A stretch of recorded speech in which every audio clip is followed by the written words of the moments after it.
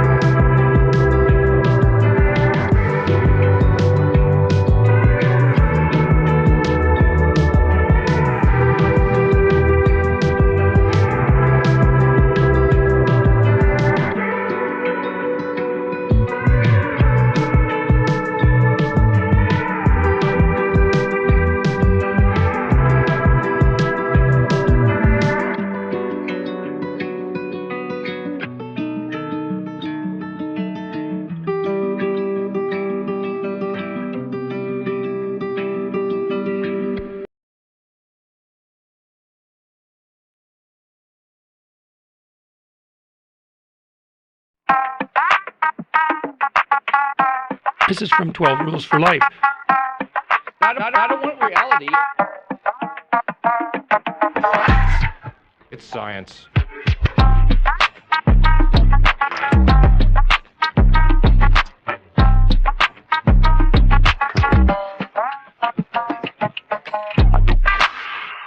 Break it down.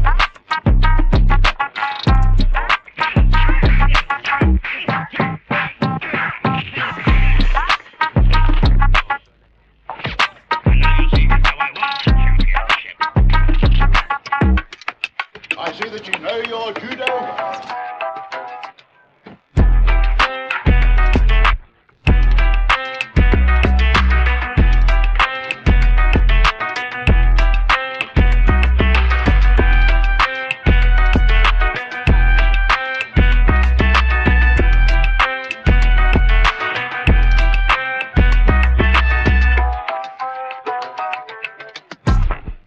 Cyclone Cheeto.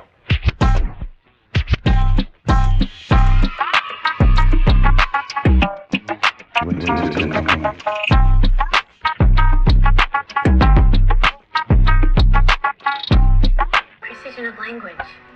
Please.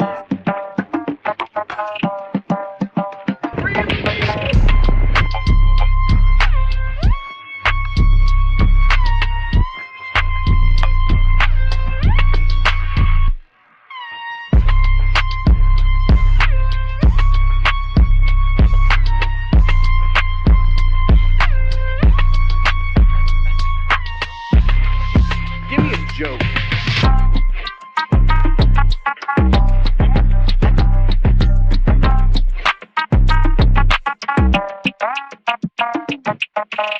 Welcome to the resistance. So I just want to address something. I was wrong. Yeah!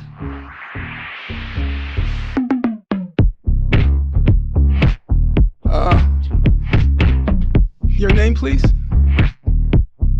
A fucking bitch. A what now?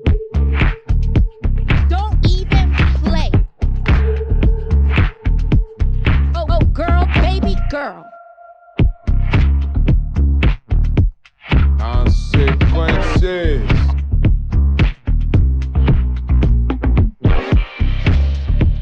That's hot. So hot right now. Cal?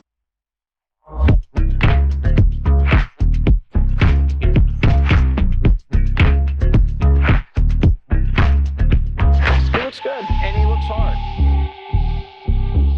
What you talking about?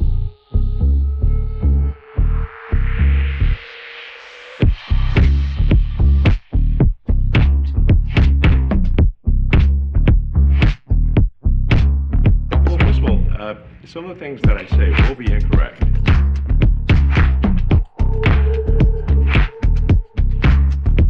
China. China. I have to have my China. China.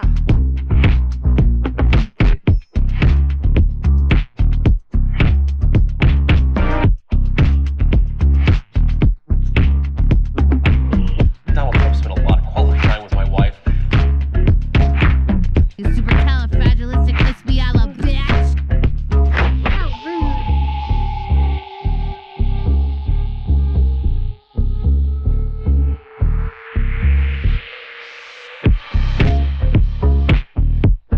I feel like I'm taking crazy pills. Jesus, I say that.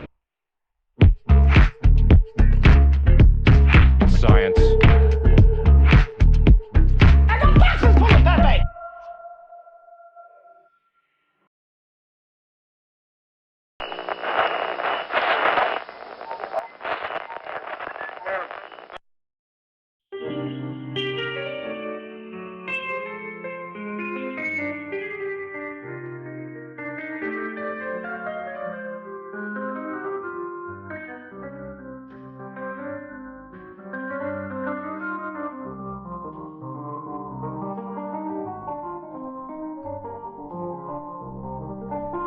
Well, here we are, once again. Floating somewhere, place unknown. Perhaps Earth, perhaps space.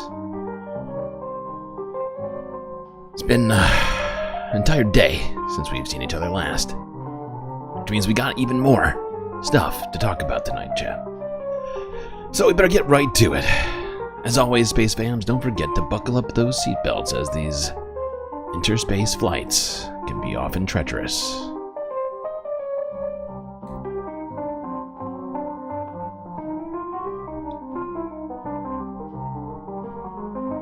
Well, look at all of you people. So many shoutouts to do, I don't even know where to start. Oh, I know. I'll start on the podium. Mozart, Hermit Horologist, and Moanoip123 in the YouTube chat. I also see Sue Fairy Dust B, Charlie Janmir, Soul Life. Look Bovine, Morbius Dragon, Brandy Nuance, Aaron W, Atticus Among Us, PB,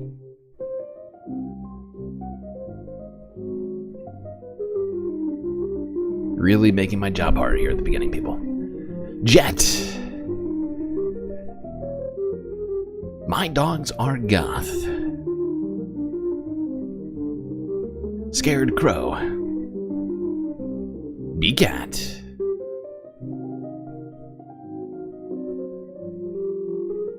E-Rock 121, Narwhal by Nature, Impeccable Living, George Waters,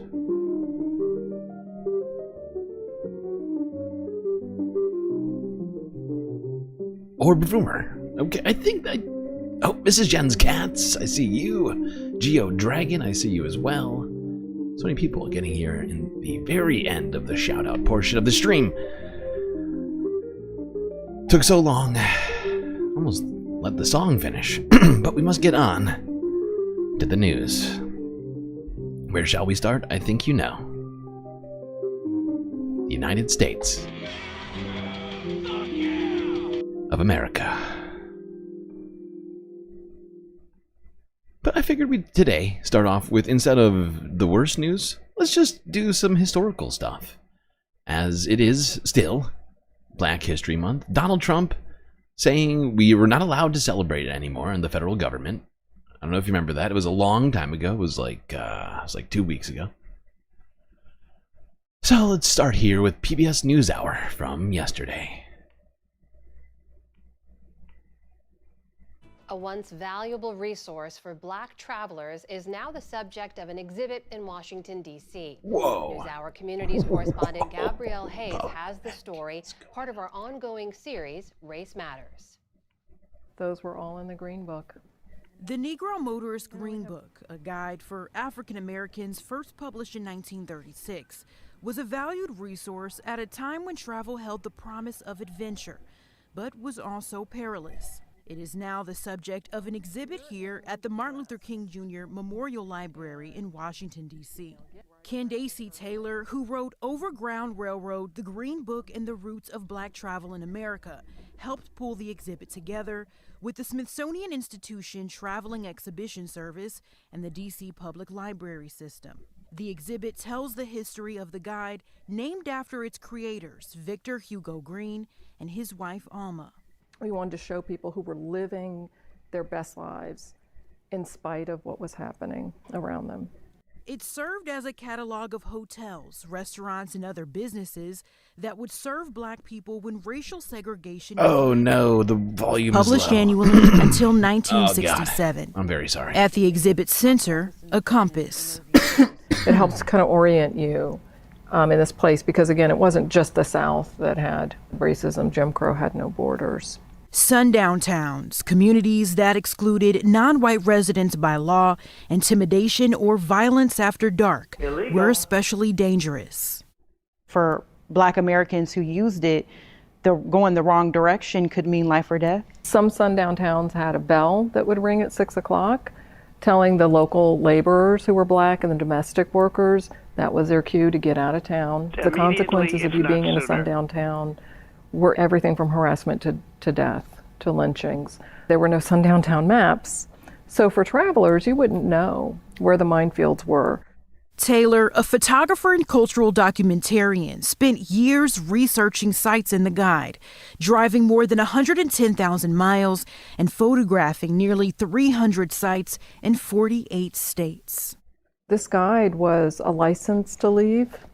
It was a way for people to find sanctuary and safety on the road. Some of what she found surprised her, including hundreds of women-owned businesses, from hair salons to boarding houses. We're talking about periods where women couldn't even have bank accounts on their own, but we're seeing them listed in this book, and that seems pretty powerful. I thought I knew a lot about Black history, and I came across all these women-owned businesses in the Green Book, and there were things called tourist homes, which were kind of like not quite boarding houses. Most of these tourist homes were run by widowed women who had an extra bedroom and knew how to cook. And then when I dug deeper and found the personalities of these women and interviewed some of the relatives of these women, they were fierce, and they were not just independent. I mean, they had this real woman is dangerous, ladies and gentlemen. Courage and skills in how to survive. Through her research, Taylor found some family history, remembered by her stepfather, Ron Burford. But yeah, now we're in front of Ron's quote and a chauffeur's hat here. And he says everybody had one and you always kept it in the car. It was safer to claim to be working for a white family than to be driving your own family anywhere. You know, when the sheriff was walking towards to the passenger door, his father turned around and said, shh, he's like, don't say anything. And the sheriff, you know, says, you know, where are you going? Whose car is this? And who are these people with you? And his father said, this is my employer's car. He looked at his wife and pretended he didn't know her and said, this is the maid, and that's her son in the back, and I'm driving them home. And the police officer said, you know, well, where's your hat? His father said, it's hanging in the back, officer. And Ron looked, and there was a chauffeur's hat hanging there, and it had always been there. Sharing his stories brought them closer. Yes, sharing these stories are important, not just for families, but for society, which is why we're doing this, discussing not just the Green Book, but the Jim Crow South, and the horrifying oppression that occurred there during that time.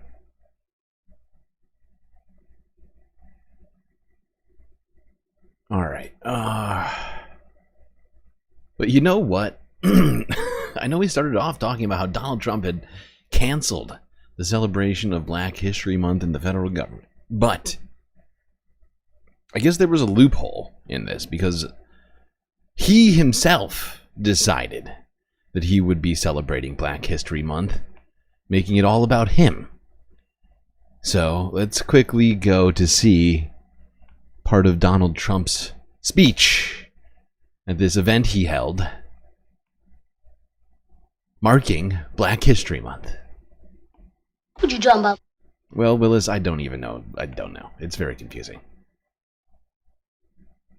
Welcome to the White House, and we proudly celebrate Black History Month. How are you, darling?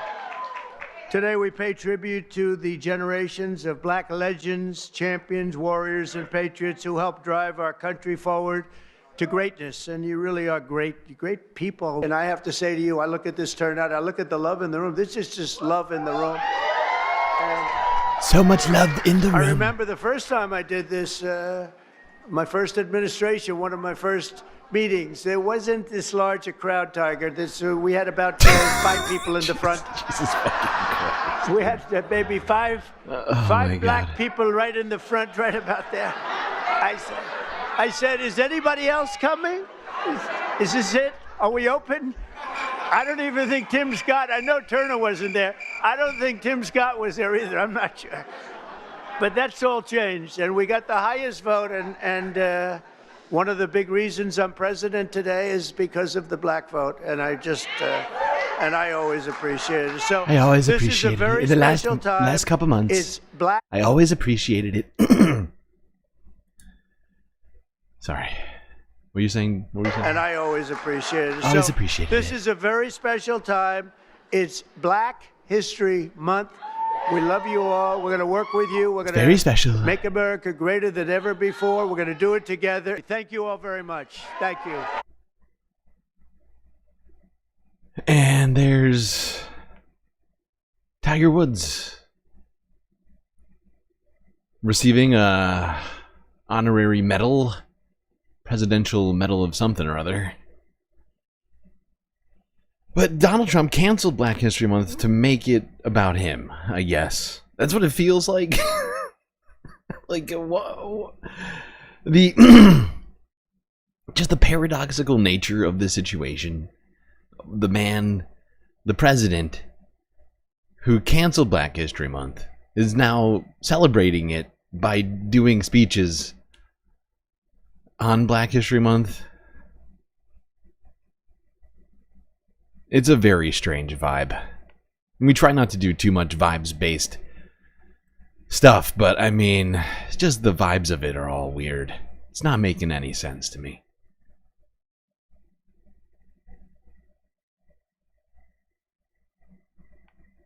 I guess that was his major issue with it all along.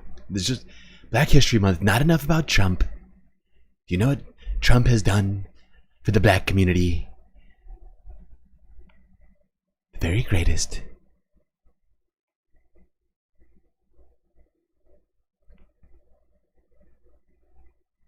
Alright, let's move on to talk about some of the stories that have happened over the last day and a half or so. My God, I cannot believe how much stuff is happening. It's throwing me, all of it's throwing me off. Every single thing seems to be throwing me off right now. We got an insane number of videos, speaking of which I should probably start a goal, because I know this is going to take longer than 6 hours. Alright, let's go here, I guess, to start it all off. Brian Tyler Cohen. So our latest Reuters Ipsos poll shows Wait. 44% of... Am I stupid? I am stupid. This is not Brian Tyler Cohen. This is Reuters. Brian's next. He's got major warning signs for Donald Trump. Let's first talk here with Reuters about this situation with Donald. Apparently his approval rating has been slipping. Dipping, if you will. So our latest Reuters Ipsos poll shows 44% of Americans approving of Donald Trump's job performance in his first weeks in office. That's down marginally from our findings in the past month, but doesn't show really significant change. What we have seen is a little bit of hardening on the other side of the ledger. The percentage of Americans who disapprove of his job performance is up to 51%, and that's a 10 percentage point increase over the past month, past few weeks. And what that suggests is people who maybe early on thought, well, this is the new president, let's give him the benefit of the doubt for a little while, are starting to form opinions, and those opinions may be negative. As we know, Trump campaigned, really focused on the economy, really focused on fighting inflation. That was a major part of his promise, and our polling is showing that Americans are worried about the economy. Whoops. The wrong group. All right. If I recall correctly, now I do have 125 stories for us to get through here today, so it's going to take a little while, not gonna lie. Gonna start a goal, make sure we get all the content.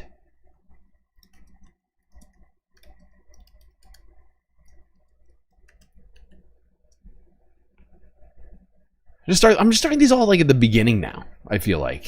Just feels like it makes sense. So there we go. Goal created. Now, if I'm not mistaken, if I recall correctly, this was at the beginning of my list here today. Now let's go to Brian Tyler Cohen to, I believe, talk about some of this, but there's a number of things, I think, in here. I'm honestly struggling to remember. God damn you. Why do you have to make your video so long, Brian? I'm joined now by Jen Psaki. Thanks so much for joining me. Hi, Brian Tyler Cohen. I love to see you. How are you? I'm doing okay. Hold on, Jen. And Brian, both of you, hold on. I keep ignoring the will of the people. The people want support characters. I have not been giving them out. That's the same number. Okay. You know, I'm going to give you an extra one just for having ignored you this long. But also because the last stream I noticed got over 100 likes, but you only got 90. Yeah, the 90 likes worth of emotional support characters. So, there we go. Okay. Back to this. The former White House press secretary. On with Brian. Jen Psaki. It seems that I'm doing a little better than Trump this morning because we're looking at a new raft of polls that are just out, and it shows his approval rating dropping into the mid-40s. Now, obviously, polling and the American people have a contentious relationship, to say the least. But I'm wondering from your vantage, after serving in a White House where you know the approval rating of a president, even though a lot of us like to cast it aside, was a pretty good indicator of where he stood and how the American people viewed him. And so I'm wondering how much of a five-alarm fire is the fact. This is literally what I thought when I saw this. This is hilarious. This was the very thing going through my mind when I saw this. When I saw Jen pop up over here, I was like, "Oh my god!" But isn't Brian getting a bunch of MSNBC money? Am I wrong, or is he not affiliated with MSNBC now? Am I losing my mind? Maybe I should look that up. That already in what should be his honeymoon period, Trump's approval is dropping even below the point that Biden's was at in this point in his presidency. Well, first of all, every White House denies they look at polls, and they all pore over every poll and get updated internal polling every week. So don't let anyone tell you otherwise. And I'm sure they're looking at that within the Trump White House. Now, the numbers this morning were startling if you're working in a White House, because it showed a dramatic drop, as you just said. And it does show that Brian is affiliated. He's affiliated with MSNBC.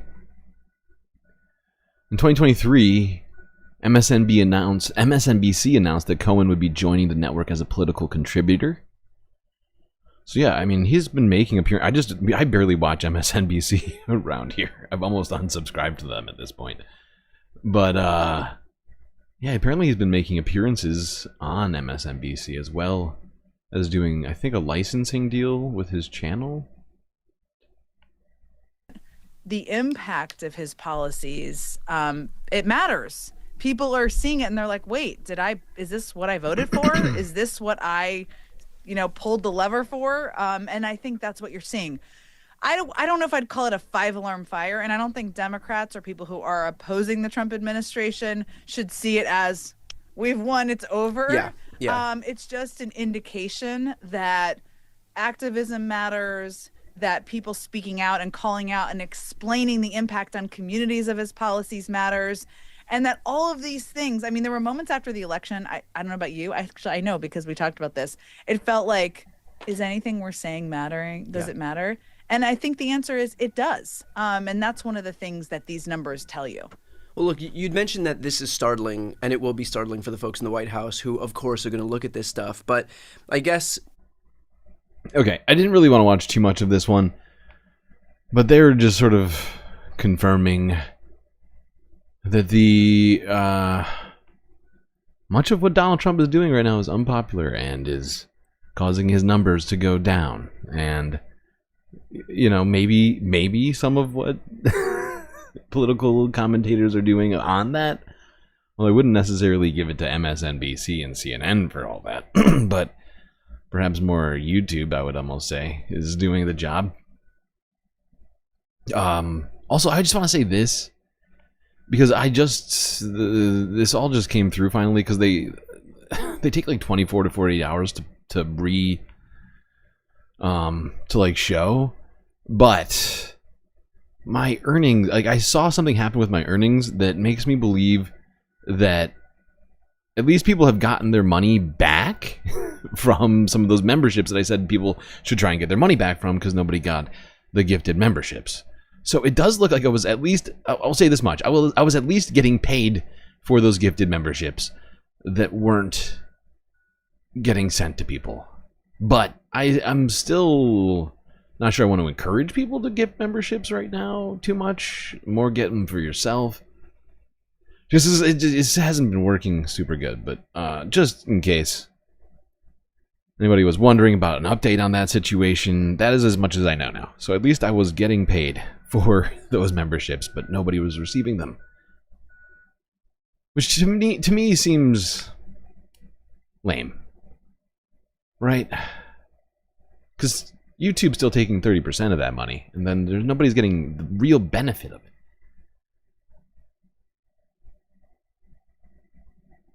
Could just send it on PayPal or Cash App. Same effect, but I would get all the money instead. Just saying. Just trying to give people an update on the situation. It's happening on other channels now too. Huh, well, good to know that we're not alone.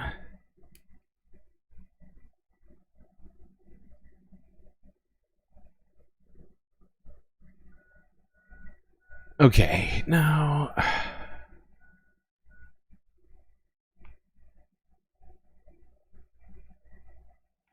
let's talk a little bit about the protesting and the getting loud that was just referred to by Jen Psaki there.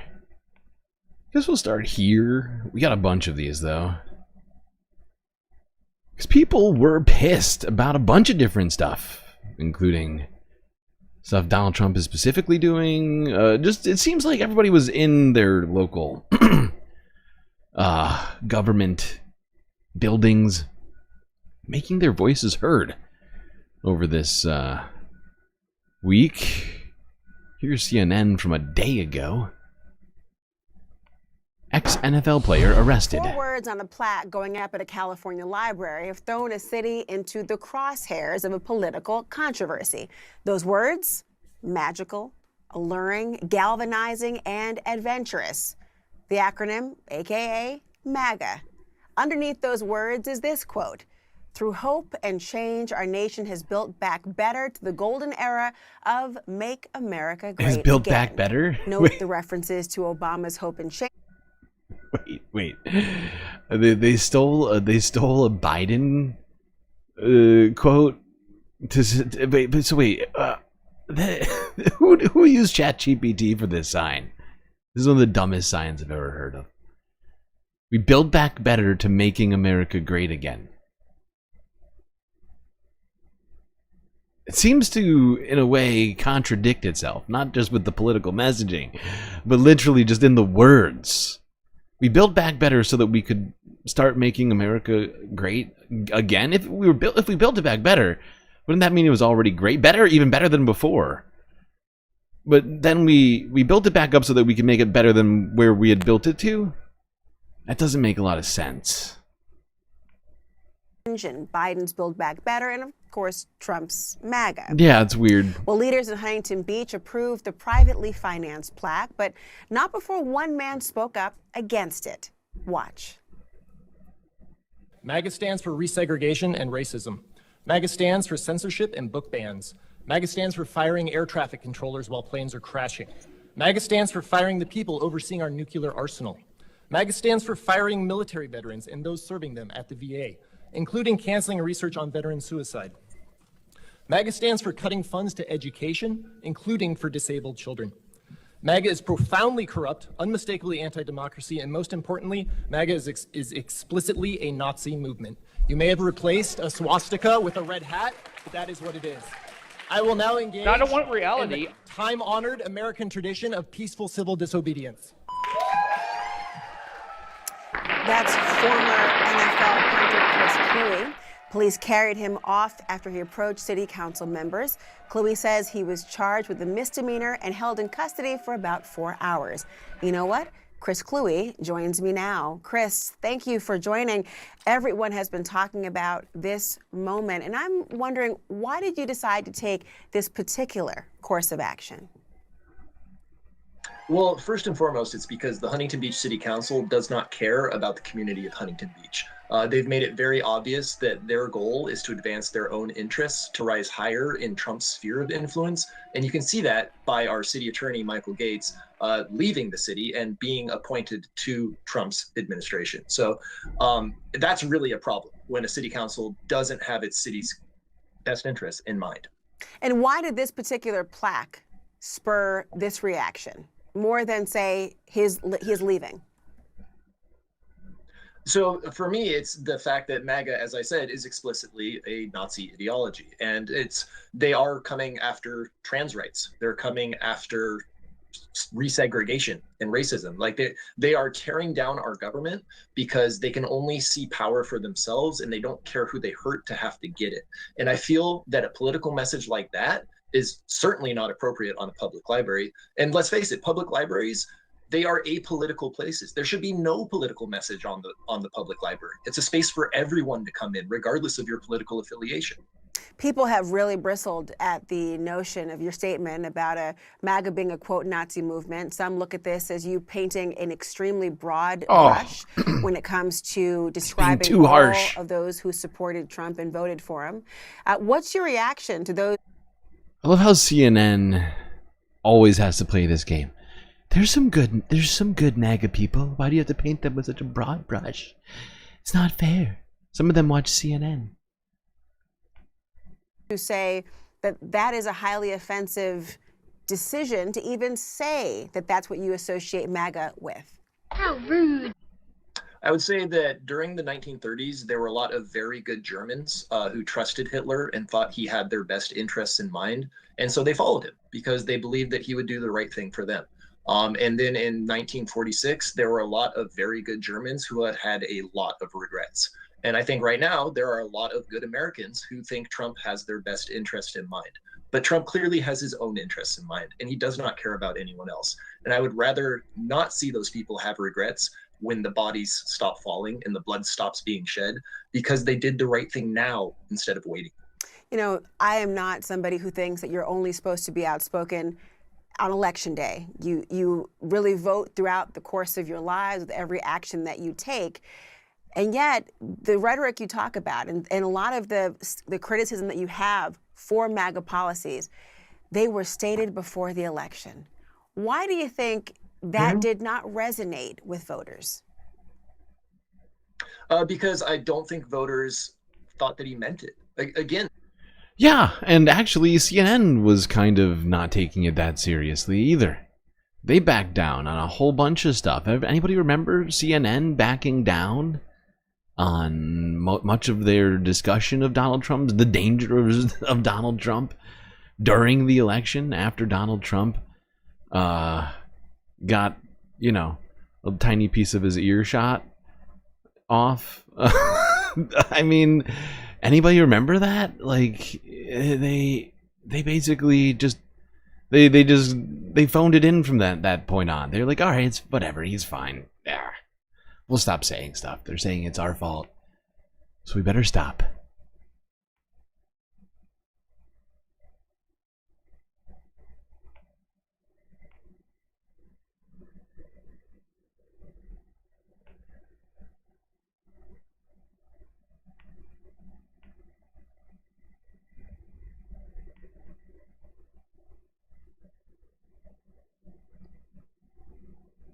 Alright, let's go to a channel I don't go to very much.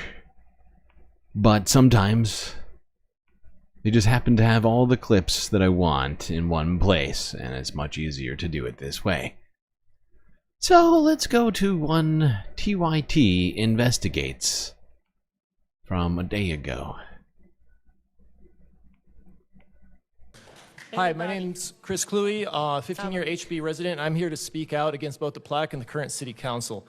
As the community made clear at the Library Commission meeting last Tuesday, everyone is in favor of a plaque to celebrate the library, but the vast majority are against including a MAGA acrostic. Okay? Unfortunately, it's clear that this council does not listen, so instead I'm going to take my time to say what MAGA has stood for these past 3 weeks. MAGA stands... Right, we already watched this part. Hold on. Sorry. I forgot.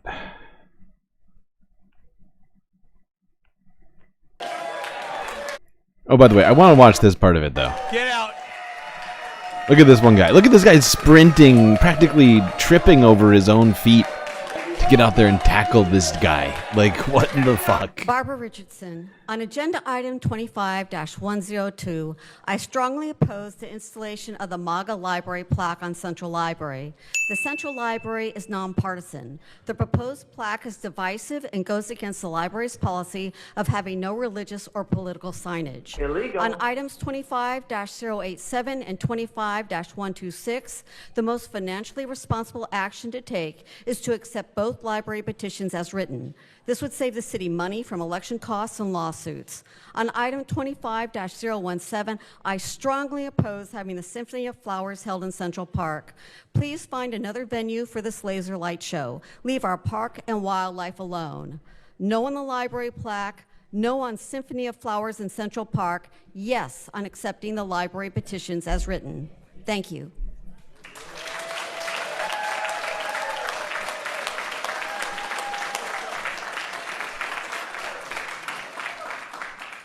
Andy Einhorn. The library plaque with MAGA reference is a blatant political stunt and is disgraceful and completely inappropriate for our library's 50th anniversary. Huntington Beach deserves better leadership and not culture wars. The absurd Central Light show is reckless, disruptive to wildlife, and not necessary.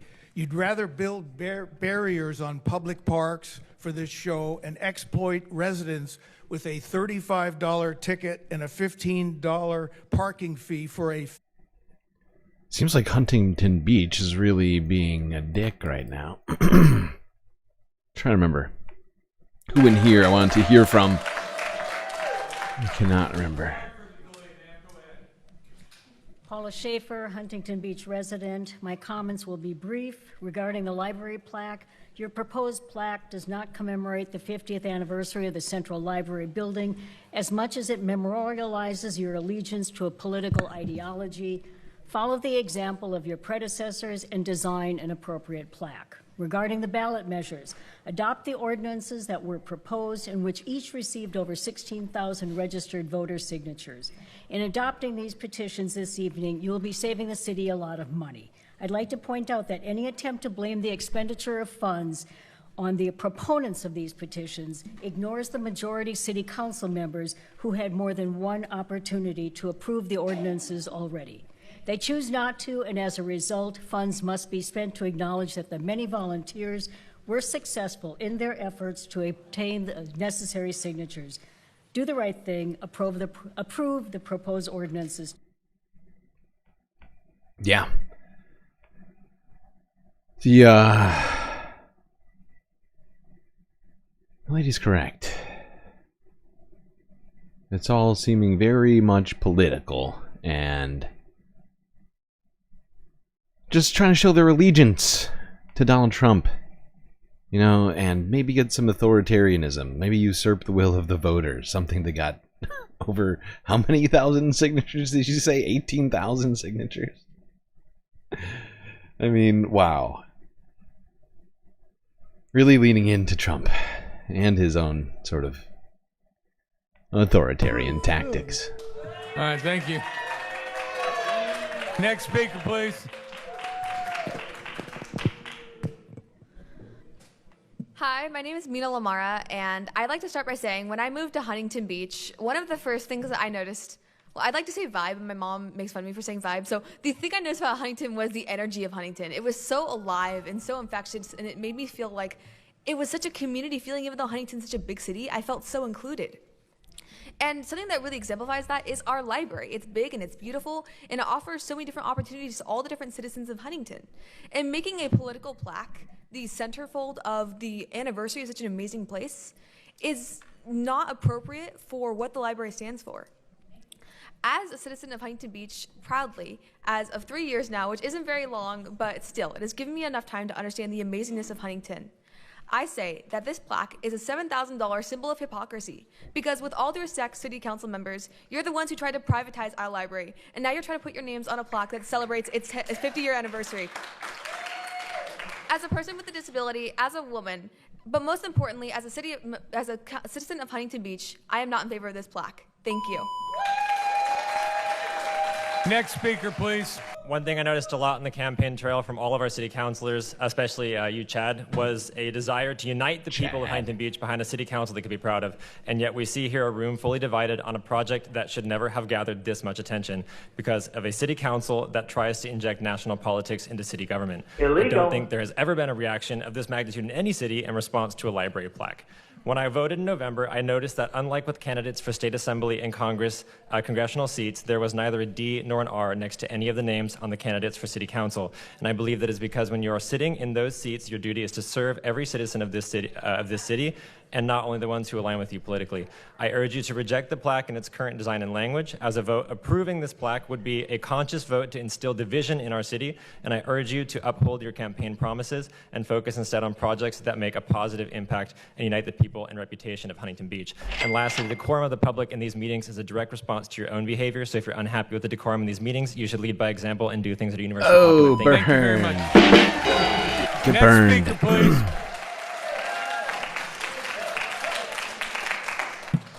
Hi, Kelly Lago Marcino, a 10-year resident of Orange County. My family and I chose to buy a home in Huntington Beach, right across from Central Park. I'm highly opposed to the Maga sign as a representation of the community. We spend weekly we are at the library. We ride our bikes daily through the park. It is meant to be an inclusive learning environment, not a political front. So I would ask that you guys truly reconsider and make this an inclusive community with friends from either side of the political track. It's just not the place to show politics. So Seriously, and what if they had put up some sort of a Joe Biden thing, like specifically, like during Joe Biden's presidency, had they done the exact same thing, I feel like Republicans would have come and like burnt down City Hall. And yet the counselors, at least some of the counselors here, seem to be objecting to the objections as if they're like being attacked. Help! Help! I'm being repressed!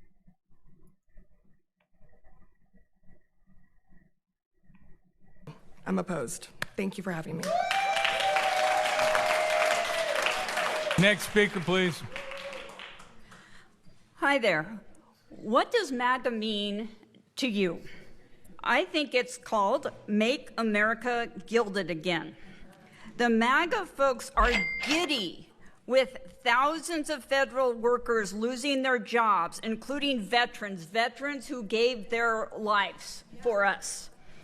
Worse yet, Musk's minions are burrowing into the IRS, burrowing into the Social Security Administration, going through our private data, Social Security numbers, medical records, employment records. These are not accountants.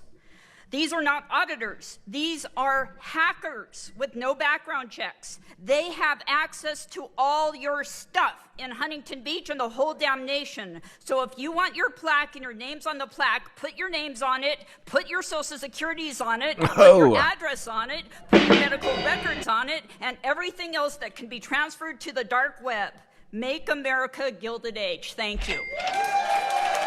My name is angry white guy who doesn't understand why people are so upset about putting MAGA on things. It just means making America great again. Don't you see my hat?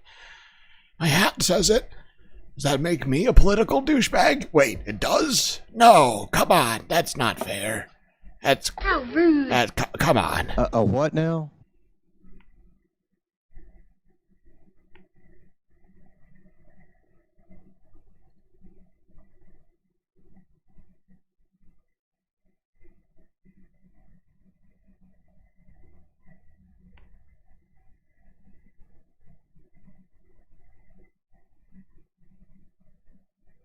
Okay, I think that's all we're going to do. Oh, but let's look at the plaque. There's like a place here where it shows the plaque. Where is it? It's a big... Where is it? Oh, it looks so bad. On my phone, it looks so much better. Here, I can barely read any of it. It's impossible to read. I can't read this. But on it, it says Making America Great Again. As well as MAGA. So, even though they tried to obfuscate their intentions by changing what MAGA meant in the first... Like, I'm sorry, it's going to be hard to read. But if you look here, they got the MAGA, the first MAGA, which is magical, alluring, galvanizing, and adventurous. And then it goes on to say, and we are making America great again. So, like... sort of ruining their attempt to distance themselves, which is what I assumed that original phrase was. They were like, no, we have to make sure people know what we mean. Donald Trump won't be able to get the subtext. We're going to have to write Make America Great Again somewhere on this goddamn sign. We have to get the president's attention. Okay. Let's keep talking about this town. Actually, this is a different town hall. Now that I think about it, I'm pretty sure, right? Or do they talk about both of them? I can't remember now. Oh my god, my brain is broken today. Alright. Let's go to the majority report. Talk about some of the explosive scenes at a recent Republican-led town hall. I think this was a different one. There was a bunch of stuff that happened recently. They're all mixing together in my We're brain. beginning to see some pushback and some protests here. This is just amazing footage out of Georgia. Representative Rich McCormick held a town hall in his district yesterday. It's Georgia's seventh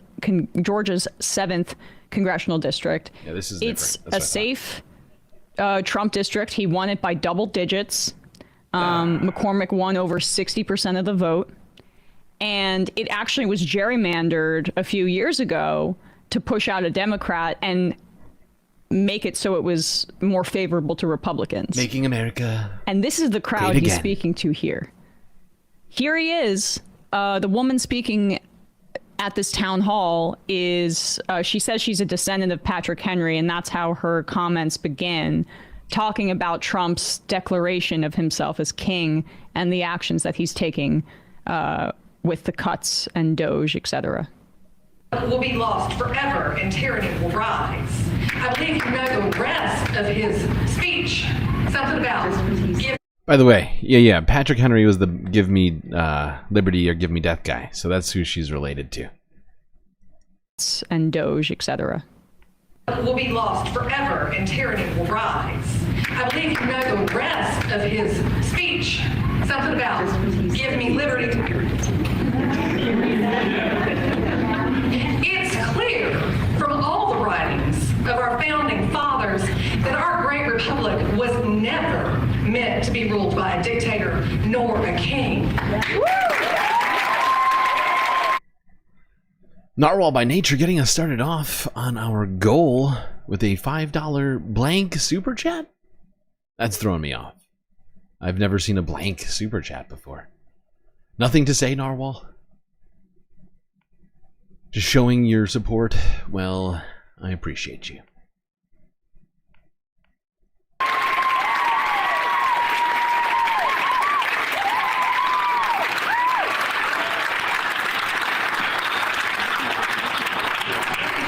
So you can imagine my shock and pure horror when I woke up to find that our president had given himself unprecedented executive powers and then within a few days named himself king to his followers. Help! I'm being repressed! Where's the question? Tyranny. Do you have a question for the Congress? I do. Thank you. Tyranny is rising in the White House, and a man has declared himself our king. So I would like to know, rather, the people would like to know, what you, congressmen, and your fellow congressmen are going to do to rein in the megalomaniac in the White House.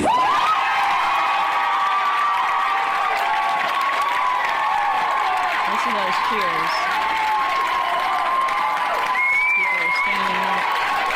This is how they respond to his response. A photo?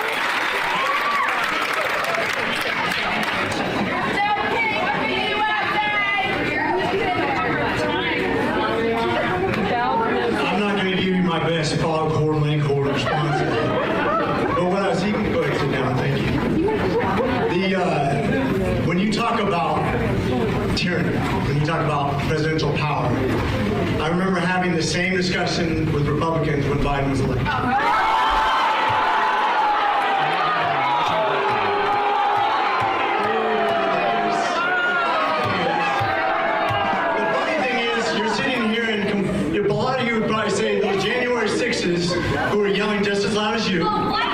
Wow. Wow,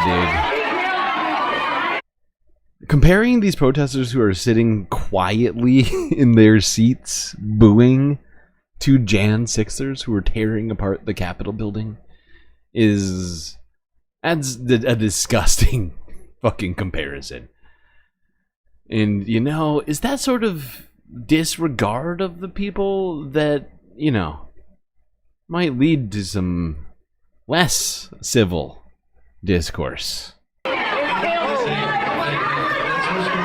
Sorry, I just have to point out that one of the sort of power grabby things Trump is doing is purging the FBI of anybody who investigated January 6th.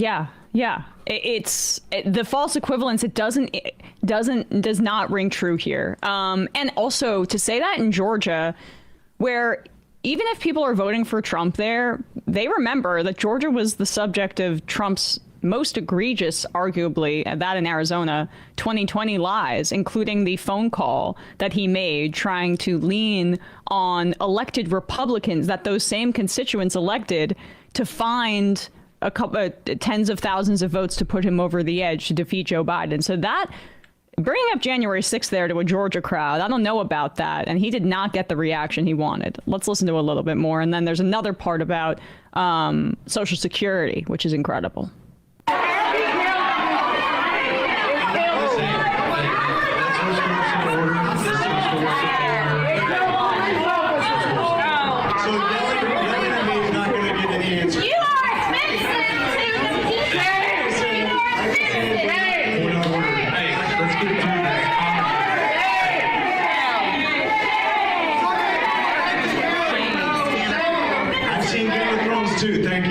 Let's go ahead and move on because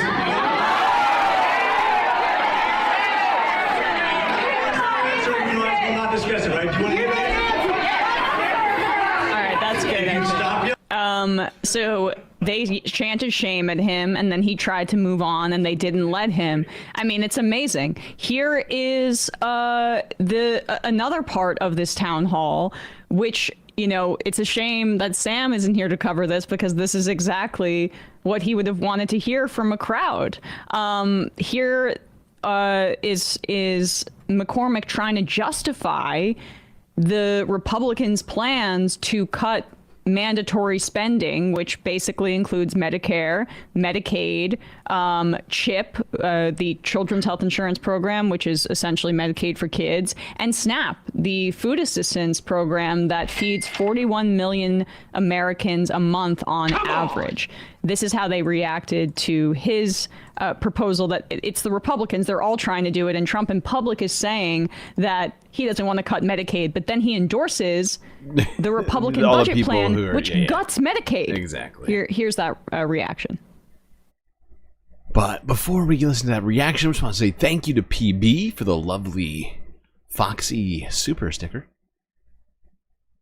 Am I number one? GNN, are we number one? Brings a warmth to my heart. That means we're 2 of 5. Only 3 super chats or super stickers left to complete that goal. Something that I'm willing to compromise on, okay? We have solutions that we agreed on. That I have 4 Democrats that said that they were willing to. We're not going to take it away from anybody who hasn't. We're not going to take it away, change anything for anybody who's about to get it. But maybe if you're 10 years away, you adjust it by 3 months. You're 20 years away, you adjust it by 6 months. You're 30 years away, you adjust it by a year. Lift the cap. When you have $36 trillion of debt, and you're the world currency, you're the standard world currency, and you're paying $1 trillion of debt interest per year, is not going to fix the eventual economic collapse of the United States. It's just not. It's just not. If you don't do something with Social Security, Medicare, and Medicaid, which is 75% of our budget, is mandatory spending. 75%. 75%. Google it right now. 75% of your budget is mandatory spending. We have a 30% deficit. If you cut all of your military and all of your discretionary spending, you still have a shortfall. We're heading towards a cliff of where we will no longer be the economic standard of the world, which we've been since 1972, and you will lose your place in history. Maybe we should stop empowering billionaires to hoard wealth. And same thing for all these large institutions, right? That are just, paying so much less on a percentage basis of their income than regular people. This guy's being so condescending. So condescending to his own voters.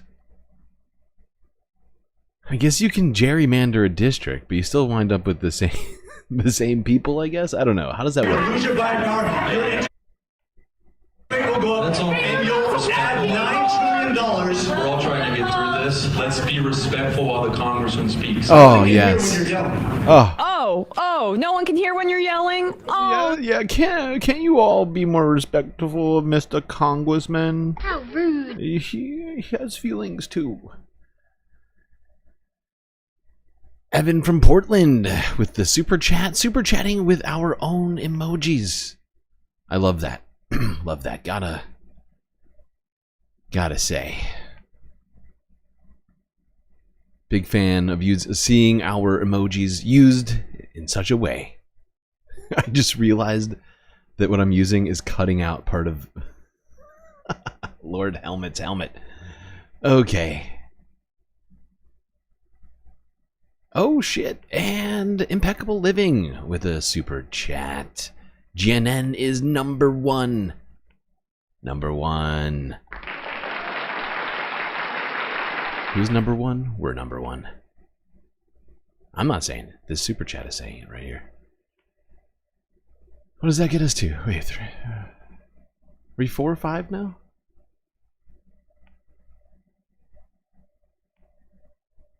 Yeah, because there was already a super sticker. Am I doing this right? I'm thinking of too many things at once. Going back here.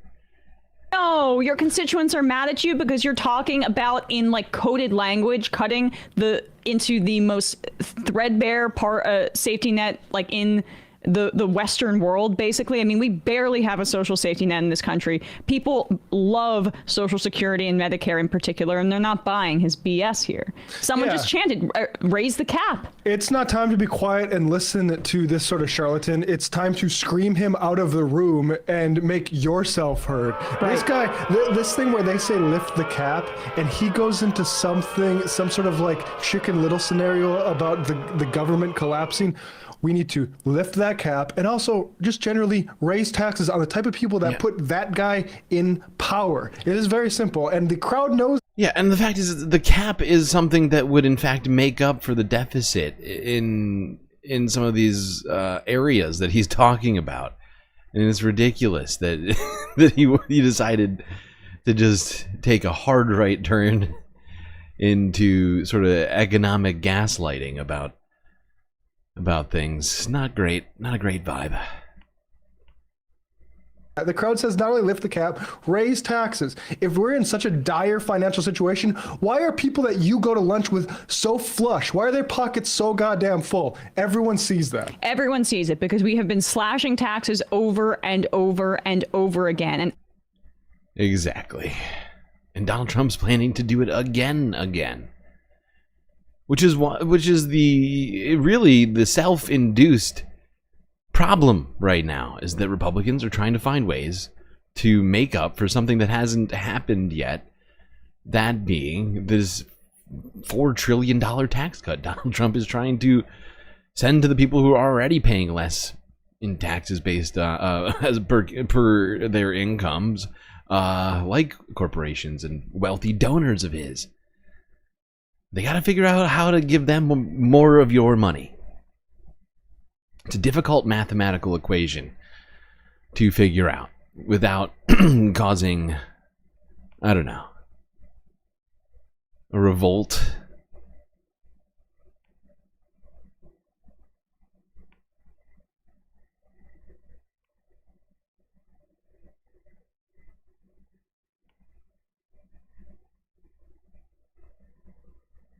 Ay, ay, ay.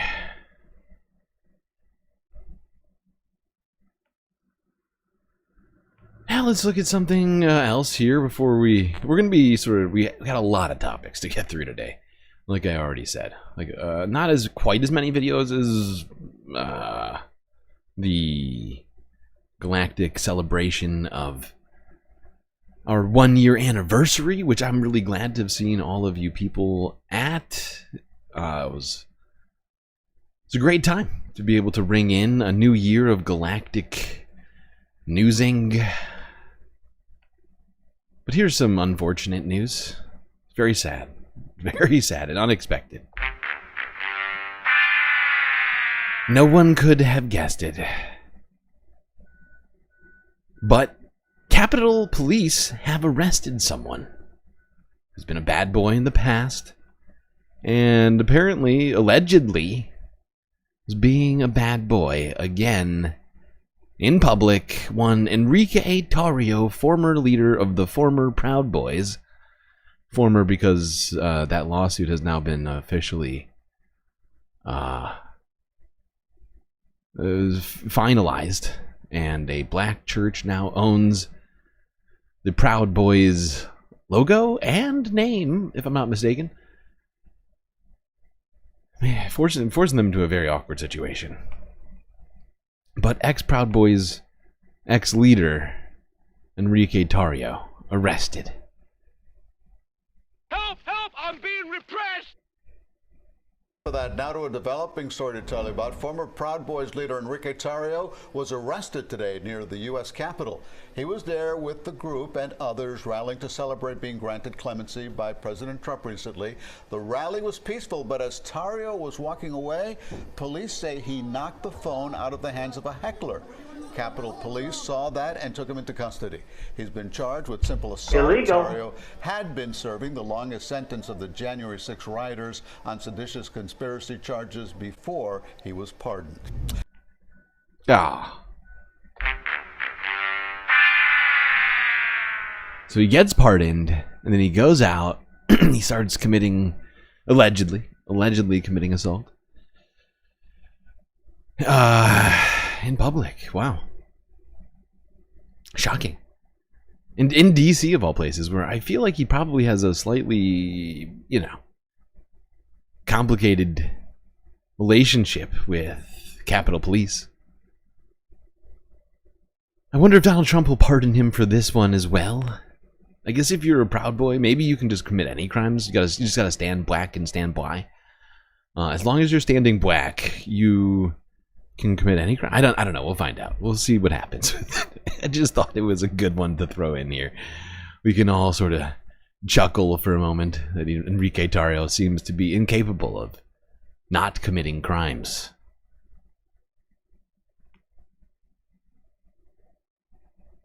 Especially in DC for some reason. He's got a real thing with allegedly committing crimes in DC. Oh boy. Alright, now let's see one guy who probably will definitely not be investigating anything into Enrique Tarrio, aside from how he was repressed by the DOJ and political witch hunters. That's right, you know who I'm talking about. Cash App Patel. By the way, we do have a Cash App. Link is in my bio. And yes, every time I say Cash App, I'm going to also plug my Cash App. It's a perfect opportunity. Arguably the greatest work of nonfiction of the 20th century. But one Cash App Patel was sworn in by one very angry lady, Pam Bondi, the Attorney General. Although she wasn't, she was beaming for this moment. But we did recently see her just utterly transfixed. Just, you know, yelling at the top of her lungs at the press for asking questions about quid pro quos and Eric Adams. It was very rude. How rude. I'm sure we all remember that. It was not long ago. But here, this is a proud moment for her. Swearing in one political appointee to the FBI. Cash App Patel.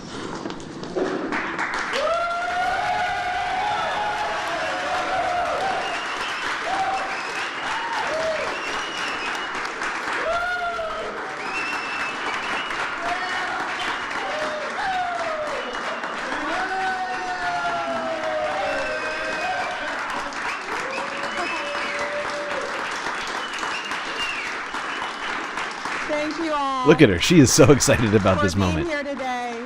Very different vibes from her than that last press conference we watched. She was like, her face was fucking red from screaming. And now she's back to just being super excited. Look at that. Look at that smile. Thank you all Having a great time right for now. being here today to celebrate Cash Patel. And I want to hurry and get him sworn in because I'm the happiest person today ever. All right, here we go.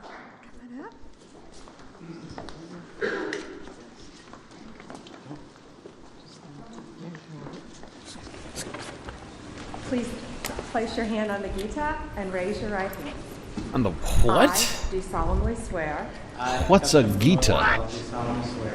that I will support Just kidding. and defend the Constitution of the United States That I will support and defend the Constitution of the United States against all enemies, foreign and domestic, against all enemies, foreign and domestic. that I will bear true faith and allegiance to the same, That I will bear true faith and allegiance to the same. that I take this obligation freely That I take this obligation freely without any mental reservation or purpose of evasion, without any mental reservation or purpose of evasion. and that I will well and faithfully And that I will well and faithfully discharge the duties of the office on which I am about to enter.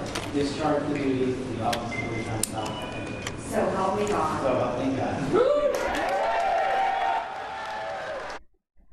Which God?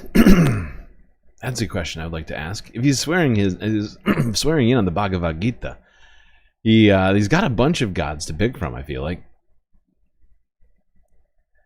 But hey, and if you're not familiar, that's a Hindu text, one of the big ones. One of the big ones. One of the very best.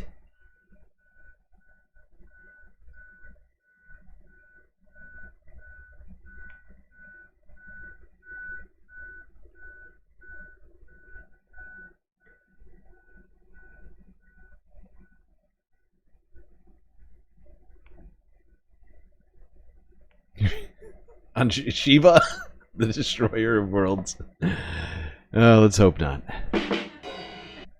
Let's hope not. We don't need Shiva to come in here. All those arms. It's too many. That's too many arms. That's too much, man!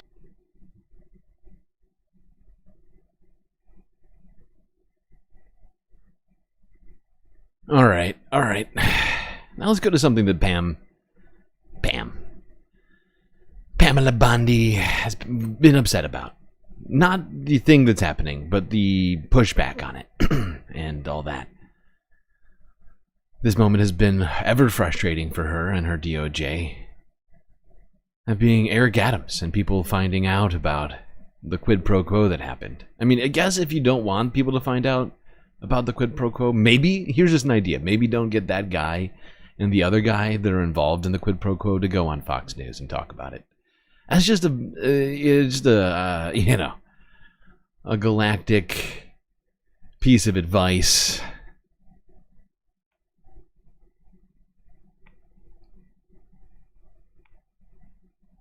But apparently that corruption case is going to continue for now. And you might be asking yourself, wait, how and why? How is that possible? Well, I'll explain how. Because, of course, we've heard about the DOJ requesting the Southern District of New York to drop the case. They got 7 prosecutors to resign before finding the very bottom of the barrel. The most loyalist prosecutor to drop the case. But if you're not familiar, in a court of law, prosecutors can't unilaterally drop cases. I don't think at all. Although maybe it's only relevant in felonies. I cannot remember. I do not know. I didn't go to law school. But if I'm not mistaken, they can't drop a case without a judge saying that that's okay. It has to be bilateral decision with the prosecution and the judge presiding over the case for it to actually be dropped. So, so much networking and backroom dealing has been going on. It seemed like it was all wrapped up, and then the judge was like, hold on, wait a second. You've all been presenting a bunch of evidence and arguments in this case. Why are we dropping this again? I made a huge, tiny mistake. Would you drum up? Let's go to CBS Let's News. get you some breaking news, because just moments ago, a federal judge out of New York City has just paused that request from the Justice Department to dismiss corruption charges against Mayor Eric Adams. Let's get to CBS News Department of Justice reporter Jake Rosen. Jake, what can you tell us about this? Right, so this filing just came across the docket by Judge Dale Ho. Judge Ho did not have many options in this case after Monday's hearing, in which he heard from both sides, Mayor Adams' side and the Department of Justice, both in agreement to potentially dismiss this case. And that we know that really weeks long of discussions led to that point. However, Judge Ho did one thing in particular today. He has ordered an amicus brief, or a friend of the court filing, from a former Solicitor General who is going to basically be the public's voice in the room and provide some opposition to the agreement in the courtroom. So what he's going to do is ask for some clarification on whether this person, Clement, this former Solicitor General, believes that there's everything basically is okay in terms of dropping the case. He's going to overview a couple of different procedural motions in this case, and he's going to walk the judge through some points of clarification. There are about 5 of them in this filing that the judge wanted clarity on. The judge also wrote that he obviously understands the public pressure coming from this case and that expediency is key here. However, he did not just flat out agree with both sides to drop the case. Why is it key? Just a few things that really he had on the table to do in this case. So as of now, Mayor Adams' criminal trial, which is expected for mid-April, has been cleared off the calendar, and that on March 7th, there will be another hearing in this case after the friend of the court, this man, Paul Clement, files answers to the judge's questions about basically the agreement between the Department of Justice and Mayor Adams and his attorneys to drop these charges through at least November. Huh. Looks like this one's going to be dragging on potentially for a while. Probably not what Donald Trump, Pam Bondi, Tom Lohman, or whatever his name is. Why it's not Lohman? What's his last name? Homan. Probably not what they wanted. I'm sure they were hoping to not have to talk about this any longer than they had to. But now it seems like we may be talking about this a great deal over the coming months, since this Judge Ho, saying, I don't understand. I'm very confused. What is happening right now? And is it legal? I mean, I'm not sure that he said that exact phrase, but that seems to be what's going on. You know, judge not satisfied with the current what's the word? In detailed, like lacking detailed request to drop this case from the prosecution suddenly and without any real reasoning behind it. And it also is weird that they want to expedite it, right? It's like, okay, why is it so important that it needs to be expedited? Oh, because he has to do something for the president that he promised in a quid pro quo. Okay. Illegal. Hold on, they had another follow-up to this. I think there was something else in here I wanted to catch, so let's go here. Back to CBS News.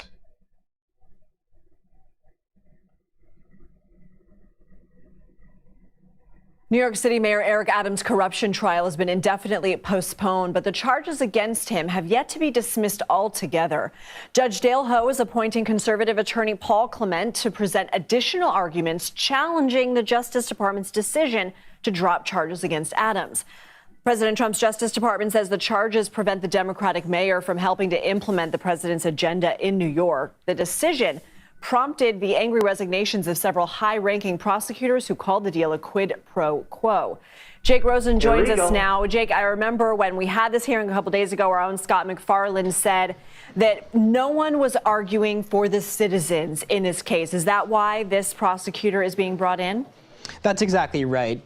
Paul Clement is going to be brought in as a friend of the court to answer some of the judge's questions on the constitutionality of this agreement, to work through some of the conversations that happened in court on Monday, and basically represent an opposition in the courtroom. As you just pointed out, Lindsay, there was none because the Department of Justice, Mayor Adams, and Mayor Adams' attorneys were all in agreement that the case should be dropped, and Judge Dale Ho was basically left out of that conversation, and so he needs to bring someone else into the courtroom to basically counter the arguments made in court that A, there was no, quote, quid pro quo, which both Adams and the Department of Justice said there were not, but also to challenge the executive authority that the Justice Department is taking here to basically take the case out of local prosecution in the Southern District of New York, make it a national issue, as the third in command of the Justice Department came in to drop the case. And we'll see what happens. The next hearing will potentially be on March 14th. Okay, there we go. This is nuts. It is. Also, I think he just spells his name H-O. So hot right now. I think so. Look it up. Yeah, just H-O. I believe it's, I want to say Chinese, but actually might be wrong on that. Don't actually know what his ethnicity is. 51 likes. Wow. Wow, it's a lot of likes. Okay, Monop, I see you. Thank you for keeping track. Thank you for making sure chat gets everything that they deserve. Wait, how many likes do we have right now? How many characters do we have? There's a rollover in here, so you only have 3 of those 5. Wow. You're being repressed once again. Help! Help! I'm being repressed! It's all my fault. We have 19. Don't have that. Okay. There we go. 2 new support characters incoming. And we're gonna end this discussion of New York related stuff going on here at the Majority Report. One lady who has been in discussions about removing Eric Adams from office, Kathy Hochul, Unchained. What? What you talking about? Yeah, what am I talking about? Let's find out. Majority Report with Sam Cedar. Wait, Emma Figland.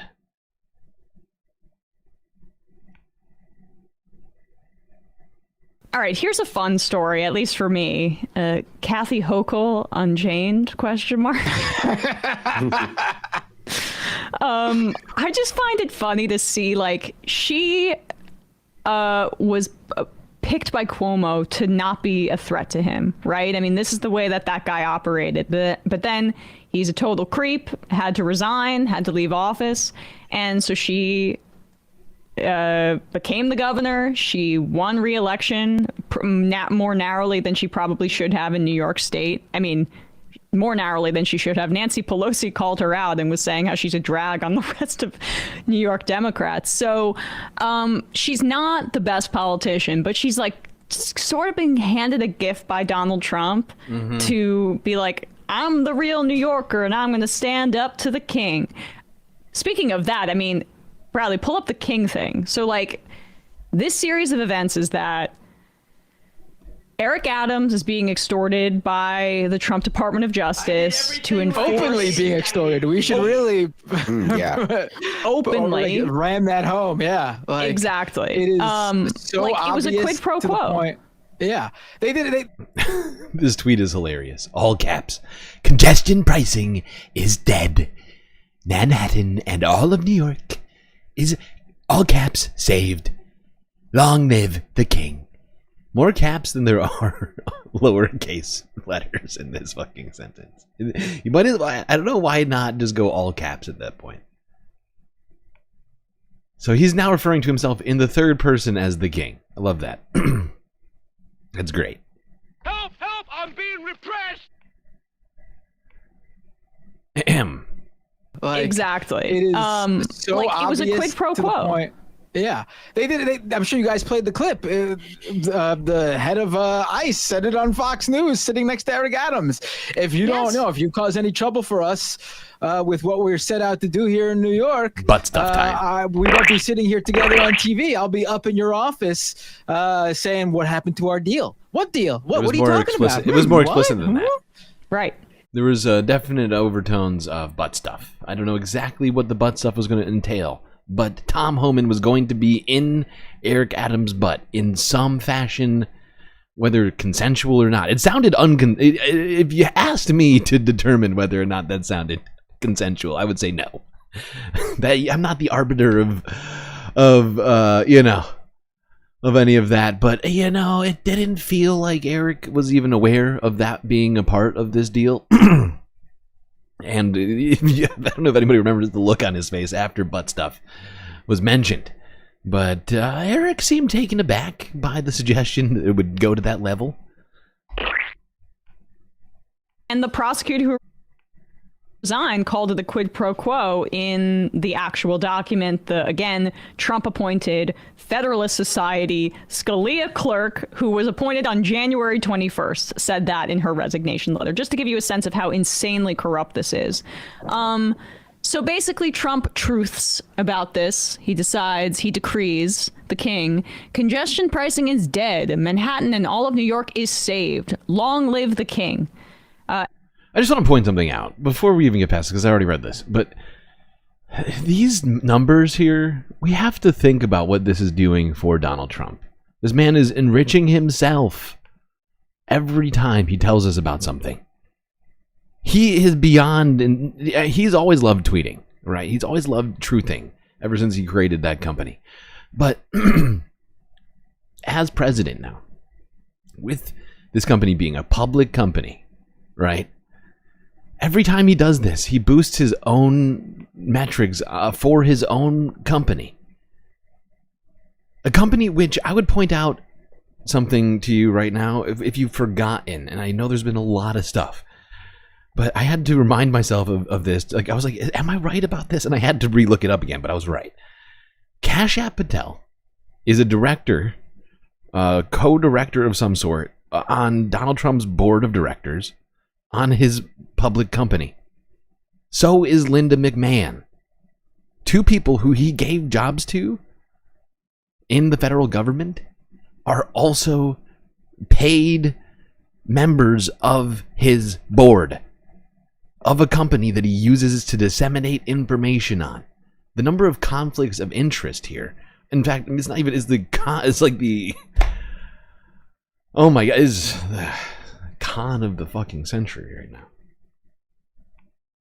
Anybody that lives in Manhattan or New York, including like a bunch of these Barstool chuds, are tweeting angrily about this because they're like, oh, actually, congestion pricing is pretty awesome. We have way less traffic. The air feels better. Ambulances can get from one part of the city to the other, and it can save literal lives. We're really enjoying it. And so they were pushing back, funnily enough, on social media. It's popular within the city. But Hochul also has to contend with, you know, the upstate areas, and Phil Murphy right now is sucking up to Donald Trump because the New Jersey commuters are all upset that, God forbid, they have to take public transit to go into the city or pay a $9 toll. The people who are lower income are exempt from this, folks. You can get a waiver. So it's just wealthier suburbanites who are pissed that they have to pay a fee to drive into the city. So Trump decrees it's over. He can't do that. It's a state law. It was passed in New York State. It's being implemented. Subway repairs are being funded by this. It's already underway.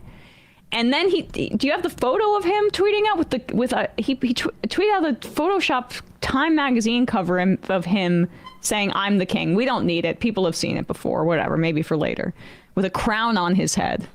And here's Kathy Hochul responding to it, and she got a little spicy, said the damn word. Who? Governor, you canceled a meeting with Donald Trump last week. Do you regret doing that, where you could have maybe struck a deal with him? And would you still be willing to strike a deal with him now if he agrees to give the $13 billion or whatever it would be if congestion pricing is turned off? Bernadette, there is no connection between me saying to him last week, the day he invited me to come down to have this conversation, which I have been pursuing, and then 3 hours later, I see on national television that his Attorney General, Pam Bondi, is now saying she's filing charges against me as governor of New York. I called up the president and said, I'm not coming down tomorrow. I don't know what your plan is. You're gonna slap handcuffs on my goddamn hands? So I'm not coming down. I will be back later in the week, which would be this week, when our national governors gather. And he said, that's fine. We'll get together and we'll talk. That's why I know it has no bearing, despite the premise behind the question. All right. Dark Kathy, what are you gonna do? Slap handcuffs on my goddamn hands? I'll go to jail to protect the congestion. That is exactly the vibes of that. Oh god. And the fact is, I like Emma, have objections to Kathy's politics. Oftentimes she leans too far to the neoliberal side than to the left. But I do love this. I mean, this is more of what we need. Hey, like, that's the sort of vibes we needed outside of the Department of Education when all the brown shirts came to block the doors so DOGE could, you know, or whatever else, right? Was it the Department of Education? Whatever it was. You know, and you know, we need people like Kathy, Democratic leaders, whether in state government or in the federal government, to stand up, put some, you know, what do you call it? Put some skin in the game. Get dirty. You know, say that you'll go to jail if, you know, say I'm ready to go to jail. I'm not following these unconstitutional orders, right? I'm not letting Donald Trump dictate from on high like some goddamn king. Illegal. So this was someone, by the way, who just a couple of months ago had paused.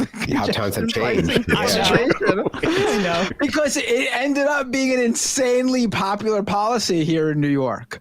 Yes. Like there's video more after popular. video of people like talking shit about it, and then like a few days later posting another video. It's like, I've been driving here with congestion pricing, and I gotta say, I'm sorry for what I said. This is great. Yeah. So she's feeling herself a little right now. She's feeling a little emboldened, and she gets gifts like this. I mean, she gets to do the it's not nationalism, statism, whatever, but like New York federalism sovereignty, the New York pride thing, because Trump's just what like, about states' rights? You know, he's triggering the libs with it. That's the fascinating thing about this. It's states' rights until Donald Trump says so, and Republicans just immediately get on board and be like, actually, states' rights are stupid. Kathy, why aren't you being better? Being a bad, bad girl. I mean, this woman is dangerous, ladies. How dare you not listen to the president and his decrees? That's what his supporters love about him. But like, everybody's supposed to be your constituent as the president. Like, not to be corny about this, but who are you triggering? The people that you're supposed to be protecting and serving and like using the Constitution to help. I mean, that's kind of the core promise of the presidency, ideally. But here's the photo of him. Congestion pricing is dead. Manhattan and all of New York is saved. Long live the king. And then he put out this Photoshop Time magazine cover of him, which he loved to do. Wait, he at did his this golf himself? courses prior to this. I missed this part. I missed that part of this. Wait, this wasn't some like rogue artist doing this to make fun of Donald Trump. This was Donald Trump. Donald Trump requested this fucking... He genuinely sees himself as a king. He said dictator day one, but I guess it was intended for us to take that as meaning he'll be dictator day one and then every day forward. This guy genuinely sees himself as a fucking dictator and thinks that's good. This is disturbing. This is so much more disturbing knowing that Donald Trump asked for this fucking art, I guess. Do you call it art? I don't know. Kind of looks like it was done with AI. It's interesting that these people are the ones who celebrate Western civilization, because in my opinion, one of the things that I would associate with maybe development of the Western Hemisphere is not doing king stuff. Well, Hochul said that at another point in her press conference, like, we fought 250 years ago against the king, and we're not going to have one now. And so it's easy. France did too. It's an easy note to hit. And yeah, I mean, it's kind of funny to see him reinvigorating her, because she was primed for a serious and potentially like fatal for her political career primary challenge just, around the corner. So you start combining some of these things. Donald Trump doing a bunch of stuff that many scholars, constitutionalists are saying violate the Constitution. He's calling himself in the third person the king on his own private social media company from the White House, and then also having paintings. What's the word? I can't think of the word. When a patron. He's whatever. He's having paintings done of himself as a king. If anybody needs any more signs that this is going to be a dictatorship, that this dude has got purely authoritarian things in mind, then you're just denying reality like Mark Wayne Mullins wants you to. I don't want reality. Oh, Mark Wayne, hush. Might happen, but should still happen. It probably should, yeah. But I mean, Delgado is the same kind of person. So I mean, or Richie Torres is the other person that. Thank you, P. Bad Lefty, PB, Bozy, and Bob Carmody, all telling me the word that I've forgotten. Thank you. Commissioned. Being floated, and frankly, I'd rather have Hochul over Richie Torres, but I pretty much want to have any other Democrat. If the state would vote for Richie Torres, we need to start talking about voters being the problem again. Yeah, but thoughts, you guys, on this whole shenanigans? These whole shenanigans here? I mean, yeah, I this is all to distract people. I hate to call what Trump does a distraction, because there are always a human cost to it. But so much of what he's been doing over the past 3 weeks seems to be trying to distract his voters from the fact that he's firing half of them. And also the price of eggs hasn't gone down. And so look at me, trigger the governor of New York, that lib state. Look at me, beefing with, Rashida Tlaib online. Yeah, and I think I agree with Brandon here to a certain point, right? Because I think it's all part of the same edifice. This sort of news storm, the hydrant of news, as I've been referring to it.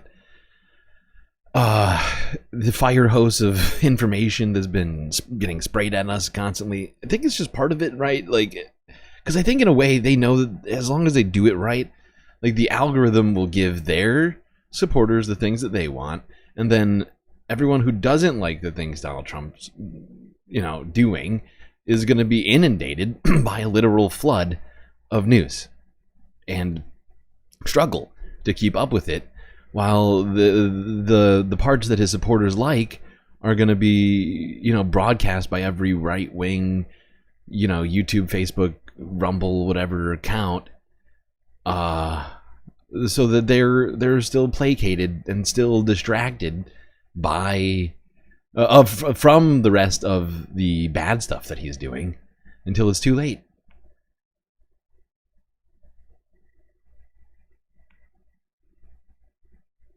Now, it's not just Kathy Hochul who's been feuding with Donald Trump.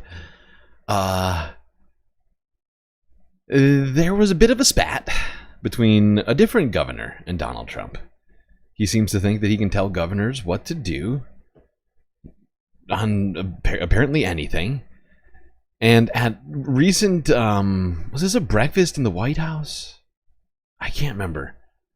But there was some sort of a meeting where people were sat down at what appeared to be dining tables inside the White House, where Donald Trump was giving a bunch of remarks. And the governor of Maine now having a bit of a tiff with the president over sports. Specifically women's sports, of course. Let's go here. France 24 News from 14 hours ago. An extraordinary war of words between Donald Trump and the head of government in the state of Maine. Is Maine here, the governor of Maine? Well, are you not going to comply with it? I'm complying with state and federal laws. We are the federal law. I am the federal law. Well, you better do it. You better do it because you're not going to get any federal funding at all if you don't. You better comply because otherwise you're not getting any federal. Do you like that? Do you need to hear that again? I do. Well, we are the federal law. We are. Do you hear that? This guy he thinks of himself as the king, and he thinks that's a good, fitting description, something that people want. He thinks that he is the federal government. Fuck everybody else. He amended that statement because it's, well, he may have realized it might sound a little fucked up, so he said we, but he means him. He means it when he said it. I am the federal law. That's how Donald Trump views himself. Well, even though, of course, there is a bunch of laws regarding the sort of ways in which federal law and state law intersect, right? It's not just... And the fact is Donald Trump, he wants to leave it up to the states, for abortion. But in this case, he thinks that he can dictate to states. So which one is it? Do states have rights or not? There seems to be a serious conflict of information on this particular subject. Complying with state and federal laws. We are the federal law. Well, you better do it. You better do it because you're not going to get any federal funding at all if you don't. You better comply because otherwise you're not getting any federal funding. Wow. Every state. Good. I'll see you in court. I look forward to What that. a That should be a pompous real easy douchebag. one. Notice. The woman just... What a pompous fucking douchebag. I mean, if he must know that the federal government also entails the Senate and Congress and the judiciary, and yet he seems to think that he can just wield the federal government like a giant sword through all U.S. laws, constitutional, whether it relates to federal government or state government. This is honestly disturbing. The confluence of all of these different facts, all these feuds he's now having with state governors and independent judicial bodies like this, SDNY. It's all very problematic. of shot is Janet Mills, governor of Maine since 2019, a state which has pushed back on the executive order signed by Trump at the start of February. The order is aimed at preventing transgender women from competing in female categories of sports. A few days after it was signed, the main Principals Association, which governs high school sports in the state, said that it would continue to allow transgender female athletes to compete. Now, the Department of Education's Office for Civil Rights has announced an investigation into Maine's education department, citing alleged violations of Title IX, a civil rights law that forbids discrimination on the basis of gender.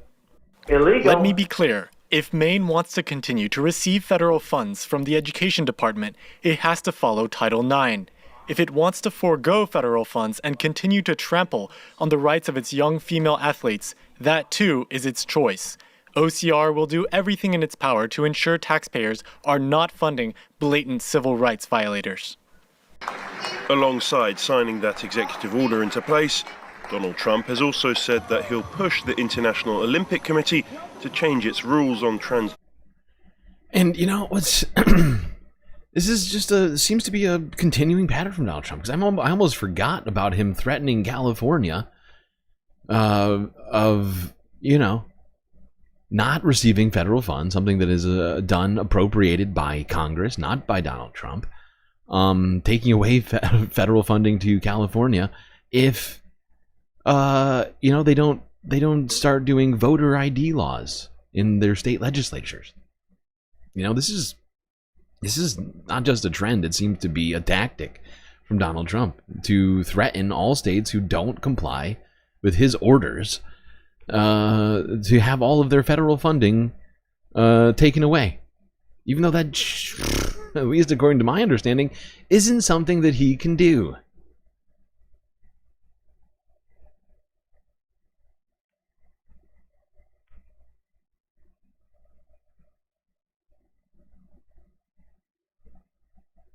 So this all comes as President Trump signed an executive order this month banning trans women from competing in women's sports. And the president really hold federal money if a state does not follow a specific order.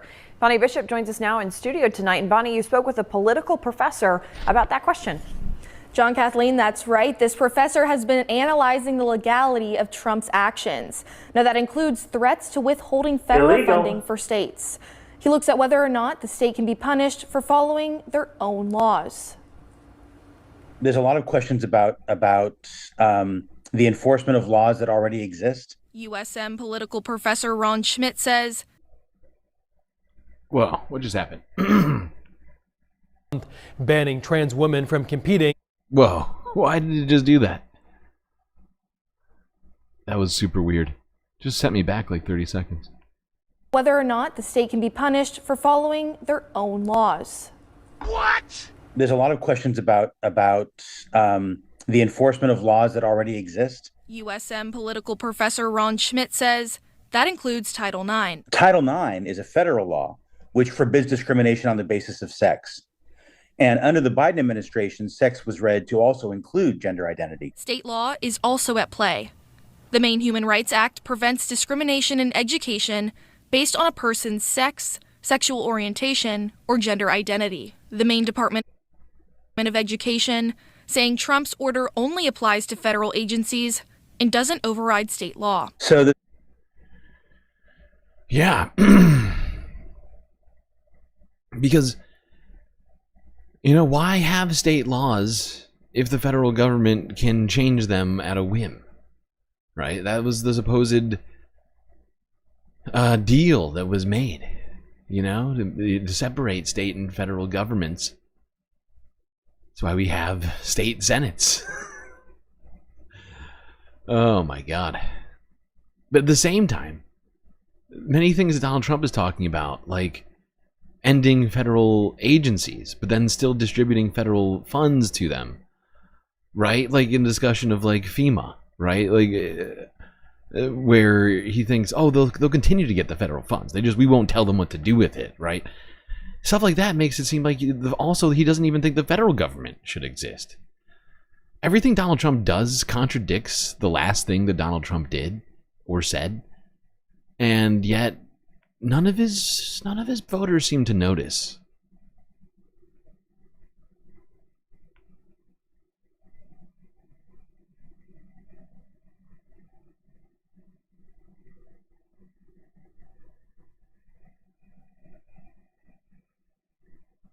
Wow, we're almost at 2 hours already? Jesus.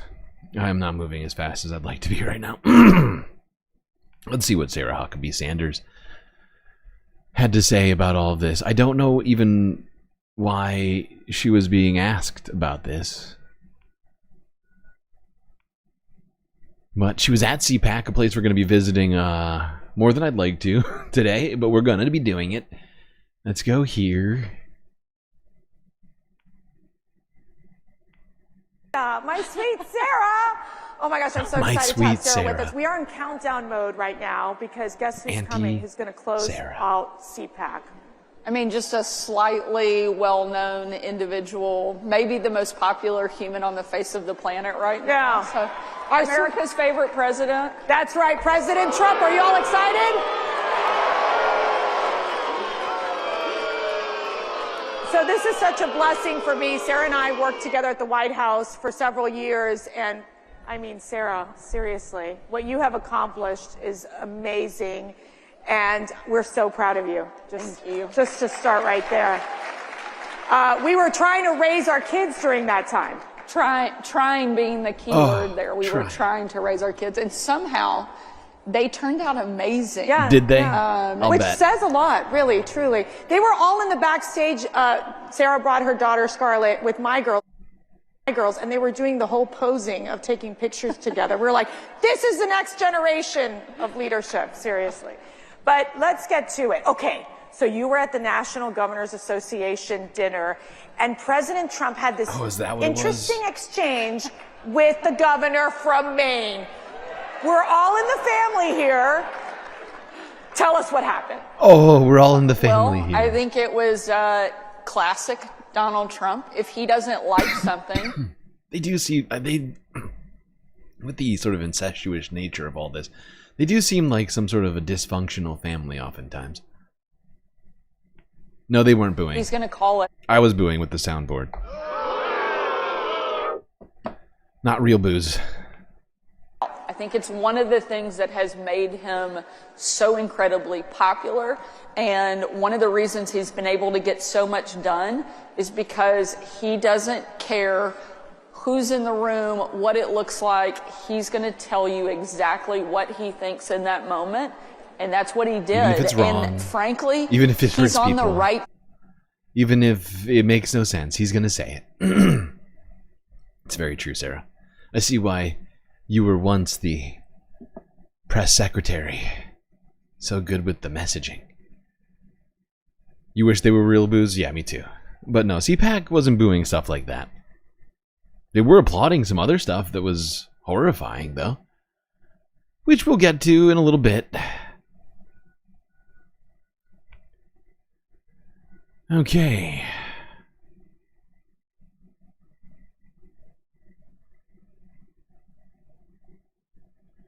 Where now? We are not moving as fast as I want to. I really... Oh, God. It's not my fault, okay? There's just too much news. There really is. Too much news. But since we're talking about, you know, trans people in sports, and, you know, listening to all these psychos at CPAC talk about how great it is that Donald Trump is trying to keep trans women from participating in sports. I figure we should talk about the other side of the coin. Or maybe... Yeah, no, it's the other side, same coin. Let's talk about men. Let's talk about masculinity. Let's talk about what the fuck J.D. Vance has to say here. And or said at CPAC. Because he made a claim that we are all now becoming, specifically men, are becoming androgynous idiots.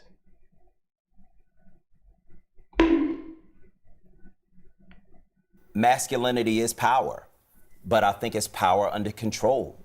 I think it's knowing who you are and not having to brag about it. I think it's being able to take what you want, but having the discipline to actually ask for it.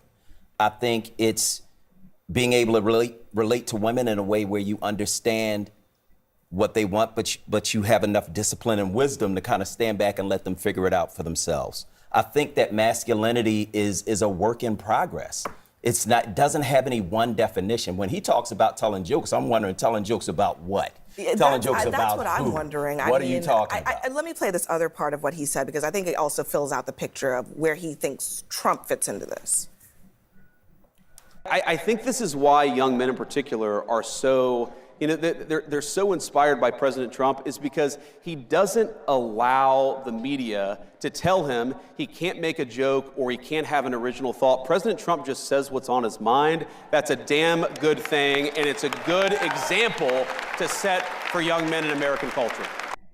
I think you would agree that Trump also insults people in childish ways and. Here we go. I don't need to hear what CNN has to say about it, but there we go. J.D. Vance coming at society.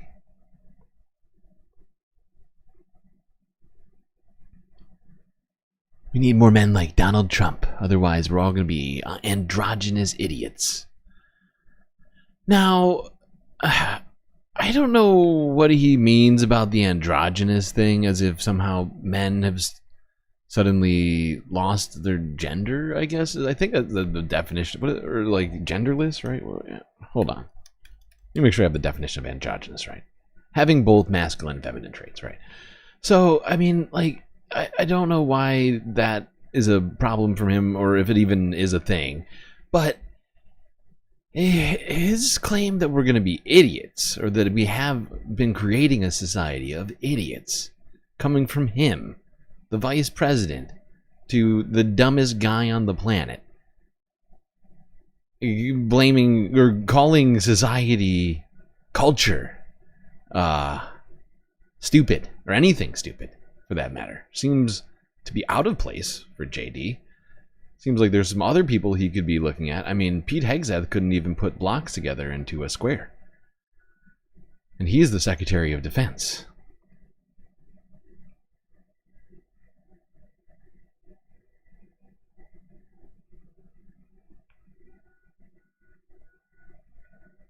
But he's not exactly like a stunningly masculine man. Sure, he can grow a beard, but he's a skinny dude. He's not some like buff, brawling WWE type. He's not the Hulk. He's just a, androgynous idiot, I guess. That haircut screams, sort of like a Rachel Maddow almost,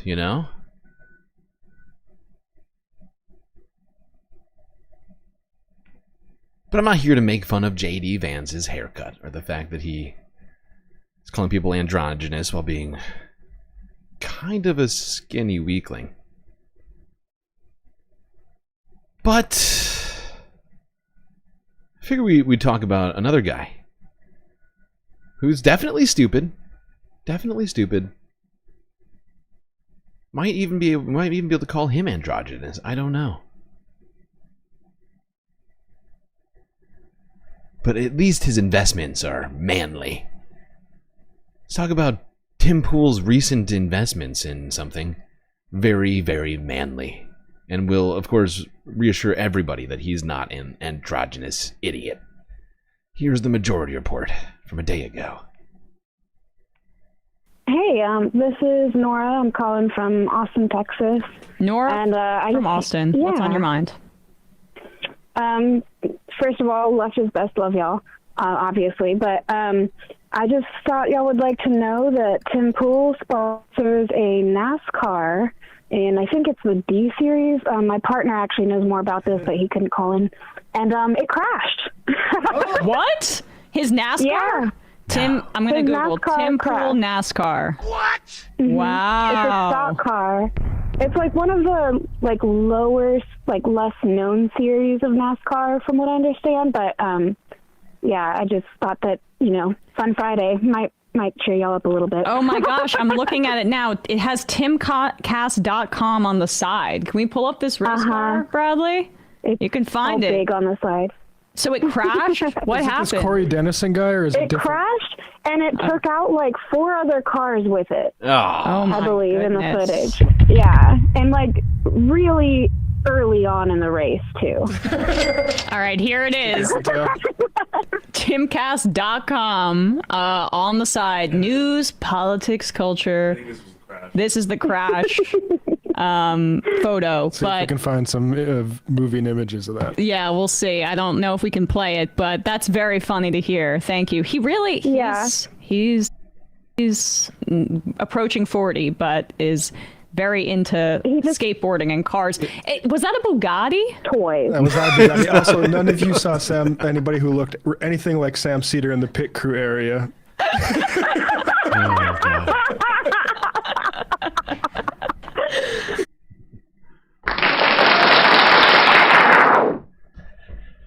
Great job, Sam. Way to take out Timcast from the source. Oh God, what's happening? Our stream is gray screening. Why are we gray screening? Boo. Boo, gray screen. Very rude. Very, very rude. How rude.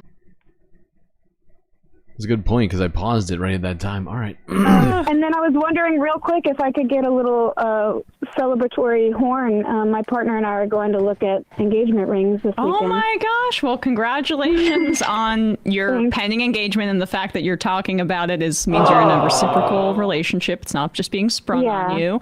He's Here we a go. great man. Shout out, Indy.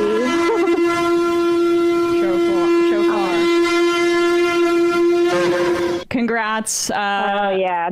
Thank you so much. All right. Well, really appreciate that fun news to get today. Thanks so much. Yeah. Yeah. Okay, there we go. A caller on the majority report alerting the left to a right-wing pileup. I guess it's just a right-wing caused pileup. It was Tim. It was clearly Tim's fault. Probably not managing the team. Too busy making VODs. Now, I don't know if you know this, but Tim Pool, I know I called him stupid, but he's also uneducated, so maybe that's part of it, right? He didn't finish, I don't think he even finished middle school. I believe he dropped out in like the 8th grade, something like that, and then just never went back to school. It's a place that he probably should have spent more time. But c'est la vie. That's my attempt at segueing into talking about the dilemma in schools right now as Donald Trump hands down orders from on high to universities and public schools alike. We'll start with universities. Democracy depends on a free press. Please support our independent journalism at democracynow.org/give.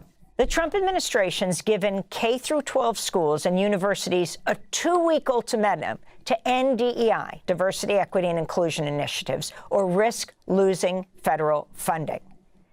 In a letter sent on Valentine's Day, February 14th, 1 week ago, to school administrators, the Education Department barred schools and colleges from, quote, using race in decisions pertaining to admissions, hiring, promotion, compensation, financial aid, scholarships, prizes, administrative support, discipline, housing, graduation ceremonies, and all other aspects of student, academic, and campus life, unquote. The Education Department has already canceled some $600 million in grants focused on training teachers on critical race theory, social justice, and other related topics. Meanwhile, the department's Office for Civil Rights has also declared race-based scholarships, cultural centers, and even graduation ceremonies illegal. The president of the American Council on Education, which represents more than 1,600 colleges and universities, said in a statement, quote, "There's nothing specific enough for us to be able to act on in 14 days unless we just wipe the slate clean." He added, overcompliance, anticipatory compliance, preemptive compliance is not a strategy. The strategy needs to be much more considered, much more nuanced, unquote. This comes as Trump's pick to head the Department of Education, Linda McMahon, cleared a committee vote Thursday, and her nomination now heads to the full Senate, where it's expected to be approved. Trump has told reporters he wants McMahon to dismantle the Department of Education. Why nominate Linda McMahon to be the Education Department Secretary if you're going to get rid of the education? Because I told Linda, I hope you do a great job and put yourself out of a job. I want her to put herself out of a job. Education Department. Linda McMahon is the former CEO of World Wrestling Entertainment. And we actually heard Linda McMahon sort of mirror those statements in this hearing that we're seeing pictures of right now. She as much as said she is hoping that she didn't think that the Department of Education was a necessary institution. And I can't remember the other quote that was basically of the same nature, suggesting that she is a nominee for a department she doesn't think should exist, which seems to me to be sort of disqualifying. I don't know. Is it? Do you hire someone to, I don't know, work at your hotel who thinks hotels shouldn't exist, and in the interview says, I don't actually think my job should exist. I don't think I should have to. I don't think that anybody should have to carry bags up to a room, right? Or check somebody into the hotel, right? You wouldn't hire the person who comes to the interview saying that, right? That would be, I think pretty obvious to most people, and yet the Trump administration is hiring a woman who thinks that the job that she's about to get shouldn't exist. Major Trump donor during her confirmation hearing. Yeah, and she's not just a Trump donor either. That's what another detail I want to get in here is, if you don't know, Linda McMahon is on the board of directors on Truth Social, Donald Trump's social media company, that he is a majority shareholder in. Earlier this month, she was questioned by Democrat Chris Murphy on Trump's order banning diversity, equity, and inclusion, DEI. My son is in a public school. He takes a class called African American History. If you're running an African American history class, could you perhaps be in violation of this court order, of this executive order? I'm not quite certain, and I'd like to look into it further and get back to you on that. For more, we're joined by education scholar Julian Vasquez-Heilig, professor of educational leadership, research, and technology at Western Michigan University. His new piece is headlined, U.S. Department of Education's 14-Day Ultimatum on Equal Opportunity. Will universities surrender or resist? He also helped organize the coalition defending the freedom to learn and served leader with the NAACP on education and other issues. Thanks so much for being with us. It's great to have you here. Professor, can you start off by talking about the response a week ago on Valentine's Day when university and college presidents across the United States got a letter that said, NDEI, and I want to ask you exactly what that means, in 2 weeks, or lose all of your federal funding. We're talking about hundreds of millions of dollars across the United States. Right. Well, first of all, Amy, thank you so much for having me on your show. Just glad to join you. First, I want to say that I think that the higher education community, also the K-12 community, understands that this letter from the U.S. Department of Education doesn't carry the force of law. We do know, of course, that what's happening in Washington, D.C. is that they're using resources, finances as a lever. So we've seen, for example, funding from the NSF, from the NIH, IES, at Western Michigan University, for example, we've lost $20 million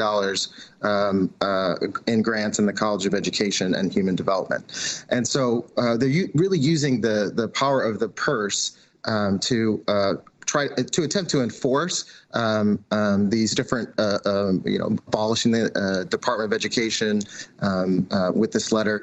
But I think it's been really bewildering to K-12 and higher education, which my understanding is the goal. I mean, the Office of Management and Budget, the director there, has said that's really the goal of this blitzkrieg is for all of these requests to be bewildering. But and I know in higher education it's been very difficult, and so you have cabinets, presidents, provosts trying to understand what are going to be the impacts of this. You could see 6-figure, 7-figure, 8-figure reductions in research funding. Our attempts to find the cure for cancer, to solve the teacher shortage, to create more efficient energy, all those things are under threat because over the last 100 years or so, higher education has seen large investments from the federal government, and historically, those investments, that search to solve the teacher shortage and create more efficient energy, et cetera, they didn't come with strings attached. And now institutions, higher education institutions, and K-12 districts are facing millions of dollars in reductions if they don't pause DEI. Now, you mentioned in your illegal. So Donald Trump telling everyone what to do in this country, and then threatening along with it. It seems to be his one and only plan, is to threat federal funds whenever anybody says, or doesn't even say, preemptively, just threatening the cutting off of federal funds to all private and government institutions, state governments, and governors, really anybody who he thinks might not even want to do what he wants to do. Just going to threaten them. Same thing with the tariffs. And every single policy, every single thing he seems to have said relating to anything he doesn't like. It's like, well, we'll invade them. You know, they don't do what if they don't do what we want, you know what'll happen? All hell will break loose.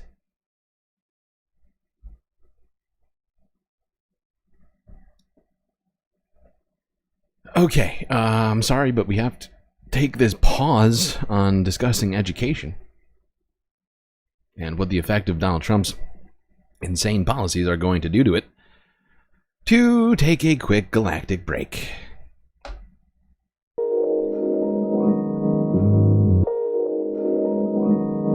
That's right, it's been over 2 hours. Well over 2 hours, nearly into the second quarter of this hour.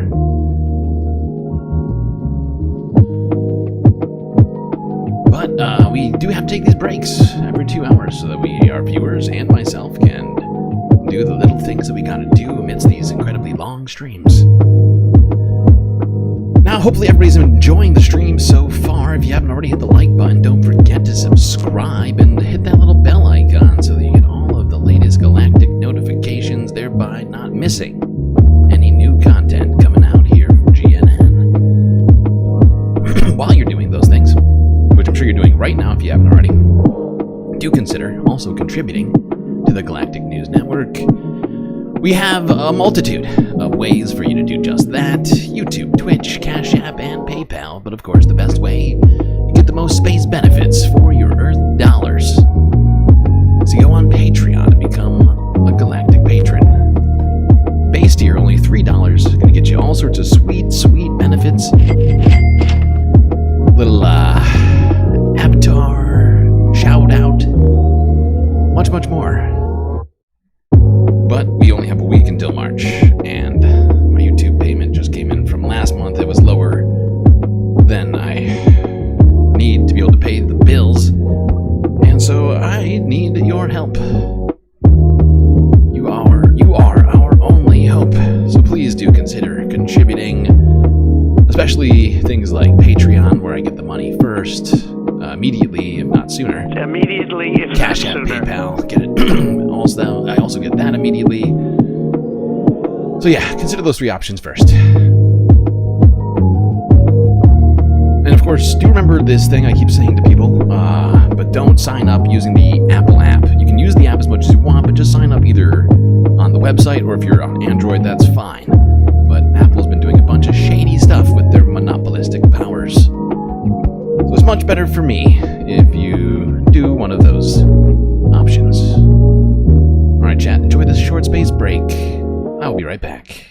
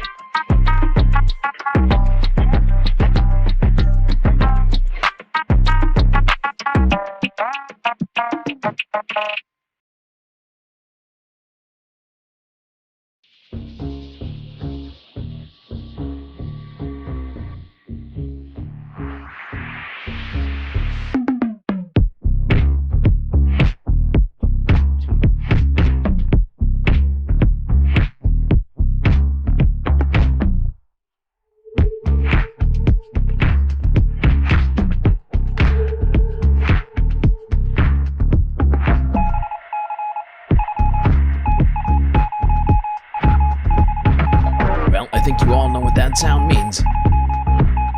It means it's time for you to get back to your seats, otherwise you're going to miss the upcoming galactic content, which is drawing nearer and nearer. Also, I want to address something, which I noticed. Somebody mentioned in the chat, I think it was Bob Carmody, wondering where Julia Child has gone. Julia Child has been replaced, and unfortunately, I forgot to mention it to everyone. I said it in a stream, but I didn't put it in the Patreon or on the Discord either. But since it's been a full year now, as of a couple of days ago, I have decided to grant all patrons one completely free, even though we have a tier set up so that you can get as many changes as you like, that being the Galactic Philanthropist Patreon tier. But even if you're a patron tier, I am granting to all patrons, regardless of level, one completely free change to their avatar. And Narwhal already decided to make that change, got in there, switched out Julia for Oren Ishii from Kill Bill. You can see her sword. Yeah.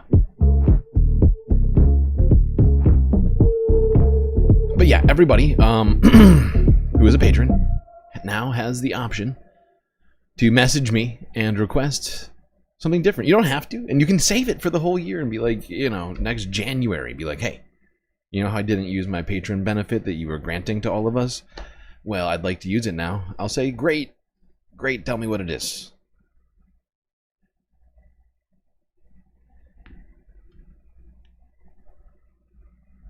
And I'm not saying that because it would be way easier for me if I wasn't flooded with messages.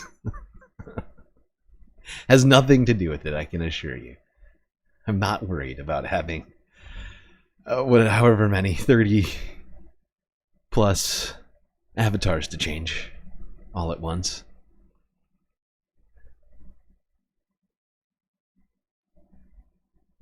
I don't want reality. All right, where were we? Education. That's right. We're talking education, and we're going to go right back to where we were at here with Democracy Now! Just to remind us of what we were talking about. Discussing the cutting off of federal funding to universities, colleges, learning institutions, if you will, if they don't remove all DEI policies from their schools. Oh God, I have no sound. Hey, wait, please hold. There we go. Need sound. That's an important part of this. You can't just watch videos of people talking. Now, you mentioned in your lead up, what is DEI? And I think it's important to talk about what DEI is actually. DEI is not reverse discrimination.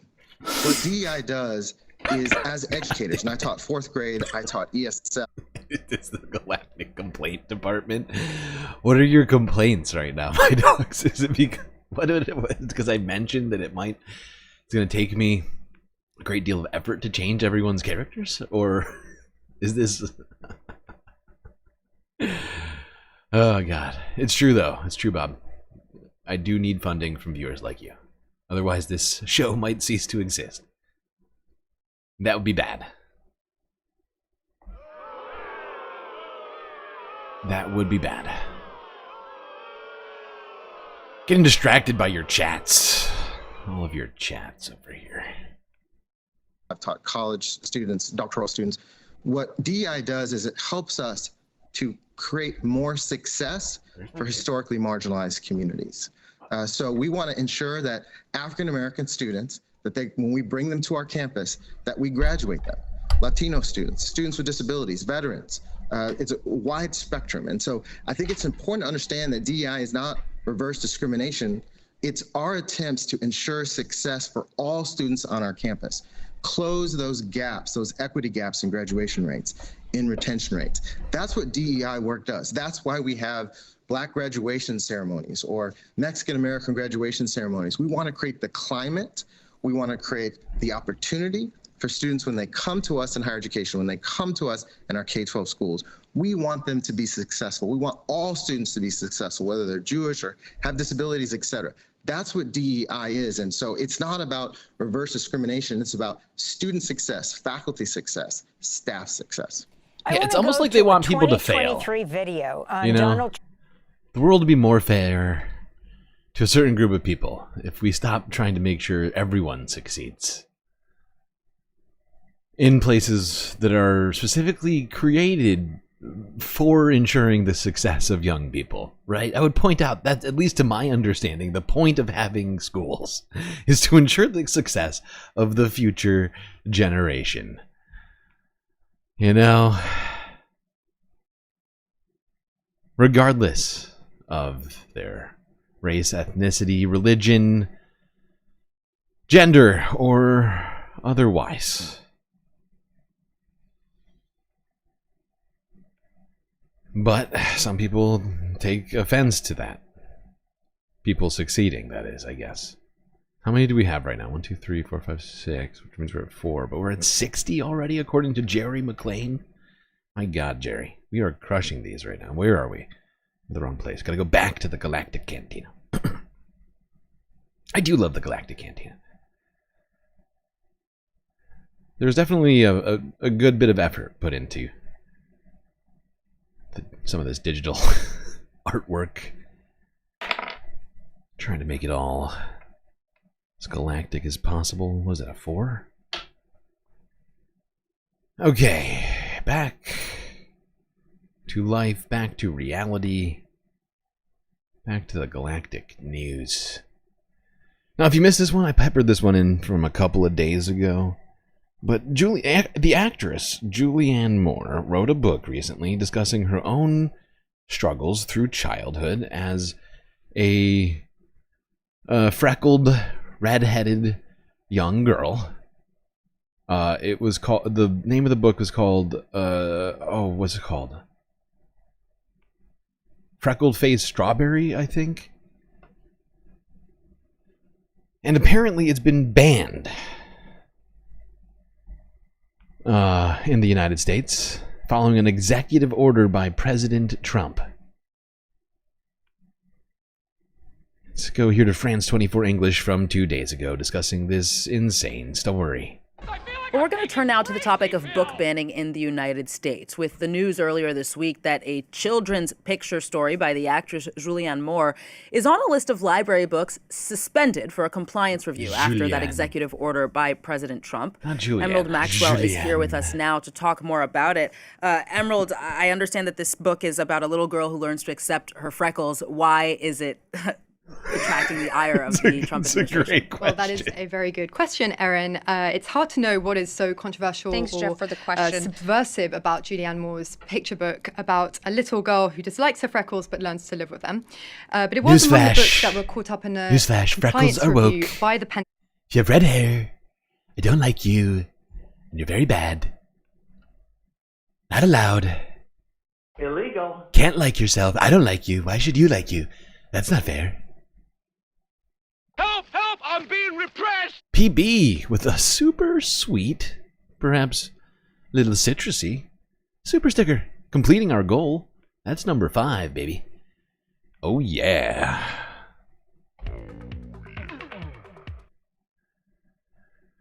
Loving it. Loving it. I don't think I've seen that one.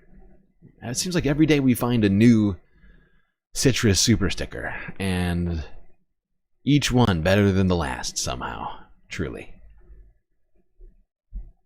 Appreciate you, PB. And I'm sure chat and Space Fams appreciates you helping us complete that goal. Wait, whoopsies. I just tried to super chat myself. That's not what I meant to do. That's too much, man! Undo. How do I undo this? What the fuck? Oh, there. What was I doing? Yes, click goal. Click end. Goal over, because it's complete. It's Sour Hour, baby. That's right. Thank you. It is Sour Hour. I've seen chatters. I don't know who started that one, but I love it. I do love that. Sour Hour. That's what I'm going to start calling it. Whenever I see the lemon lime love, I'm going to call it Sour Hour. The sweetest Sour Hour, though. Little sweet and sour.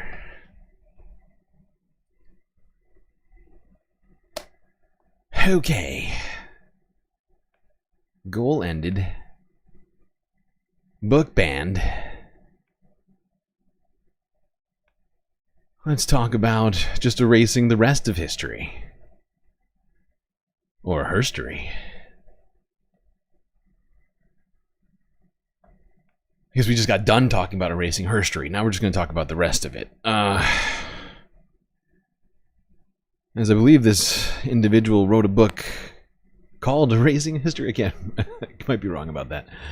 But here's Jason Stanley on Democracy Now! Once again yesterday discussing the erasure of history happening in front of our eyes. Democracy depends on a free press. Please support our independent journalism at democracynow.org/give. This is Democracy Now!, democracynow.org, the War and Peace Report. I'm Amy Goodman. We turn now to someone who has a deep understanding of the stakes of the Trump administration's assault on education and history. In his latest book, Yale University philosophy professor Jason Stanley details how educational institutions and the teaching of history have become key battlegrounds in authoritarian countries, as the Trump administration, through a dizzying series of executive orders and actions, attempts to dismantle higher education in the United States by redefining discrimination in schools, fighting so-called woke ideology, attacking diversity, equity, and inclusion programs, gutting the Department of Education, and threatening funding for research and higher education. We're joined here in New York by Jason Stanley, professor of philosophy at Yale. His latest book, Erasing History, How Fascists Rewrite the Past to Control the Future. Also author of How Fascism Works, The Politics of Us and Them. Welcome back to Democracy Now! I mean, since your books, you've been writing a lot, and you've been speaking a lot on these issues. If you can take on what's happening right now to the major threat to higher education, whether we're talking about the freezing of funding for pediatric cancer research throughout the United States is some of the most elite scientific departments at universities, or whether we're talking about erasing DEI. Give us the context for this. Well, first of all, there are no liberal arts colleges in authoritarian countries. So if you're transitioning to authoritarianism, you have to target colleges and universities as well as education. As Vladimir Putin recently said, wars are won by teachers. Now, let's be clear. The United States has the world's greatest system of higher education. Everyone in the world who can sends their kids to our colleges and universities if they can be accepted to those universities. Every professor in the world would leave their university if their personal situation would allow to come to a U.S. university if they got an offer. What the Trump administration is trying to do is take this system down. They have various reasons for they have various excuses, not reasons. They say universities are packed with Democrats. Well, look, math and physics departments are packed with Democrats. The vast majority of mathematicians and physicists are, in fact, not Trump supporters. So the idea is presumably to stock your local physics department, to stock the top medical schools with Trump supporters just because they're Trump supporters. This takes down the United States as a leading research place. It takes down one of the things that we do unquestionably the best in the world, which is higher ed. Talk about how exactly you see history being rewritten by the current administration and the impacts it has in your university and others. Right. So they're targeting, they say they're targeting critical race theory. Critical race theory is the study of the practices that keep racial inequalities present, that are hangovers from Jim Crow. The institution and for example, things like mortgage redlining, school segregation, housing segregation, policing practices that were formed when cities were intentionally segregated. So they're targeting black history, they're targeting minority history, and they're trying to replace it explicitly with patriotic education. Now, just imagine your cartoon vision of an authoritarian country. Imagine 1984. It's a country, the George Orwell's book. It's a country where students pledge allegiance to the flag every day.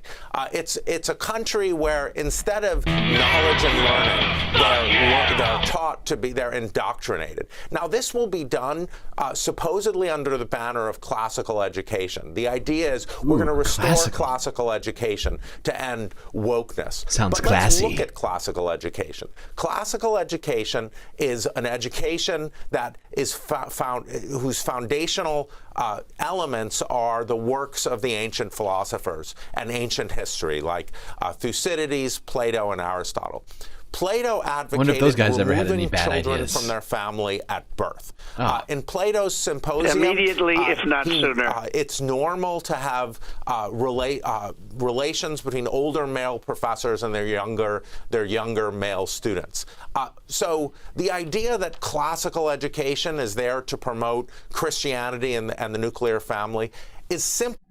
You think they're going to bring the gay back into education? The classical way, of course. Just delusional, and it's as usual with this attack on schools and higher education. It's merely an idea. Doesn't that sort of contravene the "don't say gay" stuff that Florida and everybody else was working on in Republican states? But no, we have to stick with the classicals. Okay, we got to stick with the classics. Classical education is there to promote Christianity and the nuclear family is simply just delusional. And it's as usual with this attack on schools and higher education. It's merely an ideological facade for replacing critical inquiry with, saluting the flag. So talk about this moment. We're talking to you on Friday. You're both a German citizen and a U.S. citizen. You're the son of Holocaust survivors. You don't throw around these words, fascism, Nazism, easily. You know exactly the effects. We're moving into a weekend, an election in Germany.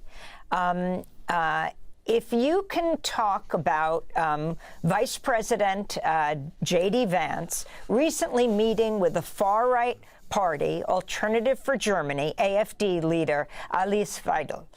Billionaire Elon Musk sent a message to the AfD's election campaign launch party back in January, which he says there is too much of a focus on past guilt. I want to play that. The German people are sort of really an ancient nation, goes back thousands of years. I was even, sort of read Julius Caesar's account of first encountering the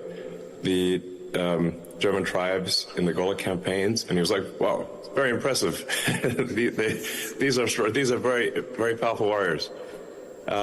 So, I think there's frankly too much of a focus on past guilt, and we need to move beyond that. Yeah. People, children should not be guilty of the sins of their parents, or even let alone their parents, their great-grandparents, maybe even. So that's Elon Musk addressing the AfD on a huge video screen. And of course, as we just said, Vance just met with the AfD leader. The election is Sunday. Talk about the significance of this. So in discussions of, for example, black education.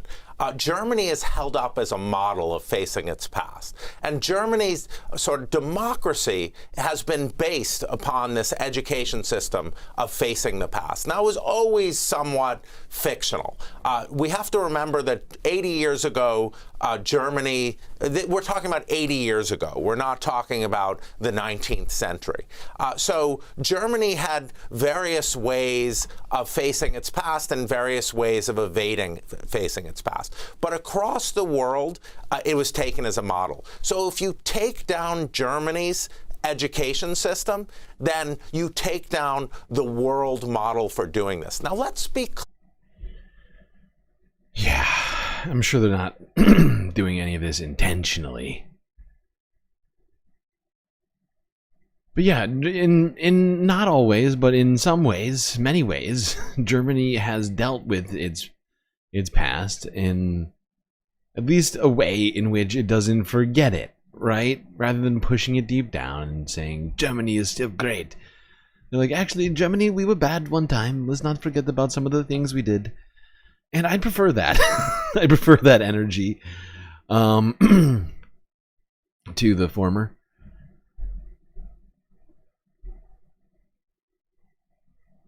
Germany is great, but sometimes not great.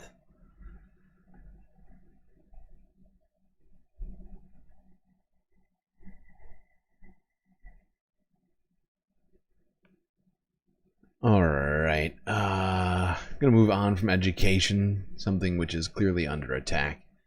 Not just here, but everywhere, but especially here right now, with seemingly much of the focus being placed on destroying U.S. institutions of learning.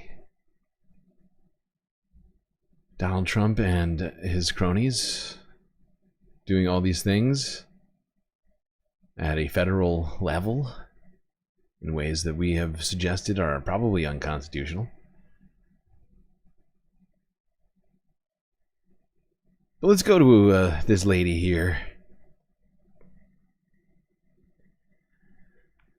Sort of break up the things we're talking about by going to the head of the Ministry of Truth, Caroline Leavitt, who also made an appearance at CPAC. See, this is what we're doing. I did this intentionally. I broke up much of the CPAC talk into different sections. So we didn't just... Because I personally cannot watch CPAC for like... I mean, I get like 30, 45 minutes into it and I'm just broken. I'm just broken inside. And I don't think you want to be broken or see me broken inside. So, you know, I figure better if we just do it in doses. 5 minutes here, 10 minutes there. I feel it's much more digestible in that way. Not that anything here is anything I would recommend you eating up or in any fashion or direction. Sorry, guys. No way. All right. It's so great to have you here. Okay, so is this your first time at CPAC? This is not my first time at CPAC. In fact, last year when I was at CPAC, we were on the campaign trail with President Trump. Yep. I was doing Media Row, and I was pregnant with my child. What's this lady's name? I know her from a place, but I just cannot remember what job she even did, so I don't know how to look her up. I guess I could look up who was the interviewer at CPAC. That would probably help. That would actually probably answer it. I just keep forgetting her name. All right, back to Caroline, reminiscing about the past. I was wearing this big blazer, and now I have a 7-month-old baby, and we're at the White House. So it's been a good year. Well, for me, it's an honor to be with you and be able to interview you. I do feel like you're kind of like my kid's sister. And I do know that blondes have more fun because my younger sister is also blonde. But, you know, I got to ask you, you know, we're 31 days into this administration, this historic Trump administration.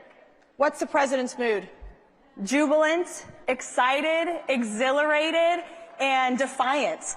And the president is not backing down. We've seen judges in courts acting like judicial activists. We have Democrats who are hooting and hollering outside of... Immediately, Caroline starts just Ministry of Truthing it up. The judicial activists, they're all ruining democracy. This is a joke, right? Like, but she genuinely just believes all this stuff whole cloth, I feel like. Whatever Donald Trump says is truth, regardless of fact. We know how many judges Donald Trump appointed. Even those people have objected to things Donald Trump has done in the recent past. And the whole notion that somehow this was something that happened under Biden, but definitely not under Trump, at least in the way that she's phrasing all of this, is laughable. Utterly laughable. I mean, the fact is the Biden DOJ was quite restrained. Merrick Garland, they may have prosecuted people who were clearly committing crimes. I don't know, Jan 6ers, I suppose, is one of the things that she's objecting to. But we didn't see anything like this. The Department of Justice telling the Southern District to shut down its investigations that are already being prosecuted in court, deliberated, and like Donald Trump is literally trying to control the judicial branch right now. But Caroline's here telling us actually it was the last government that was doing lawfare, actually. Federal office buildings because we want to simply cut fraud, waste, and abuse from our federal government. And we are not going to be deterred. The president will not be deterred. He is going to continue moving forward, delivering on the promises he made. And look at 30 days, the golden age of America has begun, and we're just getting started. What about the eggs? All right, they just keep going up in price. Into, when you walk into the Oval Office, President Trump is there. He presses his button to get his Diet Coke, which is one of the coolest things. And then he sometimes will It's one of the ask coolest you, things. Do you want one too? What? How is that one of the coolest things? Having a Diet Coke button for some sort of Diet Coke slave to bring you a Diet Coke. That's not magic. How is that cool? Can somebody tell me who this woman is? I need to know. And I could swear she was in the Donald Trump White House at one point. I think she wasn't press secretary.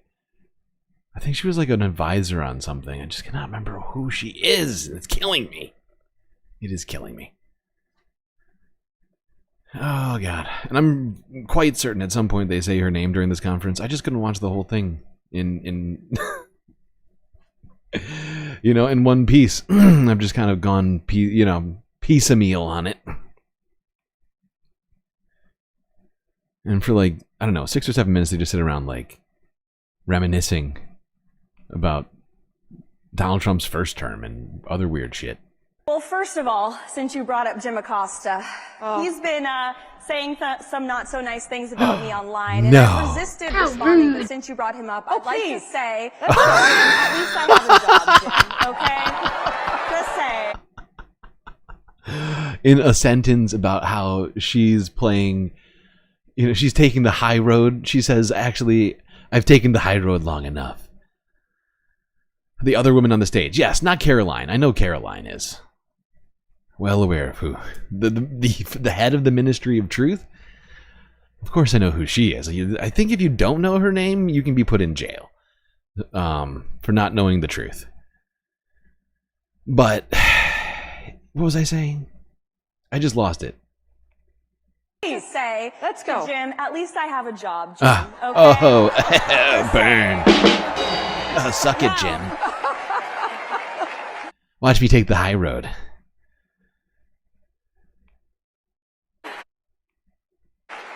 Moving on. As far as the strategy, we are on offense. We are on offense every single day. And the president leads from an offensive mindset. We are not going to apologize for cutting waste, fraud, and abuse from our government. We are not going to apologize for mass deporting illegal immigrant criminals who have broken our nation's laws and terrorized our communities. And we are not going to apologize for slashing regulations and undoing the disastrous policies of the previous administration. That's what the president said he was. But I don't remember him saying that he was going to undo all of the laws. I know I did hear him say some stuff about undoing the mistakes by Biden. But much of what he has done has gone in contravention of laws 100 years old or more in some cases. Certainly decades worth of precedent and other such things are being sort of trampled on. Not just Biden stuff. You know, just stuff, I mean, even stuff that Nixon did and Reagan did. EPA. All these other sorts of things that are getting shut down. Some of them done by Republican presidents of old. Was Reagan bad now? And also, why aren't egg prices down? I'm going to keep asking that question. What's up with the eggs? To do, and that's what the We were promised majority things. of our fellow Americans want. The latest CBS poll, 70% of Americans say that President Trump is delivering on what he said he was going to do. So we're not going to apologize. We're going to keep moving ahead, and we try to bring that approach in our messaging every single day.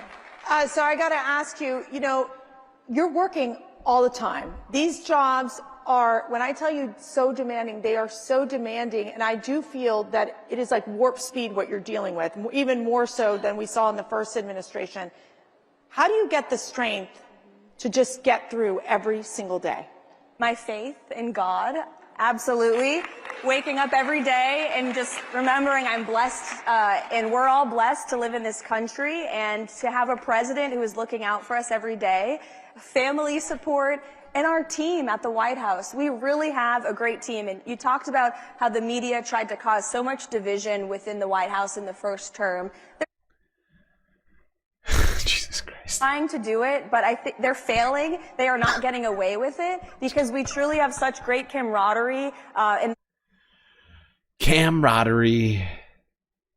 Great camaraderie. I've never heard anybody say it like that. Great camaraderie, everybody. Thanks, Caroline. Her faith in God, her family, and the comrades in arms.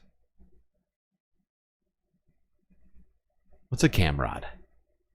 Isn't that in a car? Right? Cams, they like turn the gears, the belts in your car. Is that what she's referring to? Is that different? Is a camrad different from comrade?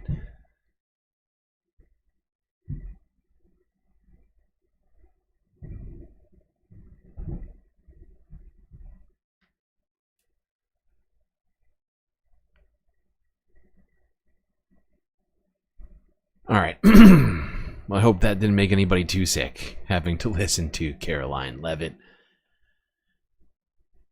And this other lady with the just never-ending business suits.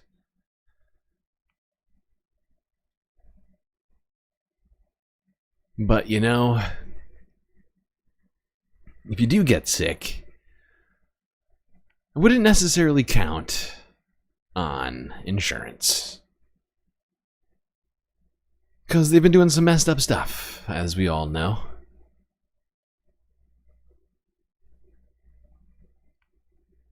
Let's go here from a day ago. Actually, wait, I put this in the wrong order. They're both from a day ago.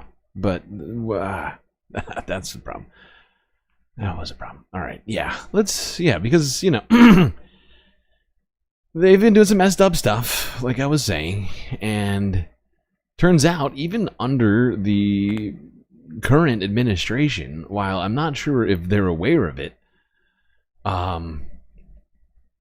some part of the DOJ is investigating United Healthcare and their practices in its Medicare billing. What? Yes, that's right. I know, it's crazy.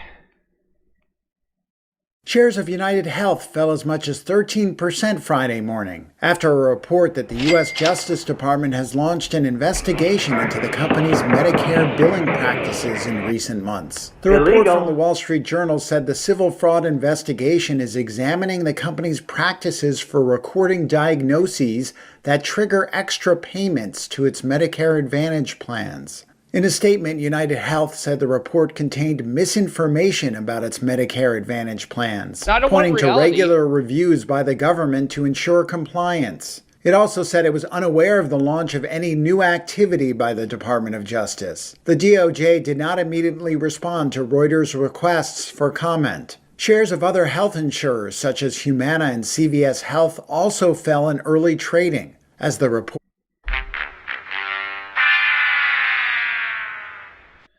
Oh, it's very sad for United Healthcare and the healthcare companies losing stock price, being investigated by the Department of Justice, even under Donald Trump. Although it's not at all clear that it was something Donald Trump was involved in, or even Pam Bondi.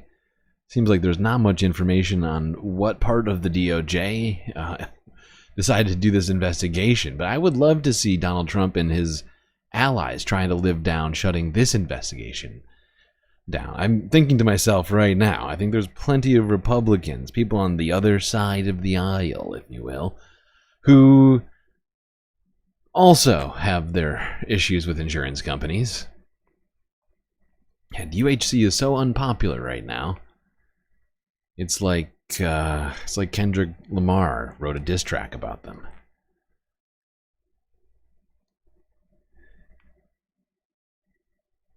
All right. Now let's go to CNN, also from a day ago, where one doctor who has recently gone viral due to their TikTok videos, was it Instagram? I can't remember. One of the two. Came on for an interview to discuss the current landscape of insurance and what the future might look like. Stay here. Go ahead. This is the surgery center where Dr. Elizabeth Potter operates on breast cancer patients. She's actually in surgery right now. She made a video in January talking about an incident she had with a health insurance company while she was operating on a patient. It's 2025 and insurance just keeps getting worse. Never had this happen before. In her video, which she posted to Instagram and TikTok, Dr. Potter described being in surgery when she got a message that a health insurance representative was trying to reach her about a patient who it turned out was already on the operating table. So I scrubbed out of my case and I called United Healthcare. And I was like, to understand that she's asleep right now and she has breast cancer, it's out of control. Insurance is out of control. Her video has now been viewed over 13 million times across platforms and inspired other doctors to weigh in. This is exactly what is wrong with insurance companies dictating the kind of care that patients should have. They put in place systems that require physicians to jump through insane hoops to get obviously appropriate care for a patient. I didn't think that it would resonate so deeply, but once I saw the comments coming in, it just uncovered something that was already there. Days after her post, United Healthcare demanded she remove the video from her social media channels, accusing her of making false claims. What I said in that video was true. What happened that day? I got a message that United Healthcare had called the operating room and wanted to speak with me. And immediately my mind went to, oh wow, are they going to deny something for this patient? I looked over at my partner, another microsurgeon who's there, and I said, I think if I take this call, I might make a difference for this patient. They say United Healthcare did not ask or expect you to scrub out and call right away. Oh, United Healthcare got their PR person to send in a message. Oh my God. Actually, wait, I'm sorry, I wanted that piece. I just don't want to watch this whole thing. Why call them back right away? No one made me. That was my choice. I thought they might deny her. Could they stick her with a giant bill that could be financially devastating? And I have seen that. The environment that I'm practicing medicine in is when an insurance company says jump, I say how high. And that just doesn't feel good for patients. No, it doesn't. I don't think anybody likes to hear that. That should not be the case. That description, that analogy that you just used is horrifying. Insurance company says jump, I say how high. Because I'm worried that my patient will be left with, you know, thousands and thousands of dollars in medical fees that they're not going to pay for. Oh, yeah. Yeah, exactly, Bo. We called, but we didn't expect an answer. Take your time getting back to us. We were just calling about maybe not approving this care that somebody's getting right now. Immediately, if not sooner. Yeah, that makes sense. Free Luigi!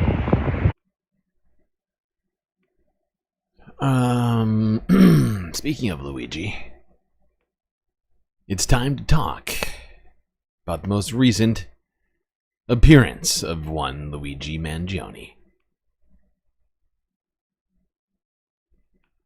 That's right. If you didn't hear, Luigi has finally been seen after over a month, I think. How long has it been? It's been almost when was the last time we saw Luigi? It was when he was getting walked by... It was in the courtroom, right after being perp walked by Eric Adams and crew. Literal crew. Like 50 different police officers and Eric Adams walking him through the streets for no good reason. That was... It feels like it was almost a month ago. I'm actually struggling to remember exactly when it was. I'm like looking at the channel trying to like figure out. It's back a ways.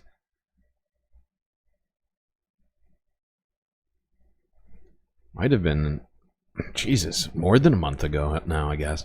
It's been like 2 months. And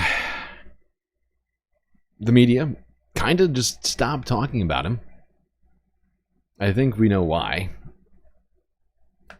Even though they were obsessed with him for quite a while. I think they felt he was getting too much attention. And so they sort of just shut down the coverage on it. Of course, he was also awaiting hearings. But those hearings took quite a while to actually come to happening. But finally, as of yesterday, those hearings happened, or at least the first of what will probably be a number of hearings, happened pre-trial. Here's Forbes breaking news from yesterday. Watch crowds flood the hallway of New York City courthouse ahead of Luigi Mangione's hearing.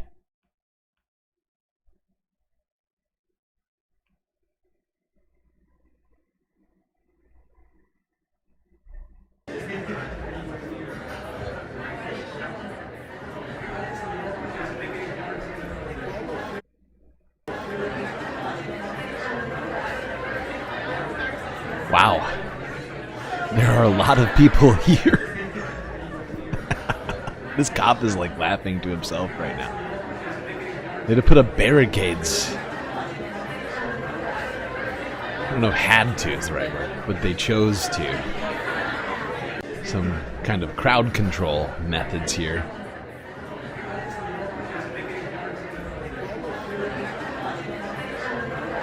Is it just me, or does that woman not kind of look like Caroline Levitt? Is Caroline Levitt a Luigi fan? Caroline, Luigi fangirl? What is going on? She's not as bleach blonde, I know, but I feel like they look real similar.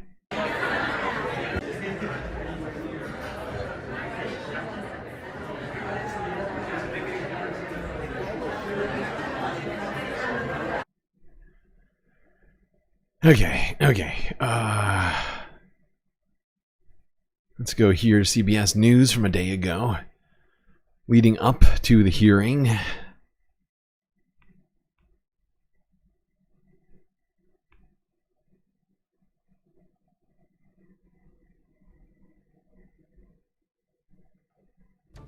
The man accused of brazenly murdering the United Healthcare CEO in Midtown Manhattan last year is due back in court today. A Manhattan grand jury indicted 26-year-old Luigi Mangione on 11 counts, including first and second-degree murder and terror charges. Police say Mangione gunned down United Healthcare CEO Brian Thompson outside of a Midtown Manhattan hotel on the morning of December 4th. He then led police on a multi-day, multi-state manhunt before finally being arrested in Pennsylvania. Allegedly. He is pleaded not guilty to all charges. Anna Schechter joins us now. She is the senior coordinating producer for CBS News' Crime and Public Safety Unit. So, Anna, what is the purpose of today's hearing? What are we expecting out of it? Well, we could hear a calendar for this upcoming trial. We don't actually know. It's going to be starting any minute. There was nothing indicating exactly what would take place on the docket, but I am curious to see if the prosecution has anything to say about the website that the legal defense team set up for Mangione. There were frequently asked questions and even a hyperlink out to a Give, Send, Go account where he could raise money. He's raised over $500,000 for his legal defense fund. So I expect the prosecution might have something to say about that. We also could just have a very quick pro forma hearing where we might get a date on the next hearing. It's kind of up in the air, and we'll be finding out probably within the next 20 minutes what's going on. So obviously this case has garnered so much attention. Could that impact how the proceedings go? Well, it's going to be very difficult to find a jury of jurors that haven't heard about this case. I mean, I think generally that would be the goal. Is that the expectation? That's the goal? Okay. I just don't think that you can have that. The entire globe has been captivated by this case. Remember back in December when the manhunt was ongoing, there were headlines every day. We were leading our evening news and morning broadcast with this story. I don't know that we are going to find a jury pool that doesn't know anything about this case. But what the court is looking for are people that can go in and make an independent judgment based on the facts. So that will be the goal. You know, it's going to be interesting. His lawyer had argued, well, he's been made a spectacle of when he pleaded not guilty. Yeah, that seems like a spectacle to me right there. What the fuck was this? Why? This was so unnecessary. Yeah, he did. He raised over $500,000. You're right, Donald James X. By the way, here at the Galactic News Network, we're trying to raise, you know, like 1,000th of that right now to keep the lights on. So if you do have extra couple bucks, do consider sending it over to your pal StreamLord on Cash App or PayPal. You could even just decide to become a patron or up your Patreon tier, because I'll see that money immediately, if not sooner. Speaking of raising funds, sorry, things are getting tight here. You know, it's like 6 days until the first of the month. The Galactic bills are coming due. Not having an anxiety attack, everything's fine. Everything is fine. 65 likes, that's right, Snicks. It's a lot of likes. Last stream, we hit over 100 on the 1-year Galactic anniversary. We hit 101 likes. It's real. It's a real thing. It's science. All right, let's go back to talking about that jury, because this is something I've heard now a couple of times, is the concerns that they won't be able to find an impartial jury. Yeah. And, you know, this isn't the only thing we've heard. Like, there has been discussion of, sure, of people knowing about the case, but also, I can't remember when it was that we heard, but we heard about, you know, them potentially seeking to have people who've never had a problem with insurance before, who've never had an issue medically before, who might sympathize about over the healthcare aspect of this case. And I don't see how they're going to be able to put together a jury if they try and do something like that. Certainly not a fair and impartial one. To find a group of people who don't know about Luigi Mangione and or have never experienced a negative I've never had a negative experience with an insurance company or medical provider, is cutting it down to such a tiny fraction of the population. It can't possibly represent the people. You have to have, I basically, like, I guess, like, lived on a cloud that also is under a rock, but, like, in a gilded castle with platinum healthcare your entire life. I just don't know. How do you even find 12 people that fit that fucking, what the fuck? But let's go back to CBS News here. Keep talking about that jury selection.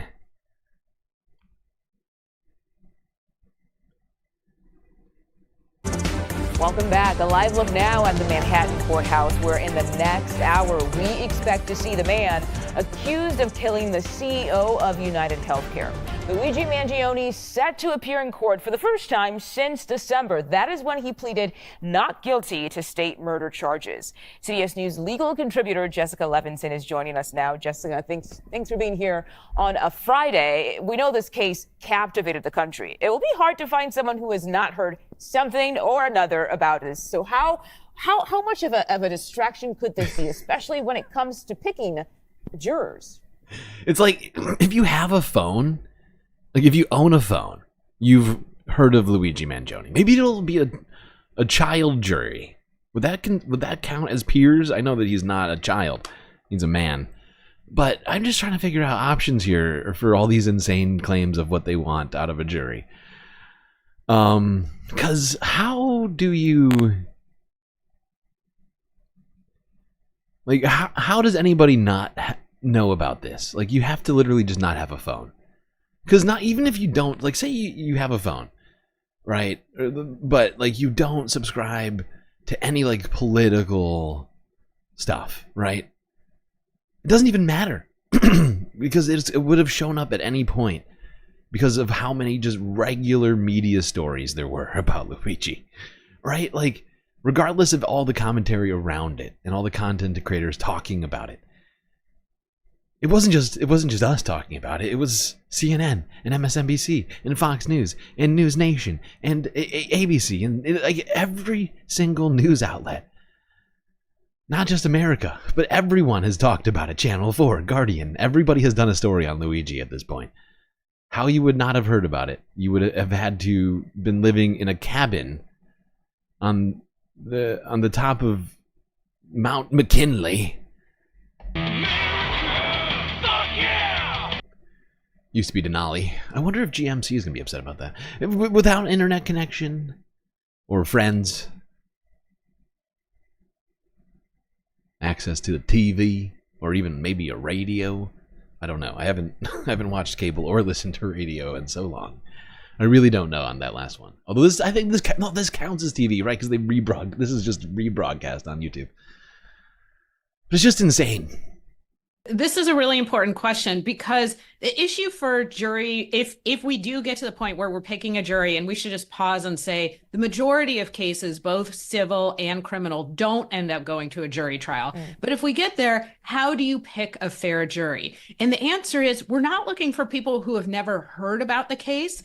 And frankly, I don't think we're even looking for people who don't have a view of the case. What we're looking for is people who can walk into that jury box and then later into the deliberation room and say, here's the applicable law, here are the facts that were presented to me, and I'm going to make a decision only based on that. So certainly when there's a high profile case, jury selection called voir dire, it tends to be more intensive, but it doesn't mean that we can't get a fair jury just because this is such a high profile case. Why does she keep saying we? I want to ask you now about the mayor of New York City.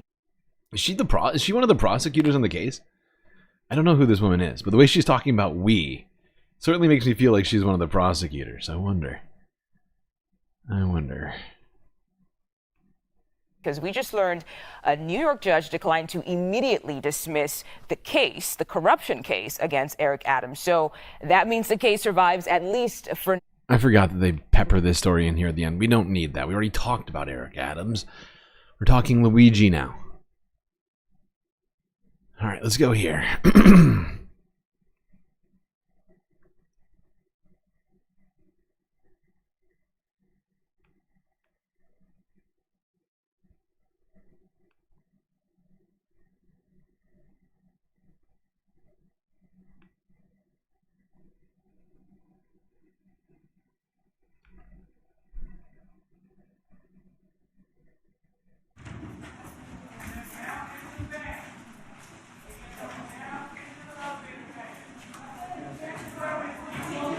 make the support for you outside. Luigi's right to a fair trial is being infringed upon because he is being publicly treated as guilty and as having the presumption of guilt as opposed to the presumption of innocence. I made a record in court today that I don't understand what this show of danger is for. When I go visit Luigi at MDC in Brooklyn, I sit with him. He is unshackled. He walks around freely in the visiting area. We sit in a room together without law enforcement hovering over us. But for whatever reason...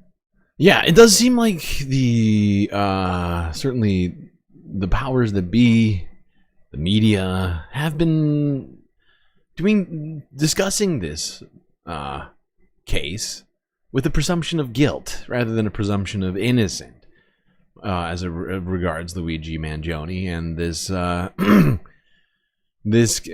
murder case, right? And they have themselves tainted things in this way. And here, despite all the law enforcement, they need him to be wearing this vest. They need him to be shackled, and they stand right over us, and we get no time with him. So he is being treated differently because of this unusual and, frankly, just the fact that he's being prosecuted by 3 jurisdictions for one event. Stop denying! People are dying! Stop denying! Luigi! Luigi! Luigi! Put the system on trial! Oh my God! Someone got a van. Someone got a billboard van. You know, usually I find things done with billboard vans distasteful. This one I think is hilarious. If GSL shouts, he's getting muted. I'm shouting. I'm shouting at being muted? I'm offended. Highly offended. How rude. Shouting. I don't think I've ever shouted on this stream. Try and keep a even keel around here. Okay. That was the Associated Press. And Luigi Mangione's lawyer, Karen Gnifilo, I think is her name, speaking about the politicization and presumption of guilt that has been going on surrounding this trial and her client. Let's go on to Eyewitness News ABC 7 from yesterday. We're going through all of them. It's been so long that we've heard anything about the Luigi Mangione trial. I just wanted to go through all of these with you all. So we're doing that. ABC 7. Here we go. Proud of supporters today in court for the accused assassin, Luigi Mangione. A judge refusing to delay the state murder case in the shooting of United Health Group CEO Brian Thompson. The murder happened last December in Midtown Manhattan. His case sparked a strange national intrigue, and supporters have raised $500,000 for his defense. Eyewitness News reporter Darla Miles live at the courthouse in Lower Manhattan with the story tonight. Darla. Bill, attorneys for Luigi Mangione today in court asked the court for a little bit more time to prepare for this case, seeing that they are defending him in 3 different criminal cases at one time.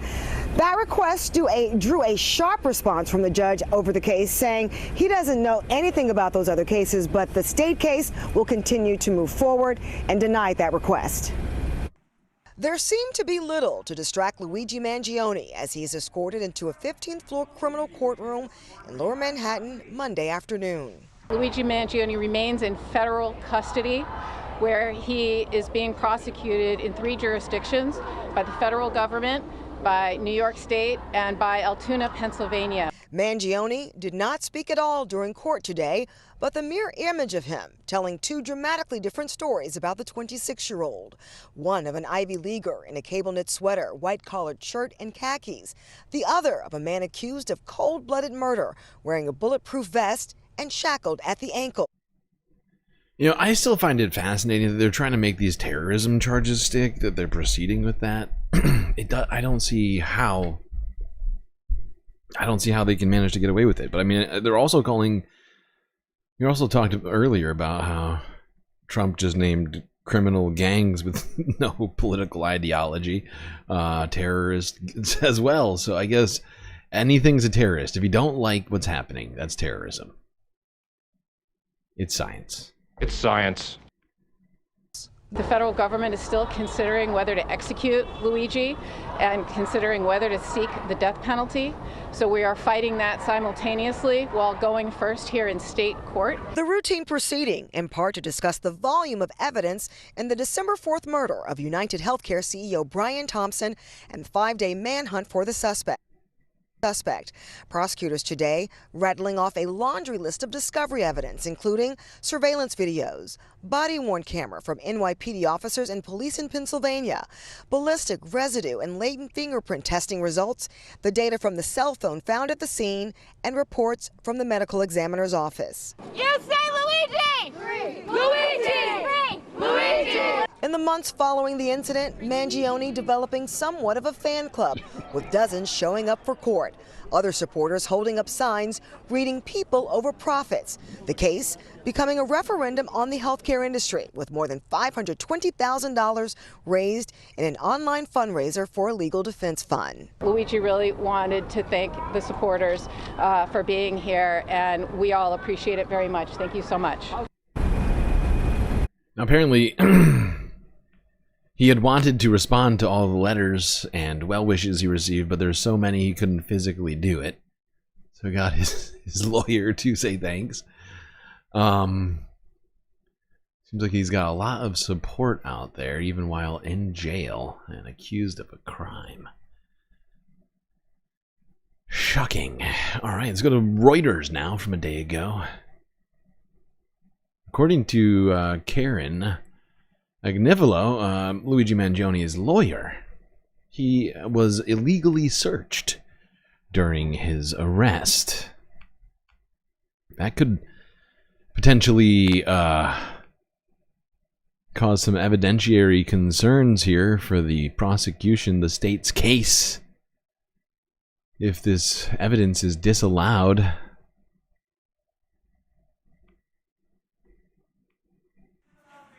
Luigi Mangione, the man accused of fatally gunning down United Healthcare CEO Brian Thompson on a Manhattan street in December, returned to a New York court on Friday as he faces state murder and terrorism charges. His lawyer, Karen Agnifilo, told the judge during the hearing that there were serious search and seizure issues with her client's December arrests in Pennsylvania, and that she would seek to exclude that evidence. She spoke to reporters outside the courthouse. There are serious search and seizure issues that will be litigated in that case in Pennsylvania and in this case here and in the federal case, because it is alleged that Luigi had a gun on him and had other property on him that they are going to use against him in all of the cases.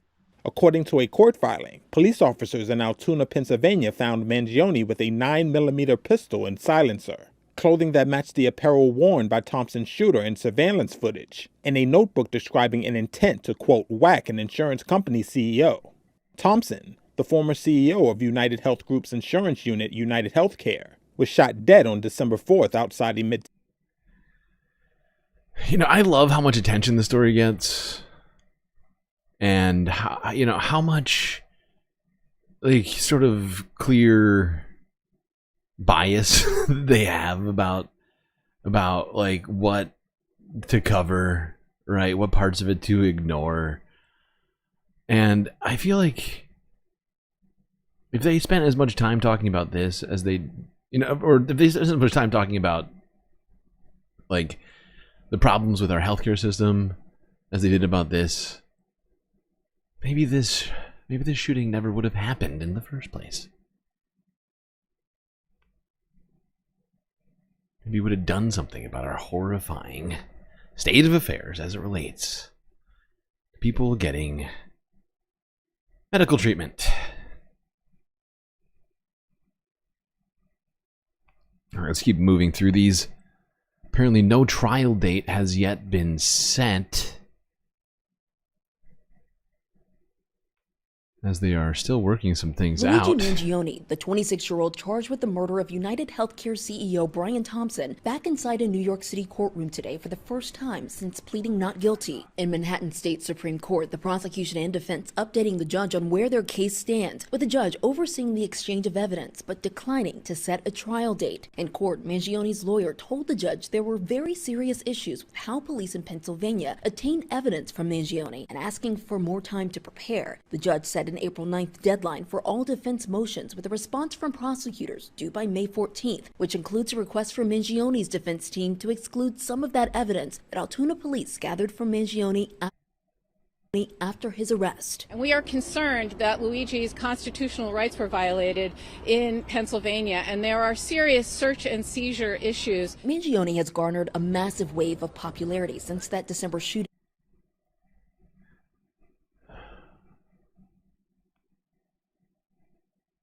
Karen could afford to defend him for free, is that true? She is wearing this sort of Hunger Games-y jacket here, giving off a vibe. I don't know much about her career, not gonna lie. But why do this case pro bono when you could get paid $1 million?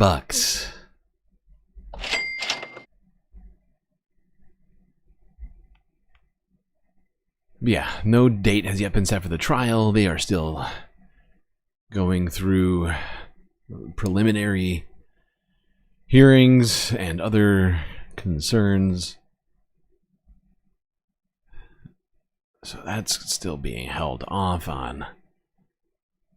Now, let's see here. All right, let's talk about what actually happened in court a little bit more.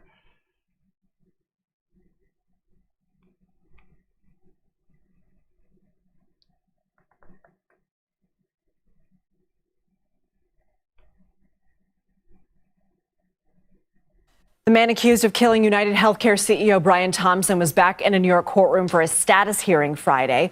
It was Luigi Mangione's first court appearance since he was arraigned on state murder charges in December.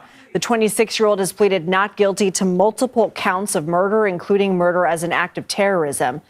Thompson, a husband and father of two, was gunned down outside a hotel in New York City's Midtown on December 4th. Police arrested Mangione after a 5-day manhunt at a McDonald's in Pennsylvania.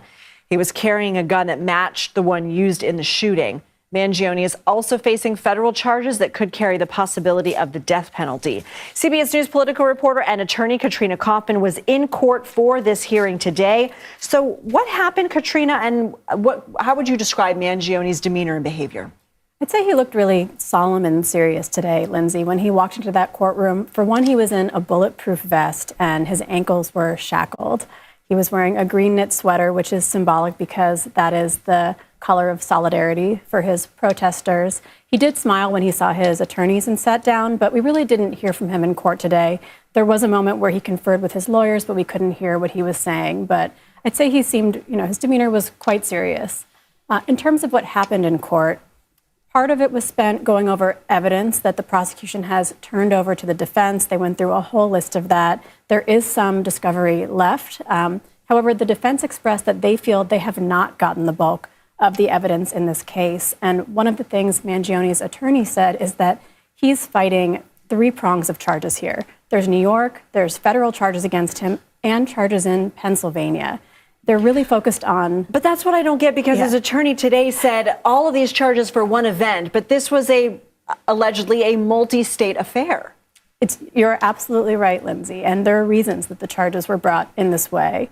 But she's saying that they're fighting inconsistent theories of the case, for one. She says that the state charges versus the federal charges are forcing them to have a defense against different theories of the case. She's worried that could provide fodder for each of the other cases. So it's a very complicated issue. And there's the issue that he's in a federal prison, but the case is moving forward in the state court first. Yeah, it seems like the government's being pretty fucking inconsistent with this one.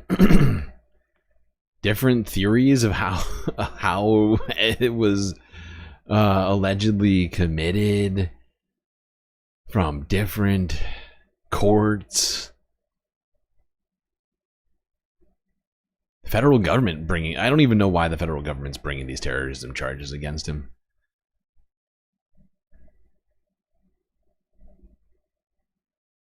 I keep saying it. It just doesn't make any sense. Aside from to create some sort of narrative. And or one thing I've been thinking is maybe they could try him in one of those courts where you don't get a lawyer, right? Like what they did with all the Guantanamo detainees, right? Maybe if the state charges don't work out, they can just stick them in the terrorism courts without actual constitution being abided by, instead of an entire different rules set being abided or not even abided by. All right, last video on Luigi.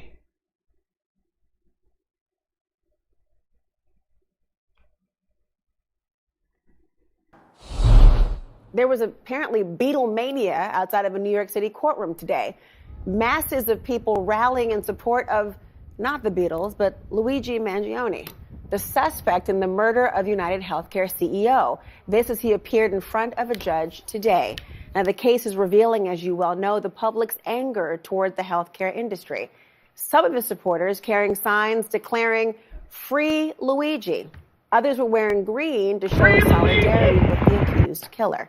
And inside court, Mangione was wearing a green sweater underneath a vest that appeared to be bulletproof. His ankles shackled while wearing loafers without socks. A judge denying a request to unshackle him. All of this was playing out. All this is a bunch of theater, right? Intended to vilify him further. Why would he need a bulletproof vest? To protect him from angry healthcare CEOs? I mean, who is planning to kill Luigi Mangione? It's so idiotic. He's got an entire... She just called it Beatlemania. He's got adoring fans outside of the court to come see him, just to get a glimpse of him. Not to hurt the guy, but to shower him with praise and money, apparently. But they need a bulletproof vest to protect him from those people? No, I don't think so. It's to present an image of a villain. This guy, he needs to be, you know? Oh, God, it's so annoying. Same courtroom, can you believe it, as President Trump's hush money trial. The spectacle overshadowing the true seriousness of this case. Now, once the hearing started, prosecutors detailed the evidence that they say proves Mangione killed Brian Thompson in New York City last December. With me now, sketch artist Christine Cornell. Allegedly? She was in court Allegedly. today for Mangione's hearing. Christine, as is the case in these very monumental cases, you were just feet away from the defendant, Mangione, today. Can you describe what his demeanor was like? You know, Mr. Mangione doesn't show an awful lot of emotional play on his face. I mean, he has very distinct markings. He kind of reminds me of a husky, and he's very alert, but he's not engaging. I did catch his eye briefly when I put my binoculars on him, which I'm sure he wasn't really enjoying, but I wanted to get those rather, the delicate drawing of his eyes. They're elegant, his features. And, you know, he's kind of pretty, but he's also a little vacant. Did he react as the statements were being made? Was there a moment in time that you saw his emotions go from stoic to more emotive? Nope, no emotion at all. He did have his neck craned around to watch the prosecutor while he talked about the, quantity of evidence they had with the defense attorney interjecting. We haven't seen that stuff yet, sir. They were basically dickering around those little, procedural type stuff. But that blank face you see, that's his face. Really? Well, he had a lot of It's actually one of the worst drawings of Luigi I think I've seen yet. This is more of a caricature than I don't usually. I feel like it's a combination of caricature art, like street caricatures and courtroom art. This looks nothing like him. This is terrible. It's a terrible drawing. Can we trust anything this woman is saying if she thinks that that's what Luigi Mangione looks like? I think not. Also, what are these weak-ass eyebrows? Look at these eyebrows. They're thin. They don't have the same sort of, sort of fullness. Lacking a lot of the important details, I feel. Is his lawyer doing a finger gun at him? In the painting? In the drawing? No, she's doing like a... She looks angry. She looks really angry. And she's like just thumbs up. It's like a thumb. She's like a thumbing backwards almost, it looks like. I don't know.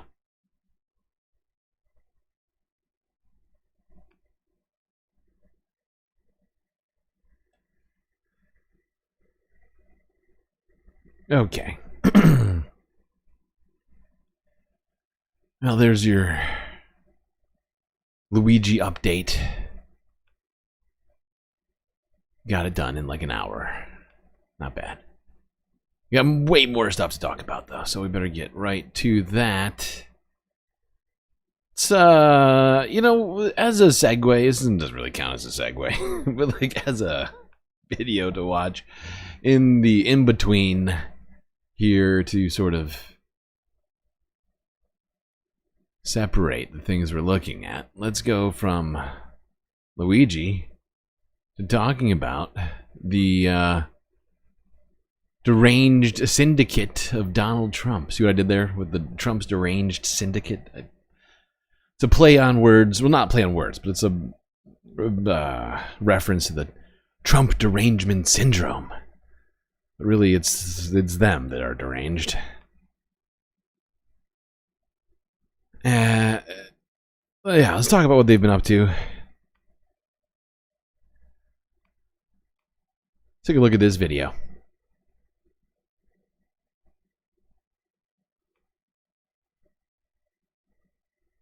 The only way we don't have victory. The only way we don't have victory if we surrender. The only way that they win is we retreat. And we're not going to retreat. We're not going to surrender. We're not going to quit. Fight, fight, fight. Heil Hitler, I guess. Amen. Fight, fight, fight. How else can this be interpreted aside from a surrender. Hitler salute? We're not going to quit. Fight, fight, fight. What is that? What is that if not a Hitler salute? Surrender. We're not going to quit. Fight, fight, fight. This guy was Donald Trump's former White House advisor. And is at CPAC doing fucking Nazi salutes. We had Elon doing Nazi salutes at Donald Trump's inauguration. Who else needs any more evidence for the fascist dictatorship, which is coming into our existence right now, coming into fruition at this moment?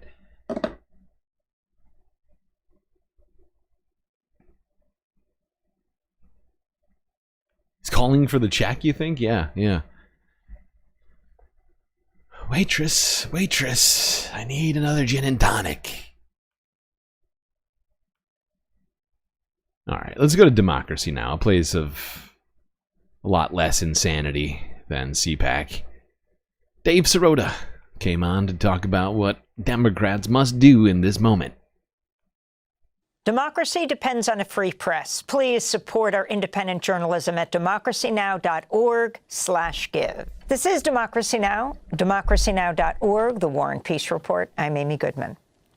1 month into Donald Trump's second presidency, he's mostly governed through executive orders and carried out his agenda with sweeping cuts by the Immediately, richest if man not in sooner. the world, Elon Musk, the billionaire, and his so-called Department of Government Efficiency, some of the all things of that I which say has will be generated a incorrect. slew of protests, lawsuits, judicial rebukes. This week, Trump shared an illustration of himself wearing a crown with the headline, "Long Live the King." It looked like a Time magazine cover as he cheered his administration's move to end congestion pricing in New York. On Tuesday, Elon Musk defended his work to gut whole agencies across the federal government in a joint interview with President Trump on Fox News. I think what we're seeing here is the thrashing of the bureaucracy as we try to restore democracy and the will of the people. Meanwhile, a court filing from the White House Office of Administration lists Elon Musk as a senior advisor to the president who's serving as an employee of the White House office, not DOGE, which the White House previously said he was leading. To discuss this. Yeah, I find it insane that this guy, who was not elected and whose popularity has been plummeting even faster than Donald Trump's, much faster, actually, is somehow suggesting that everything he's doing is in the name of the people. How can anybody take it seriously when he says shit like that? Much more as Elon Musk holds up a chainsaw at the CPAC summit that just took place. We're joined by David Sirota, founder and editor-in-chief of The Lever, former senior communications advisor and speechwriter for Bernie Sanders. His recent pieces for The Lever are headlined, "Trump just limited your payout for airline mishaps." Elon doesn't want you to know his DEI past. And Musk just scored more government cash while pushing education cuts. Well, you're here for a big podcast convention. You were talking about climate, but talk about what's happening right now and the level of resistance. I think what we have to understand is that the question that we have to ask is, why is Donald Trump behaving the way he's behaving when his party already controls Congress and the courts? What is the point of trying to do what he's doing without going through the normal process of legislating? Right? If you want to close down the Department of Education, if you want to close down the Consumer Financial Protection Bureau, the way to try to do that is through legislation, through passing it through Congress, having the law upheld in court. His party controls those institutions. So why hasn't the White House tried to do that through the normal process? And I think if you step back, what you see is what they're trying to do is create the precedent that a president can do whatever a president wants, that it's not a co-equal branch of government, that essentially it is a king, an elected king. And I think they're relying on the idea that people, or at least their base, doesn't necessarily know or care about what the difference between a president in a co-equal branch of government is versus an elected monarch. They're trying to create a precedent that presidents cannot be constrained at all. And your response to Elon Musk saying we're talking about the thrashing of the bureaucracy as we try to restore democracy. I mean, you watch Fox and all they're talking about is laughing about people getting doged. They're cutting the fat out. You're not hearing about what the services are that are being slashed, sliced and diced across this country. This is an old tactic. This reminds me of the Gingrich era. Newt Gingrich, when he rose to power in Congress, would come out and pick out one or two science projects that sounds on its face ridiculous. Oh, the government's spending $2 million to study cow flatulence. Oh, this means that the entire government is wasteful. Meanwhile, there's a reliance that there's not an understanding of what scientific research ends up developing. And I think they're applying that across the board. And we have to ask the question, well, why? The richest man in the world is also one of the largest government contractors. So there's an inherent conflict of interest, or in the case of the Trump administration, I guess, an alignment of interest. The more you cut public services, the more it creates essentially the impetus to hire private contractors, and the guy who's doing the overseeing of the cutting happens to be one of the largest private contractors. Yeah, and one thing that I would like to remind people while we're talking about those private contracts, the private contractors receiving government money, like Elon Musk, specifically Elon Musk, he received it was multi-billion, it was like $1.5 billion from NASA, an agency he says needs to be shut down, when SpaceX was going under. It was not making any money. They were not achieving their goals, and he'd spent all the money trying to get it to where he wanted it to. They had not succeeded. They were not meritorious enough to do it on their own, not enough competence to achieve what they wanted to achieve. But the government saw, and specifically NASA saw, something in Elon Musk's SpaceX at the time and said, you know what? We think this is a good project. Here's $1.5 billion. Thereby saving SpaceX from going bankrupt. And now we have him in our government saying that he wants to destroy NASA and every other government agency that provides funds to people who don't deserve them, even though he didn't deserve them. He'd failed, and he got bailed out by the government. Like the banks. He said in social media, quote, "It's not really a political party at this point. It's better understood as a country club with status perks for its emeritus leaders." And referring to the Democratic Party in response to news that former VP presidential candidate Kamala Harris had signed with CAA to represent her on her post-White House initiatives, including speaking engagements and possible book deals. Look, the Democratic Party doesn't seem to be interested in changing, at least not yet. They reelected their same leaders who oversaw the policy and party positioning that led to Trump's re-election. That's the same leadership that led to Trump's first election in 2016. The party doesn't seem interested in changing how it approaches its own voters or its own effort to win elections. There's some lip service to the middle, to the working class, but there's not really a change in policy. What do you make of Senator Sanders now going around the country and speaking in red districts that are most vulnerable? He says if we can turn around 3, he says, they've ended their extremely narrow lead in the House. Yeah, look, I think Bernie Sanders is doing the right thing. It's an example of what the Democrats at large should be doing, which is actually going into and trying to speak to the disaffected working class that used to be the base of the Democratic Party. The problem. Yes, indeed. They seem to have completely abandoned that base for donor money instead. It's a lot easier, right? You don't have to speak to the people. You can just speak to a few people with a lot of money. Find out what they want. And then you can still run your campaign, no problem.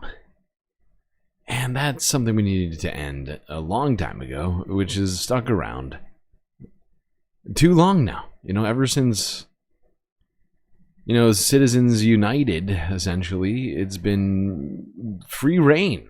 You know, reign, you know, or literally shower the government with money, private money, with nefarious means of repressing everyone else. And it's bad. Never should have been the case. But Supreme Court thought different. Speaking of the Supreme Court, let's go here to CNN from a day ago. According to one SCOTUS analyst,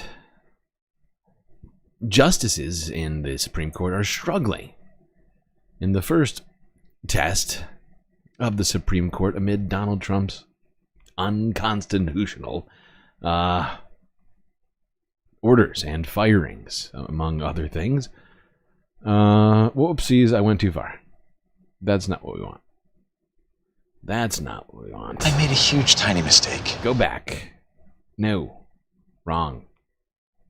No. Also, why are you muted?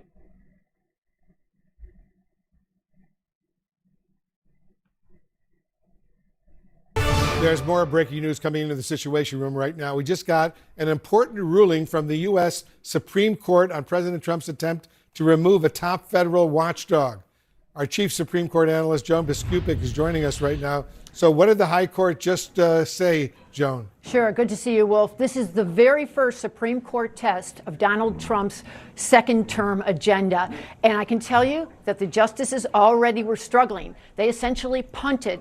This case, as you said, involved President Trump's ability to remove an appointee of President Biden who should have been able to serve a full 5-year term.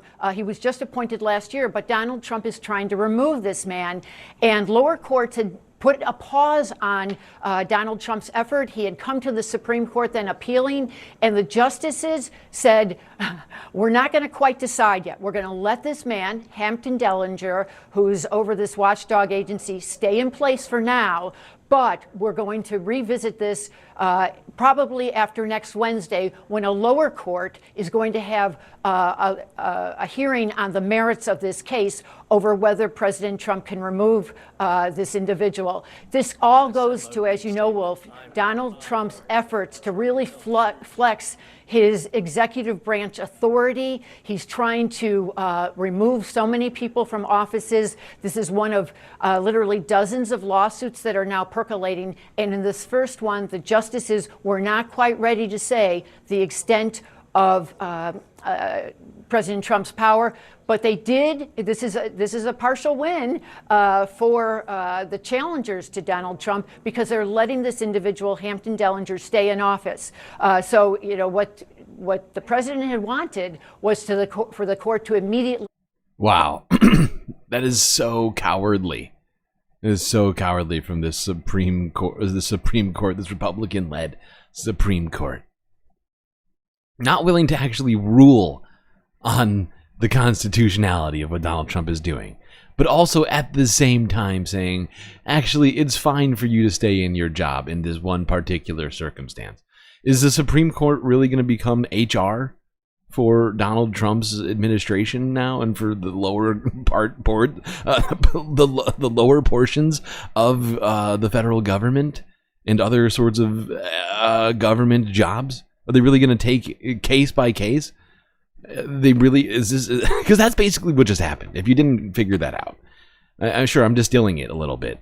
But rather than doing their jobs as Supreme Court justices, weighing the facts and the Constitution, one in each hand, with a blindfold over their eyes, if you will, like Lady Justice. I don't know why I'm suddenly doing an accent.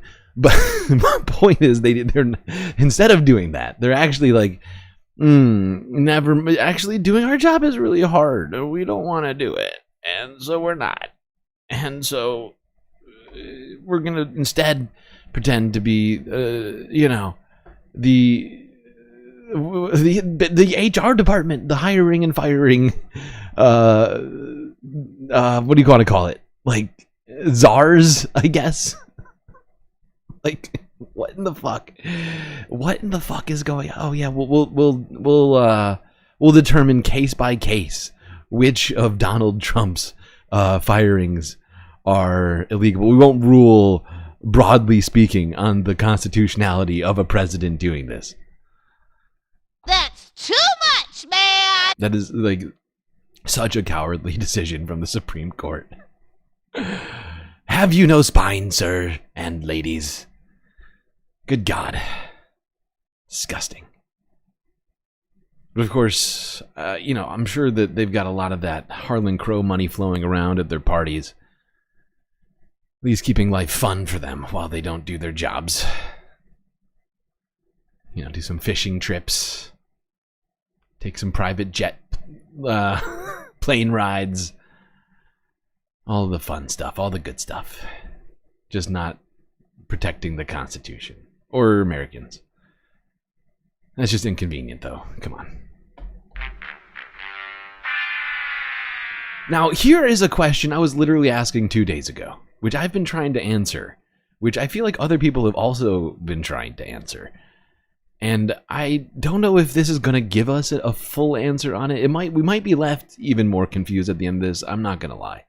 I already watched this whole thing. But let's try and answer the fucking question of what in the actual fuck is Doge? What is it? And what is Elon Musk's position in government right now? Is he in government? Is he a private contractor? What kind of agency or institution or otherwise incorporated body of individuals is Doge? We know what it stands for. We know who's technically running it, I think. But it's not clear what it is. I always forget this guy's name. But the real-life lawyer over at Legal Eagle is going to try and answer the question for us. WTF is Doge? What is Doge? I keep asking myself that question, and with every thread I pull, things just unravel more. It's an advisory committee. No. It's a White House office. No. It's a department. No, not that one, the other one. I feel like I'm taking Do you know what crazy Doge pills. is? Because I sure don't. Nope. But Doge sure seems to have a lot of power these days. Like a really, really suspicious amount of power. But it's cool, it's run by the richest person in the world. I'm sure he will understand the common man and will use his immense some of the things that I say will be incorrect. Now, when millions of people voted for Donald Trump, they probably did not envision a situation where a few guys from Silicon Valley would storm through federal agencies tearing them down. Although, a few of them obviously did imagine that. But here we are. America is in the grip of a soft coup effectuated by a government agency named after a meme coin, led by the world's richest man who's so sensitive about his feelings, he pays others to play video games for him to make it look like he knows what he's doing. No, I don't want kinda sounds bad reality. when you say it like that. But the Department of Government Efficiency, known as DOGE, is chewing through the federal government, changing code, controlling trillions of dollars, accessing sensitive information about taxpayers, veterans, and federal workers, illegally freezing spending, closing agencies like the Consumer Financial Protection Bureau, and claiming to have shuttered the Department of Education, while also accusing groups like Lutheran Family Services and USAID of being criminals. Although President Musk's first 3 weeks in office have been chaotic, lawyers and judges have mobilized to stop DOGE from breaking laws. So today let's talk about what DOGE actually is, because I'm not convinced that anyone actually does, and all the lawsuits that are out there trying to stop it. Yes, Elon Musk and a small group of young men marched into multiple federal agencies with their personal computers, copied an untold amount of sensitive data onto private servers, threw the government into chaos, and then bragged about it on Twitter. Musk claims his raids on government computers is rapidly shutting down billions of dollars worth of illegal payments, but nobody elected Elon Musk as president, so how does he have the power to seize control of the IT systems of seemingly every major US agency? Thanks, well, Jeff, because for the Donald question. Trump told him that he was a very special boy. Specifically that he was now a special government employee. So checkmate, that's the end of it. Totally legal, totally cool, Yay. nothing we can do here. Except that, of course, the law is clear that Musk's incursion into these agencies is outside the scope of special government employees, but that hasn't stopped Musk or Trump from treating the designation like it's a cheat code for unlimited and unchecked power, setting the stage for— Wait, you're telling me that as a special boy, aka special government employee or SGE, Elon Musk isn't granted all of the authorities needed to do the things that he's doing? Already, I'm more confused than I was before. How is that possible? multiple monumental lawsuits. Of course, it would help if we could figure out what in the world DOGE is in the first place. But let's start at the beginning. What makes a government employee special, and why are Trump and Musk convinced that this is a magic word that gives Elon the power to do whatever he wants? Well, in what is now one of the greatest twists of irony in modern legal history, the designation of special government employee was originally introduced into law to combat government corruption and rampant conflicts of interest. Oh. From time to time, the government needs to hire competent technical experts on a temporary basis to— But doesn't Elon have conflicts with half of the agencies he's shut down at this point? CFPB, talking about shutting down NASA, he's looking into the Pentagon, a place he gets funding from, into the FAA, all these people. This all seems like conflicts of interest. So what's up with that? What you talking about? At the top level. And so this new designation was a means to do so while still holding these employees to a reasonable standard of ethics, accountability, and limit their scope. A special government employee, or SGE, is defined in 18 U.S.C. 202A as, quote, an officer or employee who is retained, designated, appointed, or employed by the government to perform temporary duties with or without compensation for not more than 130 days during any period of 365 consecutive days. Now, defining an SGE as principally an officer or employee of the government means that all SGEs are subject to certain ethical codes. And as outlined by an ethics briefing given to new SGEs by the Department of Commerce, SGEs are told, quote, "You may not participate in any particular matter that will have a direct and predictable effect on your financial interests or those imputed to you unless you..." Oh boy.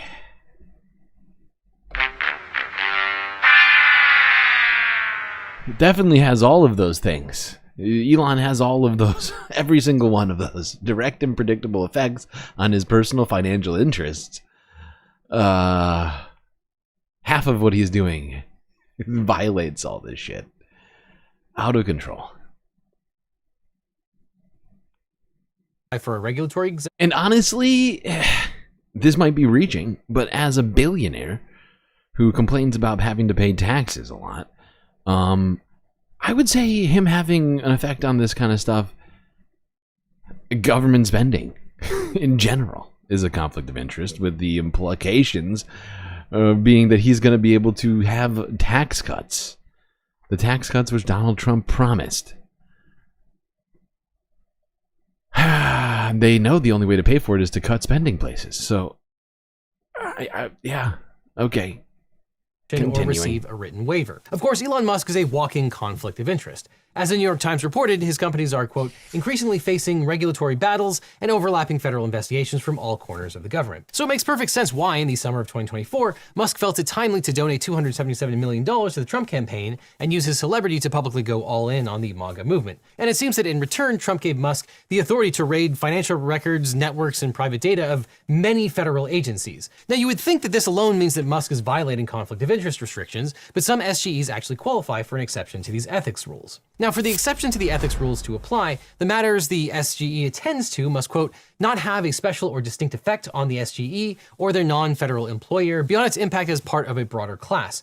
The exception does not apply to financial interests such as stock ownership or other direct financial stake in the employer or prospective employer. Now, on a surface level, you can see why it's in the best interest of the government to allow for some exceptions to the conflict of interest rules, such as when Trump appointed Dr. Scott Atlas as a medical expert special government employee to advise on the... Okay, hold on. This thing is super long. So there's just a few spots I want to try and hit. Hopefully they will help us understand further what the hell DOGE is. What does his job entail in terms of responsibilities to the government, to the American people?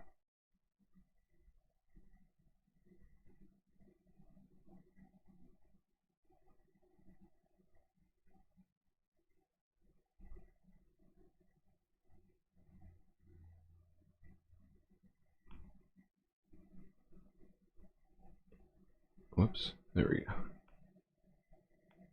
Gaslighting, we went straight to the source of the lawsuit, Kel McClanahan. Thanks for joining, Kel. Can you walk me through your case? What are you claiming? The Department of Government Efficiency, the DOGE that Elon Musk has set up, it is set up as an advisory committee. And the way that those work, those have to follow certain rules. The Federal Advisory Committee Act is a law that is designed to make sure that random people from outside don't come and start being basically a shadow government, making the choices for the government that the government then follows. So the rules are that they have to be transparent, they have to have open meetings, they have to have records that can be subject to the Freedom of Information Act and stuff like that. Most importantly for this case, they also have to be balanced. And that doesn't mean balanced as in Democrats versus Republicans. It means balanced in viewpoints. In this particular case, you have DOGE, which is supposed to be going through, at least from its earliest mentions before the inauguration, going through and deciding what is best for the American government, including getting rid of a lot of workers. And yet, they had no workers. They had nobody from the federal government on it, and that is not fairly balanced. And what do you expect the counter argument to be? Well, on Inauguration Day, they thought they found one weird trick. Donald Trump issued this executive order that basically said, I'm creating the United States DOGE service. And this is an office that's going to be within the executive office of the president. It's going to be wearing the skin, Buffalo Bill style, of the U.S. Digital Service that was an OMB. office, and therefore, it's not an advisory committee, it's an EOP office. The problem is that when they did that, they implied that everyone who was in DOGE, Elon Musk and all of his cronies that were out there talking about everything they were going to do to get rid of the workers, would be in the U.S. DOGE service. But they didn't actually do that, and they didn't actually say that. And so right now, their argument is, as you ask, going to be that, it's not an advisory committee anymore because it's an office in the White House. And I'm not sure that's going to carry the day, given that Elon Musk is out there doing things in DOGE's name when he's not even confirmed to be part of the USDS. Well, here's what I've been wondering this whole time. What even is DOGE? That's a good question. The Department of Government Efficiency is not a department, and apparently it's not even focused on government efficiency. As one person said, it's an idea. But sometimes it's not an idea. Sometimes it's an office in the White House. Sometimes it's a loose consortium of billionaires. No one can really pin down what DOGE is. The best we have to go on is that shortly after Trump was elected, he said, I'm nominating Elon Musk to run DOGE. First of all, you know that Trump didn't come up with that name of Elon Musk's famous meme coin on his own for the department.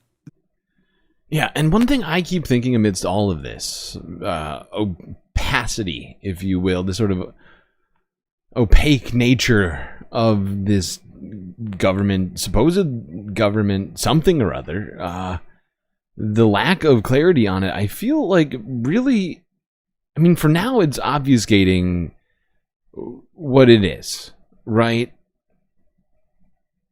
And I think they're concerned about it being nailed down as anything.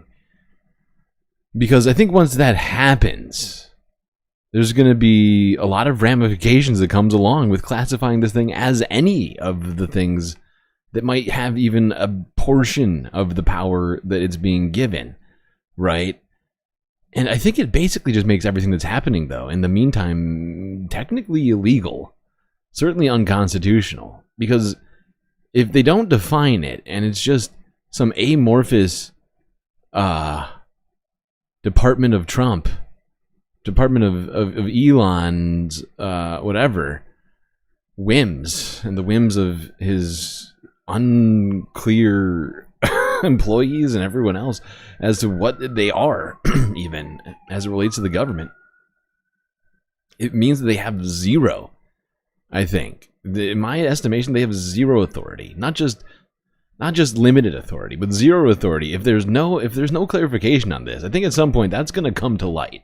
Is that they're not defining it. They're claiming it's one thing and then doing something else, and trying, to hinder the ability of government officials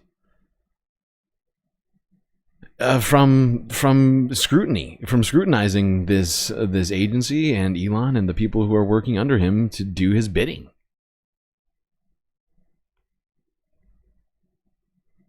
And we've talked about how we should be able to get FOIA requests if it's a federal agency, but now we're being told it's not a federal agency, it's some other classification. Oh, it's not that classification either. It's actually just it's a concept. Well, concepts don't run the government. This concept right here, though, is going to screw them over. Any of their plans, which we've talked about how much of this is just completely insane, it won't wind up yielding the $2 trillion that Elon had claimed at that Donald Trump rally. And this is just going to further hinder any of those attempts. That being something which was floated in the last couple of days. If you haven't heard of it, the DOGE dividend is on the table.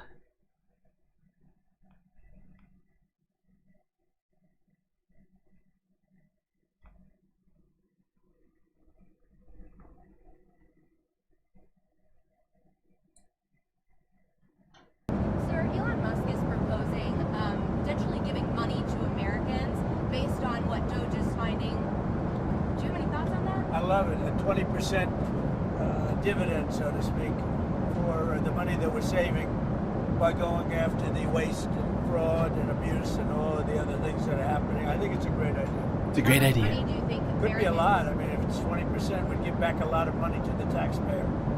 And also would give an incentive for the taxpayer to go out and report things to us where we can save.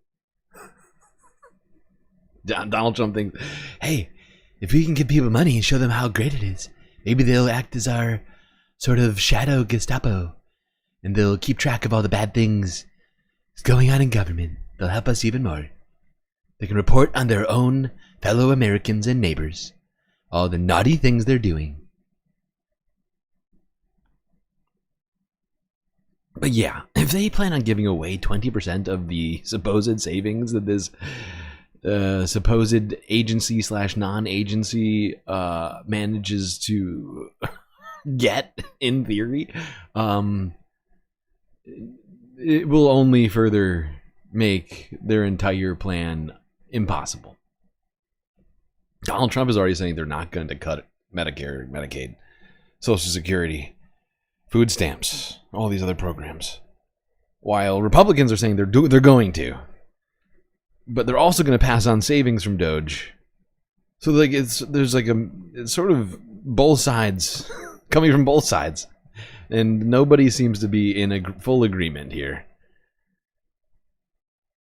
It's aside from everything that Donald Trump says is true, right? Everybody in the Republican Party can at least say that loyalty is still in full effect on the Republicans, unless you count that one thing. We're not going to talk about that right now. But yeah, there we go. Let's see what Mike Johnson had to say about this. He was asked some questions, I think, about this supposed DOGE dividend. You can make that happen. At The CPAC. president said that a percentage of DOGE savings could maybe go back to the American people in the form of what he called DOGE Look at his stimulus face, dude. checks.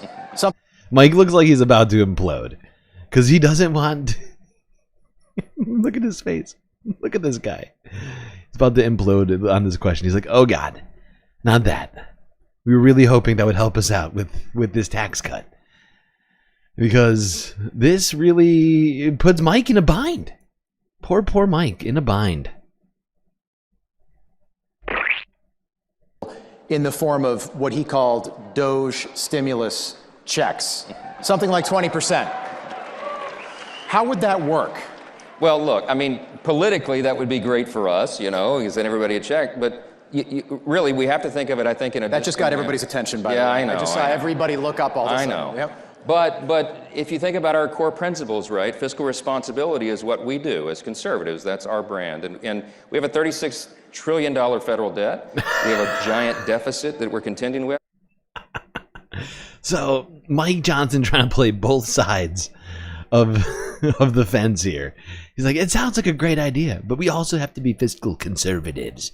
I don't want to necessarily dispute what the Sir King Donald Trump said, but we do have a lot of stuff we have to pay for right now.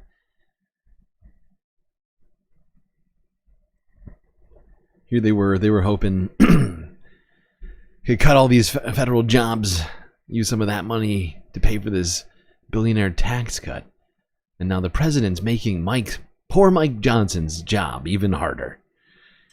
It's very sad.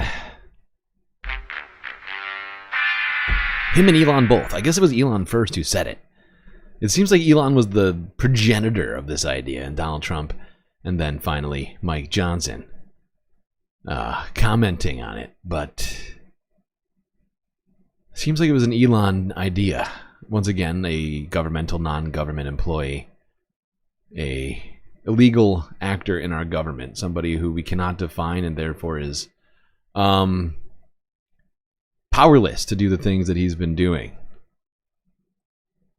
and yet is seemingly all-powerful, being entitled to do whatever he wants by Donald Trump and his cronies, and the brown shirts he's been dragging around with him. All right, we need to take another break. We've blown through another 2-hour mark, 4 hours already.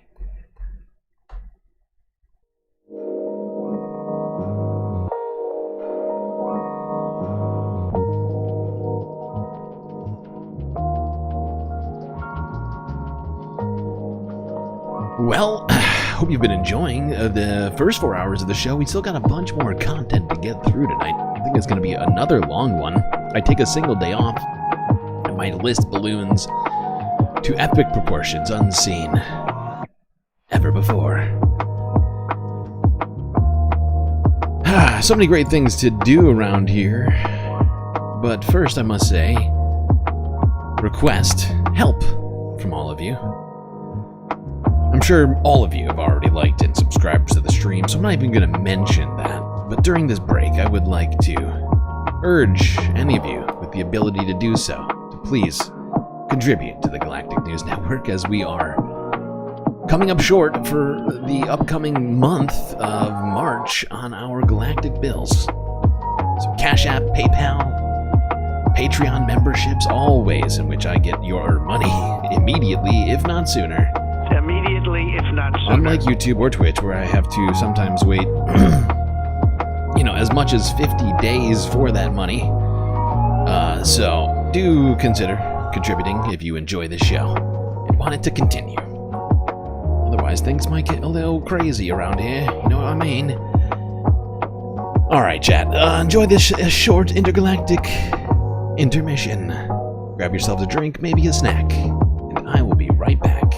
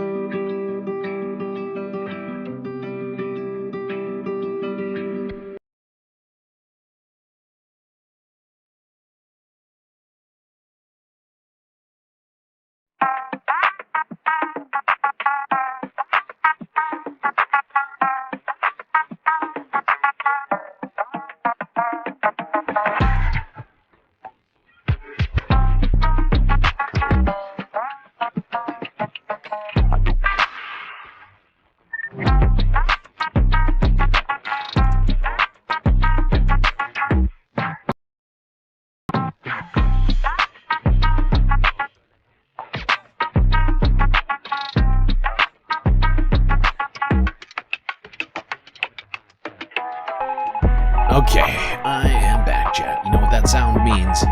It's time for the third half of the show to start.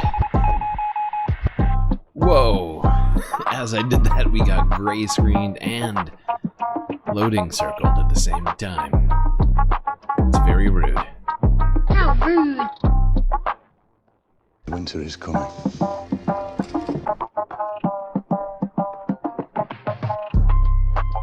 Loading and gray screening. I know, I see it. It's out of control.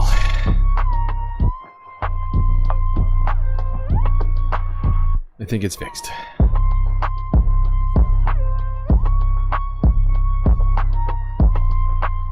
I also got sent back like 10 seconds. Okay. Third half incoming, people. Prepare yourselves.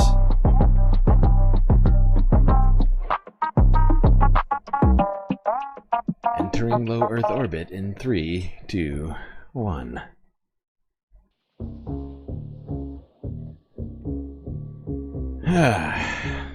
Speaking of things that are getting lower and lower, poll numbers for Donald Trump and for Elon Musk, like I mentioned, have been going down recently in terms of approval.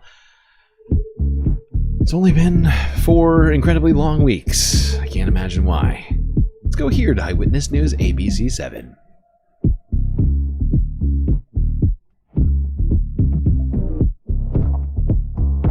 President Trump's team preparing for more budget cuts, this time targeting the Pentagon. Sources telling ABC News that they are expecting the deepest cuts in more than a decade. Meanwhile, confusion continues over who is actually running DOGE. ABC's Nicole D'Antonio with the latest out of D.C. This morning, sweeping budget cuts expected to hit the Pentagon. Sources tell ABC News Defense Secretary Pete Hegseth asked top Pentagon officials to draw up plans for a sweeping 8% cut. The department has not seen cuts this deep in more than a decade. The Defense Department employs nearly 878,000 civilians, with up to 60,000 being probationary employees. On Monday, DOGE posted a list on its website of more than 1,000 federal contracts it claims to have terminated. It's a middle finger to our heroes and their lives of service. Sources tell ABC News Hegseth is preparing to fire or remove a series of top generals and senior officials. A list of their names already circulating among Republicans on Capitol Hill. And other members of the Joint Chiefs of Staff. Stand with it right now. Look forward to working with it. President Donald Trump says his administration is considering giving 20%. We're going to talk about that more, but that statement. And we watched that on the last stream, which is why I want to watch it, because there is an update to all of that. But I just found, in the moment, I found it funny, and now I find it even funnier. Looking forward to work. That's a non-answer. That's a non-answer, buddy. How long are you looking forward to looking with him? Looking forward to, the next 6 hours? Of the savings from DOGE's work back to Americans. Others are skeptical. Meanwhile, confusion continues over who truly runs DOGE, as concerns rise about the amount of influence Elon Musk has gained since Trump's return to the White House. A recent Quinnipiac University poll released Wednesday found that 55% of registered voters believe Musk has too much power in making decisions that affect the country. The same poll. Hear that, Elon? The people, the majority of people, they don't like you. They don't like what you're doing, and they think you should get the fuck out. 54% of voters disapprove of Musk having a prominent role in the Trump administration. President Trump also signed a... Okay, there we go. I think that'd be a good way to get us talking more about Elon. I'm afraid we got a lot more Elon to unpack.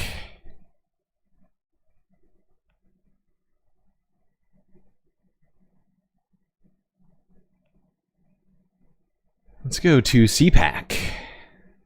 Begin with the unpacking. Here was Elon. Here's Channel 4 News from a day ago, where Elon discusses how great of a time he's having destroying the U.S. federal government. Lessons from Argentina. This is the chainsaw for bureaucracy. President Milei presented Elon Musk with the symbol of his policy to cut government by firing tens of thousands of civil servants. Because what fun it is to make people unemployed in Buenos Aires or Washington. I mean, we're trying to get good things done, but also have a good time doing it, and and have like a sense of humor, Yeah, I don't think our institutions need a sense of humor. That doesn't sound efficient. If we're going to talk efficiency, I don't know if, I don't know if we need people, raucously enjoying themselves while destroying the government. It's not, or keeping it functioning. I think they should just be staying focused, perhaps, not on the jokes and the ball taps, but making sure that the government functions as it's intended to. That would be my preferred kind of government. One that takes its job seriously and doesn't look like this right here. This midlife crisis that we're all being forced to live through along with Elon. This dude basically is having a midlife crisis, right? He finally is probably, I think he accepts that he's getting older, which is why he's leaning into so hard into trying to look like he's like in Gen Z or something. It's just it's an old man's approximation of what Gen Z looks like, right? He's going through this midlife crisis right now, and saying what's a midlife crisis at 50? It's late term because he's a billionaire and he thinks he's going to live to over 100 and move to Mars. But he's basically, instead of buying himself a sports car, he's bought himself a government and is enacting all of his worst midlife crisis ideas onto our entire way of life. And, and have like a sense of humor,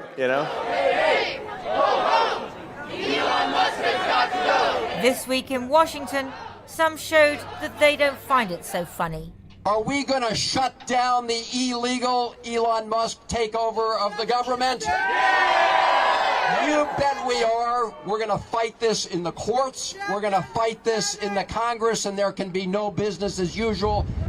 But Congress is silent, and by the time the courts act, it'll be too late for many. But that's the problem with billionaires like Elon Musk. He can't solve... and I'm not saying this is a good solution to your midlife crises. But what I'm saying is when that midlife crisis happens, he already owns an entire car company. He can drive whatever car he likes. He's not going to go buy a car for himself. What's he going to do? He's going to do horrifying things to the people around him because he already has everything. You can't fill it with like physical things. He's got to literally lord over people. And that is the problem. Not just with billionaires, but with Elon Musk in specific. Last night, the president was musing about whether his second and constitutionally final 4-year term is long. But yeah, like Larry Ellison, when he had his midlife crisis, he went and bought the island of Lanai. I'm just trying to think through all the different billionaire midlife crises. A lot of people don't become billionaires until a certain time in their life. Elon's had too much time with all that fucking money. Should I run again? You tell me.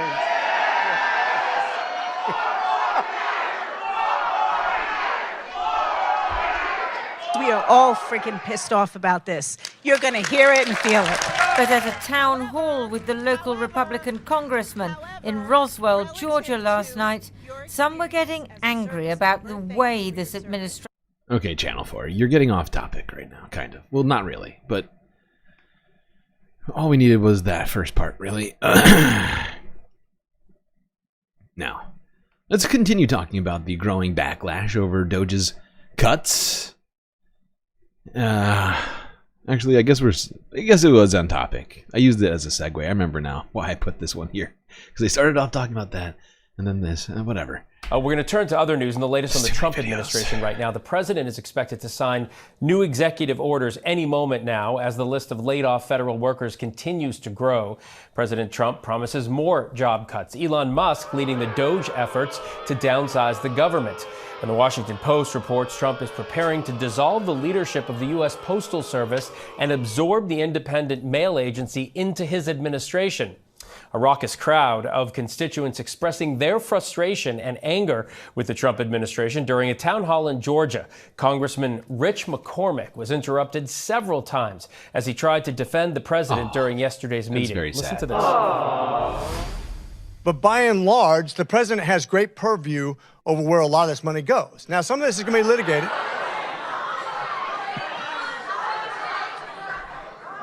I'll pause whenever you want, and you can go and yell all you want, but I can't understand 10 people, let alone 100 people at once.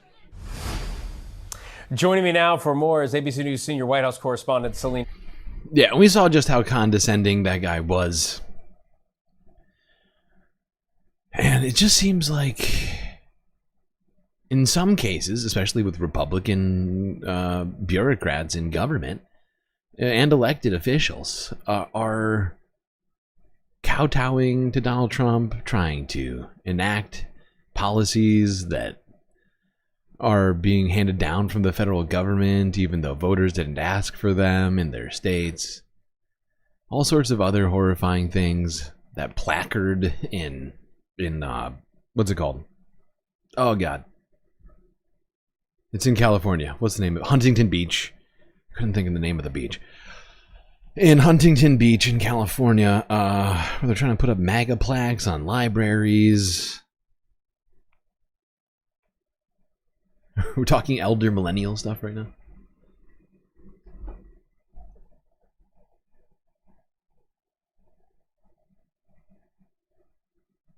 I'm technically an elder millennial, but my father wasn't a boomer. He was actually a silent generation, even older.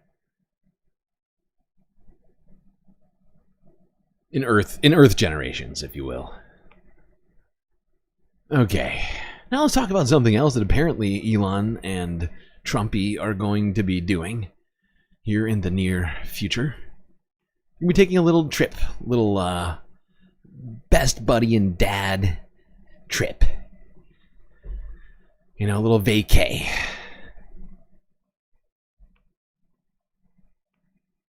Little vacay together. They're gonna go to, oh, where is this? Kentucky, I think? God damn, I can't remember where Fort Knox is now. Where is Fort Knox? Thankfully, you know what? Don't worry, we'll get into where it is later. I remember now. But yeah, we're Trump and his best buddy, his adopted son, Elon, are going to be going to Fort Knox to inspect the gold.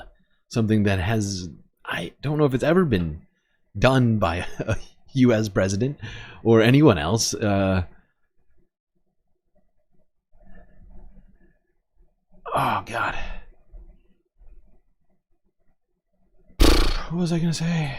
Oh, yeah, the buddy trip. So let's just go straight to it. We got plenty to talk about with this one. Such a strange time we're living through.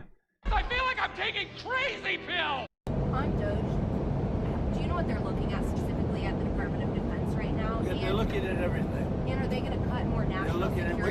Fort Knox to make sure the gold is there. Are they going to You know that we're going to go into Fort Knox? Do you know about that? Was that bad, Mom? Do you know about that? Are they going to eliminate He almost went down. It was like God. I felt like in that one moment, God was like, you know, stop being so rude to the goddamn reporters. Do you know what Want me to crash this plane? I'll do it. right now? They're looking at everything. And are they going to cut more They're national looking at. We're security going to go into Fort Knox to make sure the gold is there. Are they going to You cut know that more? we're going to go into Fort Knox. Do you know about that? He's so condescending. Was that bad, Mom? Jesus, I say that. Eliminate more national security Oh my God. We'll see what happens. But one of the things we do want to look, I mean, we hope everything's fine with Fort Knox, but we're going to go to Fort Knox, the fabled Fort Knox, to make sure the gold is there. Where would the gold have gone? Brought up. If the gold isn't there, we're going to be very upset. Very upset. If it's not there, we're gonna make sure it's there. I'm a gold expert. I don't know if you've seen my fake gold hotels, but I know all about fake gold. I'll be able to know for sure if it's real. Oh my God, why are we getting gray screened again, dude? Why does this keep happening to us? This is incredibly rude, YouTube. How rude. How rude. That's right. Maha! We must make America healthy again. And we gotta make it glitter again. With gold. At Fort Knox. Do we have picture again? God damn it. Why are we being repressed? Help! Help! I'm being repressed! Alright, I'm gonna assume it's gonna go back to normal right now as it gray screens in front of me. It's fine. Let's learn some facts. What do you say?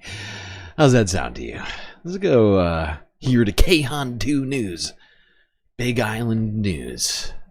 From Hawaii, doing a report, educating us about Fort Knox. 10 Fort Knox facts you probably didn't know. Let's do it, baby. I love facts.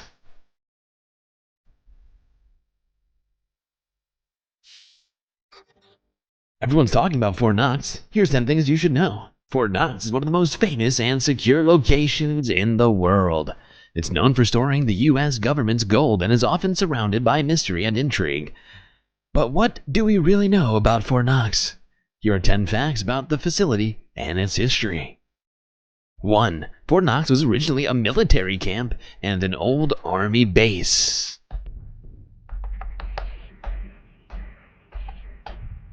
2. Fort Knox's walls are extremely strong. Wow, so strong. Number 3. No one has visited the vaults in decades. Arguably the greatest work of nonfiction of the 20th century.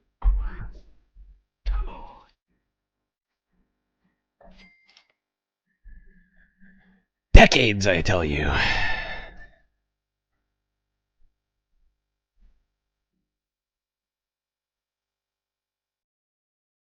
Wow. The shortest fact is taking the longest to get through. Number 4.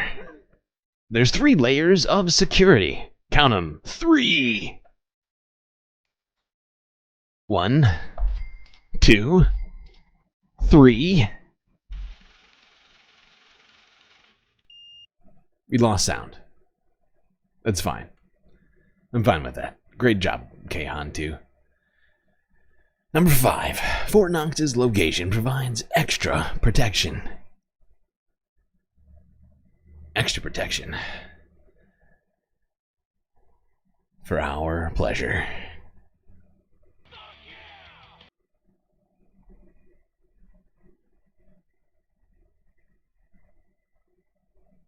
Number 6. There's special military security. Ooh, fancy.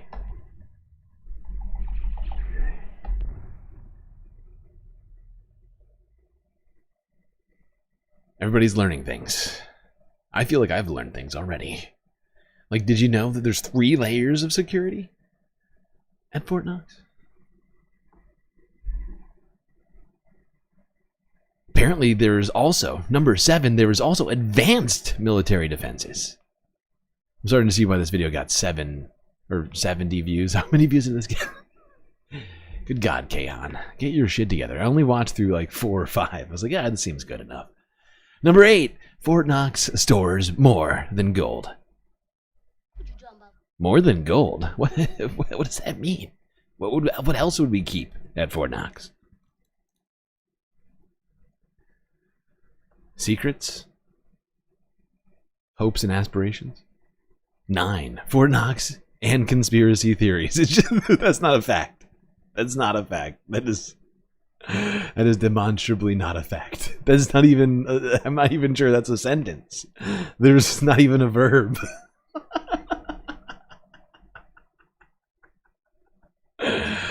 What is happening? Chaos. Phoned it in. I feel like they use ChatGPT. You know what? I'm fairly certain AI may be to blame for this horrible video that has sound for the first half and then just completely cuts out midway and switches to just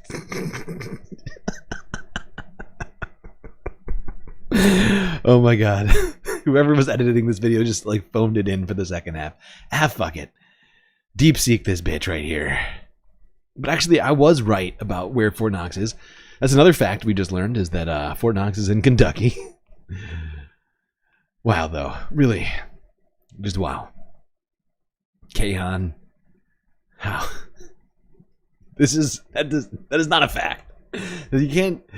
This is so stupid. All right, number 10. Let's see if this is a fact. Fort Knox is quite famous because of pop culture's fascination with it. I'm also not sure that... I quit, dude. I quit. That's it. I'm shutting it down. Immediately, if not sooner. Sorry, everybody. That's it.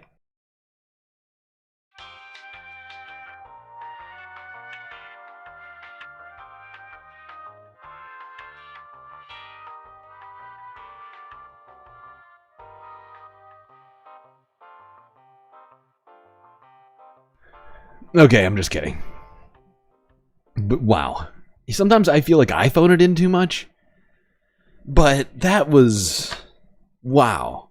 You know, I try to listen to, at the very least, all of these videos or watch them, but I often do just listen to them and I don't watch them entirely. Like, okay, I get the vibe of this video. I'm going to move it on, right? But wow. I mean, that's a news organization. That's Kahan2 News. They have a TV station. They have an actual budget. But that last one, Fort Knox is quite famous because of pop culture's fascination with it. I mean, I don't even know where to start with that. But it's like, what do you call it? It's like it's a chicken and egg situation without a chicken, right? It's like the chicken, the egg is because of the egg is because of the egg. And my brain broke. That one broke me at the end. It's a feedback loop that explains itself. I'm broken inside. I am broken. How did that happen? How?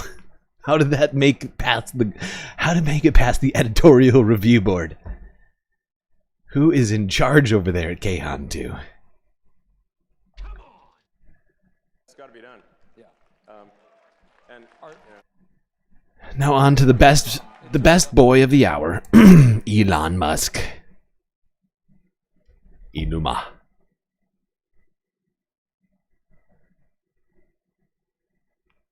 If you're familiar with that sound shot I just did on my own, that might be foreshadowing for future discussions.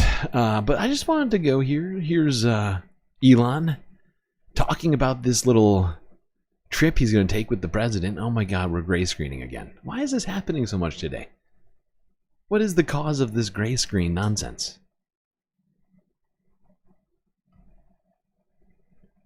It's very rude. Alright, let's see what Elon has to say about Fort Knox and the best boy trip that's coming up immediately, if not sooner. It's got to be done. Yeah. And It certainly does. It certainly does. Oh yeah. Fort Knox. Yeah. It's Kentucky. It's a military base. It's a ton of gold. What I'd love to hear is an explanation from why either of them believe it needs to be done. First off, we're not even on a gold standard. So what do we need the gold? I'm just wondering, out loud. What do we need the gold for, guys? What's the point? Well, why all the concern? The world has been off the gold standard for decades now. And you're suddenly concerned, even though it's, not all that meaningful. Tons and tons and tons like of gold. 5,000 tons of gold or 5,000 give or tons take, of gold are there in the ground and like this. I mean, it's a very secure thing. I thing. think we all want to see it. I'd love to see it. We all want to see it. Gold, by the way. It's the public's gold. Do you think it's not there? I don't know. I think we just want to see it. Yeah, we want to go see it and just make sure like somebody did a spray paint some lead or something, Yeah. Like, is this real gold? Fight at the bar, Didn't dent. But I think, honestly, part of this also is just like, let's have some fun and like I said, all this gold at Fort Knox, it's the public's gold. It's your gold. So like, I think you have like a right to see it. You want to take a tour? Yeah, I think we should have it do it. If it's my gold, why can't I spend it? I think he's in favor of it. That would be cool. And then it should be like a live tour. Like you can see what's going on. Open the door. Like what's behind it. Well, and there's. I think I'd watch that. Oh, are you kidding? Yeah. I mean, what does 5,000 tons of gold look totally. like? What does How it big look is like? that? Is it the size of this? It's got to be pretty big, It's got to be a lot of gold. Maybe there's some other stuff in there. Like just walk around. Like I don't know. Maybe they got some other stuff. Elon is just basically going on a paid tour of the government with privileges and access to everything, right? He's like an entitled kid. He's like I don't know. I'm trying to think of. He's like an entitled kid at like Disney World who was somehow who through some sort of fluke got the Make-A-Wish people to give him CEO for a day of Disneyland and just gets to run around and just fire everybody at will, change up all the whatever they sell at the concession stands and other things, poke around and behind the scenes and figure out everything, whatever he wants to do. Go to Fort Knox, play around with the gold, make sure it's real, all this other shit. Like, what in the fuck is going on? This dude, it's insane. Dude doesn't even have a security clearance, or doesn't have the necessary security clearance for this kind of stuff. You might have some sort of he might have one from SpaceX or Cyberlink. I've heard that maybe he has some very low level security clearance from being the owner of a company that deals with some amount of government contract. But there's no way it entitles him to do that, even a portion of the things that he's doing right now.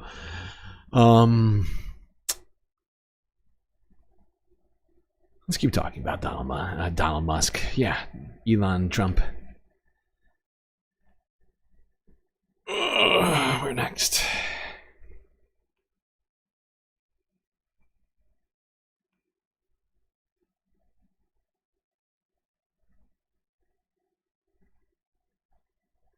Oh, he had some criticisms apparently of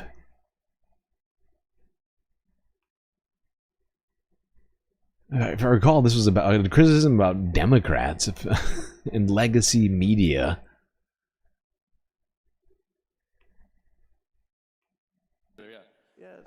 I would say that watching what you're doing with DOGE is just people love it. I mean, I've always looked at people love it.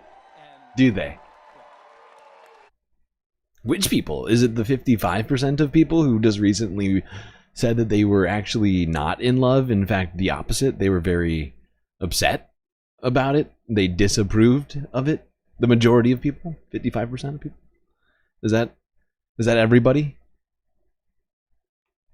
I've always looked at the government. I've seen this big machine and you just know that they waste because they don't care. There's more money coming. They don't care. Yeah. You're cutting all this out. Everybody in this country knows that the government is full of waste, fraud, and abuse. I don't know that. You're doing the work, and the Americans love it. Watching their reaction politically to this, I can't believe how bad they are at responding to this. I don't know how you're going to sit there and scream and complain because they're cutting waste out of the government and try to win another election. How do you try to win on that? At no point up to this moment in time have I seen any evidence that they've actually gotten rid of any fraud or abuse in the government. And in this picture, he looks really old, doesn't he? I don't know why, but Elon suddenly looks like he's 70 from this angle. He's making that face. Looks like he's really getting old. Also, has he been wearing fucking body armor all the time now? Anybody notice that? He seems to... Like, his arms don't look bigger, but like his chest and stomach suddenly look like really strange. I know he's shaped strangely already, but it just seems really weird.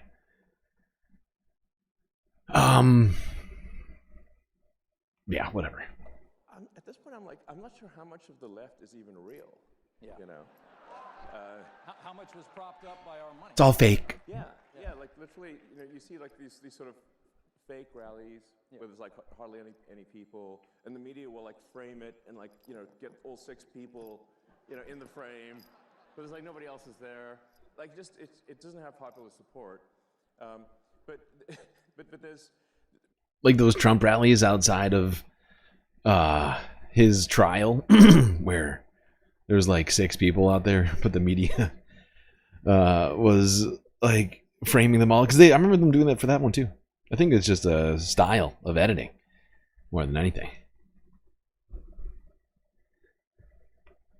But then you learn that like you don't get clicks by saying 6 people showed up to rally. You say protest outside of this place right now happening. Breaking news.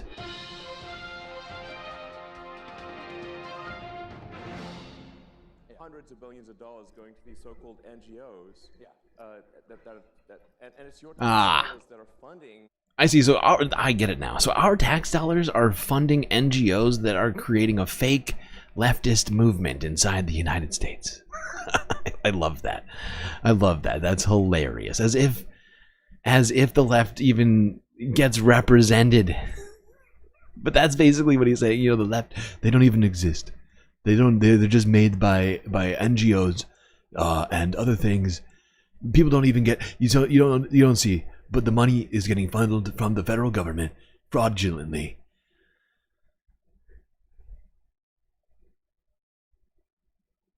How this idiot is suddenly basically just in charge of the whole federal government, I don't know. But he needs to be kicked out immediately.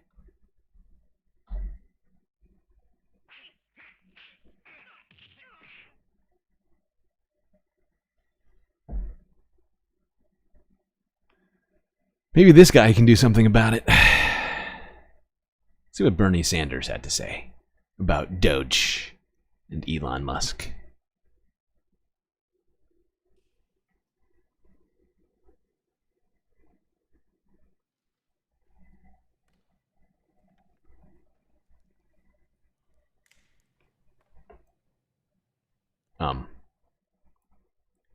There we go. We live in difficult times, in times where people throughout our country are experiencing a great deal of anxiety for a number of reasons.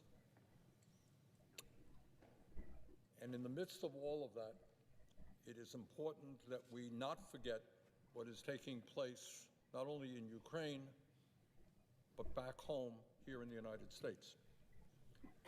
And back home, right now, tens of millions of Americans are struggling economically to keep their heads above water. 60% of our people are living paycheck to paycheck. 85 million are uninsured or underinsured. And we have the highest rate of childhood poverty of almost any major nation on earth. And as someone who has visited senior centers throughout the state of Vermont, and have spoken to seniors throughout our country, I can tell you that there is a significant level of fear and anxiety among the older people in this country with regard to what's happening right here in D.C. Of the United States. Oh no. Who are talking about I just noticed, I sat back for 2 seconds just listening, not looking at chat, and I've caused a riot by leaving the sound down. Why I would do such a thing, I do not know. Oh, I remember why. I must have been down for a couple of videos. We're just noticing now. Make sure you're on live, everyone. I just realized that I was shot back like 20 or 30 seconds, probably from the gray screens. I think the gray screens have been like lagging in the stream simultaneously. But yes, I fixed the volume. Let's go back here to Bernie.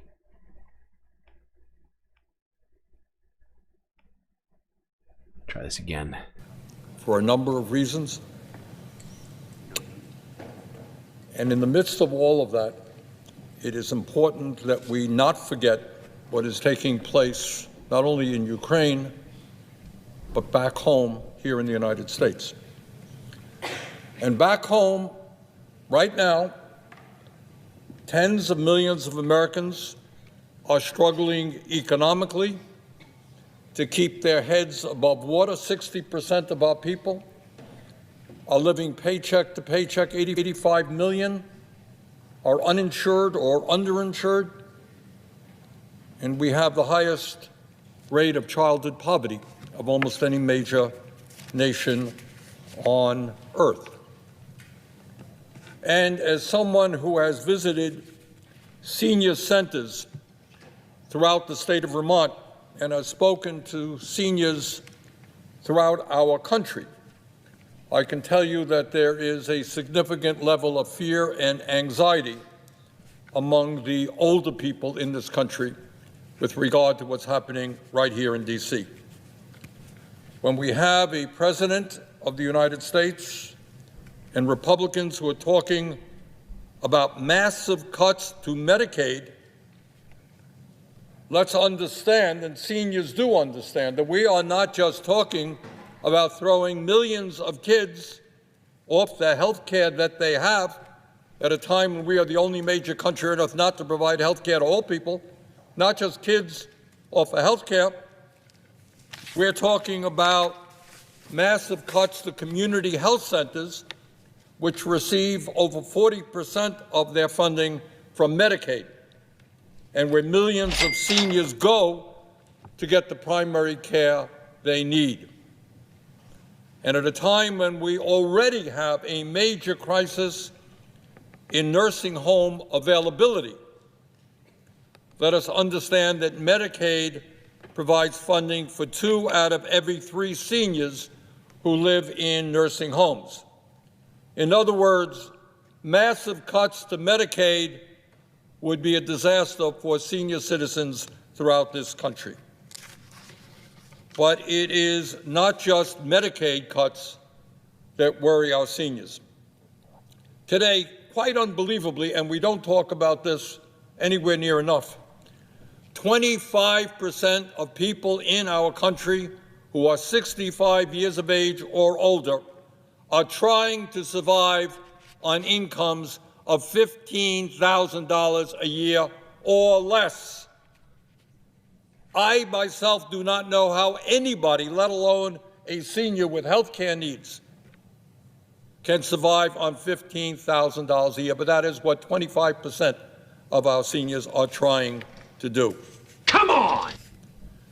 Mr. President, this issue of so many seniors struggling to get by, struggling to heat their homes, struggling to buy the food or the prescription drugs they need, this is an issue we must address. And it is a crisis that is unacceptable in the richest country in the history of the world. And that is why, Mr. President, I am proud to tell you that within the next several weeks, I, along with a number of co-sponsors will be introducing legislation that expands Social Security benefits and extends the solvency of Social Security for decades. You know, I'm going to love watching Republicans in power attempt to block this bill that helps seniors and improve Social Security. Oh, it should be great to see them try and tie themselves into knots. Not supporting this bill, which would solve many of the problems that are used by Republicans to fearmonger. Hearing a lot of talk. You think why am I calling everybody Donald today? You think Bernie Sanders is casting spells with his hands? It's possible. I don't know. He does seem like he could be a witch or a warlock, one of the two. About cutting Social Security. We should not be talking about cutting Social Security. We must be talking about expanding Social Security benefits. And the legislation that I will introduce would do just that. It would expand Social Security benefits by $2,400 a year, and it would not raise taxes by 1 penny on the bottom 93% of Americans, those who make less than $250,000 a year. And how do we do that? By lifting the cap and applying the Social Security payroll tax on all income above $250,000. Okay, hold on, I'm not gonna listen to this whole thing. It's like 25 minutes of burn. And a lot of it is stuff that we know Bernie likes and wants to do. I think this is around the time. Yeah. The growing phenomenon in this country of the big lie. The big lie. Say something that is blatantly untrue.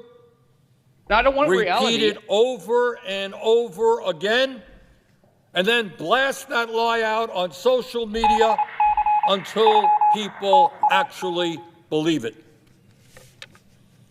And let me mention one of the very big lies that Trump said recently regarding the war in Ukraine. Earlier this week, the President said that Ukraine started the war. Started the war. Really? That is, as I hope every member of the Senate knows, an absolute lie. Come on! Russia invaded Ukraine twice, first in 2014 and then again on February 24th, 2022. And on that date, February 24th, 2022, rolled into Ukraine. And on that day, Russian aircraft began bombing targets all over Ukraine. Russia started the war, period, end of discussion. Trump is lying. Since Putin's invasion, over 1 million people have been killed or injured every single day. Russia continues to rain down hundreds of missiles and drones in Ukrainian cities. Putin's forces have massacred civilians and kidnapped thousands of Ukrainian children, bringing them back to Russian re-education camps. These atrocities led the International Criminal Court to issue an arrest warrant for Vladimir Putin in 2023 as a war criminal. Further, Trump called Ukrainian President Zelensky, not Putin, but Zelensky, a dictator. And that obviously is not true either. Hold on. I'm going to go a little further down here.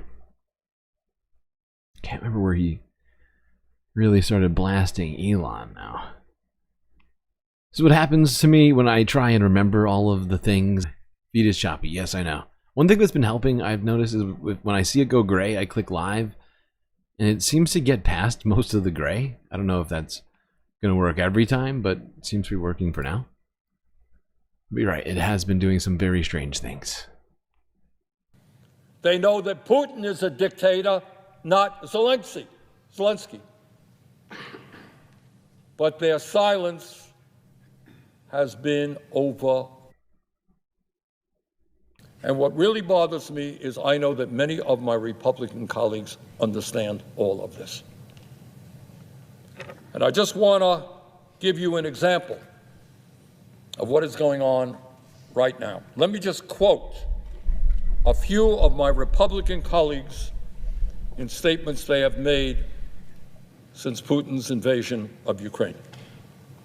These are Republican members of the United States Senate. And I'm not going to mention names right now. Don't want to embarrass anybody, put anybody on the spot. But these are quotes. One leading Republican said, quote, "We must remember that the instigator of this war was Russia. It was President Putin who launched an unprovoked attack." Okay, all right. Yeah, this is not sticking with what I was planning on. I think I skipped over it. I'm not going to go through this whole thing. It's my fault. And so I'll probably leave this in for tomorrow, and I'll try and find the spot that I'm looking for. This is one of the problems when I have this many videos in a day. Suddenly, I started slipping on things. I made a huge, tiny mistake. It's true, I did. Alright. Let's go here. Talk about some of the things DOGE has been doing. They've been poking around in the Social Security office, looking at all the data, doing who knows what with it, but reporting back to Donald Trump that there's 200-year-old people receiving Social Security. Donald Trump came out here yesterday at the governor's meeting to reiterate this, not fact, but not clinical error, what's the word? Like a technical glitch that is not actually representative of the thing that he thinks it represents. Take the abuse. We created the new Department of Government Efficiency, which you may have heard about. DOGE, which is now waging war on government waste, fraud, and abuse. DOGE Department. We've begun the largest deregulation of industries and other things. We didn't need him proper anyway. deregulation that has ever done. Who needs regulations? They just keep people safe. Way on my first 4 years, we did more deregulation than any other president in history. And I brought a little list along that I thought I'd just read some of the places when you mentioned DOGE, some of the places that this money has gone. And these are the ones that I feel I could read. There are some that are so nasty and dirty and horrible that I don't want to really read them. I assume they have television. They're so bad. Even Donald Trump won't say guarantee them. they My do. God. What could we possibly be funding that Donald Trump would find so objectionable that he doesn't want to say them? They're just so bad. They're so you wouldn't even believe. I know I say a lot of stuff, people, but these are really, really bad. What is it? President today because we have nothing to hide, right? It's much better. They said, "Do you want to let the president?" I said, "Why not?" You think Biden would do that? I don't think so.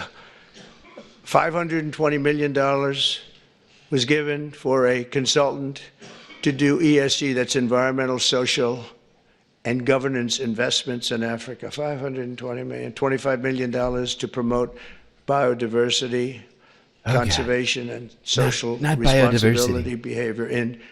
We don't need more than 3 plants, okay? Corn, whatever you make bread out of, and I guess it's just 2 plants, corn, and whatever you make bread out of, and that's it.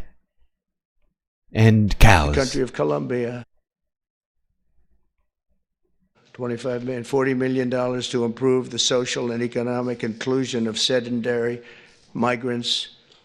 They have no place in particular they were thinking of. There is no location. The money was sent out, but they have no idea where it's going. $42 million for social and behavior changes in Uganda, and $10 million for Mozambique medical male circumcision. People that want to be have to be circumcised. in Mozambique, $14 million for improving public procurement in Serbia, 400. This list is fucking hilarious, dude. He's getting so upset about some things that have, you know, they have explanations, right, for why we're doing them. But on their, you know, it's like what Dave Sirota was saying earlier, like with the Gingrich era, where they come out with these government programs that, you know, on their face maybe sound ridiculous, but when you actually maybe, you know, you delve into them or whatever, there might be some reasons why we're doing it. Cover of a very good business magazine pretty soon for being great scammers. $20 million for fiscal federalism. Fiscal $19 million federalism. for biodiversity in Nepal. And $47 million also Not for Nepal, improving but learning Nepal. outcomes in Asia. Asia. Asia. Got a lot of money. Yeah. $50 million plus Giving another Asia $50 money? million for condoms. For China. Hamas. China gave $50 million. It worked out so well, they gave another $50 million a little bit later. Condoms, $100 million for Hamas. Not Hamas. And we're also Not Hamas. Each one of these things, I can't check each and every one of these, but I know that the one to Hamas is bullshit. Going to Gaza in Mozambique, Gaza, I'm fairly certain. covering outrageous incompetence and fraud in the Social Security. And I read this last night. Outrageous. So, here we go. Governor, you're going to be I bored got the hearing list. this, but Get ready. You know, you never get bored because it's not. You're going to get bored, but you possible never to get believe bored. it. So if you live 100 You'll be very years, bored and it's also not a long bored at time, all. But let's assume that they had millions and millions of people Simultaneously. living because they have like 10 million people in the Social Security living. But let's go over 100. So now you're more than 100 years old. We have 4.7 million Social Security numbers, people from the age of 100 to 109. So if you're 100 to 109, we have 100 to 4.7 million people on our Social Security rolls, right? That's a lot of people. I haven't, you know, That's a lot. I knew one guy was 100. The great Lenny Litwin, he was a builder in Manhattan. He lived to. Why does he come up with this random anecdote about this builder in Manhattan that he probably knew through his dad? He's like, Lenny Litwood, he's a great man. I don't know if you know him. Very rich, very powerful, built a lot of stuff. More One stuff guy than you. was 100. The great Lenny Litwin, he was a builder in Manhattan. He lived to 103. You knew him. He was one of the greatest builders. You he all was knew so him. happy. The great Larry The Litwin. reason he lived, he loved building. He'd build a building a year, right? Never had a problem. You knew Lenny Litwin, I would think, Governor. Right? Yeah, he was a great guy. Everybody knew him. And got along with everybody. He got along with Democrats, Republicans. Everybody loved Lenny. When he died, it was a bad day for New York, I'll tell you. He was a great guy. But he lived to 103, 104 because he just You're in loved his D.C. right business. now. He was designing a new building at 103, and that was the end of it. He didn't quite get the design finished. What the fuck? But there are 3.6 million people aged 110, substantially older than good old Lenny. From 110 to 119, you have 3.6. These are the people on the rolls. I think Grandpa might be losing it. He's suddenly going on random anecdotes about 100-year-old men that he once knew. Very, very strange. But here he is once again, touting this big list of cuts the DOGE is making. Making America great again.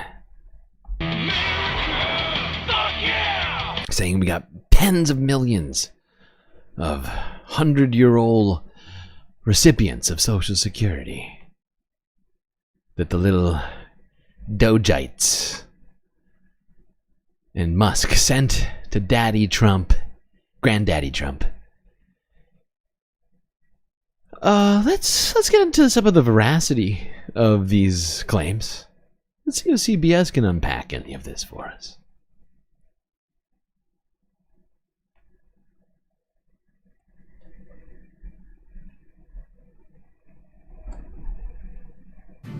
Welcome back. Elon Musk's DOGE, that's the Department of Government Efficiency, has asserted that fraud exists and might even be rampant within the Social Security Administration.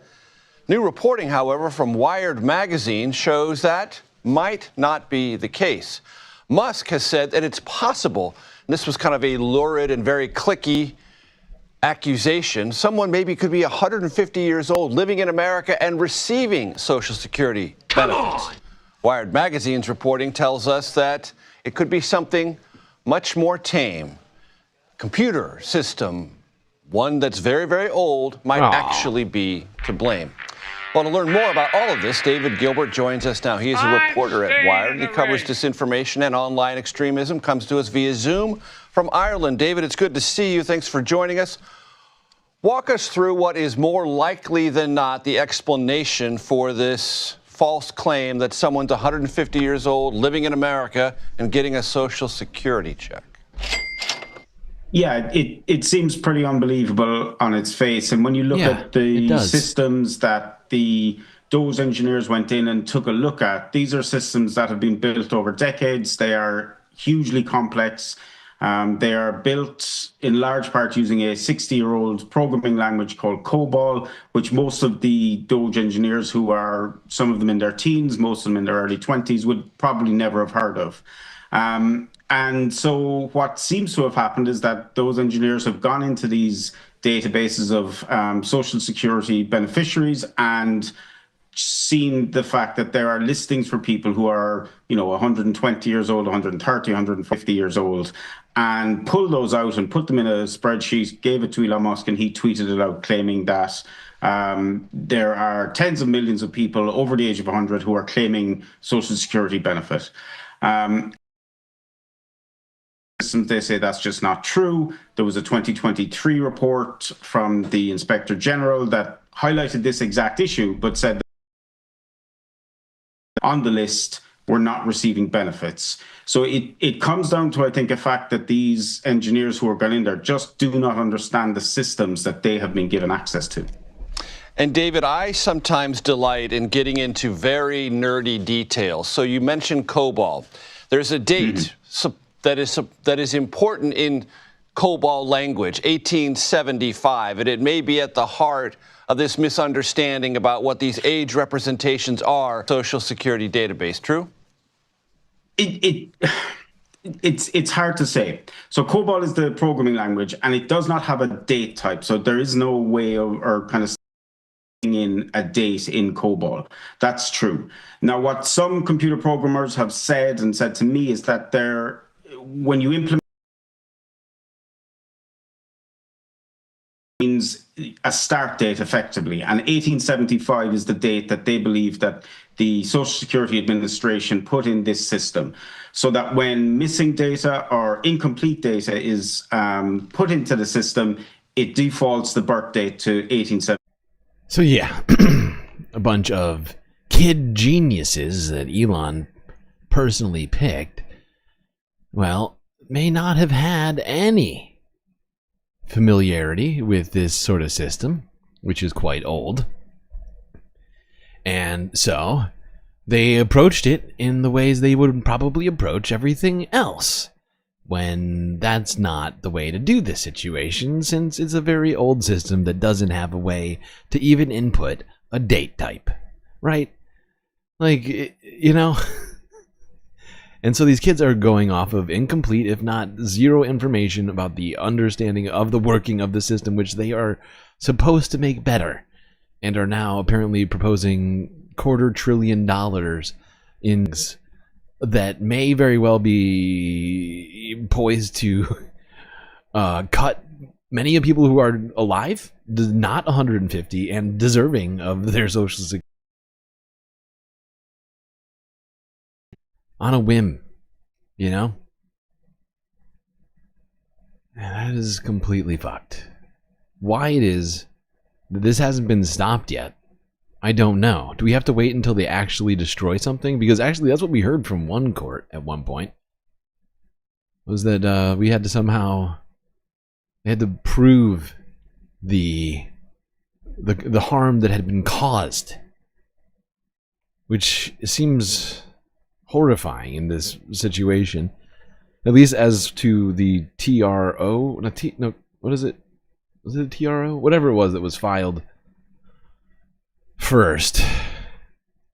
She got shot down by a judge. But yeah, we have two very unqualified, at least two unqualified people dealing with all this. Donald Trump and Elon Musk, who seem to have zero understanding of how Social Security works, and have people under them working who have even less understanding of it. Kids who've probably almost never even... how much time could these kids have even spent paying into Social Security, let alone studying it, while also going to school and working at Elon Musk's companies? Just doesn't seem smart to put these people in charge of a system like this. And to at least not have the experts double check to make sure that they haven't missed something very important.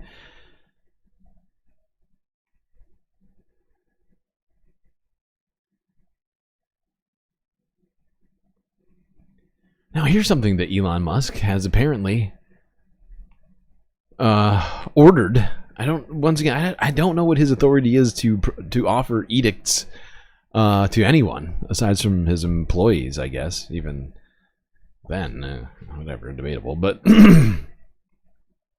Elon, 7 hours ago or so, ordered down a new edict to, and this wasn't from Donald Trump. This is directly from Elon Musk now. He's now ordering all federal workers to report on their work to him directly, or they will be fired. Illegal.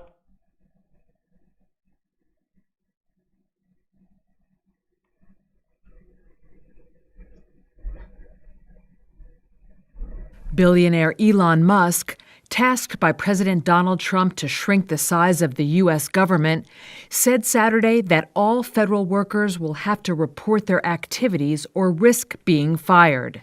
In a post on X, Musk said federal employees, quote, will shortly receive an email requesting to understand what they got done last week.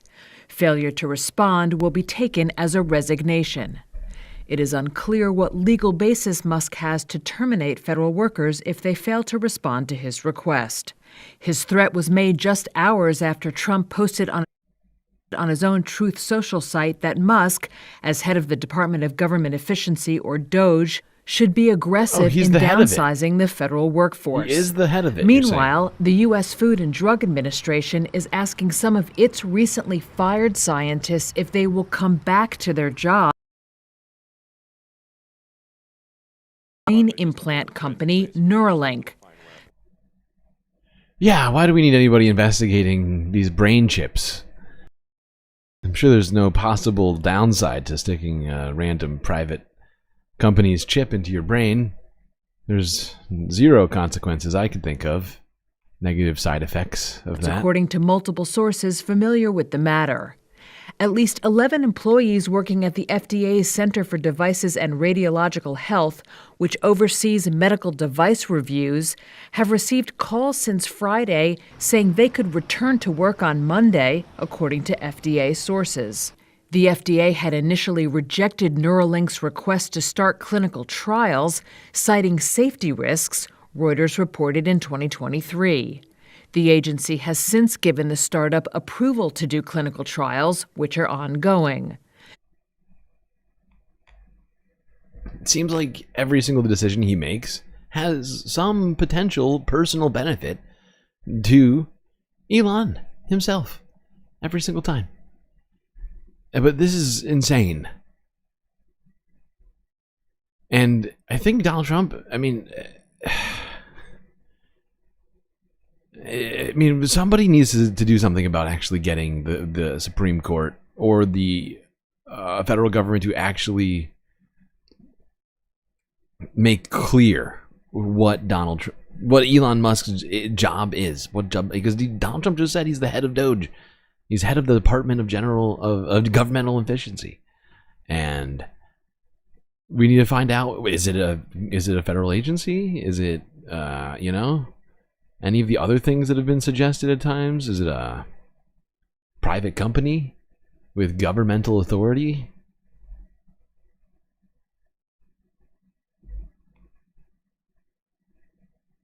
Because this guy cannot be just ordering people around. Like, this is insane. All government workers have to now report directly to Elon Musk on their jobs? Is that a fucking joke?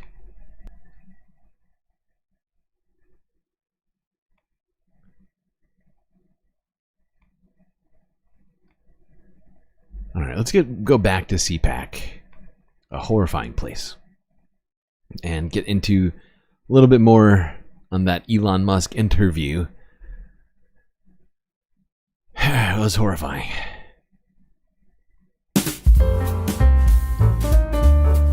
Oh, we're back. Oh, thank you, we're back. Oh my god. Oh my god, we're back. We're back, we did it.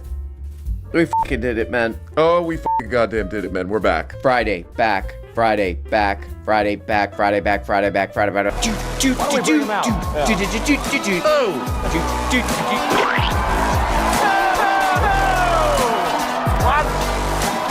Oh my god. Oh my god. Oh my god. Daddies are more stronger than mommies. Turns off! Okay. Oh, goddamn. Nothing weird about that. Oh, goddamn. This is a good video right here. This video got recommended to me. Oh, thank you. This video got recommended to me because YouTube knows what I like, which is Elon Musk stuff. What is this stupid thing? Elon Musk wields a chainsaw and speaks at CPAC in Washington, D.C. Really good video because that Argentinian president, that guy for some reason has a little The Who ass haircut. He's the president of a country and he's like, I'm gonna have like a rock and roll haircut. I'm gonna have a little rock and roll haircut. I'm making decisions for a country that desperately needs help. I'm still figuring out my look. That's mostly what I'm doing. Still figuring out my vibe. Alright. Wait, hold on. What was that? Turns off!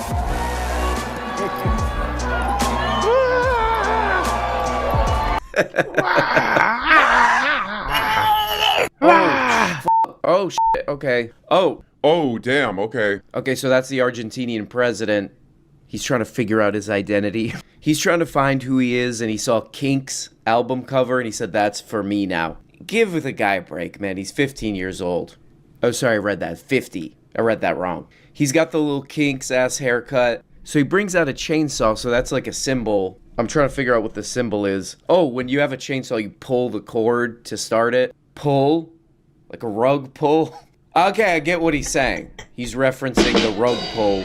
One of the biggest crypto scams that he was just involved in. Like, if you search the guy's name, that's what comes up. That's an interesting... I mean, it's hard to get there, you know? When you see the chainsaw. Oh, he's referencing the rug pull that he's, like, under investigation for. Well, the biggest ones ever. Yeah, it's pretty good stuff in Argentina. You know, the economy is totally going down the... toilets. And they got a guy with rock and roll hair doing crypto scams, global crypto scams that probably a lot of his followers fell for. There's a bunch of protests happening in Argentina right now. This would be like a funny revolution moment. You know, people are storming into whatever the hell the Argentina version of the White House is. They're storming in there. And the rock and roll hair president is like, oh no. Oh no. I gotta get my original Pressing Cream album.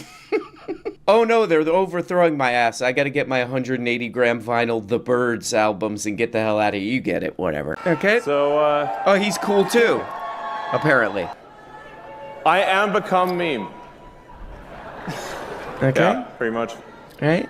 I'm living the meme. It's like there's living the dream and there's living the meme. And it's pretty much what's happening, you know? You're like...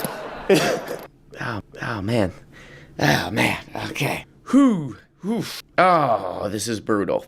I'm gonna admit, this is hard to watch. Ooh, okay. I'm gonna defer to the comments on this one. Crazy that the Argentinian president was the sanest one on stage at one point. Oh. That's a good one. I like that. What's this goddamn guy say? How embarrassing for humanity.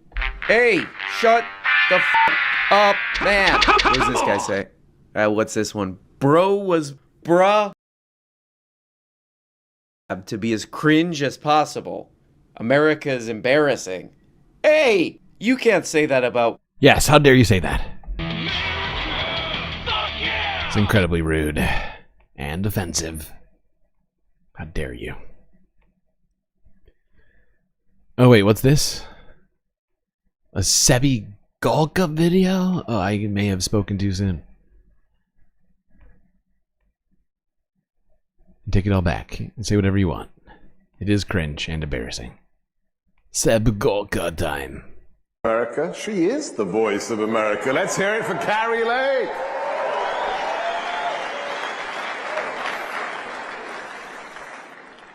I'm going to do something dangerous right now. Really? We rely on technology. Dangerous. What did she say at the end about the one thing she disagrees with the president about?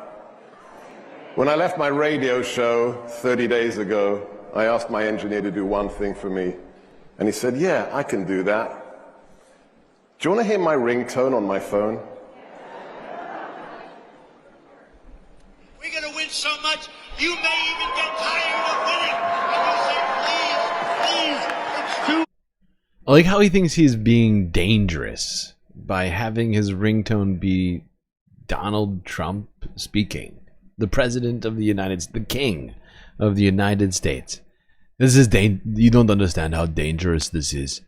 Me playing my ringtone, which is Donald Trump, who is a complete, utter hero to me.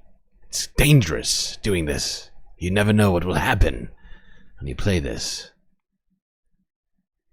You may even get tired of winning. And you say, please, it's too much winning. We can't take it anymore. Mr. President, it's too much. So dangerous.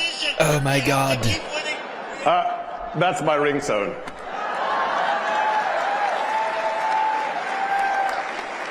Before I talk about counterterrorism, I love it. I love it. You get so much applause.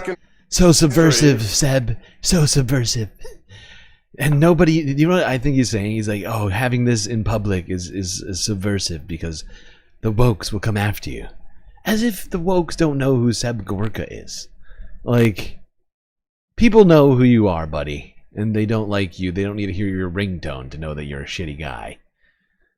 Okay, quit acting like you're a fucking martyr for having a Donald Trump ringtone. Help! Help! I'm being repressed! I just use that little technological moment to demand of everyone here playing a soundbite and from your everyone phone. watching that I love that. That counts as technological. Playing a soundbite from your phone is technology at its finest in the year 2025. Write that down. demand of everyone here and everyone watching that loves America. Would you just please take a moment and celebrate? You did it! You made it possible to take back the Republic. Take it back Think of for what Britain. we did. I thought if we're going to win, if the boss comes back, it's going to be insanity. It's going to be protest. Make the pink America pussy hat cat. the monarchy insanity. again. Where are they? Where are they? We crushed them. The Patriots. 77 million. I'm going to tell you, I've got two stories to tell you. That's what I'm going to do today. No big speeches, talking points, two stories. One on how much we're winning, and then one about what it's like to work for President Trump. I was in Yale yesterday. Yale. The belly of the beast. The belly of the beast. Oh, yes. Oh, what you peasants don't understand is they actually welcome me there with open arms. And it's not a woke institution, but I'm going to use it as a pawn.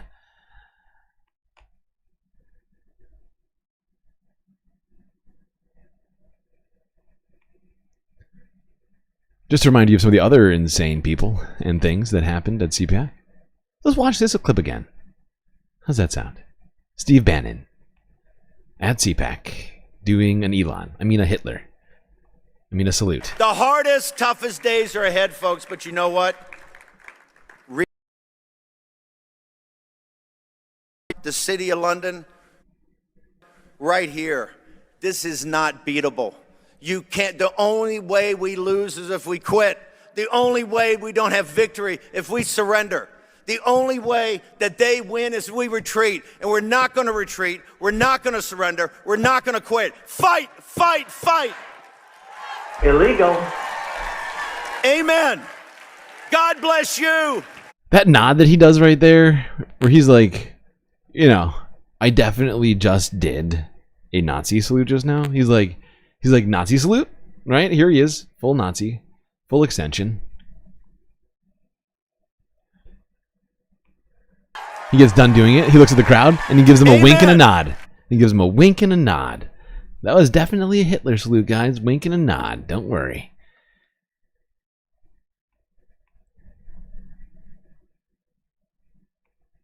CPAC. Nazi convention. It would seem. It's not just me who thinks Donald Trump is a Nazi.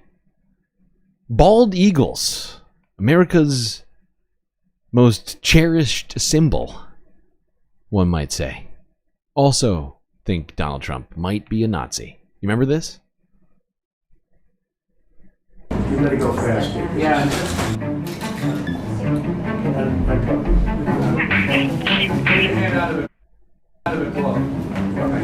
How's my hair? No good. No good. Gotta fix it.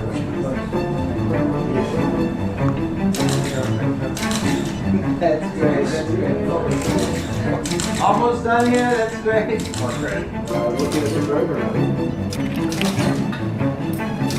You don't show the aspirin over there.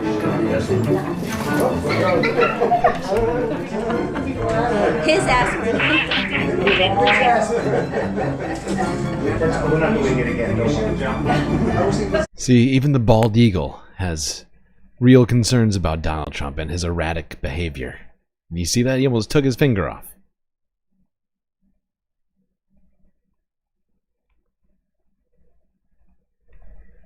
All right. How are we doing on time? My God. We're already 2/3 through the third half. It's wild.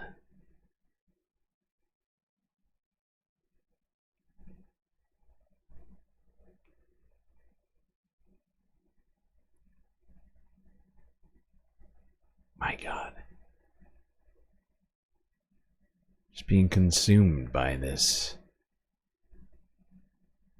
news hurricane, otherwise known as Cyclone Cheeto. That's right, Cyclone Cheeto has been inundating my list with U.S. stories.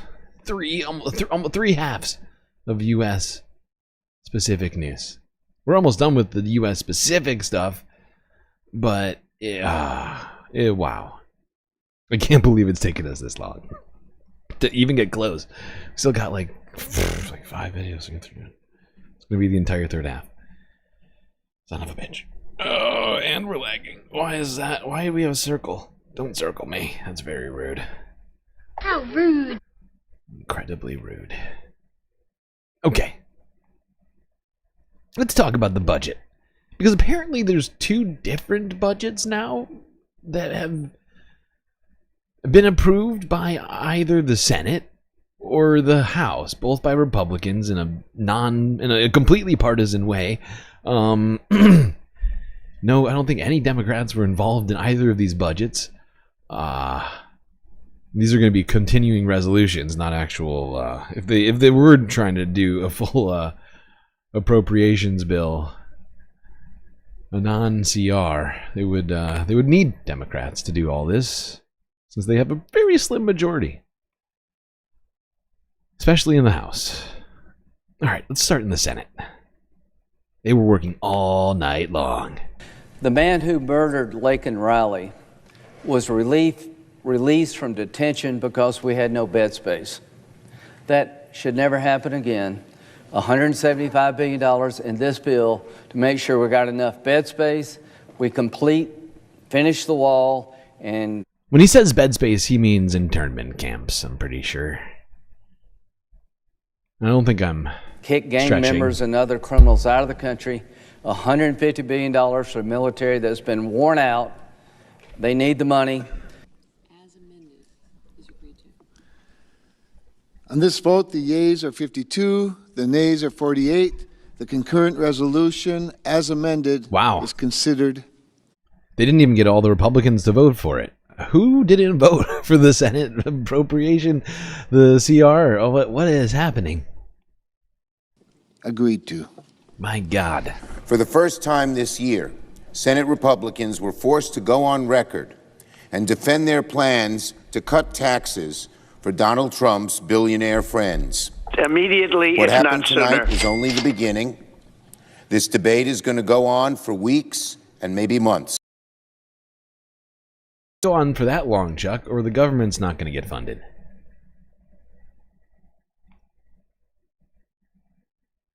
All right.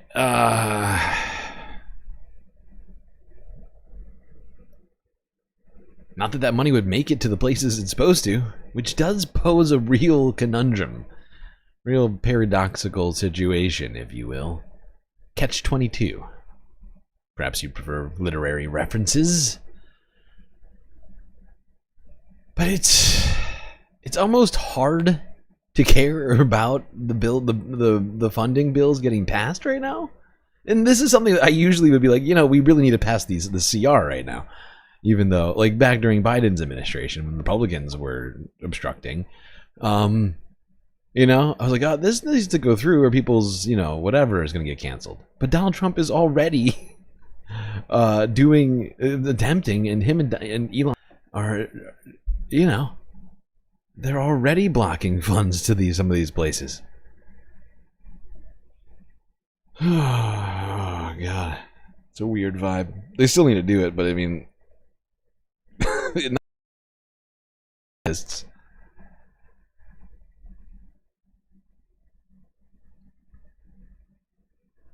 All right, let's go here, talk a little bit more about the budget.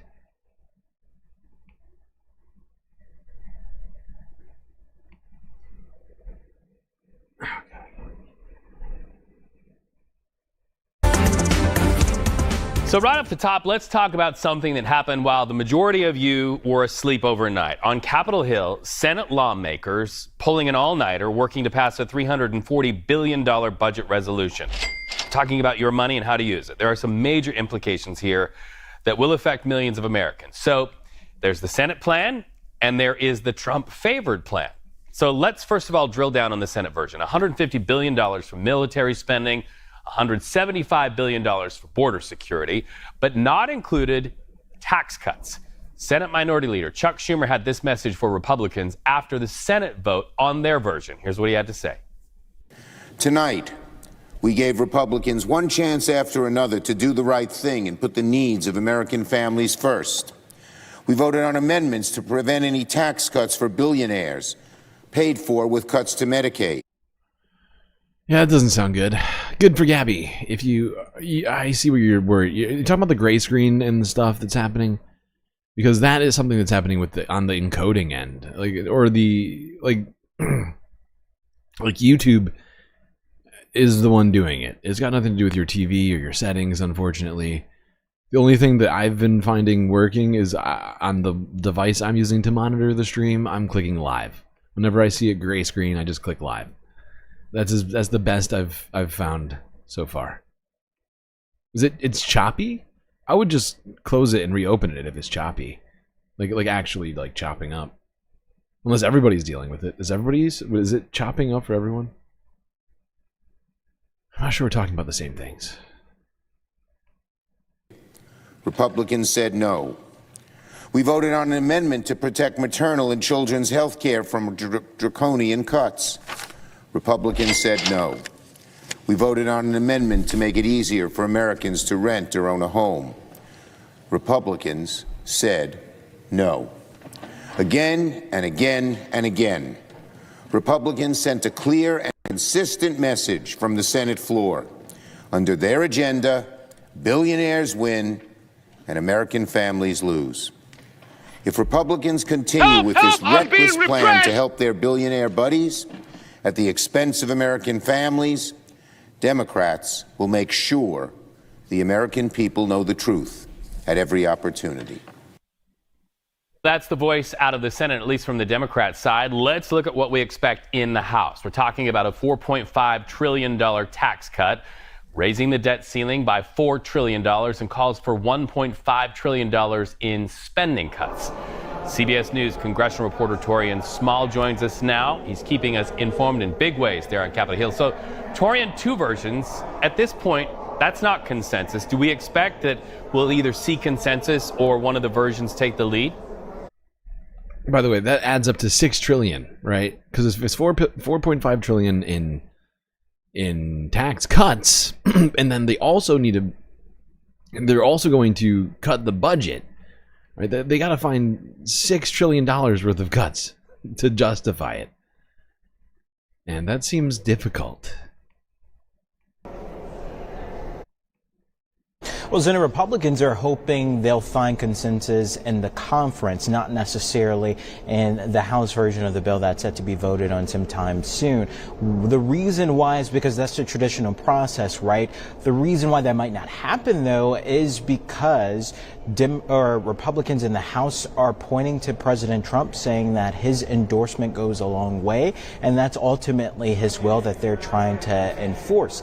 The thing, though, is Senate Republicans are still a bit wary about utilizing just one bill to pass through all of these priorities, especially those tax cuts. They would rather do it on a second bill. The argument from House Republican side is this is essentially one time to get this done. House Speaker Johnson says he has 218 members to whip in line. A lot of them, or a significant portion of them, are far right, and they have pushed back before in Johnson's will. So they're saying, please follow our lead, which we didn't see Senate Republicans do. I'll also mention, though, that J.D. Vance, the vice president, was on the Hill meeting with Senate Republicans, taking their temperature. Out of that meeting, I talked to Senator Lindsey Graham, who's the Senate budget chair. He said that they were still moving forward with it. He got reassurances from the vice president and the White House. So we'll see what happens, but most likely the hashing out will happen during the conference process. So yeah, Republicans and Senate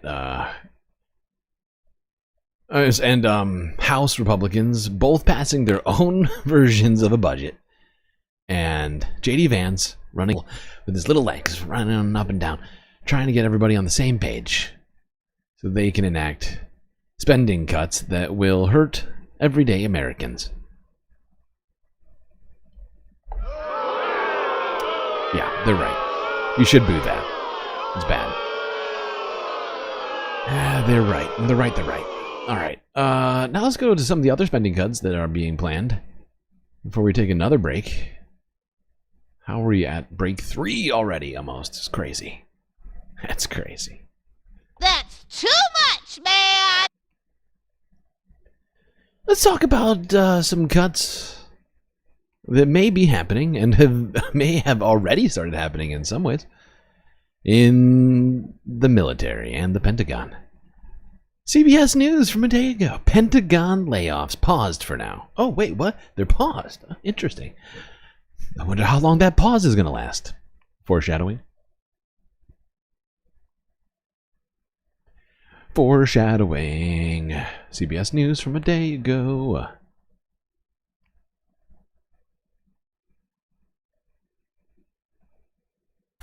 Well, the Pentagon tells CBS News massive layoffs, at least for now, are on hold. This move comes after thousands of workers were at risk today of losing their jobs. Imagine that. You wake up, you think by 5 o'clock, will I have a job? So let's get right to CBS News senior national correspondent, security correspondent, Charlie D'Agata. Charlie, what happened here? Why the sudden reversal? Reed, you know, you just nailed it right there, because individuals that I've been speaking to for a number of days actually say, look, we wake up in the morning, we check our emails to see if we still get a job. So the way it was... Now, what I found most fascinating about this is, like I have said time and time again, the Defense Department budget is much too high, right? And if we're looking for any place to cut, this is the place. But instead, you know, as Elon has been taking his little minions throughout our different government institutions, there's been no questions, no even suggestion of him stopping from Republicans, from Donald Trump, from his daddy boss. It's just been full steam ahead, Elon. You know what you're doing. You're a meritorious and competent individual. I'm sure that you'll make the right decisions. Suddenly they get to the Pentagon and they're like, you know what? Hold on a second. Hold on. Do you have clearance to do this? explained to me today. As I said, officials had told us to expect that there was going to be these cutbacks of civilian workforce, 50,000 of them. It's been put on hold for a couple of reasons. As it was explained to me here today, this is not the kind of organization that turns on a dime. We have, 800,000 civilian employees, and it's across the workforce. So they're looking into, first of all, the legalities of making these cuts, and then also what kind of imposition they have on essentially the running of the DOD and the military. So they have to look at what's been called mission critical employees. And Defense Secretary Hegseth said, this is really, I'm quoting him here, reevaluation of probationary employees, personnel that are not mission critical. They'll be looking at poor performance, hiring freeze. Now we're concerned about mission critical and making sure that this particular government department keeps doing its job. Now we're gonna sift through the probationary employees instead of just cutting everyone that's labeled probationary. Why would we do that here and not with things like the Social Security Office, Department of Education, wherever else Elon has put his grubby little fingers on, the Treasury? Why in this one instance should we take great care suddenly? Oh, it's so strange. So, stunning reversal there, which lasted all of, 6 hours. But, well, before we get to that, let's talk about how much Defense Secretary Pete Hegseth is worth. Something I hadn't considered until now, but then I thought to myself, geez, he must be worth a shit ton of money. When I saw this title from Forbes Breaking News, so it's always so breaking over here at Forbes, I was like, yeah, Pete's been running around all over the place. He had government salary. He's probably got VA health insurance, and then worked as a network anchor for Fox News, a job that I assume pays a lot of money. Big money, probably millions of dollars a year. Dude must be full of money. Woke ideology. The woke ideology. He calls it an anti-warrior ethos, and he's promised in his nomination speeches and that kind of thing that he wants to bring the warrior ethos, quote unquote, back to the Pentagon. Basically, he's arguing that U.S. soldiers are held to too high of a standard. They're fighting people who don't play by the rules, so we shouldn't have to play by such stringent rules either. Stupid war crimes. He has publicly defended soldiers. Why can't we do war crimes too? So that's been one sort of prominent aspect of his career in this space. Sorry, this interview was much too long. Fox and Friends, how much was he making there? According to his financial disclosure that he filed when he was nominated as defense secretary, his salary looks to have been over $2 million a year. Wow, in the last couple of years. That's not bad. So did he have any other sources of income? Yeah, I wish I was making $2 million a year. He did have other sources of income, though. He also was making millions of dollars. He's written 5 books since 2016, and some of those have gone on to be bestsellers. He wrote one about money printer. Progressive ideology taking over college campuses. He wrote this War on Warriors book. He's written other books that focus on... Who knew that he was filled with so much? He just needed to get out on paper. I wonder if any of those books were funded or made their way to the top of the bestseller list. Or onto the bestseller list in general by right-wing money just buying it up and sticking it in warehouses. I'm sure America bought that book just in droves, all of those books. But you know what? What I found fascinating about this video, after hearing all that money, $2 million a year at Fox, millions and millions of dollars a year from millions of copies of his books sold. Who knew he was a best-selling author? He's only worth $3 million, according to Forbes Breaking News.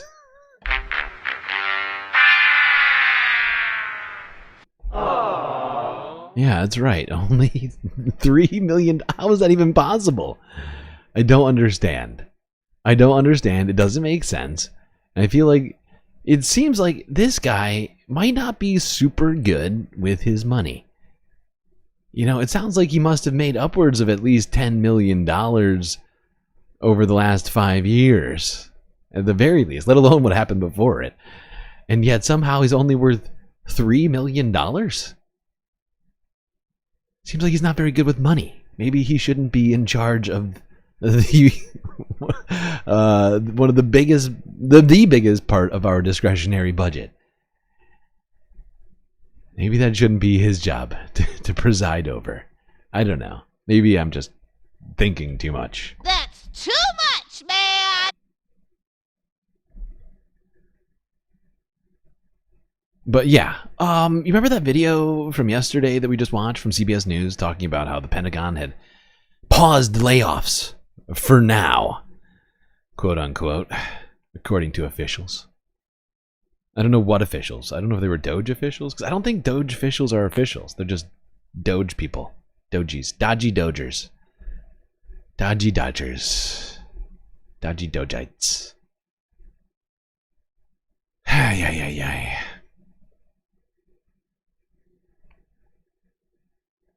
So yeah, 6 hours after that video posted, this came out on CNN. Trump fires top U.S. general and Navy chief in purge of military leadership. I'm sorry, what? What? I thought there was a pause. There was a pause of what? I guess it was truly just a pause, just a moment to just deeply breathe, maybe meditate for a little while, and then get right back to it. Good evening. We begin tonight with breaking news. President Trump has just fired the chairman of the Joint Chiefs of Staff, his top military advisor. He made the announcement on social media. Quoting from his post, "I want to thank General Charles C.Q. Brown for his over 40 years of service to our country, including as our current chairman of the Joint Chiefs of Staff. He's a fine gentleman and an outstanding leader, and I wish a great future for him and his family." The president went on to say, "Today I'm honored to announce that I'm nominating Air Force Lieutenant General Dan Raisin Kane to be the next chairman of the Joint Chiefs of Staff." Now, Defense Secretary Pete Hegseth had... So you know that guy? Remember that guy that Pete said he was excited to work with in the future? He must have been talking about in the private sector when he leaves. Because he certainly wasn't talking about inside the government, since this dude just lost his job. Whoopsies. They call for General Brown's firing because of his, quote, woke focus on too woke. diversity, equity, and inclusion programs in the military.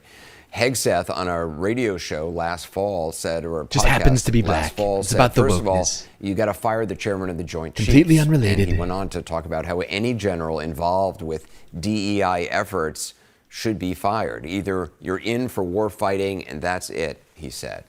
CNN's Caitlin Collin has more reporting on this, and she joins us right now.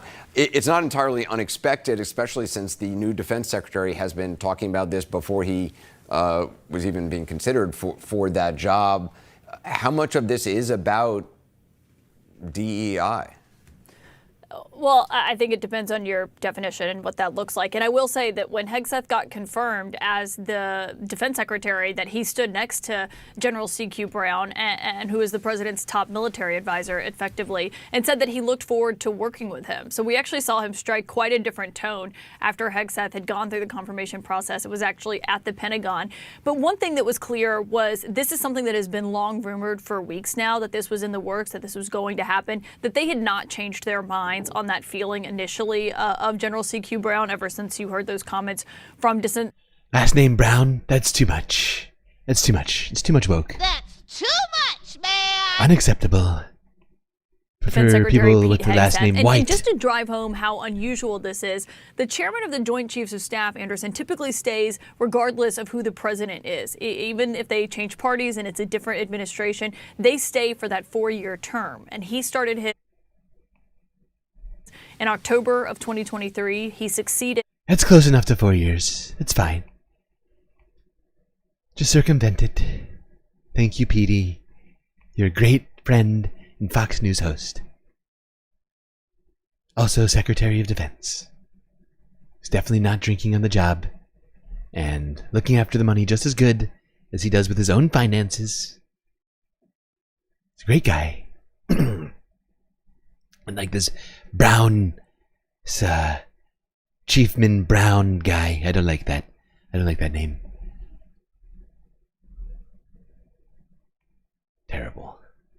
So yeah, that lasted number of hours, maybe 6, maybe less. But at the time, at least the CNN posted that story 6 hours after CBS posted that the Pentagon wasn't going to be doing any of those cuts that happened 6 hours later. It's funny. I left both these stories in here to sort of illustrate just how fast moving things are right now with all this. I'm sure you all feel it, but like for me, like as a guy who's got to put together a spacecast every day, or at least 5 days of the week, like I try to. 6 hours after putting a story in and started working on it, it could have completely changed to a completely different narrative and outcome on the whims of either Elon or Donald or whomever else in this administration that doesn't seem prepared to stick to any one story on anything. And it makes my life a little difficult.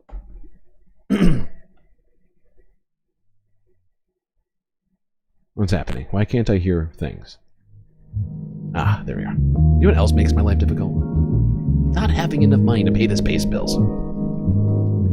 So, while you're liking and subscribing to the stream, maybe even hitting that little bell icon too, I'd like you to also consider helping me out with making sure that this content continues to come at a regular basis. Right now we are under threat, and you are our only hope in the entire Milky Way galaxy to avert the shutdown of GNN. So many great ways to help out, of course, YouTube and Twitch, but those won't help till next month, so if you want to help now, hit me up on Cash App and PayPal. Or, if you're not already a patron, get on to Patreon. Go to a website and sign up. Just $3 a month. But if enough people do it, it'll completely get us out of... what's it called? Limbo. Out of limbo. Because that's what we're in right now. With the March month coming in hot. So hot right now. We need your help. Anyway, chat. You know all the ways that you can help. So, I'm done talking, and I'm going to take my break, let you have yours. I'll be right back with the content. So grab yourselves a drink, maybe a snack. The GNN stream will be right back.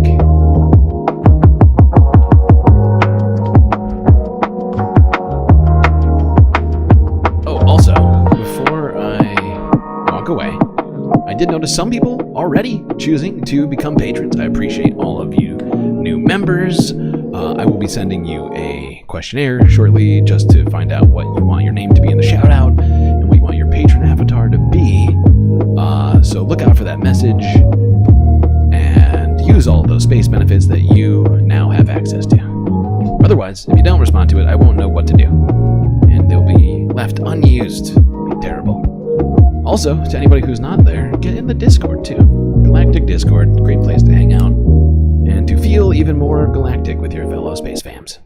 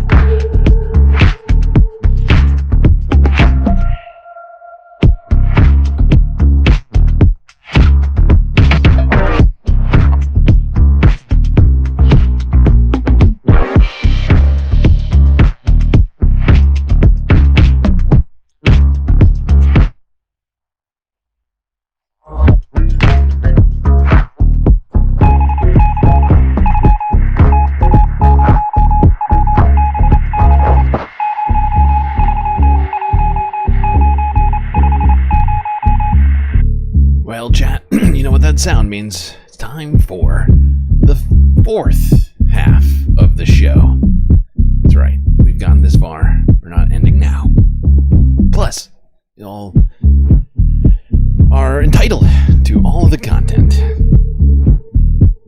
due to having completed the goal. Just also want to say thank you to Mish for the lovely super sticker, that dancing pear. It's got me feeling all sorts of ways.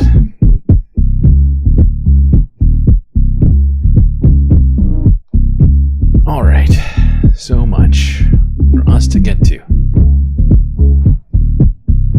Thankfully, at least much of the stream was US news, but there's still a bunch of other stuff that's been going on that we have to get into here. What's the most haps that have ever been done? I think it was on the anniversary stream.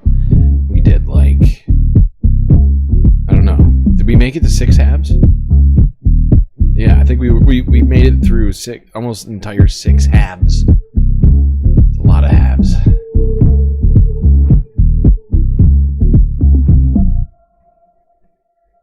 All right, where do we return to this discussion?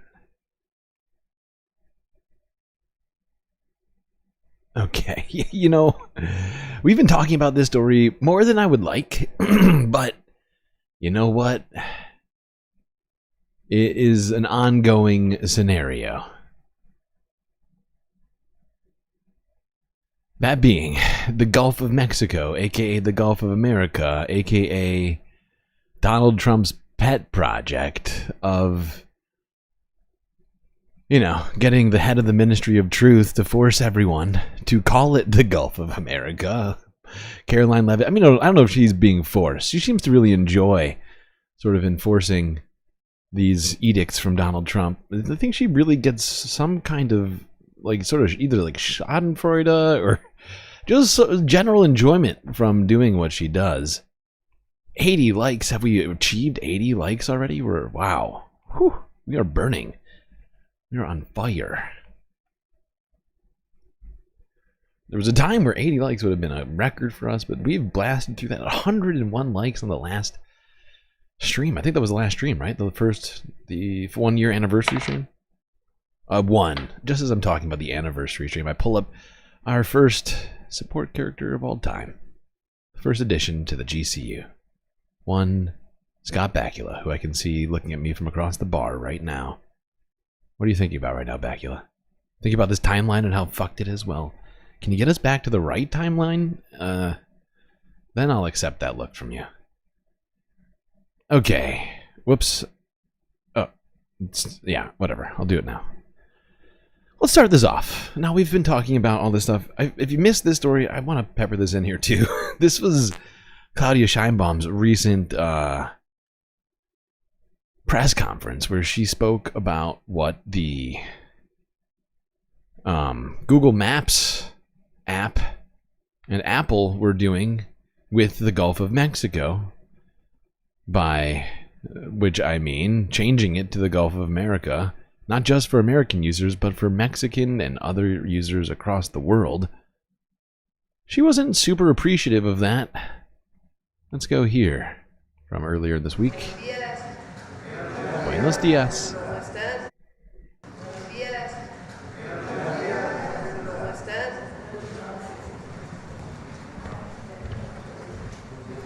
Buenos días, buenos días. Me gustaría saber si nos puede adelantar algún tema, alguna propuesta que ya se haya hecho. Google no tiene derecho a renombrar la plataforma continental de México. Google has no right to rename No tiene Mexico's ningún continental derecho shelf. ni la plataforma No right at all. continental de Neither the Cuba, continental shelf porque of está Cuba, dividido en because los the Gulf of tres Mexico is divided países, el between the Golfo de three México. countries. Si me equivoco en la traducción, ahí me corrigen. El gobierno de The México government of Mexico will procederá a take the ejercer las appropriate acciones legal que actions conforme a as derecho deemed estime necessary. pertinente. Vamos a esperar la We will respuesta de wait for Google y si Google's no, pues, response, and if not, we will proceed procederemos, to court. ya, Illegal.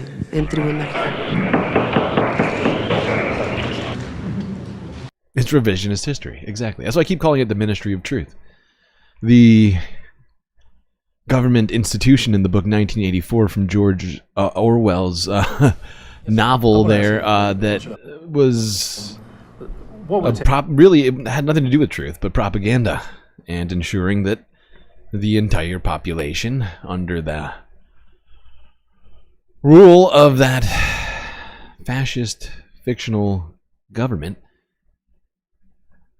was enacted and or implanted into the minds of its citizens. The alternate history. Government approved. So you know it's good. It's got what plants crave.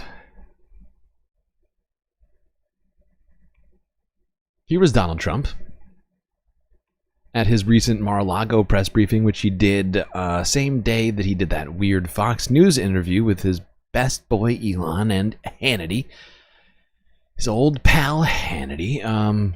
Then came out, did this little press briefing in Mar-a-Lago's, what's become the new White House press briefing room, to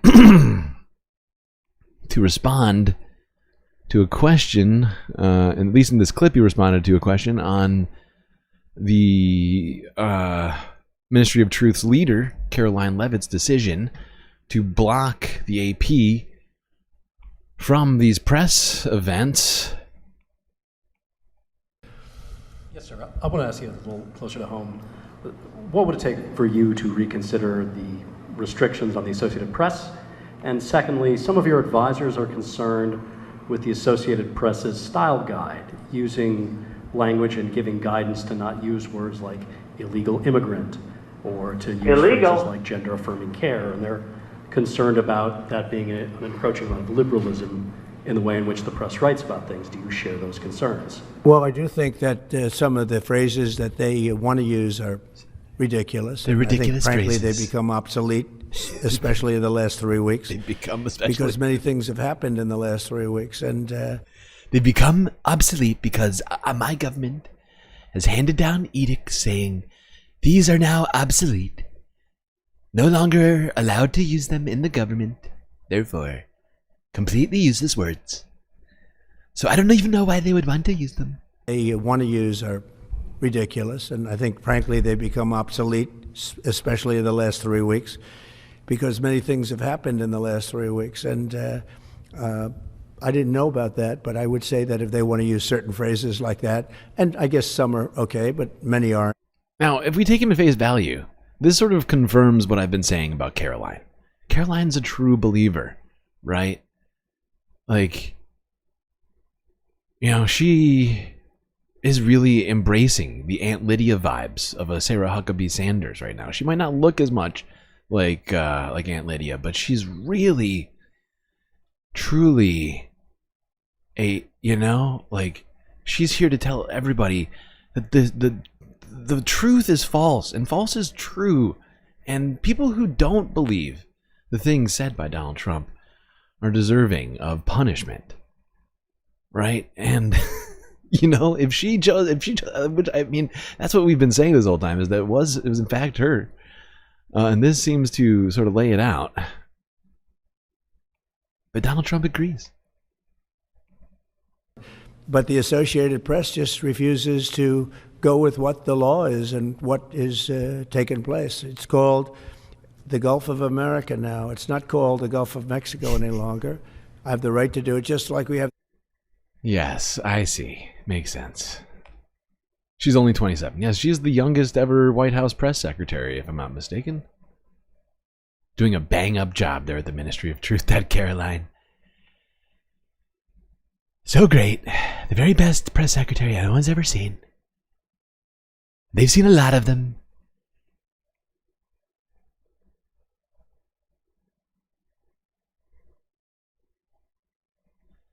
Now, in the time since Donald Trump said that, and since Mexico was threatening legal action against Google, Caroline received some papers. She was served, apparently. Lawsuit was filed against her and a number of other individuals over the action which we just talked about her taking, that being disallowing the Associated Press, sort of the de facto journalistic source, really. At least that's how they've been seen for many decades now. You know, news outlets quote the Associated Press, I think, more than anybody else. And I'll be honest, I'm guilty of that too. Even though I'm a fake Galactic news outlet. You know,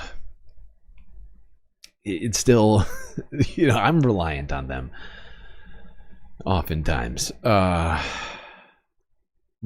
in this moment, they're being disallowed, and they feel that their rights are being violated. Illegal. Help! Help! I'm being repressed! And at CPAC, of course, we know Caroline came. See what I'm doing? Peppering it in. You know, it's sort of trying to break it all up so we don't have to watch all of CPAC all at once. But we are getting a bunch of it, unfortunately. Let's go back to CPAC, hear what Caroline had to say when asked about this lawsuit, which came out a couple days ago. So here's Forbes breaking news at CPAC. When was this? February 21st. So yeah, this was Friday.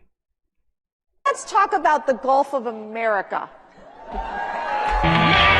Okay, so what? Okay, tell me what happened with the AP. Give me what's going on here. So it's just us, right? It's just us. Okay. Well, I really would love to answer this question, but that I have been sued by the Associated Press. Oh, that means, okay, we cannot. Okay. Yeah. Wait, personally? We'll see them in court. Wait a second. Personally? Yes. Or, Yes. See, this is what these people do. It's called lawfare. You can't say it. I'll say it. It's called lawfare, people. That means I'll probably get sued in the next 30 minutes or so. Okay, keep going. So I wanted to get the White House counsel on the phone before taking this stage to see what I can and cannot say. You really can't say anything. But look, we feel we are in the right in this position, and I said in my first briefing at the podium, we are going to ensure that truth and accuracy is present at that White House every single day. And the approved truth, everyone. Just want that to ring in your mind right now, okay? The approved truth is what's going to be in these places, not the verified truth. Remember, when it gray screens, just click live. It's been working for me it works 60% of the time, every time, okay? I think I reversed it just now, either way. But yeah, Caroline Levitt's here to tell us with this very awkward smile.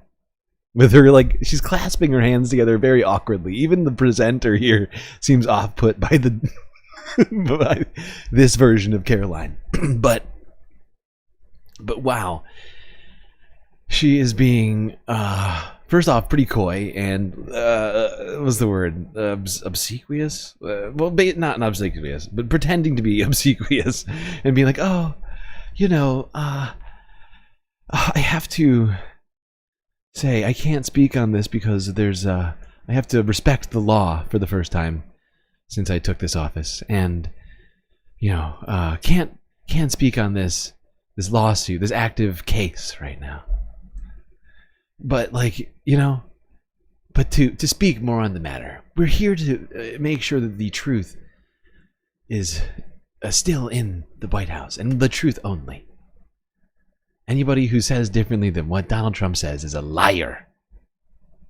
Come on! That's what journalism's for. One of the changes that... Right, this is what it implies. It implies that what journalism's for is not for questioning power, right? But in fact, it's here to reiterate and, distribute the word of the great leader Donald Trump. Immediately, if not sooner. President Trump ran a non-traditional media strategy on the campaign trail, and he owned it. And he did podcasts, the Theo Von podcast, the Joe.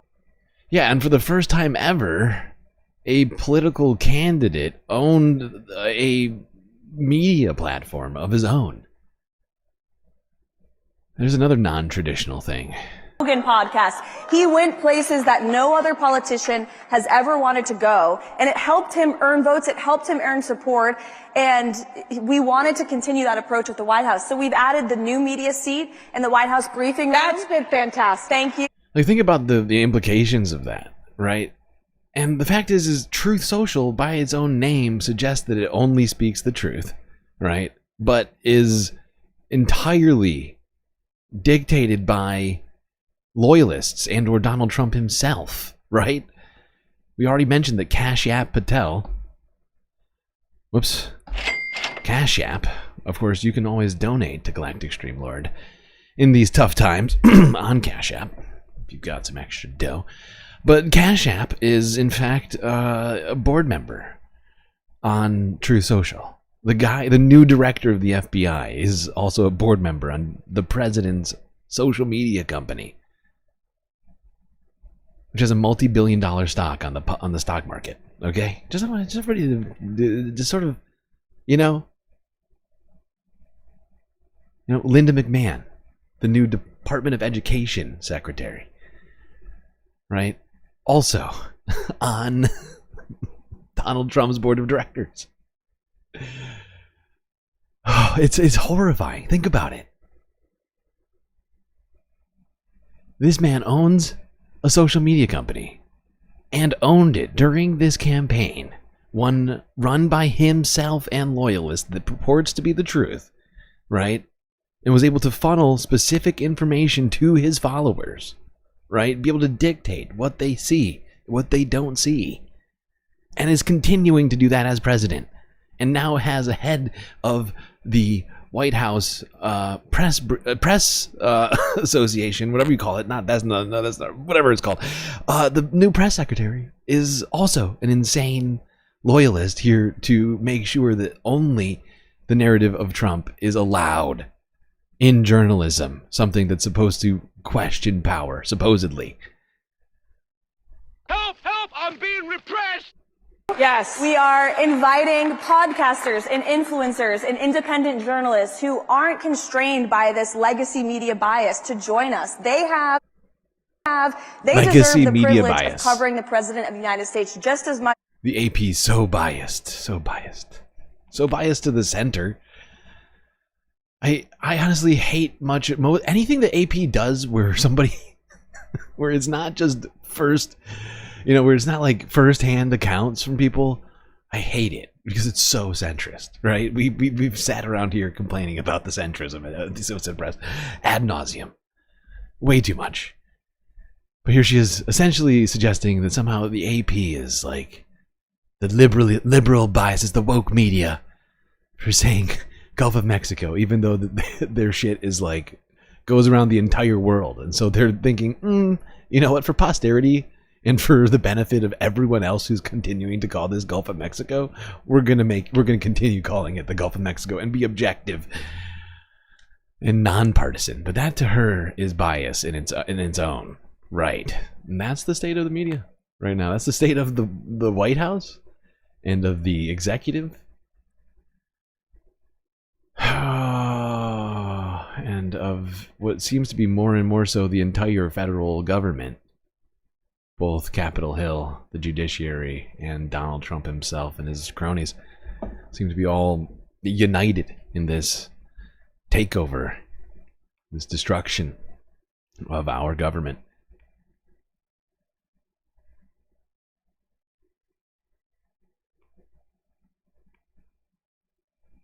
The fact is at some point, we are going to be headed into a complete government shutdown. With the continuation of these CRs, at some point, the word's going to get out to Donald Trump's followers. Somehow, some way. Someone's going to start realizing, and it will spread, that people's benefits and jobs are getting cut, even Republicans. And that's, eventually going to cause one of these CRs to fail. And then the government is going to shut down. All right, maybe I'm being too, what's the word? Pessimistic or something. Yeah, probably too pessimistic. It's fine. The government's not going to shut down. I'm being a worrywart. But Donald Trump sort of reiterated some of the things said here by Caroline at CPAC at his little meeting of governors in the White House. I wonder how much fuel is being used to cart him back and forth to McDonald's and then to Mar-a-Lago and or the White House. It's got to be a lot.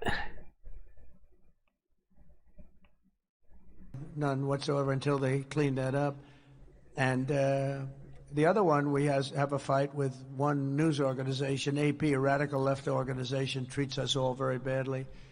And they refuse to acknowledge that the Gulf, former of Mexico, is now called the Gulf of America.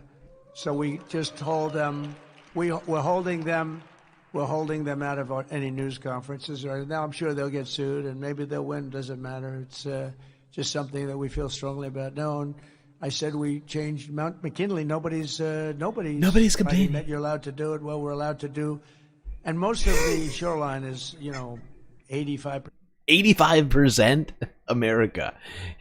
I'm sorry, but I gotta address this because he keeps talking about Mount McKinley. Mount McKinley is in the continental United States. It's on our territory.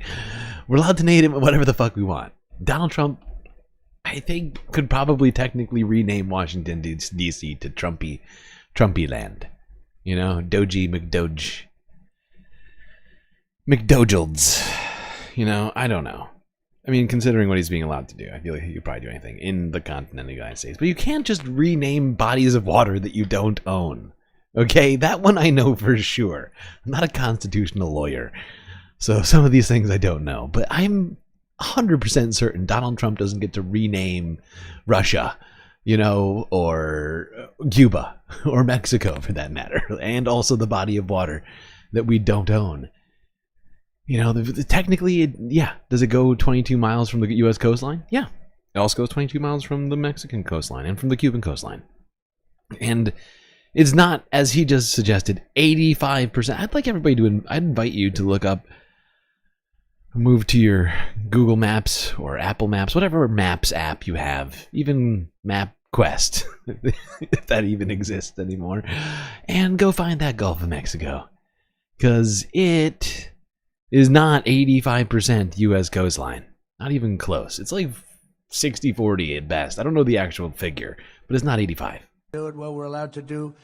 And most of the shoreline is, 85% of it is... just make up a number, 85%. But I thought it would be it's at least 106%. The Gulf of Mexico when it really covers us far more. And I think Doug is a big believer in what we did, the Gulf of America.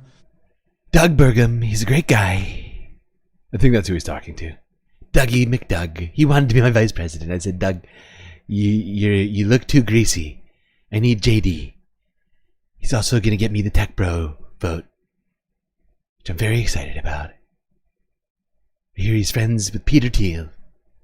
Give me some of that sweet, sweet tech money, which I desperately, desperately need.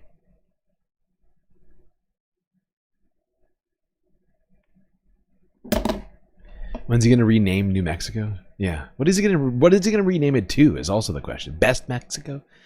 Better Mexico. We're renaming New Mexico to Better the Best Mexico. Better the best. The very best Mexico. I haven't decided which one I'm gonna pick. Number one. Better than that other one, Mexico. Rename it Claudia Scheinbaum, you can go fuck yourself.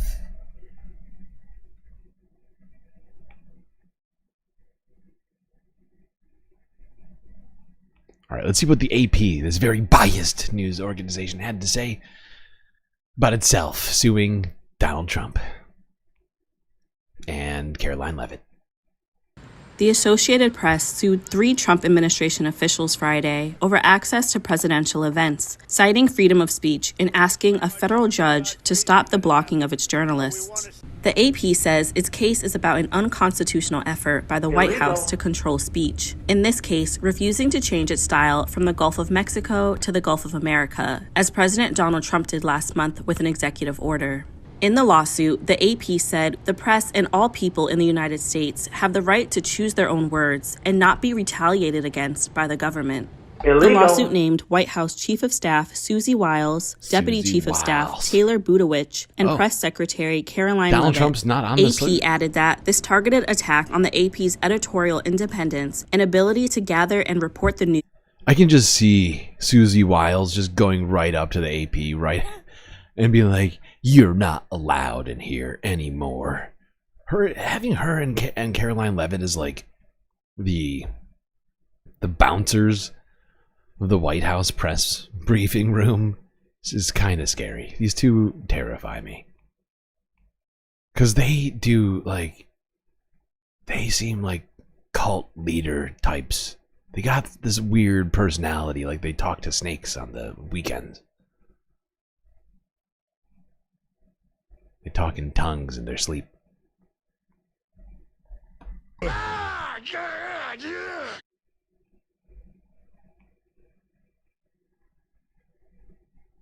But there you go. AP discussing its own lawsuit against the Trump administration. Not Donald Trump, but Taylor Budowich, who we have not talked about almost at all.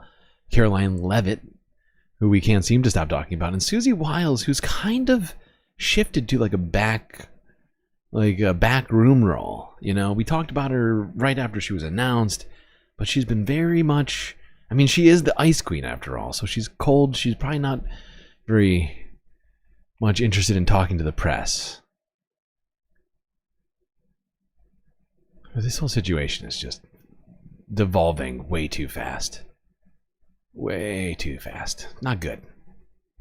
Not digging it, dog. Okay, let's talk about something else that has to do with Mexico, if you missed it. Donald Trump apparently preparing to figure out what his legacy... not sorry. Just read the wrong thing. Go here to this. Trump administration labeled 8 cartels as terrorist organizations, even though they have no political or religious ideologies. They're just criminal gangs that want to make money. You know, they're just corporations that do illegal things, basically, right? And do violence and crimes sometimes too. They deal in illegal business. They have no ideology. But Donald Trump did this, in my estimation, to justify what happened shortly after it, which we'll get into. The Trump administration is designating 8 cartels and criminal gangs in Latin America as foreign terrorist organizations. The notice lists some of the most powerful cartels in Mexico, including the Sinaloa cartel and the Jalisco New Generation cartel. It also lists the Salvadoran MS-13 gang and the Venezuelan Tren de Aragua gang, which has become a political talking point for American right-wing politicians pushing for an immigration crackdown. The groups are involved in drug trafficking, migrant smuggling, and violent turf wars, but they're more focused on raking in money than political, like most terrorist organizations. Yeah, that's a great question, Jojo. I don't think so. It was specific. He named specifically Mexican crime gangs as terrorists. I think European ones have the... what's it called? They have the AOK, you know? They got the hall pass. They're fine. He dug out a specific hole for Mexican crime gangs. Sure has nothing to do Secretary of State Marco Rubio says any the sort of groups racist pose a risk stuff. to U.S. national security, foreign policy, and economic interests. It's still unclear how the Trump administration will use the designation to pursue the groups. It would not dramatically expand the government's capacity to go after cartels or... Yeah, but we've used terrorism as a justification in so many different wars now. I think we all know what this sort of thing actually could mean and meant almost immediately after. Immediately, if not sooner. Now, we didn't invade Mexico per se, but within 24 hours of this announcement, the CIA started running drone missions across the Mexican border in Mexican airspace. Illegal. Supposedly doing reconnaissance on those very terrorist organizations, aka the cartels.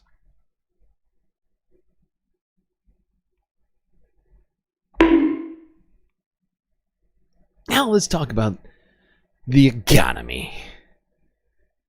And we're going to be not just talking about the U.S. economy, we're going to be talking about a different economy stuff. All over the place, at least in America, Canada, maybe a little Mexico in there. I think, if I recall correctly. I can't remember now. God, do I have so many videos today. It's out of control. Who made this list? Why am I in charge? That's not fair. That's too much, man! Okay. Let's go here. The Majority Report. Talk a little bit about crypto. Because it might pose a systemic risk to our entire economy. Something I've suggested in the past.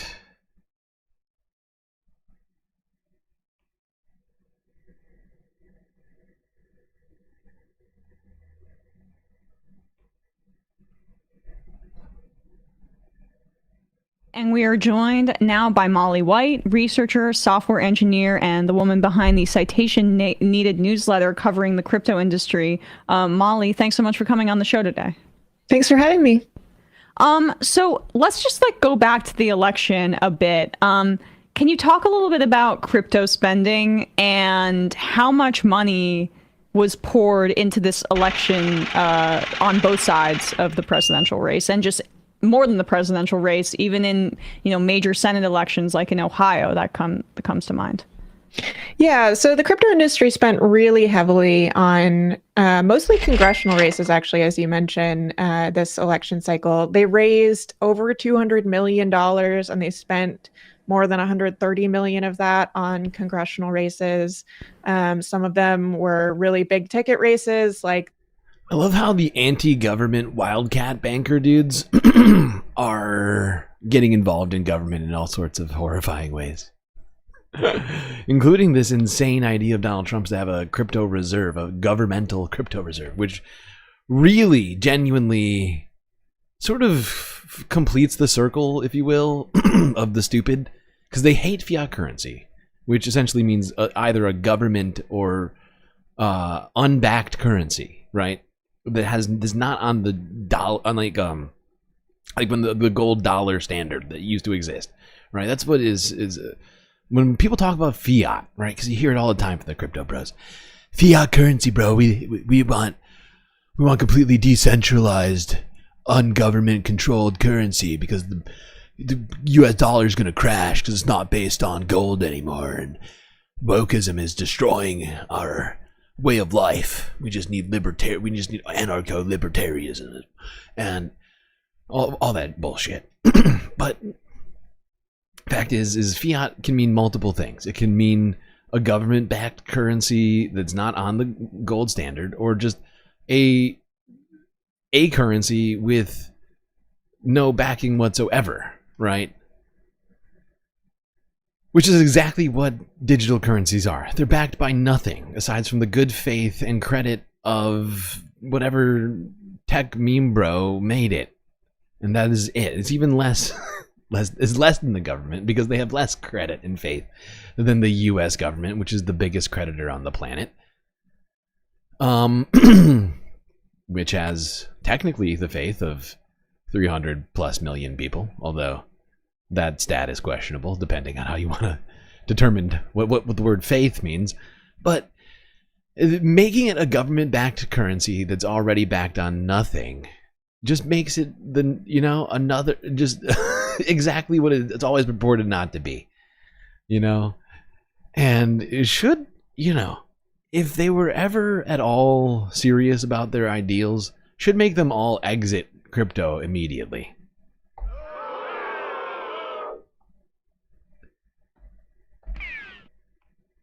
The $40 million they spent in the Ohio Senate race, but they spent very widely and in varying amounts across races throughout the United States. In some cases to support specific candidates, and in some cases to oppose candidates that they saw as threats to the crypto industry.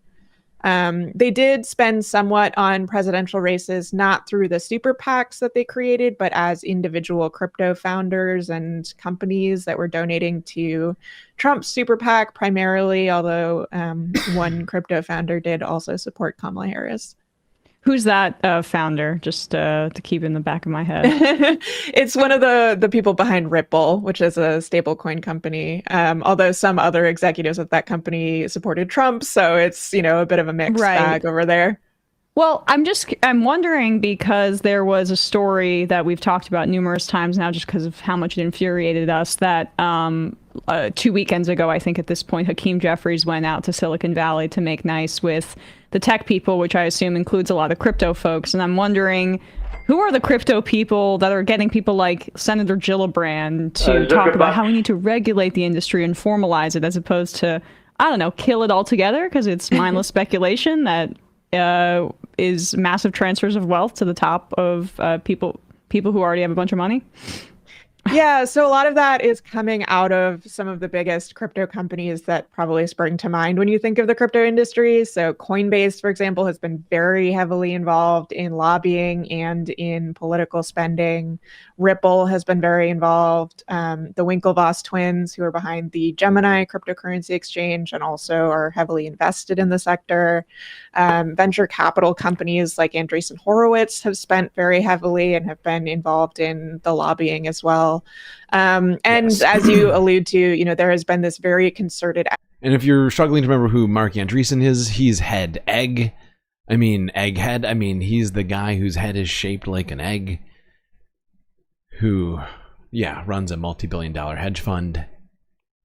To try to convince politicians that crypto is this important issue that not only they need to care about from a policy perspective in order to support the crypto industry, which they claim is, a crucial part of the American economy, but that this is actually something that voters cared about, and that, a candidate could win or lose their election based on supporting the crypto industry, which was not actually a particularly true narrative, but it was something that the crypto industry was heavily claiming as a part of their goals to sort of buy support from various congressional leaders who are either up for re-election or who were aiming to be elected for the first time. You mentioned Andreessen Horowitz, and I want to get back to Mark Andreessen in particular and the debanking fixation that he has and what that really means. But how did crypto get from the central libertarian premise of wanting cryptocurrency to be outside of the whims of... I just noticed Molly and Emma kind of look alike. Not like exactly alike, but... They also have their hair parted in the exact same spot. It's throwing me off right now.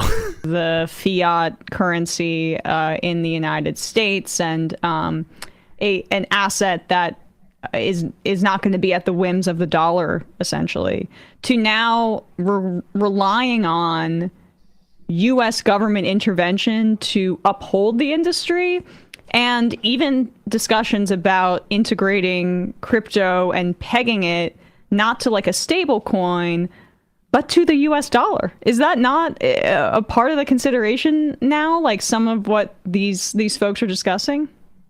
Yeah, so a lot of the original crypto ideology about, getting away from American government control of money and avoiding intermediaries and, being able to transact freely without government intervention or oversight, that has really fallen by the wayside in recent years. I think as crypto companies have realized that it is actually extremely lucrative to have the support of the US government and not be sort of in an adversarial position with them. There are some smaller, crypto projects that still hang on to that original ideology. And you do hear a lot of those talking points repeated by crypto executives, even the billionaires who are donating massive amounts to Trump. But in reality, I think they have strayed very far from that ideology and have realized that it is far more profitable to be this sort of unregulated shadow financial system that is, at least nominally endorsed by the U.S. government, while having very few of the regulations and consumer protections that traditional financial companies have to comply with, which can make it very expensive to be in the financial industry. And so rather than creating this alternative or a sort of subversive version of a financial system, they are really just mirroring the existing financial system, but without the protections that have been learned over hundreds of years of very painful lessons through financial collapses and scams and frauds and, devastation on people who get involved with those types of systems. Can you explain the differences in how a traditional bank is regulated and what agency mechanisms are used to regulate that bank and how crypto is outside of that? Yeah, so there are a bunch of different regulators that sort of work together to oversee banks, some at the federal level, some are state regulators. But, the long and short of it is that you can open a bank account, you can put your money in there, you can have a lot of trust in your bank without having to do an enormous amount of due diligence on whichever bank you choose, because everything is backstopped by the federal government. And so if your bank collapses, you're going to be fine because, up to $250,000 per bank account is insured by the FDIC, which is a yeah. And so during this discussion they get into all sorts of things crypto and all the things crypto has gotten into that are just mirroring the current financial system, whether it's the spot ETFs or the other sorts of places they've gotten into. Some pension funds have started buying crypto, holding it in their pension funds, and other places that you wouldn't expect. But this all just sort of compounds on itself, right? Because since the crypto market is completely volatile and is 100% dependent upon how much money goes into it, and is completely devoid of any actual underlying value, right? Because in the stock market every day there's some stocks that are going up, some going down based upon real world things, right? Earnings, revenue, whatever, forecasts on that revenue. Crypto is just how many more people can we get involved? That's all it's ever been, right? It's a house of cards of people who have been convinced that there's going to be someone dumber than you to buy this thing and you're going to be able to sell it for profit. And even though it touts itself as a currency, that's all it is. It's just a vehicle for, wishful thinking and potential enrichment for a small group of people, while the rest of everyone is being left as a sucker, hoping for the next sucker to come in and buy it from them. And it's just, at some point that is going to, I would, in my estimation, stop, right? Enough people are going to realize what they're involved in. And that's just how I've thought of it for a long time now. Because none of it checks out. There's no reason to do it aside from that. It doesn't improve financial transactions, right? Credit card companies are already doing stuff in perfectly fine way. Like, you can buy stuff with your credit card at the store, online, whatever it might be. Right? Crypto is not achieving anything aside from creating this sort of like alternate universe for people with, you know, sort of questionable aspirations. Mostly to, you know, essentially, what's the word? It's grind set reality, right? They're trying to create an alternate reality for grind setters, right? For people who are aspirational grind setters. You know? They need the aspirational grind setters the most because those are the suckers, right? If you're already making money from being a grind setter, you're already involved. You'll probably profit, you know, if you can get enough people involved. But the reverse funnel system, if you will, it has a problem, right? For it to continue, because we constantly hear all these things. Like the last time we talked about crypto, we heard people at that crypto conference, people saying, next, we hit 100,000, next destination 2 million. Now, that's 20 times, more than 20 times, since it's not even at 100,000 anymore. It's at like 95,000 and has not been really moving much from that. That's more than 20 times its current value, right? And with the current value of Bitcoin, which I believe is like 1 point some trillion dollars. I could be wrong. Like the entire market is $1 trillion. So this is essentially suggesting that for it to go to a number like $2 million, right? For it to, you know, make it that far, right? It would have to put in the entire U.S. budget year in, year out for multiple years just to make that happen and have no money flow out of it. Because every time money flows out of it, the equation changes, right? The amount of money needed is increased, right? However many, you know, like sellers are in the market, push pressure on the market, and all of a sudden, you know, like you need way more liquidity to even bid up the token at all because of how many people are trying to sell, right? So who knows how many countless trillions of dollars would be needed to spend it all the way up. And of course, it gets exponentially more difficult the higher the price goes, because each time someone actually manages to buy it and it stays more expensive, right? And somebody else doesn't sell at the same time more than that person bought, because that's what happens. Like if more people are selling than any people are buying, then the price goes down, right? Free markets. And so the fact is every time it goes up incrementally $10,000 each time, like that, like it compounds on itself. So we're talking about probably hundreds of trillions of dollars would need to go into it, as there will be plenty of outflows to get it to even $2 million, which sounds like, if it were to go to $2 million, we'd be living in a full-on dystopia. These people would just destroy the planet. Not that they're not already doing it.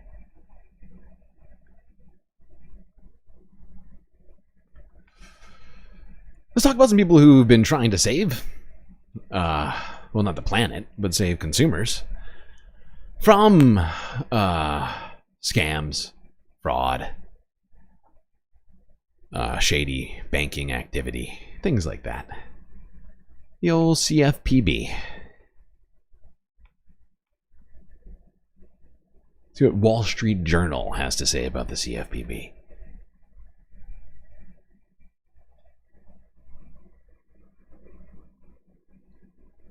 Consumers use the money collected from those consumers to protect them. Oh, we should be spending that money on bombs and, I don't know, presidential balls. What are we talking about? This is an agency that deserves all the money that it gets. It saved billions of dollars from consumers. And its budget is nothing, you know, like the amount of money, it's like expenditures versus, you know, like the Department of Defense or whatever else, really, honestly. They're not, you know, They're not the cause of our problems. And it's a completely idiotic narrative to suggest that they're just using all the tax dollars. How dare that agency that wants to protect me? Unlike most of the other things that government seems to want to do lately. Probably want that. Probably going to want that with the EPA being gutted. I'm probably going to want that with all these other things getting gutted. But I guess it doesn't matter. What are protections for? Aside from, what was it again that we were calling people? JD Vans? Ah, yes. Androgynous idiots just need regulations and protection. Okay, if you're a real man of mighty man of valor, you don't need protections from anybody or anything. That's why we have guns. Get rid of the Second Amendment.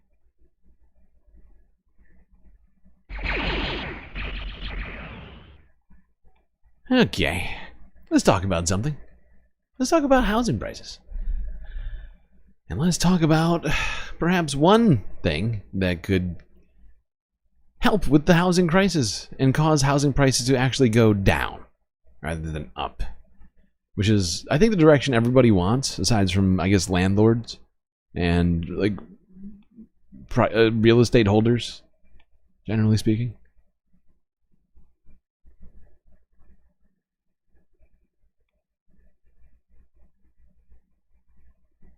The housing market is crazy right now. I'm never gonna own a house. 244,900. Except housing inflation is dragging a bit, if I can say. $1,400 for 485 square feet. That is more than my mortgage. In 237 cities, a so-called starter home is now over $1 million. And I think there's an affordability crisis.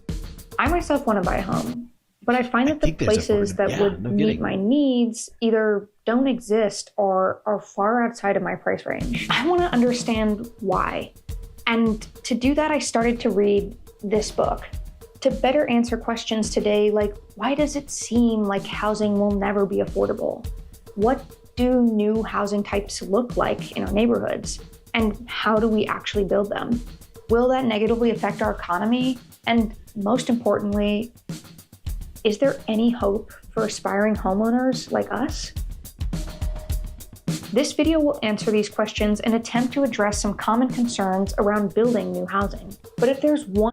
Now, I'm going to just say this before we get too deep into this. This is, I'm not actually saying that this is wrong in any way. Okay, this is definitely one way to improve the housing situation, right, to some degree. This is the sort of alternative to what my plan is that I think works better maybe in the Trump administration, right? There's no way that my plan's going to happen. That being, raising taxes on people who are owners of multiple real estate properties, who are making a bunch of money from renting their properties, right? Also, things like not allowing people who aren't actively renting to people in the community, and I'm not talking about Airbnb, forcing them to not own property, a certain amount of property, like past, like, whatever, like one home, one vacation home. You don't get to sit on a bunch of property and just make it all Airbnbs, okay? You don't get to make it all mini hotels in every fucking neighborhood, okay? It's Airbnb essentially usurps local zoning laws by, using a bunch of horrifying methods, including a bunch of money in politics, lobbying efforts to get people to look the other way on the fact that they are, in fact, violating a ton of zoning laws by what they're doing, or doing really sketchy things to circumvent it. Things that are not helping communities and are just helping people who own a ton of real estate, who are looking to invest in a commodity that we need to not be seen as a commodity that can just be traded around so flippantly, right? And until we do something about that, one of these things I'm talking about would, in fact, if we just did one of the three things that I suggested, we would have a huge change in our housing problems, right? There's plenty more ideas that I have. This is a great one, and but it necessitates, like, this is one of those growth ideas, right? Like, this is a growth fixated thing. Like, we, you know, like rent caps, something I didn't even mention, right? We could rent cap at a negative rate for a period of time, for like 5 years. If we genuinely wanted to lower the cost of rentals and housing prices and stuff, we could just force people to take less money. You'd see how many investors exit the market immediately, right? And you're just left with people who already are just living in their own home, right? Who aren't like profiting, but are just living, right? And then a bunch of houses that need to be sold, right? And that'll lower costs, right? That'll lower the price of housing. You know, if forced negative rent caps for like 5 years, you lower it by like 10%, 15% every year. But that would be bad for GDP. That'd be bad for growth. But we gotta stop. We honestly need to stop thinking in those terms, because the creator of GDP didn't think it was a very good metric for human wellness. Thing that we can take away from this video right now, it's this. We need to radically rethink how we build housing in society today. If we do not change, the dream of turning a house into a home will stay out of reach for most of us. Let's get started. Housing is now less affordable than any other time in U.S. history. How do we expect our youth to get ahead? I mean, really. Come on! Pause for a sec. If amplifying stories like this one interests you and you're interested in sponsoring our work, then this is going to be the spot to do so. You see, Strong Towns is an advocacy media organization looking to improve on the suburban development pattern by implementing characteristics from a more traditional pattern that we used pre-World War II. Ads like these will always be labeled and read like podcast ad reads and won't have any oversight or influence over the stories that we tell. Cool, thank you. It's common knowledge that housing is a place of shelter, but it's also seen as an investment. Real estate in America is $1 trillion industry. Leverage your long-term investment potential while you live in your investment. This concept of housing serving us both as an asset and as a shelter is one that has been embedded into our society over the last 85 years. But today it proposes a problem. This is what happened in 2008 when risky borrowers couldn't pay their mortgage. Many economists now believe this downturn will be the most severe since the recession of the early 1980s. The Dow plunged nearly 680 points today, or 7.7%. That is the largest single-day point loss ever.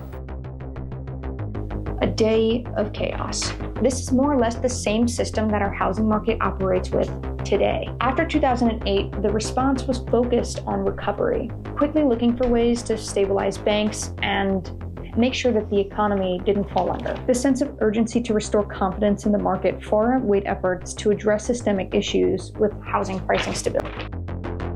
This is the cause and effect change that has led to this. The average right now in the United States is a home price that is about 6 times the median income. Americans are living at home as they grapple with high housing when costs. I think about having a small home again, I get very peaceful and happy, but I don't see it yet.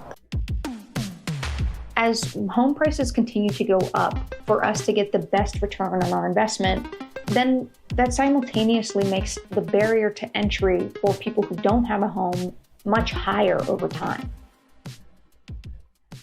So the big question, how do we lower it? In affluent places we work, the biggest problem is affordable housing. In poor places where we work, the biggest problem is affordable housing.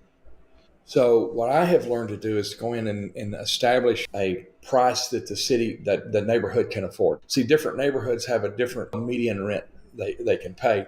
So once I know what that number is, then I can take that number and back into how much square foot I can give you. A $750 a month space might have to be 300 square feet. Now, how do I make 300 square feet as good a quality as the good neighborhood that's $3,000?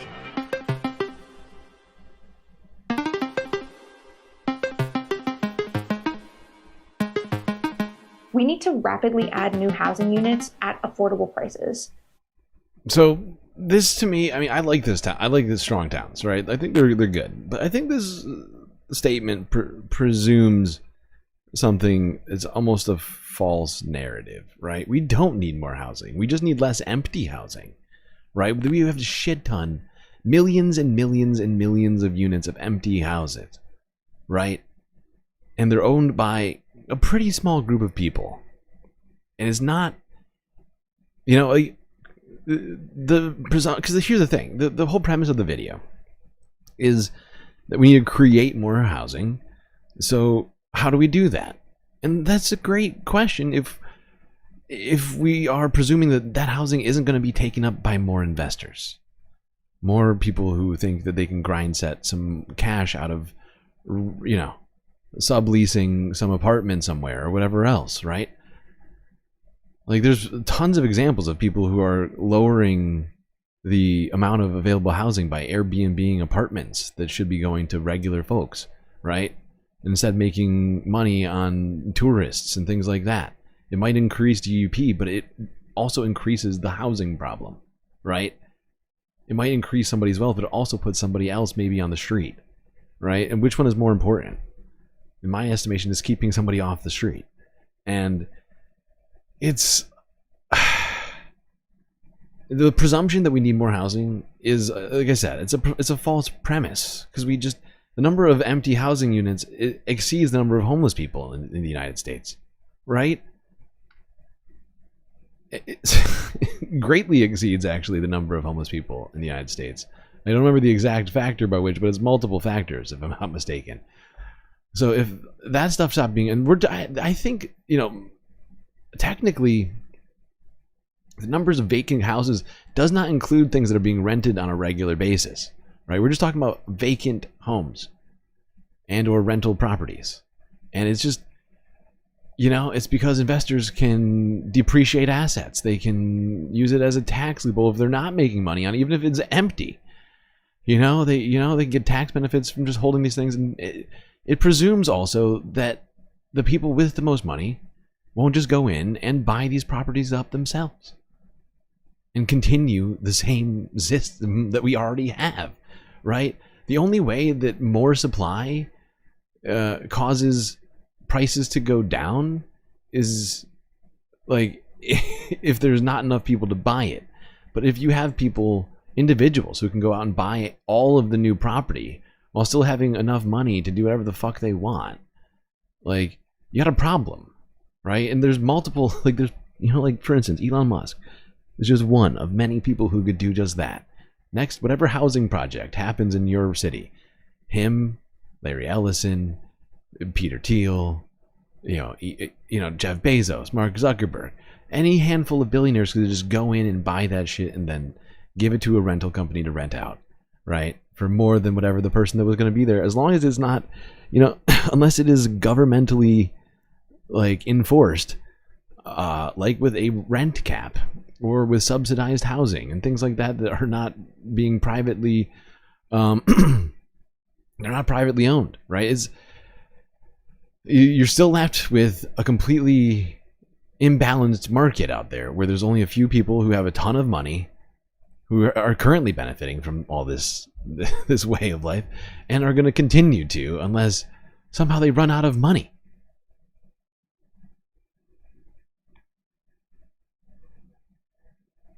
They buy things, like, for instance, like Larry Ellison owns over a dozen homes on Malibu Beach. Right? He owns the entire island of Lanai. People like Oprah and Zuckerberg own vast swaths of land on Hawaii, and they are constantly doing whatever they can to increase the land they have, offering money to their neighbors to move out of their homes, right? A lot of people have taken it because of how much money they have, and they're willing to offer whatever just for privacy, for more control over the place that they live, right? And it's just, it doesn't, this solution doesn't really address that, right? Changing up zoning to allow more multifamily homes. I approve. I think we should have more multifamily homes for multiple reasons, right? Duplexes, things like that. I think it's a great fucking idea, right? But it still doesn't address the systemic problem of wealth inequality and the hoarding of property and assets by the very rich and people looking to, profit off of capital. Let's go look at a capitalist enterprise looking to capitalize off of some capitalists. CNBC 2 days ago. Although I guess not everybody in this group is a capitalist, what we're going to talk about, but it's my best way to segue into this story. Talking about Walmart and how instead of trying to serve low-income people, it's now shifting its focus onto what's that? Let's get to Walmart now. Shares wealthy shoppers. That makes sense. Gotta make that money. Let's get to Walmart now. Shares ripping to another all-time high today. So for Walmart, the wealthy consumer is where they've been gaining the majority of shares. In recent quarters, in particular, a lot of analysts have been asking what's going on with Walmart. Why is it having so much success with these higher income households that are generally defined as having an income of $100,000 or more per year?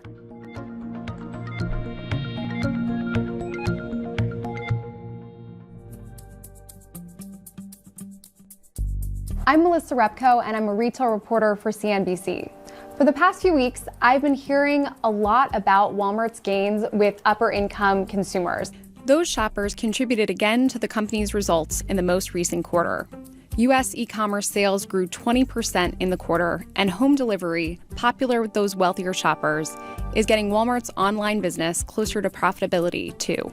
Walmart's stock has been up, even hitting record and 52-week highs, because of the gains it's putting up with shoppers. We're seeing higher engagement across income cohorts, with upper income households continuing to account for the majority of share gains. Higher income shoppers are a huge opportunity. It is known as the nation's largest grocer, but where it makes more money is selling things like throw pillows, clothing, makeup, items that are higher margin, and those are often the tougher ones to sell. If you sell to a higher income customer, they have more dollars in their pocket to spend, and they're more willing to spend more money all around. So it tends to be a shopper that can endure the ups and downs in the economy. It can also sell things like more ads. That's been another growth business for the company, as has its third-party marketplace where it's selling a broader assortment to these new and more frequenting customers. And it really boils down to three factors. What had happened is Walmart's trying to eat Amazon's lunch and has started delivering on mass scale all of their goods and marketing them online as well, creating its own app and all this other stuff, making it easier for the wealthy to shop at Walmart. How good and so great. Trying to attract the wealthy customers at the business that receives the most welfare of anyone.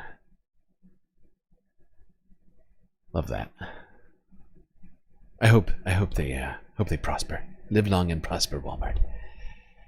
Tough times for Walmart. They need to go to the wealthy for money.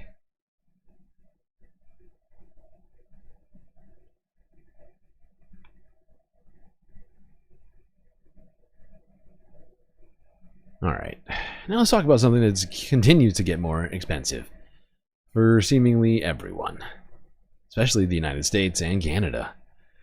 Something which people are kind of freaking out about, and something that Donald Trump is also doing nothing about, even though he promised that he was going to do so much about this.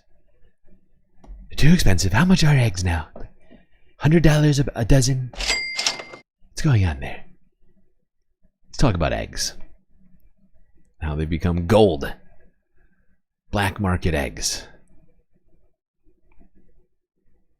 CBS New York from a day ago. New Yorkers line up for free eggs in Brooklyn. And 15 minutes, that's how quickly 100 cartons of free eggs went this morning in Brooklyn. 15 minutes. Spearheaded by Prince Abu Butchery, a few small businesses came together to help the Bed-Stuy community. People waited in the cold, some for almost an hour, to get a free carton of a dozen eggs. Between the national shortage and inflation, eggs are selling in some places for more than $10 a dozen. But not this morning for these folks. I feel like this is a Black Friday sale. Egg prices are skyrocketing. It sure is. Families still need to eat. Yes. And we use eggs for everything. Sure do. Egg prices are through the roof right now, and so at a time like this, we felt it was our duty and responsibility to just make eggs accessible. Even after they gave out the last carton, people were still showing up to get their hands on free eggs, but walked away disappointed. There is another giveaway scheduled for 1 p.m. in Queens. Wow, these guys are the Santa Claus of eggs. Handing out eggs to the needy, those who can't afford $10 a fucking carton of eggs. It's insane. It is insane. It's like gold now. Eggs are more expensive than gold. All right, not by weight, but feels like it's more expensive. You've likely heard of Thanksgiving turkey giveaways for back-to-school supplies, but what about an egg giveaway? Two were held in the city today to help offset the growing cost of the pricey household item. John Diaz has the story. It's a good thing she has her sense of humor and her thick winter gloves. Star Asia will need them. She's one of the dozens of Brooklyn residents waiting out in the cold Friday. I feel like this is a Black Friday sale. But it's not a sale they're here for. I'm here to get these eggs. That's right, free eggs, thanks to 2 local farms and a butcher. Eggs, baby! Makes us so happy that we're able to do this. The CEO of Prince Abu's Butchery, Eggs Baby, is spearheading the efforts. Time like this, we felt it was our duty and responsibility to just make eggs accessible. 100. Gotta make those eggs accessible. Who knew? Who knew eggs had accessibility problems? Well, the American consumer knew. For the last however long it's been going up, over a year, they've just been, multiple years. Multiple years. It feels like time is doing weird things in my brain lately. The timeline is wavering in concerning ways, causing me much distress. But yeah,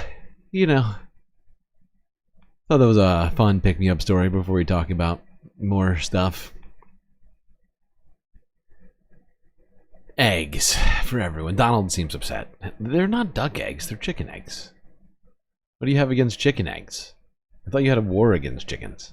Wasn't there a duck-chicken war going on? Some kind of inter-avian battle? But guess what? There's another country that's been getting eggs from the United States. Nasty, nasty Canada has been sneaking over the border, buying our eggs, selling them in their supermarkets.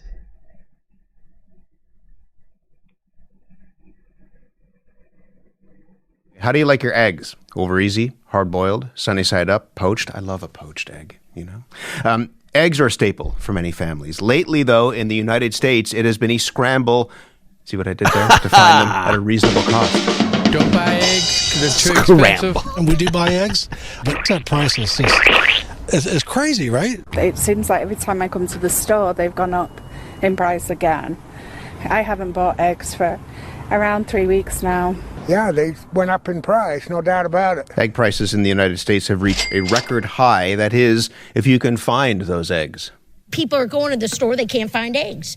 I see this commander-in-chief doing all of these press conferences about every revenge immediately, if not sooner. Different type of endeavor for the federal government. What are we doing about the costs? Michigan Representative Haley Stevens posted that video to social media with the caption, "Where is the executive order on helping Americans afford basic goods like eggs and milk?" Executive President order? Donald Trump campaigned on a promise to bring down prices and made specific. See what I did there? The executive. I cracked myself up. Where is Donald Trump's executive order? We need it. Immediately, if not sooner. Reference during the campaign to the cost of eggs.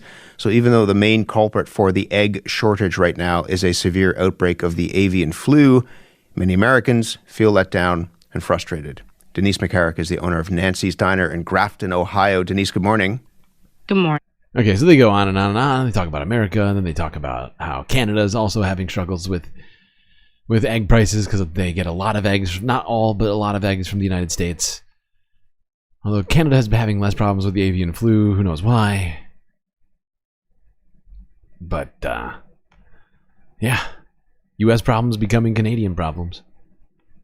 Canadian problems becoming Canadian victories. Because, there's been some contentiousness around hockey recently between our two countries. But in a recent Olympic event, hockey event, the United States was bested by Canada.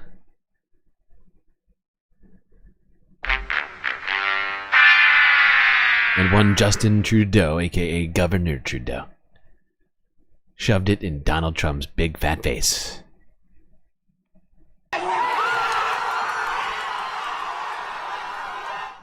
Well, excitement still in the air today after Team Canada took home the championship trophy in the Four Nations face-off. Before the game even started, this was a message to our neighbors to the south. Canada is the true north, strong and free. True patriot love that only us command. Canadian singer Chantal Kreviatsik changing the lyrics to Canada's national anthem as a response to U.S. President Donald Trump's repeated remarks about making the country the 51st state, remarks made even the morning of the game. So given the strained relationship between Canada and the U.S. currently, there were a lot more eyeballs on this game and definitely some pressure on the team to make the country proud. And they came through. Richmond Hill's Connor McDavid scoring the game-winning goal in overtime, Canada taking it 3-2 in what was a fast-paced and exciting game. Moments like these have been captured across the nation, the Prime Minister even taking part in game-winning celebrations. Later tweeting, "You can't take our country and you can't take our game." Hockey fans today still feeling the excitement. Pretty awesome. It makes us really proud to be Canadian. Hockey is such a huge part of our nation. It's really cool to get to watch us beat them. We got 5 hours and 29 minutes sleep today, but it was worth every penny. Yeah, way to go. We got 5.5 hours of sleep, but it was worth every penny. I don't know what that. I think she may have had a couple of drinks, and she's very tired. I know that sentence didn't make sense, but she's also very excited after this win. Yeah, everything you say doesn't always have to make sense. Well, first of all, some of the things that I say will be incorrect. But it's fine. Anyways, congratulations, Canada, on your victory over us, United States. We failed. Maybe that's what we get for being a bunch of dicks to our best friends. You know? You can't be mean. You know, I know Donald Trump, he's very mean to our states. But you can't get somebody to be the 51st state if you're going to be a jerk. That's just science. It's science. All right, let's go on. We're going to move on to talking about clean energy, generally speaking, and environmentally stuff. Then we'll go to the Earth news. At some point, we're going to take a fourth break. But the United States news pretty much took up all 4 halves so far. Really great. Thanks, America.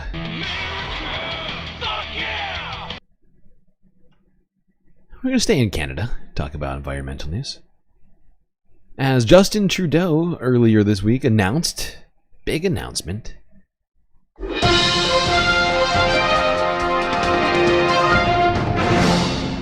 Justin Trudeau is going to build a high-speed rail network in the Toronto-Quebec City Corridor,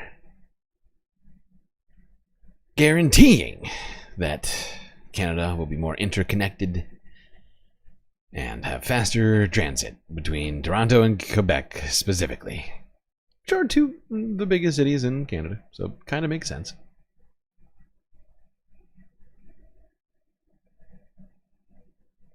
Although I thought Justin, didn't he step down as prime minister? What happened to that? Are you guys doing an election or what? What's going on? I see at least one or two Canadians in chat. What's going on with that? Are you gonna do the election or who's gonna be? Who's the new Justin? That's what I want to know. And why is this guy still making comments if he's no longer in charge? Anyway, let's go to Justin. Today, I'm announcing the launch of ALTO, the largest infrastructure project in Canadian history. A high-speed rail network between Quebec City and Toronto with stops in Trois-Rivières, Laval, Montreal, Ottawa, and Peterborough. Oh boy. It'll span 1,000 kilometers with 100% electric trains that will reach speeds of 300 kilometers an hour. A reliable, efficient, high-speed rail network, like Bohemian, game changer for Canadians. Bohemian trains, like there will be musicals on it. Eclectic. Diversity in trains. Reliable, efficient, high-speed rail network will be a game changer for Canadians, slashing travel times by half, getting you from Toronto to Montreal if not sooner. in 3 hours. It'll stimulate our economy, strengthen the bonds between cities and our two most populous provinces, and reduce costs for businesses while improving their productivity and competitiveness. There you go. If they get it done, they will be once again doing things faster than America. We seem to just be ignoring all the important technological advancements and only focusing on, I guess, AI and oil now. Is that all we're doing? Is that our two main focuses now? Taking away the jobs and then giving them to oil-powered machines. Do we have any high-speed rail? No. But do we need it? I mean, they were supposed to be building some in California, I think. But other than that, no, we just got the old stuff. We got the really, really old stuff that's been around since, like the late 1800s. There's been a few updates since then. Not a lot. Costs money to update it, and it's not governmentally run. So, there's that. Unless you count Amtrak. The rest of them are just sort of, just old and shitty. We don't need to get places fast. We have cars. Ford, GM, America. Come on. Why do we want to get places fast? It's not like our entire world is about doing things fast. It's not like that's why we're so obsessed with AI, so we can do things faster, supposedly. Oh, yeah. No, it's not important. You can take in the scenery more when you're on an old school train. Vibes-based travel. That's the important thing. Let's talk about that old-ass train stuff. CBS Colorado talking about their rail system here in a little press briefing yesterday. Figure we'd just use this to transition back into America. Well, it is a First Alert Weather Day here on CBS News Colorado as we continue following the conditions all around the metro area. Your reporters, Justin Adams, Kennedy Cook, and Brian Sherrod are keeping an eye on the conditions and how they've changed over the past few hours. Brian Sherrod is your First Alert traffic reporter. He was out on the road throughout the morning, keeping an eye on traffic conditions all around the metro area and Colorado's only First Alert traffic tracker. Now he's working to get information from RTD's response when it does get cold and snowy outside. So, Brian, good afternoon. What have officials told you? Well, RTD tells me that they use their own winter weather. Nationalize Amtrak. Yes, Godcat. I mean, it's nearly nationalized. It's like 80% nationalized. The federal government owns most of it, and they subsidize the shit out of it. But you're right. We should just, let's nip it at the bud here. We don't need it to be a quasi-private company. It's not helping anything. As to determine when they should start de-icing their Why is it so goddamn services. quiet? They say they don't want customers already getting into a cold vehicle when they're already out in the cold for so long. So the goal is to always make sure they're warm when they're using public transit. Now with their rail services, they do what they call sweep trains. This is used to keep the overhead wires from freezing. The light rail steps are heated to avoid ice and buildup. Also, crews check their switches to make sure they are always working. Look at that high-speed rail. Look at it. It's just rocketing down the track. I mean, crawling so slowly it's almost imperceptible. Taking its goddamn sweet time. Now, I think this was back at the governor's meeting, but I can't remember, honestly. Feels like so long ago since I watched this goddamn clip. But this one is on something, that being the United States' energy policy.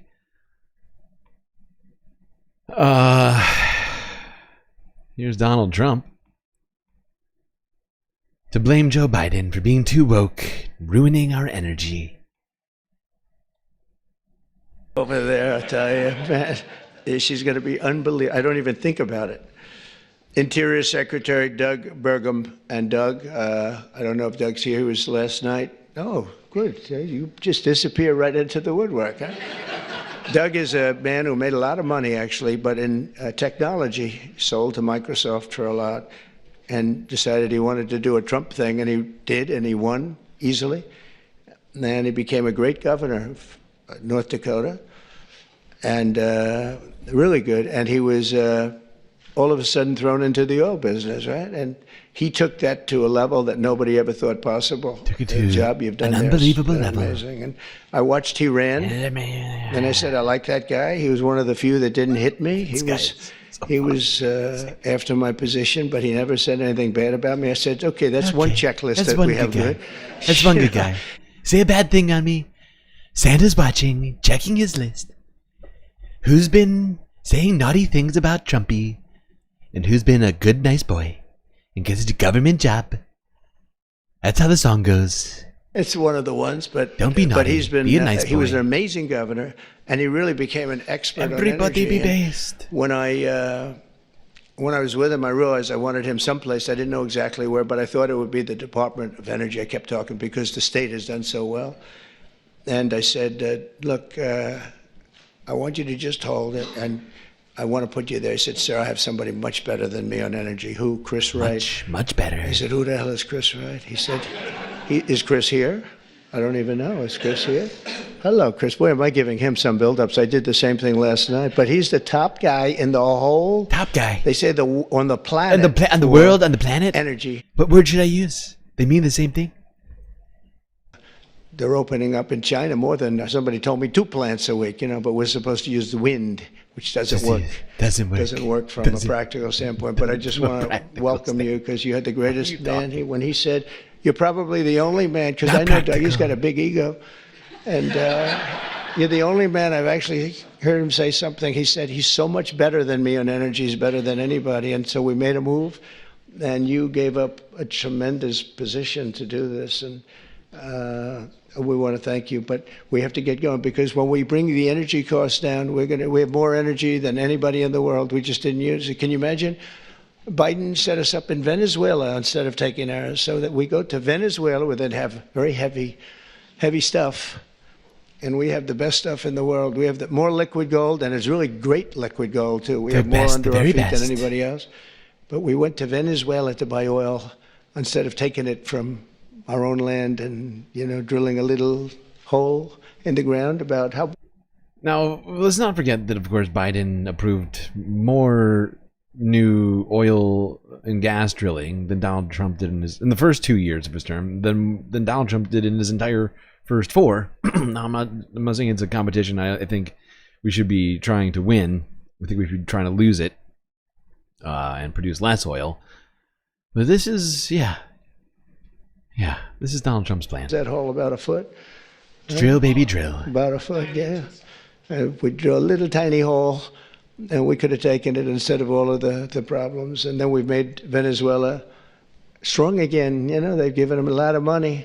They never thought they were going to have so much money, and all the people are leaving. So you're going to have one guy sitting there with a lot of oil under his feet. That's not a good situation, but we're having talks about that whole mess. Gonna fix it. What a mess. That was another one that was done. He was ready to quit.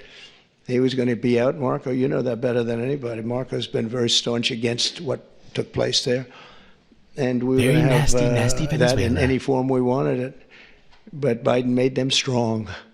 It was the worst administration in history, and I say that with a lot of Democrats, but I think you believe it too. You can't say. Joe Biden giving all of our money to Venezuela, making a very strong country, even though there's a lot of sanctions on Venezuela.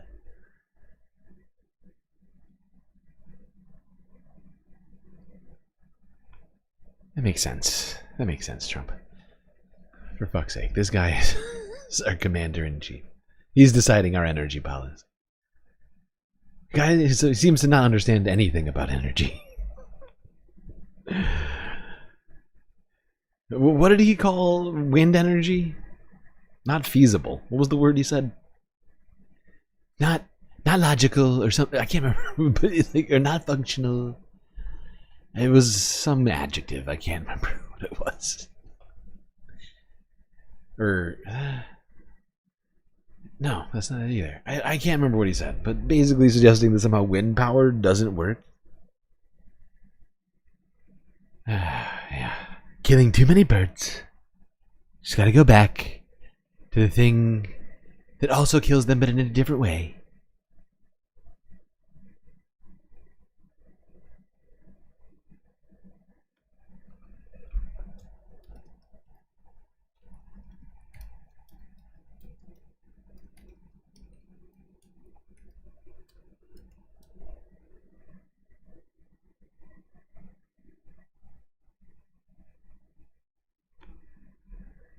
Yeah, and he's talking about a very short period of time. I just had to look it up because I couldn't remember how this all went down. But the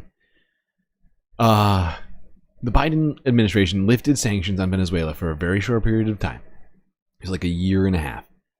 And they bought some oil from Venezuela in the interim of them not doing new federal contracts for new gas drilling after the first 2 years when they were drilling the shit out of our country. And then reimpose the sanctions like a year later. So it wasn't as if like they didn't give him that much money in the first place. And it's not like they lifted all the sanctions. But that's Donald Trump's. He's like, you know what? We just didn't drill enough. Okay. So yeah, that's going to be the plan. We're going to drill the shit out of the United States to get all the fracked gas and oil from the ground. Regardless of the environmental impacts, either in the immediate environment or broadly speaking when we burn it again.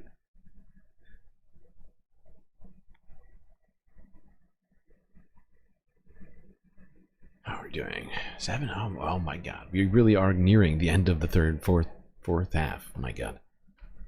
That's crazy. That's too much, man! But I took a break on Friday, a normal streaming day for me, when I had already started preparing a list, but did not manage to get through it because Thursday we went to bed so late that I woke up at like 7:30 Eastern Standard Time, 2.5 hours before I usually start the stream. Totally made it a little hard to prepare, not gonna lie. And rather than just coming completely unprepared, I decided not to stream, which I'm sorry for. I made a huge tiny mistake. I'm very sorry. You all deserved that stream, but you are getting kind of 2 streams in one today. It's going to be a long stream. Not as long as the 1 year, but we still got some stuff to go. Okay. Where was I? Ah, yes. Let's go from talking about oil drilling to talking about timber production. Something we don't talk a whole lot about, but one Republican representative in the House, I think this was, during one of these economic committees on natural resources hearings we've been listening to recently, he had some stuff to say about whether or not we should leave those trees in the ground or if we should cut them down and build shit out of them. One Pete Stopper? $1 trillion what is this guy's name? Front and center this hour, the... What is this? What? Oh, I just clicked the wrong thing. Swoops in How did I do this? The fuck? Ah, shit, hold on. Sorry. I gotta get back my list. Somehow clicked out of my list. Son of a bitch. Okay, come on. Go, web, go. You can do this. There we go. It's beautiful. You're doing great. Keep it up. Yep. That's it. From Minnesota, Mr. Stauber. Thank you, Mr. Chairman. As you know well, in northern Minnesota, we have the 3 T's, timber, taconite, and tourism. I'd argue there are a few communities across this great nation that understand and benefit from the multi-use mandate more than the communities across northern Minnesota that I am proud to represent. My district is home to 2 working industrial forests, including the Chippewa National Forest and the Superior National Forest, where we responsibly harvest timber and mine the taconite that is used in production of 80+% of this nation's domestically produced steel. And located on the Superior is the Duluth Complex, which is the largest untapped copper nickel find in the entire world. But we will only be able to responsibly mine these minerals needed to power our 21st century economy forward if we uphold and promote the multiple use mandate on our federal lands. Mr. Neiman, thank you for being here today. I want to share that I know your industry quite well. When he talks about multiple use land mandates, he's talking about public lands, right? Things that, you know, in my opinion, shouldn't be used for private enterprise, especially the reaping of natural resources. It really bugs me, honestly. Like, are we not going to keep anything? Are we going to have nothing nice? Is that what it is? We just don't deserve it. Given the makeup of my district, it's home to dozens and dozens of timber harvesters, mills, and other wood product manufacturers. Unfortunately, we've seen several mills shut down in recent years, leading to the loss of hundreds of jobs. And in most cases, this has been due to regulatory burdens put in place by the EPA and other federally regulated. It's always the regulator's fault. It's never the capitalist's fault for wanting a certain amount of profit. You know, it's always regulations just beating down the working man. And really, they're not beating him down so much as they're beating his boss down. And then their boss is having to, you know, just, he left with no other choice but to shut down business. Not enough profits. Damn regulations. Regulatory agencies, as well as the Forest Service failure to uphold their end of the bargain of the multiple use mandate and enable us to reach our timber harvesting goals. I mean, who doesn't want to visit the beautiful, rugged, Rocky Mountains and also, you know, get to watch all the beauty get cut down or watch some oil well go up and down as it pulls oil out of the ground? Who doesn't want that? We all want that, of course. That's the sort of beauty we want in our national parks. Can you talk about the economic impact of mill closures in rural communities where your companies operate? Ah, yes. Back to the timber. I sure could. Thank you very much. And please say hi to Howard Hedstrom for me. Yes, say hi. I know Howard very well. Say hi well. to Howard. We're all good friends. A great friend. When I'm going to talk first, I've lived through 6 recessions in my lifetime at my age, going clear back to the 70s. And our family's been able to weather those storms and get through them.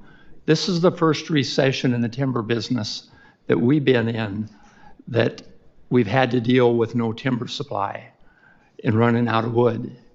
You can figure out how to get through recessions sometimes and weather storms like we have in the past. You can't operate a sawmill without wood. Oh, God, yeah.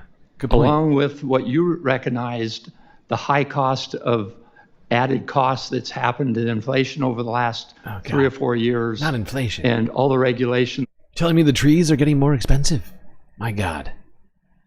Now, actually, lumber has come dramatically down from the highs that it hit during the height of the pandemic. I don't have a graph in front of me, but I'm fairly certain they came down from a whopping high of like over $1,000 whatever it was. I don't know what they measure fucking lumber on the stock market, but they came down like 75% at one point. It may have come up slightly since the bottom of it, but yeah, like, you know, they're all complaining, oh, the wood, all the lumber is getting so expensive now. Oh, God. But I just want, oh, it's like right after it. Okay, let's see what Pete had as a response to all of this. He had a very quippy response. It does, and there's a timber harvester that was reluctant to even go out and harvest the timber. He couldn't afford the fuel. Wasn't going to make it on just harvesting the timber. So, Mr. Neiman, one last question. Is it fair to say that if the Forest Service was doing a better job of meeting its timber harvesting goals, many of the jobs in the timber harvesting and forest products industries wouldn't be at risk, allowing for the maximum allowable sale to be harvested? This is not the quip. Where's the quip? Yeah, you got jokes over here. Give me the jokes. Thank you. Give me Mr. a Gibbs, joke. Is a forest fire subject to a NEPA analysis?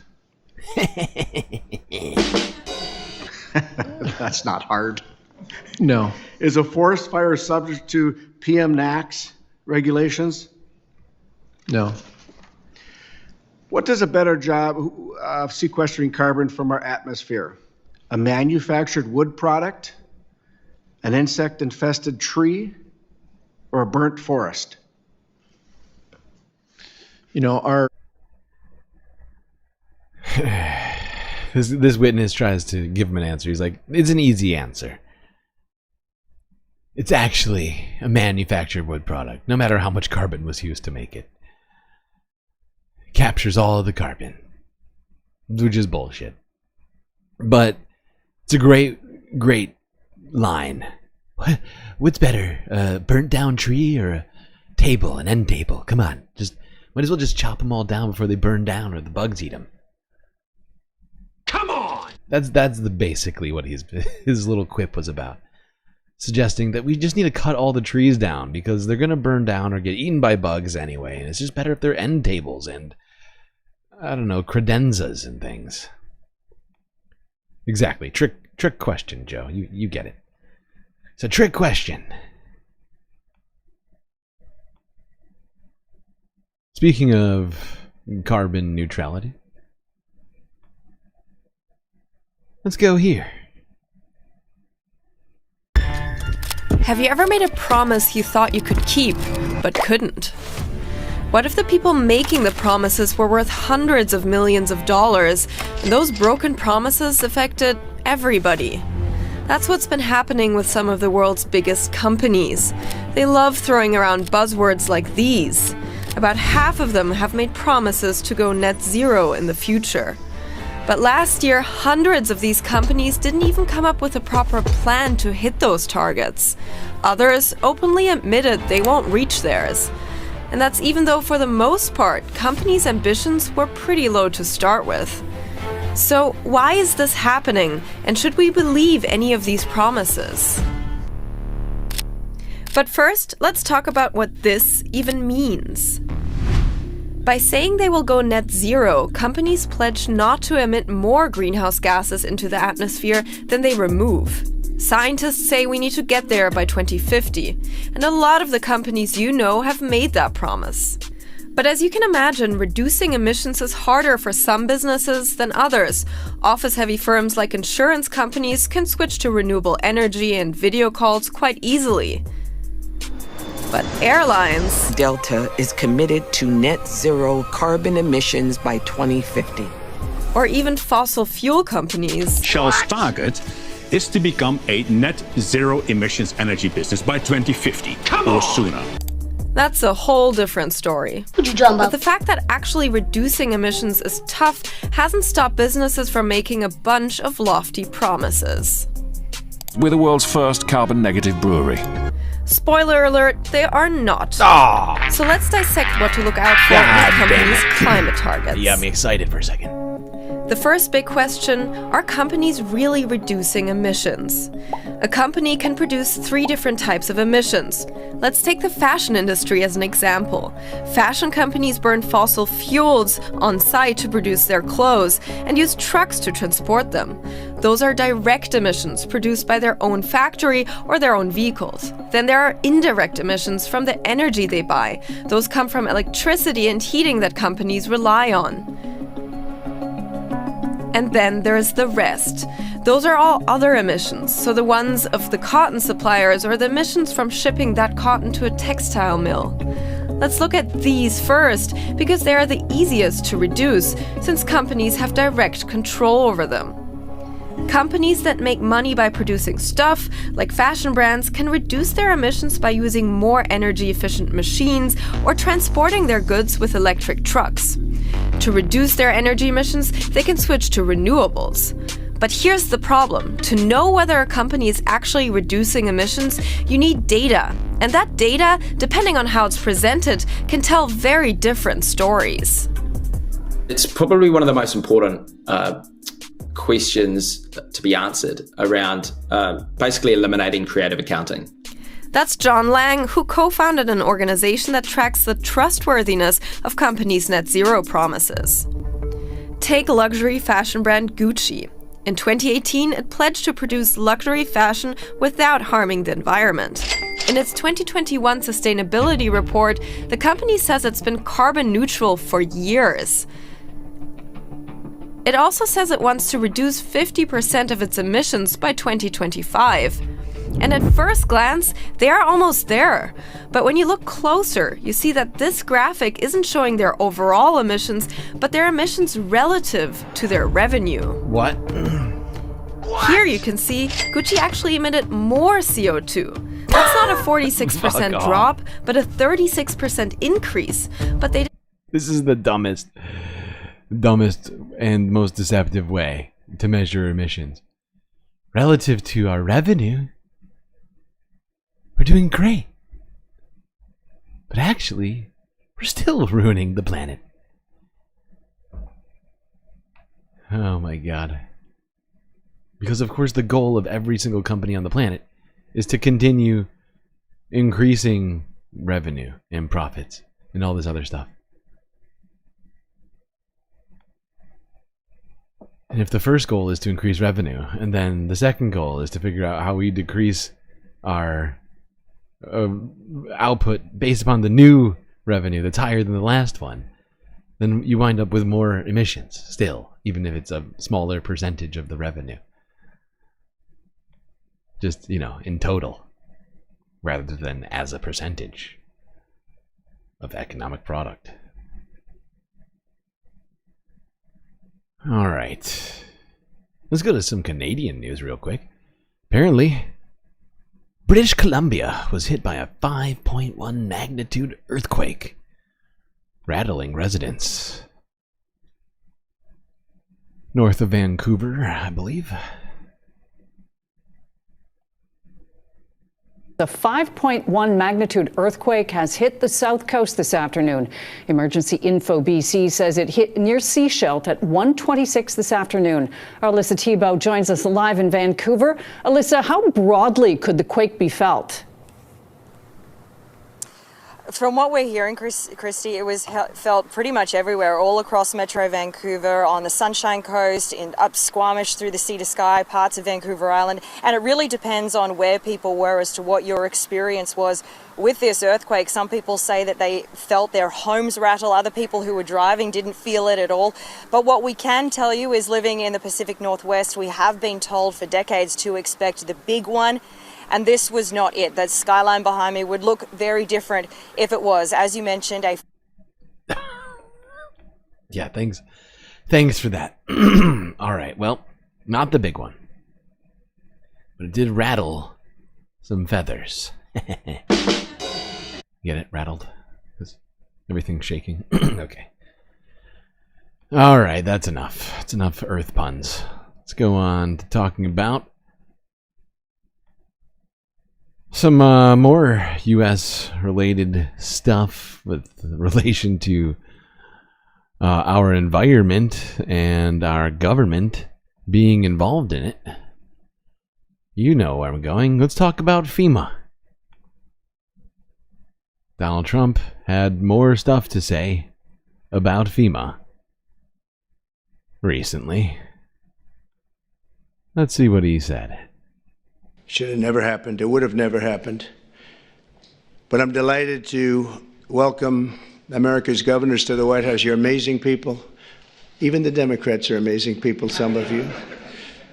And we've worked together. Actually, we work very well together. I can't think of anybody. There's one or two, that it doesn't work out so well. But that's sort of normal. But I do want to welcome you, and I want to let you know that anything I can do, I'm here. I'm here for you. And we can do a lot. I do want to say that I left a great place, North Carolina, and we're really working hard there since I've been in. For 4 weeks, we've done more than they've did in all of the period of time. And FEMA was a disaster. FEMA wasn't there. They didn't do the job. FEMA wasn't there. And it was a terrible, terrible situation. I've never seen. FEMA was there. I love how Donald Trump is claiming credit for FEMA doing its job and then claiming it didn't do its job at the same time. But Donald Trump wasn't in office. They did nothing. Now that I'm in office, we did it, even though it's still FEMA. This dude is such a narcissist. Like it. And then they actually, when they did get there, a very small group, they chose anybody with an American flag or the name Trump on the front of the house. They would sort of skip that house very nicely. All the Trumpies. And it was just a disaster. And we've done it the other way. And we're working with a very nice person that we've had good relationships. Very nice person with great relations. Newly elected Democrat governor, who's here, I assume, is he? Okay, thank you very much. We're working well together, very well together. And we're not using FEMA so much, but it doesn't matter as long as we get the job done. But the people are becoming very happy. So I want to thank you very much. Great job. We are. Good job, Joshy. And I'm of the opinion, I understand FEMA very well. We had a good situation with FEMA, but it was a very expensive thing to do. And I really believe when there's a natural disaster, a hurricane, a tornado, or whatever it may be, you're very capable people. It's called you fix it. You take care of it. You know, someone once told me that you could maybe nuke a tornado or a hurricane. You know, you could just sort of cancel it out. You know, just drop one in the middle. Yourselves, you don't have to call some faraway state and have people planed in from areas that they have no idea. They come in from Alaska why help to each help other? you in Florida. That's stupid. They say, boy, this is hot here. This is, by the time they figure it out, everything would have been fixed. It's not a good situation. It's very expensive. You spend at least twice as much. They don't negotiate. They go out and hire local contractors, and they have no idea who they are. And wow, it's fascinating. So I guess states now, without FEMA, because that's what Donald Trump is essentially leading up to. He thinks that FEMA is very bad and it probably shouldn't exist. So I guess he's going to leave the states to do all of this on their own without the help of FEMA to facilitate any of these processes like negotiating during the middle of a environmental catastrophe, things like that.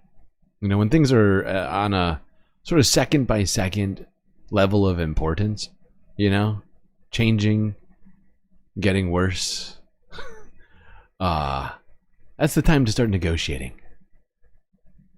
You have all the power. Aside from the people who literally don't have power.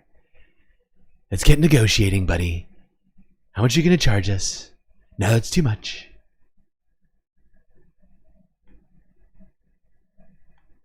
It's out of control. It's out of fucking control. Alright, let's go back to Quebec, which we were talking about. Its little railway system. High-speed rail. Justin Trudeau announced earlier this week to talk about something else that happened on a Quebecian road. An avalanche. woman caught the moment an avalanche shot down a cliff and buried her pickup truck. Okay, we just got hit by a avalanche. Yep.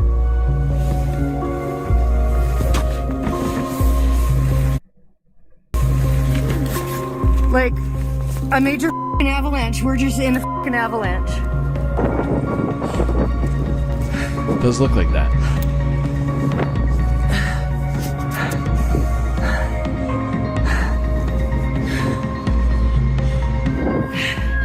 I'm walking over the avalanche to get back to the truck.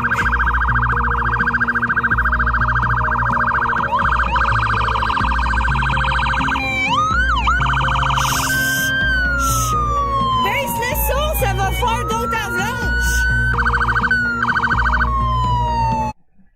Translation: be quiet, you're gonna start another avalanche. Which is a good point. Maybe don't show up with sirens to the natural disaster caused by sound and other things. But apparently this avalanche was caused by hikers who ignored a warning from local authorities, and they triggered the avalanche.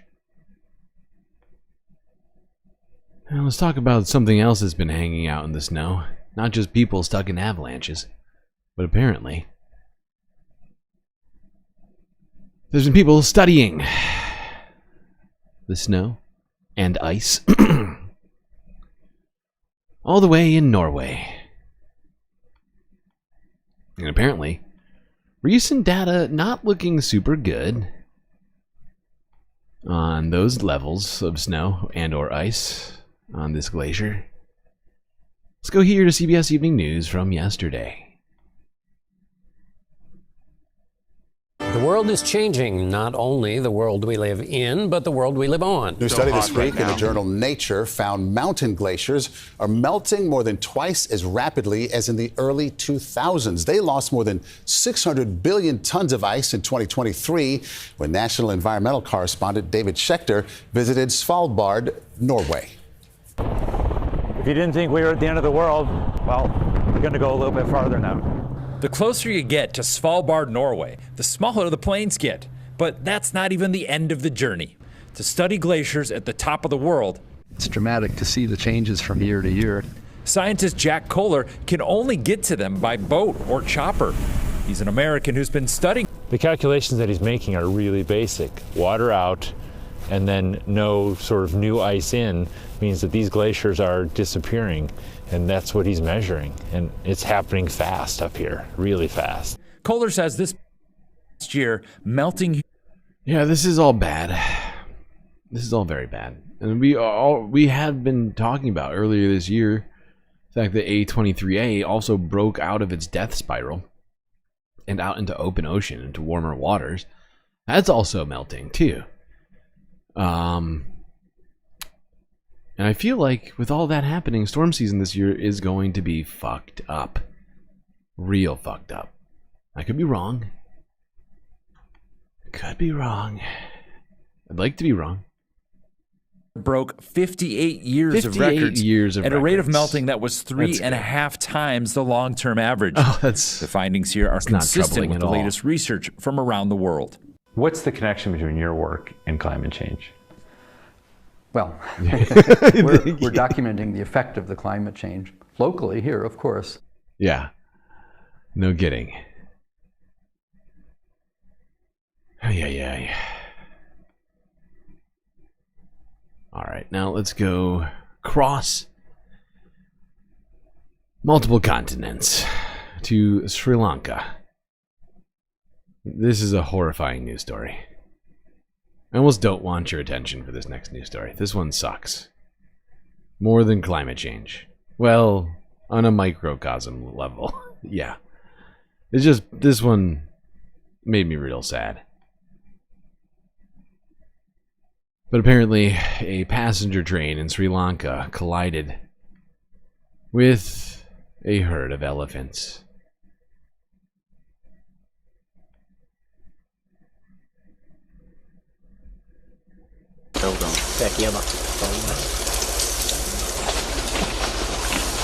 Oh, Jesus Christ.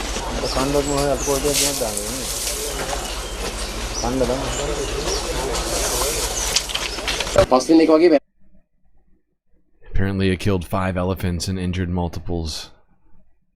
It's horrifying. Horrifying. One of my favorite things colliding with another one of my favorite things. Train hit elephant. Oh, I never knew that combining my 2 favorite things in one story would make me sad. That one did it.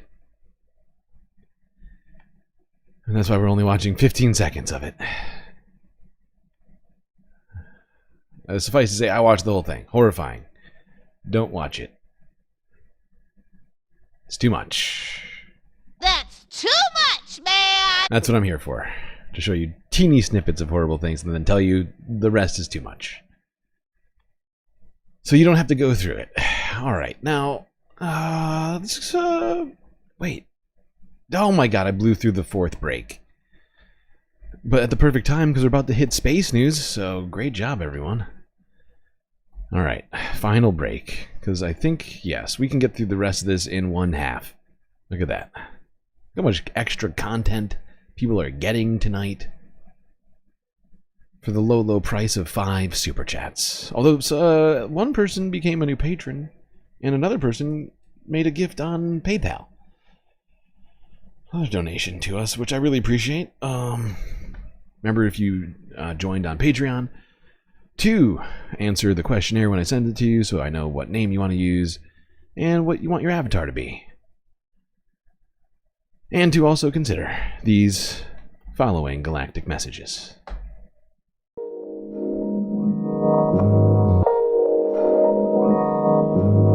Well, I hope you all enjoyed, so far, the first 4 halves of this, what is turning into, quickly, a marathon stream from us here at GNN. If you're enjoying it, do click that like button and subscribe, and also consider contributing to the continuation of this stream that you like.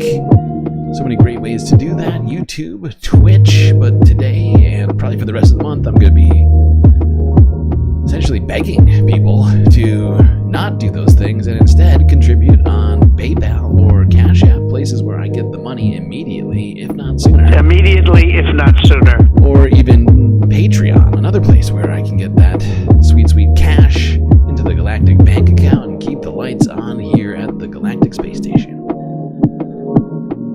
And of course, becoming a new patron gives you access to more benefits than anybody else in the entire goddamn Milky Way galaxy. For just $3 a month, you can get access to the first tier on Patreon. So, don't think about it, just do it. Get more galactic. Alright, chat, enjoy this next space break. Grab yourselves a drink, maybe a snack, and I will be right back.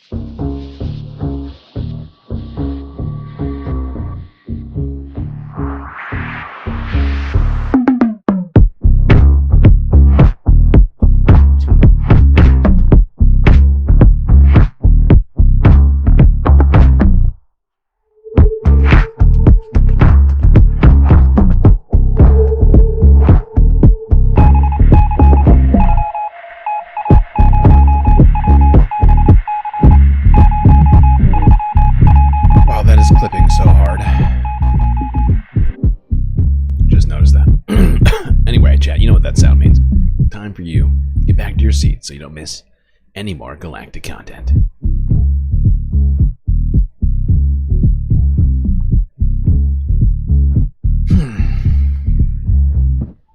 I guess you can stand too, that's fine. Whatever, lay down. Whatever suits you.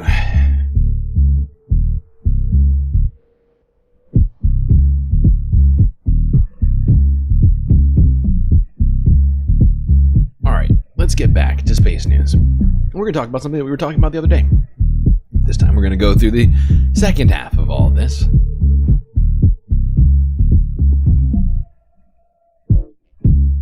Let's go back to More Perfect Union. Talk about the town that Elon Musk took over for his own personal use. The launching site and the SpaceX campus have grown much faster than Hinosa and the Madranos ever imagined. Never did we think that they would be taking over the entire area. It was just Elon Musk is going to come in, he's going to build a little pad, he's going to have a launch, and that's it. But now it's totally different than what was explained. The thing that bothers the Madranos the most is that they can rarely go to Boca Chica Beach, a beach the state of Texas and the city of Brownsville promised the public would be able to visit. The Texas state constitution guarantees access to all public beaches, but in 2013, the state amended the Texas Open Beaches Act to carve out space activity. Now the state is free to close the beach anytime SpaceX wants to launch a rocket. And it turns out that's a lot. They'll send a text and they'll say Boca Chica Beach is now closed. And if we're planning to go out there, that's it. Unpack everything. And then 8, 9, 10, 11 o'clock at night, I'll get another text. Boca Chica Beach is now open. Well, who's going to go out there at 10 o'clock at night? You're on their time. You know, you're on SpaceX time. Local people call Boca Chica Beach the poor people's beach because this is where people come to fish. We come to the beach with our families because it was free and open to the public. And SpaceX is changing all of that rapidly. Boca Chica Beach is not only a popular spot for fishing and swimming, it's also a complex ecosystem, one of the most biologically diverse in North America, and home to endangered and protected species, including the ocelot. One thing I've been wondering to myself, less wondering, more sort of dreading, is what Elon Musk's now being in the federal government, or not, whatever position he has, whether or not that's going to affect these people negatively. And of course, I think we can all guess that Elon will be doing whatever he can to just expedite the process of removing everyone from Brownsville and replacing them with his own employees. Sea turtles and the piping plover.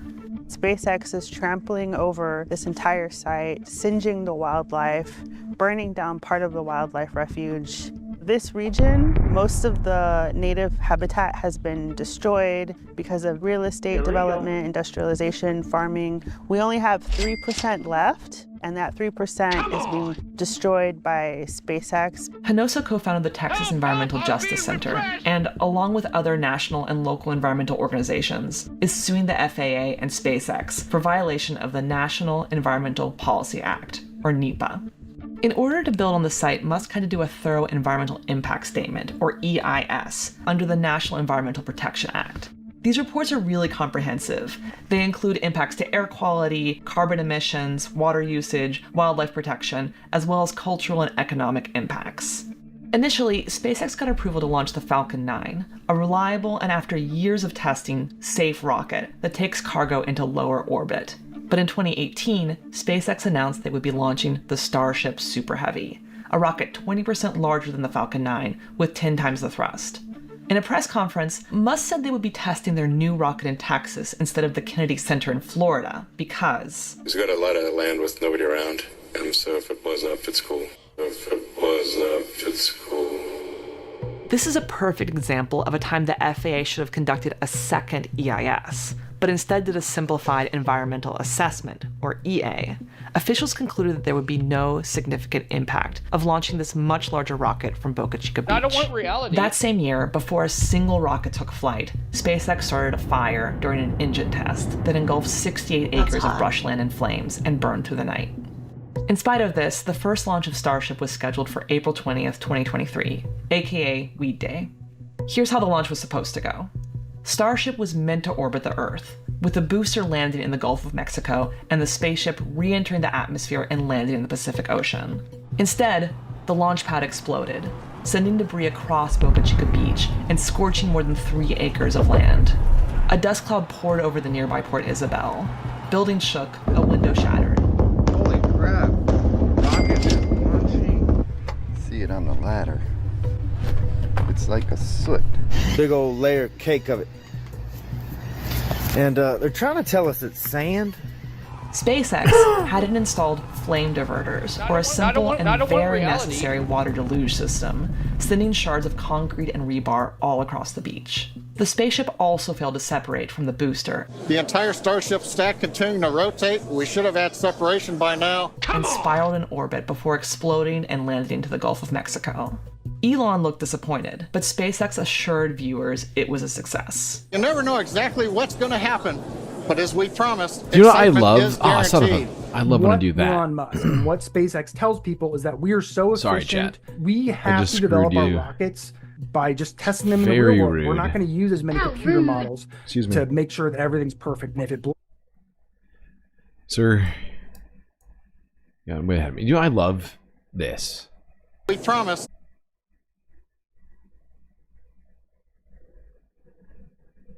This right here. The SpaceX propaganda team. I love how every single Elon SpaceX launch has its own little propaganda team, all dressed alike, if not wearing the exact same gear. Like one of the most recent SpaceX launches we watched, they were wearing like matching beanies and hoodies. And they have to have like a little team of saying, actually everything's great, even though it blew up. It's actually a success. So failure is success. Because you learn what you did wrong. Excitement is guaranteed. What Elon Musk and what SpaceX tells people is that we are so efficient. We have to develop our rockets by just testing them in the real world. We're not going to use as many computer models to make sure that everything's perfect. And if it blows up, then we're going to get even more data. It's actually good if it blows up. Eric Roche is an environmental engineer who writes about SpaceX at his blog ESG Hound. Those failures have externalities. Every time you launch a rocket, there's a sound wave, there's pollution, you are disrupting people's way of life. Roche documented the damage after that first launch. Burned nests and eggs, dust and chunks of concrete, and scraps of metal on the beach.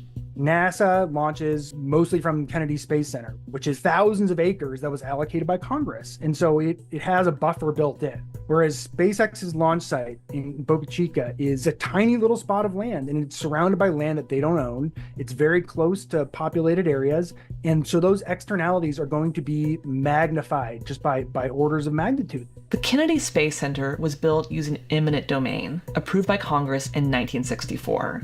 But Musk hasn't gone through that same process. He's just slowly expanding the scale and scope of his operation. Roche says it's eminent domain by fiat. I have never experienced an earthquake until SpaceX. The earthquake that I experienced in my apartment, which is over 20 miles away, is an earthquake caused by a billionaire. Before Musk could launch again, Billionaire the quakes. FAA ground the Starship and launched an investigation. The wealthy are so powerful now they can shake the entire Earth without having to, reap the consequences of having bothered or disrupted people's lives with their nonsense. Conducted by SpaceX, but overseen by the FAA. They found 63 things that needed to be changed before the Starship could launch again. Musk and his fans goaded officials on Twitter, which Musk owns and has renamed X.com. The investigation closed in September, and the second launch was in November 2023. It was another failure. The Super Heavy booster has just experienced a rapid, unscheduled disassembly. But in 2024, during Starship's fifth flight, the reusable booster separated and returned to the launch tower, which was a major accomplishment for SpaceX. However, not a single one of the launches has successfully gotten cargo into orbit. Musk continued to publicly beef with the FAA, and in September 2024, the FAA charged SpaceX $633,000 for safety violations at its Cape Canaveral station. Musk threatened to sue in return, but never did. As the 2024 election approached, he became increasingly vocal that a Trump victory would free SpaceX from unnecessary regulations. I feel more optimistic about it with the Trump White House. The biggest impediment to progress that we're experiencing is over-regulation. The bureaucracy in the U.S. has been growing every year. And after Trump took office, these people are getting away with murder and complaining about regulations that do the bare minimum of trying to keep people safe. You know, it's insane. It is insane that this is the world that we live in right now. With this guy with an unknown amount of power, because the federal government, Trump administration specifically, refuses to actually define what this dude's fucking job is and what kind of branch of government is DOGE. But this guy, for now, has unchecked power.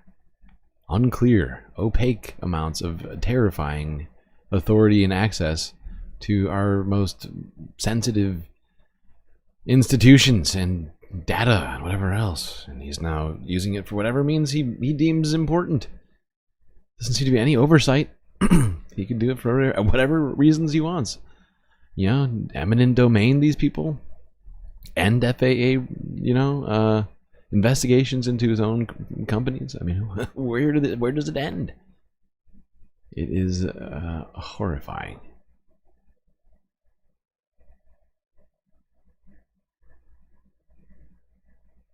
Where does it end? Doesn't end here. Not in Venezuela, because Venezuela, as you probably heard, has been accepting migrants from their own country. And 200 Venezuelan migrants were just recently flown from Guantanamo Bay to Venezuela as of yesterday. Associated Press. What just happened?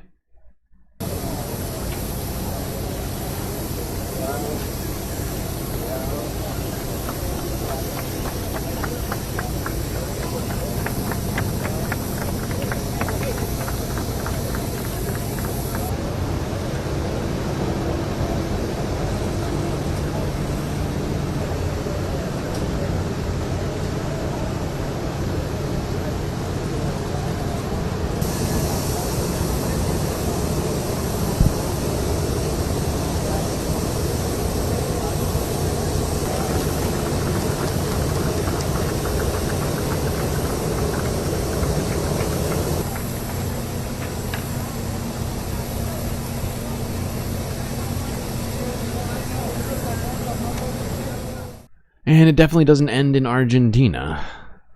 Well, actually, Argentina came to the United States recently. I just felt like throwing this in here. I don't know why. Probably because it's on the thumbnail, and also because, we've been talking about the authoritarian takeover of the entire globe, and how there seems to be this horrifying shift.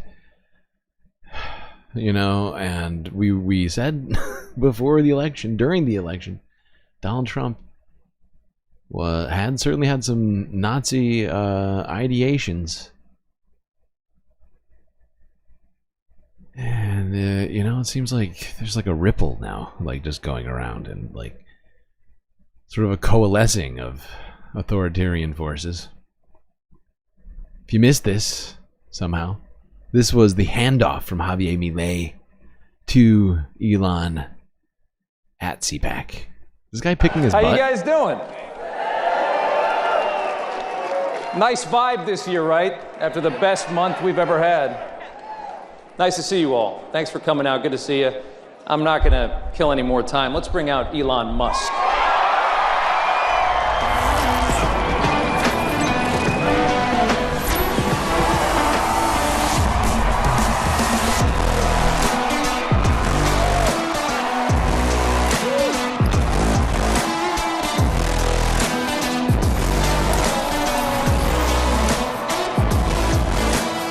Yeah, this guy is definitely, seeing him do that, he's definitely wearing a vest. This guy thinks he's going to get taken out. Maybe that's why he's constantly carrying his kid all over the place.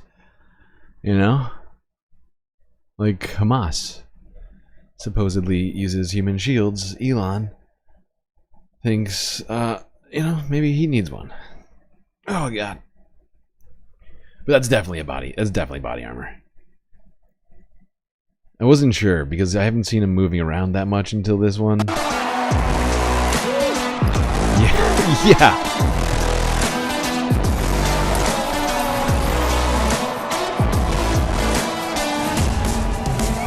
We're gonna stay up for 1 second.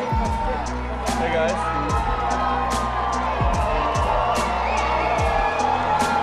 We've got one more surprise in case this wasn't enough. I'm gonna let Elon do it. Who else is here? Well, President Milei has a gift for me. Javier Milei from Argentina. You guys know who that is, right? Hey, you know the guy running the government into the ground in Argentina? You know, the guy is doing everything the same as Elon Musk is trying to do right now. Seems like, if anything, Elon Musk is taking a book from Javier Milei on how to implement horrifying austerity policies on your citizens. Next, we're going to replace the US dollar with cryptocurrency. You know? We're going to do a reverse Milei on the currency.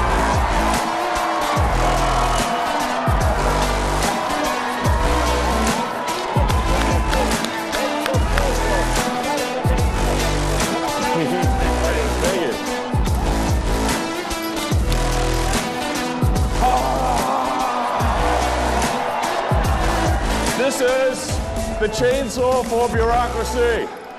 Chainsaw!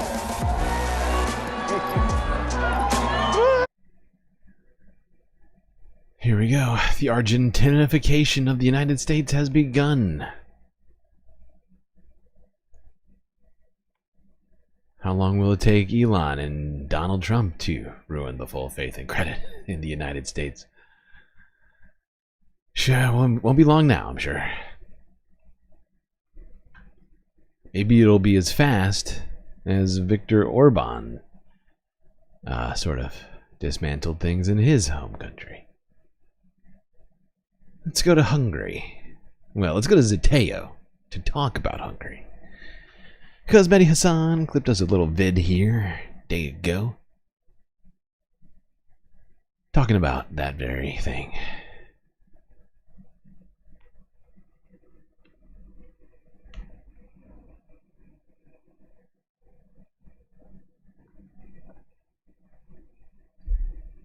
We actually have an expert on fascism. We have an expert on authoritarianism. We have historian Ruth Ben-Ghiat, the author of the fantastic Strongmen from Mussolini to the Present.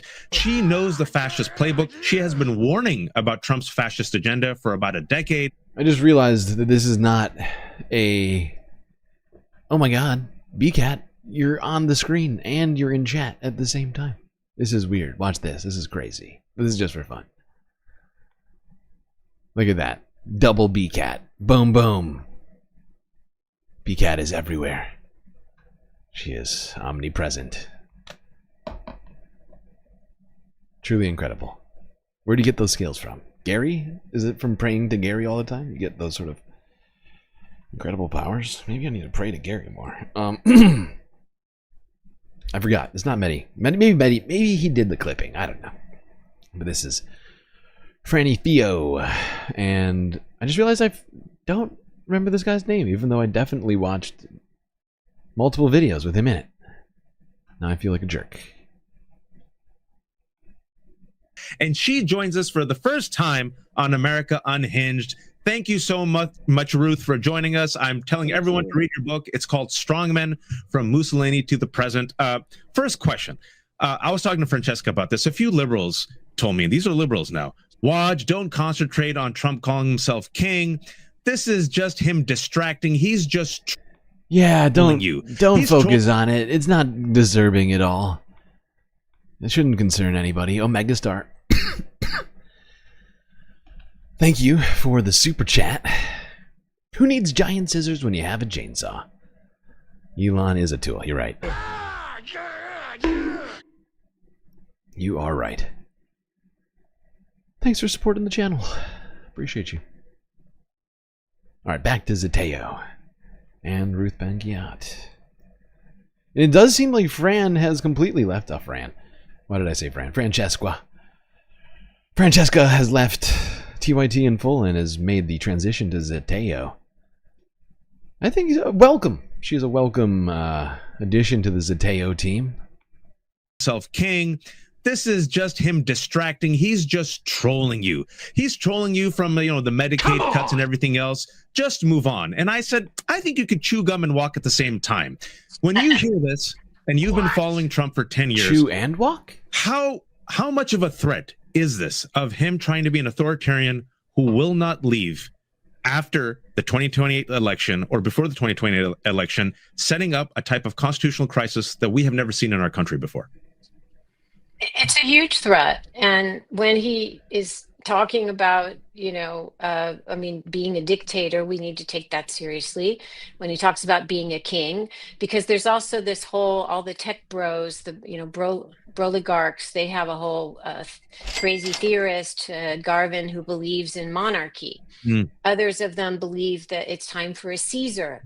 As long as it's somebody who's not a democratic leader who's subject to elections. What they don't want is someone who could be removed by the will of the people. Help, you were talking about Napoleon before, and I was like smiling, but like also crying, of course, backstage, because there's an outtake. I had to go look it up in my files. There was an outtake from Strongman, meaning something that didn't make it in the book. A paragraph about all the guys who I wrote about having a fetish for Napoleon. Francisco Franco, Pinochet, Mussolini even wrote a play about Napoleon. And they all had this fetish for Napoleon, but none of them wanted to remember that the guy ended up on a tiny island, like exiled in the middle of the Atlantic. So they only remembered his glory. They didn't remember the way he ended up. Right. So, reality. Trump is like fitting the bill, even with those, quote, smaller things. Maybe they're very, revealing. Maybe we can exile him to Larry Ellison's island, although I guess that would subject the 17,000 people that already live there. All right, we need another plan. Some island. Somebody come up with a deserted island. Ooh, I know. We can... this is perfect. We exile Donald Trump. Hear me out. To the island that was supposed to host the very best, most exclusive party ever in the world. The one that they used for Firefest? Or the one they were going to use for Firefest? That then got kicked off of all of that. Everybody remembers this. I think it's fine. We could probably work something out with the owners. The U.S. government. We got a lot of money. Certainly more than, what's his name? Brian, whatever that guy's name was. I forget his name. I saw a tweet that said this last 30 days feels Epstein like Island. You're That's a good idea. Surgery. I like that idea. And I thought that was very apropos it's a perfect use of Epstein for us watching the dismantling of our democratic institutions and of the What I'd like to know is why I didn't think of that. I guess that's a brilliant idea. How is that not my first choice? Something's wrong with me. Very dumb. It's probably because I've been up for so long, just trying to finish this spacecast here. And my brain no Mickey sense anymore. It's a much better idea than fire key. Question you is, it's all being done kind of under the guise of democracy. Earlier we talked about Kash Patel saying this is democracy. You hear Elon Musk in his joint interview with Donald Trump on Fox News with Sean Hannity saying this is democracy, is getting rid of the bureaucracy, is getting rid of that. Now, it seems like this brand of authoritarianism still wants to parade around the word democracy, but do you feel like they're just like a few months away from shedding it all together. As we know, you said Curtis Yarvin is someone they worship, someone who doesn't believe in democracy at all. What do you make of still using that terminology?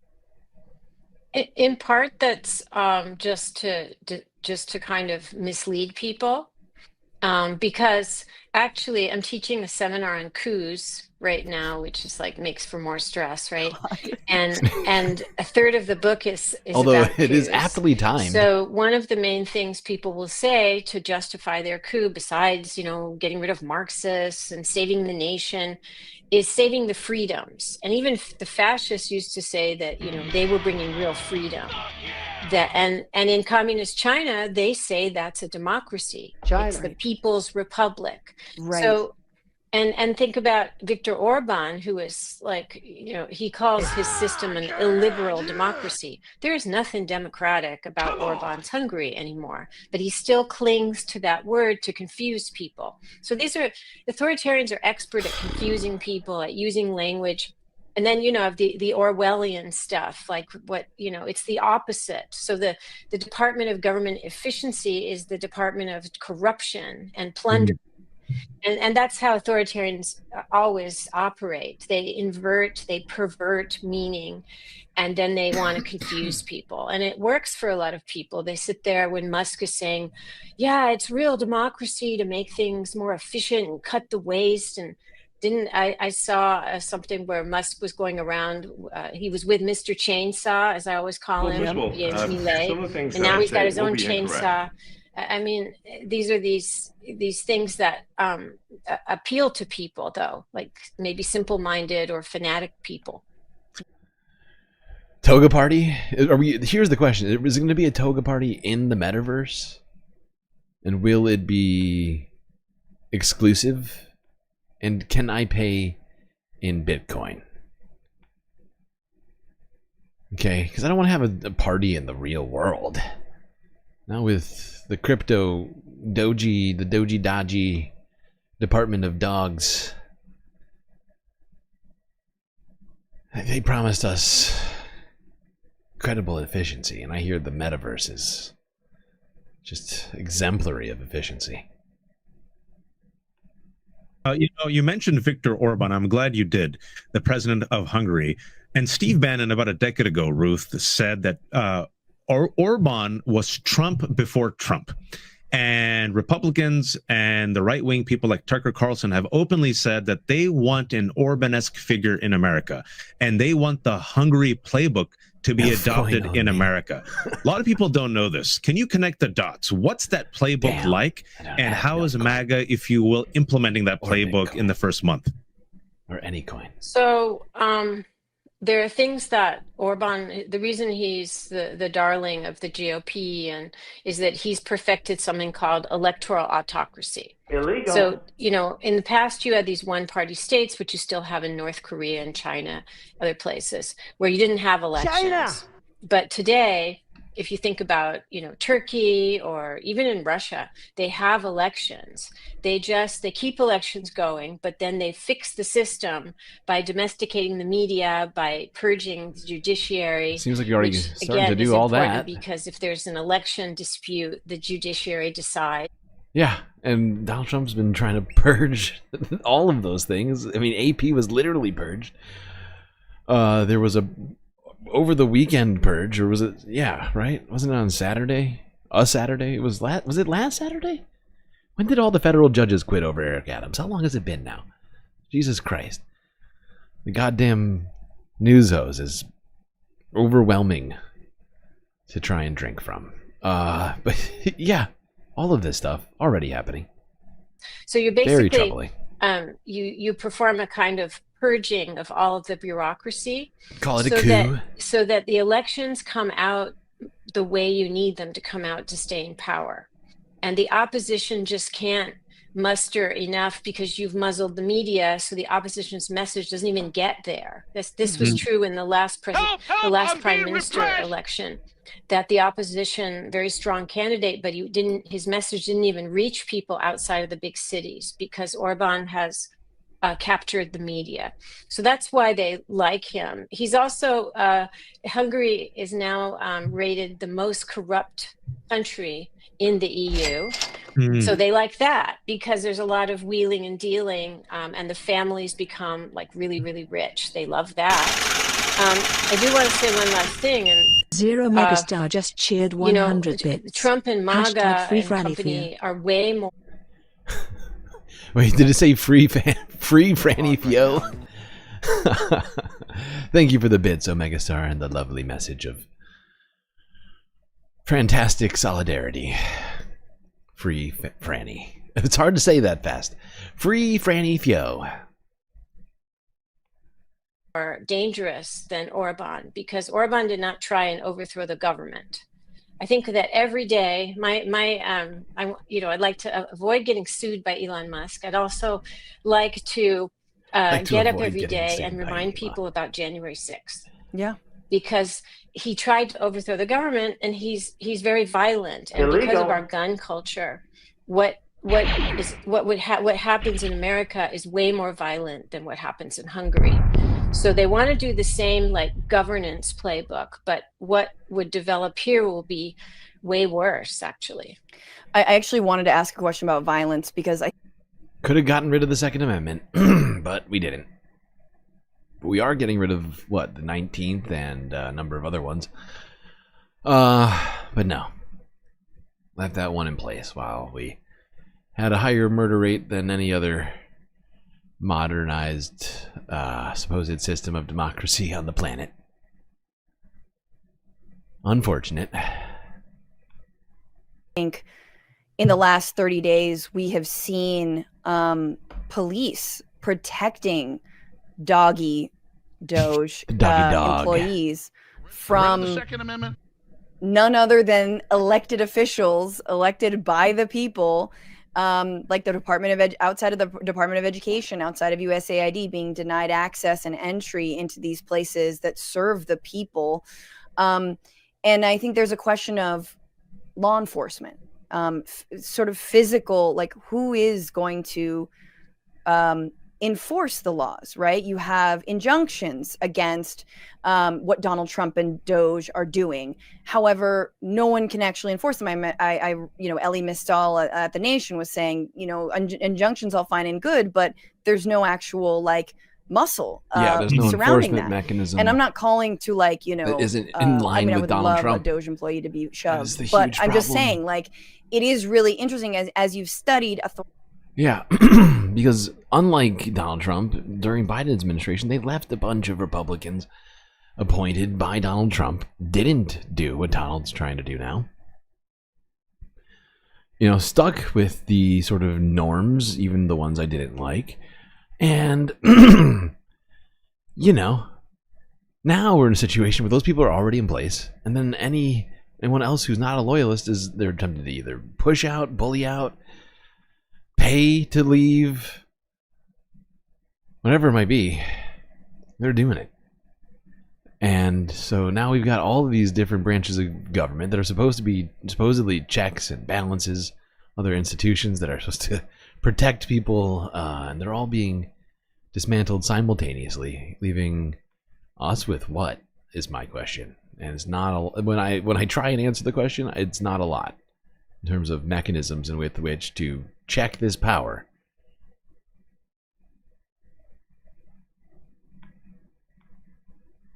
And how they sort of weaponize, obviously, the National Guard or have let's say their brown shirts or whatnot. Isn't also that a place of resistance that, military can resist orders, police can resist these orders? It's both violent and possibly very violent for those of us who are resisting said authoritarianism, but maybe the last line of defense. Can you just speak to that? Yeah, in places where you've had when in certain countries when communism was falling, and everything was very corrupt and people were fed up, it's sometimes what they call security forces, right, in other countries, who broke ranks. Some remained loyal to the end. Others refused to fire on the people or refused to arrest the people. And that was the main symptom that things were falling apart. That's the other end. That's when you've had a horrible repressive dictatorship and it's falling apart. But when we're thinking about like people who write about the beginning of fascism, you want to study very carefully what the security forces are doing. I also have an eye always on the military, and here we have an unusual situation again, not only the guns, but all the militias. We have way more militias than any country in peacetime. And those people, and that's why Hegseth is there, actually, because most important thing about Hegseth, there's many things, to talk about with him and his character and his brutality, all of that. But to me, as a historian of military coups and radicalism, he made a video, and he was dressed almost like a militia guy, and he was showing his white supremacist tattoos in the video, and he was selling grenade ammunition. When I saw that, I thought, oh, okay, he's going to be a bridge to the militias, to what in other countries we would call like a de facto paramilitary wing of the GOP. Because who buys grenade ammunition? Well, it's not the regular, troops. Yeah, and this is one of the problems with, in this moment, Americans being able to rely on the military, on police. They're not exactly flooded with leftists. I mean, there's some, of course. But, there's been a lot more, reports of there being a lot of commingling between militias and right-wing, God, my brain just broke. Like, extremists in the military or in the police.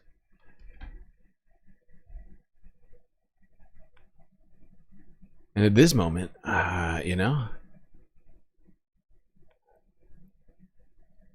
it's almost hard to, what's the word? Like, you can't get ahead of it. It's already happening right now. I mean, people could attempt to join the military and the police, to act as some sort of firewall, from atrocities occurring. But it's, an uphill battle right now on anything like that. It feels like. Maybe I'm being too pessimistic. But, the brown shirts outside of government departments and agencies blocking blocking government officials, senators from entering. Elon doing Nazi salutes. In fact, everybody around Donald Trump just doing Nazi salutes. Let's watch this one again. We're not going to surrender. We're not going to quit. Fight, fight, fight. Amen. God bless you. We're not going to surrender. We're not going to quit. Fight, fight, fight. Look at this man. He knows exactly what he's doing. This is not accidental. This is not me prop clipping, as some people on the left have been suggested as doing. This is a man who knows what a Nazi salute is and is doing it. Because he thinks that it's actually fine now. Donald Trump's in office. He didn't reprimand Elon. So I guess you can just do it now. As much as you want. And I guess you always have been. Technically, in the United States, it's never been illegal to be a Nazi. But it's a horrifying state of affairs where people feel comfortable doing it in large public places on national television, at political conferences. It's incredibly disturbing. But there's also other things disturbing, somehow linked to this, still in Europe. Which is why I decided to put this in as a sort of segue into more talk about fascism in Europe.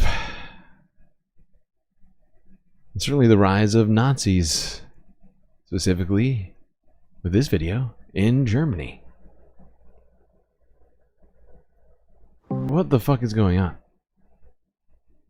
Oh my god, how did I exit out of my list again? Son of a bitch, I've done this twice today. Jesus.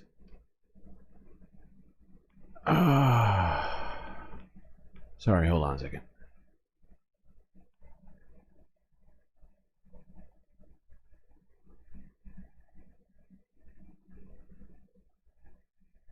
Starmer is delusional. Oh, Kevin.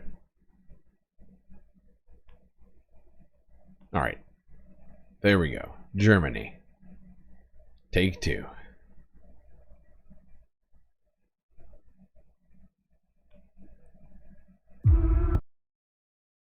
I am the son of a mass murderer. He himself was accused after the war and was sentenced to death by hanging, which I really enjoy. I would say from my heart, I love Germany, but I don't trust the Germans. You think the UK is becoming irrelevant? That's not why I skipped past that video, it's because I'm not prepared to even talk about a video I haven't seen. Oh, God. Certainly not 9 hours into a stream, getting... You know. It was some random topic in UK. Certainly not irrelevant. That seems unfair to yourselves. You're still relevant. Galactically speaking.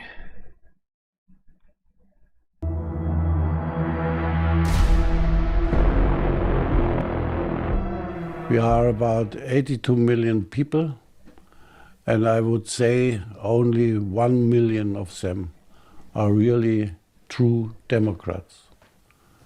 The rest is nothing more than prepared to live in another dictatorship. They realized that they have politically no chance as neo-Nazis. This country is in need of real reforms. So they felt attracted by our party, Conservative Party, stepping in for German values, and many of them tried to join our party. AfD, Nein zur Moschee! Remigration.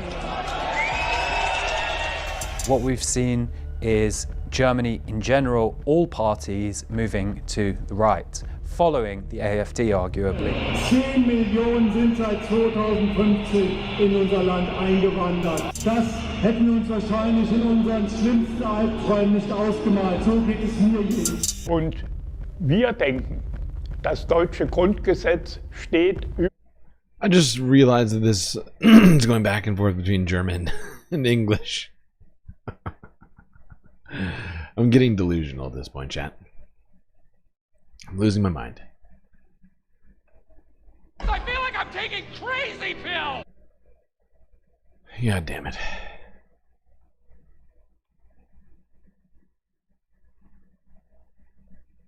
Well, I wasn't planning on watching this whole video. Anyways, I was just gonna watch parts of it. I'll just start doing it now. I don't want to go back. Hopefully you're reading some of the subtitles. We believe that German law takes precedence over all laws, including those of the Quran. Headscarf girls and supported knifemen and other good-for-nothings will not secure our prosperity, economic growth, and above all, the welfare state. People who believe that they can trust the solutions of the right-wing populist parties, but they are not real solutions because they do nothing other than fundamentally divide society. A tolerant Islam is wishful Western thinking. Democratic Islam are empty fantasies of round squares and cornered circles. Wow. Alright, I don't think I can get through this whole thing having to repeat all the most racist things that German politicians, AfD politicians have said. It is rough, but let's just say this is about 30 minutes of that. Not quite. I mean, there's some other discussions of people's experiences in here as well, and how there's not been enough denouncing of this, but also support from the other side, or like there's too much acquiescing almost to the AFD rather than what JD Vance has been saying. They're gaining too much power in the country, and with this election coming up here, it is it's incredibly disturbing that they are even looking at potentially taking more seats in the House, potentially, not guaranteed. Hopefully Germans wisen up and decide not to repeat the past. But of course they've got people like Elon Musk, richest man on earth, going to their conferences, normalizing them, although not that Elon is normal, but I think for some group of people that normalizes them. And if anything, just sort of reiterating their horrifying beliefs there and in other places like the United States. And it's sort of, I think it really concerns me just how many of these instances of sort of right-wing or just generally authoritarian pushes, fascist, individuals and groups have links back to the United States, to politicians that are either in power right now. I almost said in power. Jesus Christ. Almost that are in power right now, or Donald Trump is planning on putting in power, or are at least tangentially related to Donald Trump in one way or another. And the list just keeps getting longer and longer the more that I try and unpack it, the more that things unravel out there. And it's just incredibly disturbing. I wish it wasn't the way it is. Mitty is right that the UK is not relevant. Wow, 2 Brits agreeing that the UK is no longer relevant. My God. So hot right now. Omega Star says hydrate. I need to hydrate. I will do it.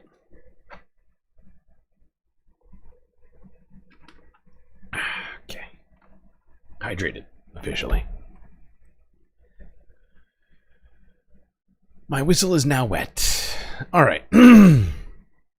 So yeah, on Sunday, which is today, it's already beginning right now, those German voters are going to be going to the polls to vote in this election. Is being dominated by, fear-mongering about immigrants.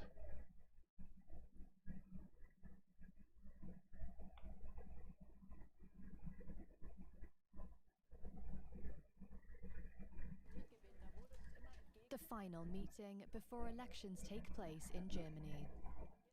Chancellor Olaf Scholz and the man who could replace him, Conservative Friedrich Merz, debated each other on Wednesday, while their parties met on Thursday evening to debate. On the agenda, the war in Ukraine, developments with the Trump administration, and criticism of the current chancellor. We will make this Europe strong again.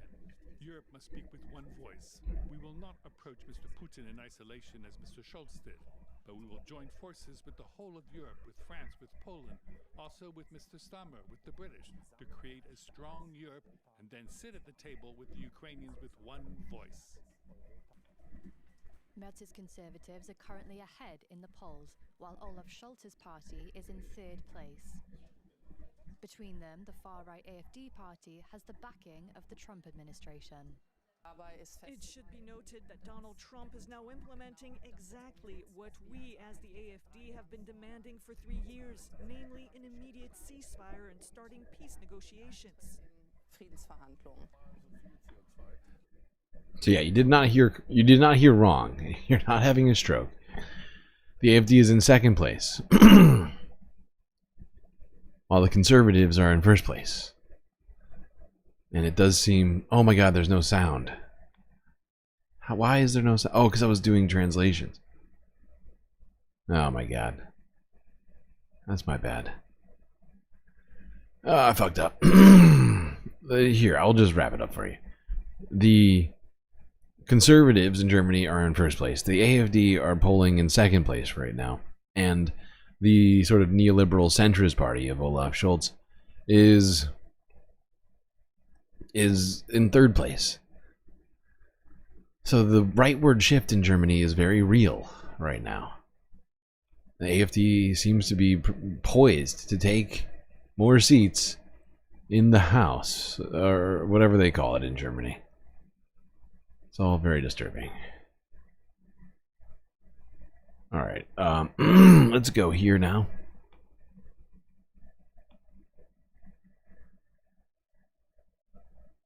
Talk about what Europe decided to do. Well, not just Europe, but NATO allies, excluding the United States, earlier in the week decided to do, that being tests on military readiness without the United States, specifically. I believe it was due to the perceived need to shore up readiness plans without the help of the United States, due to everything that Donald Trump and his administration have been saying over the last week and a half. Is it 2 weeks now? When did the NATO conference happen? NATO wanted to have a force that is ready, that is flexible, that can operate across the 5 domains: air, sea, land, but indeed cyber and space, in a way that ensure that is answering to the request of defending the alliance. The Italians also, are there. Deterring. And so this is really what we bring new to the NATO, and this is what we've been training for.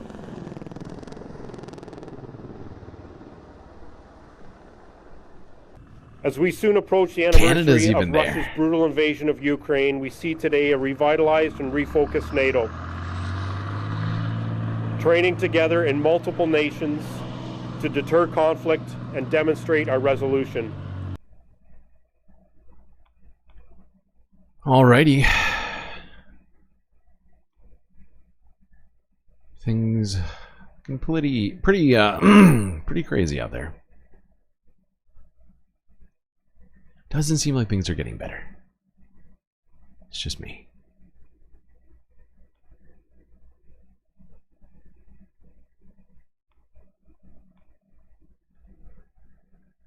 All right, what's next? Let's go here to CNN, see what Fareed Zakaria had to say on some of Donald Trump's most recent comments about security in Europe, specifically relating to Ukraine and Russia.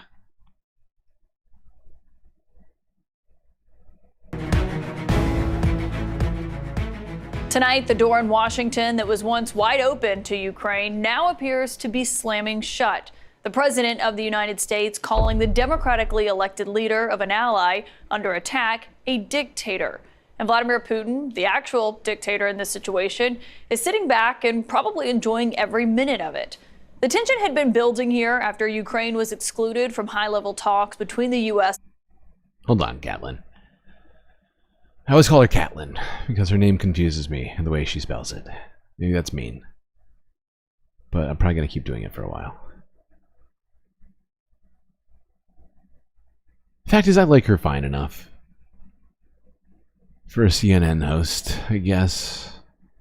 It's not saying a lot. I just want to move forward here to Fareed. That was why we were watching this. Writing, quote, "If you told me just 3 months ago that these were the words of the U.S. president, I would have laughed out loud. Donald Trump is 200% right." He capped off this post by calling Zelensky, quote, "a bankrupt clown." Our lead source tonight is CNN's Fareed Zakaria, who perhaps maybe thought he had seen it all when it comes to what we're watching on the world stage. And Fareed, when you see this, I know European leaders were bracing for Trump and the Trump administration to maybe take a hardline stance on Ukraine, not to continue the policy of the Biden administration. But were they expecting this? Nobody was expecting this, Caitlin. This is a breathtaking reversal in U.S. foreign policy. It's in some sense the largest reversal in U.S. foreign policy in 8 decades. The United States, since the late 1940s, built the Western world as a free democratic alliance determined to maintain its sovereignty, maintain its prosperity, maintain peace, and in many ways to repel aggression from dictators. For the United States to be flipping and almost siding with the aggressive dictator against the democratically elected country that is a victim, that has stunned not just European leaders, it's stunned people all over the world. I've gotten messages from Asian leaders, from people all over the world wondering if the United States is not going to defend a liberal democratic state in Europe, if it's not going to... Yeah, and I mean, this should be fascinating. I mean, the thing about that I find kind of funny is, you know, Haiti isn't actually a democracy. It's a U.S. puppet state, basically. At least the government is. You know, they've been installed rather than elected. Haven't had an election, a real election, for quite some time. But what will be the fate of Haiti with all this in the mix? Places like that. The threat that its European allies believe is the most vital threat they face. Who is it going to defend? Who is it going to support? Can American guarantees be taken seriously? Can American foreign policy be taken seriously? I think we're witnessing history right now in a very tragic way. Well, and on that front, there's a real question of how these world leaders will respond to this. I mean, we saw the British Prime Minister phone Zelensky after Trump called him a dictator, and pointedly, as we were told, he reaffirmed support for him as Ukraine's democratically elected leader. The British Prime Minister is coming here to Washington next week. I mean, it really does raise the question of what that dynamic looks like. Yeah, look, the dynamic right now between Trump and all liberal democratic leaders seems to be very bad. The Trump's dynamic with the autocrats, Putin, seems much better. But the reality is, in the short run, Western allies of the United States are in a bind. They have relied on the United States for their security. They have accepted U.S. leadership for decades now. And the entire security system has been built on the idea that the United States was the guarantor of the peace. The United States was the underwriter. So they can't easily find other options very quickly. But in the long run, Caitlin, what is going to happen is these countries, which are rich, powerful countries, are going to start asking themselves what kind of independent path they have to chart. That's going to happen with Canada. That's going to... Yeah, and we just saw Canada hanging out with our former allies, doing drills without us. And it seems like the whole world is trying to consider what it would mean for the United States to, well, essentially go through with the things that it's doing. Canada could join the EU. I mean, they already seemingly floated it, right? Justin Trudeau showed up and did basically just that, right? Didn't he? Where was it that he went? Was it Paris? He did that, and then who was it? Melanie Jolie came out and was like, hey, you know, we're supposed to be friends, but it doesn't feel like we're friends. And see, like, generally speaking, it seems like Canada and the United States are growing further and further apart, even though we share a border. It's making me sad. I love my fellow North American brothers and sisters in Canada. I want us to be friends. We're not. It seems like we're not friends anymore. Ah. Okay, everything's fine. Except for here.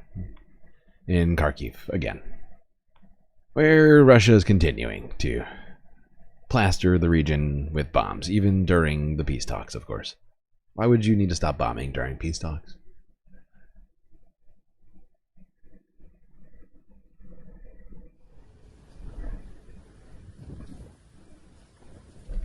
It's not like Israel stops bombing during peace talks, and since seems like Russia's becoming our ally now, I guess they're entitled to do this, right? Just like Israel.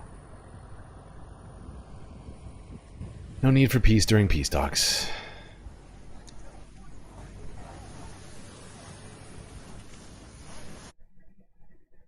That's too much. That's too much, man! Why should we be forced to stop bombing? Alright, what's next?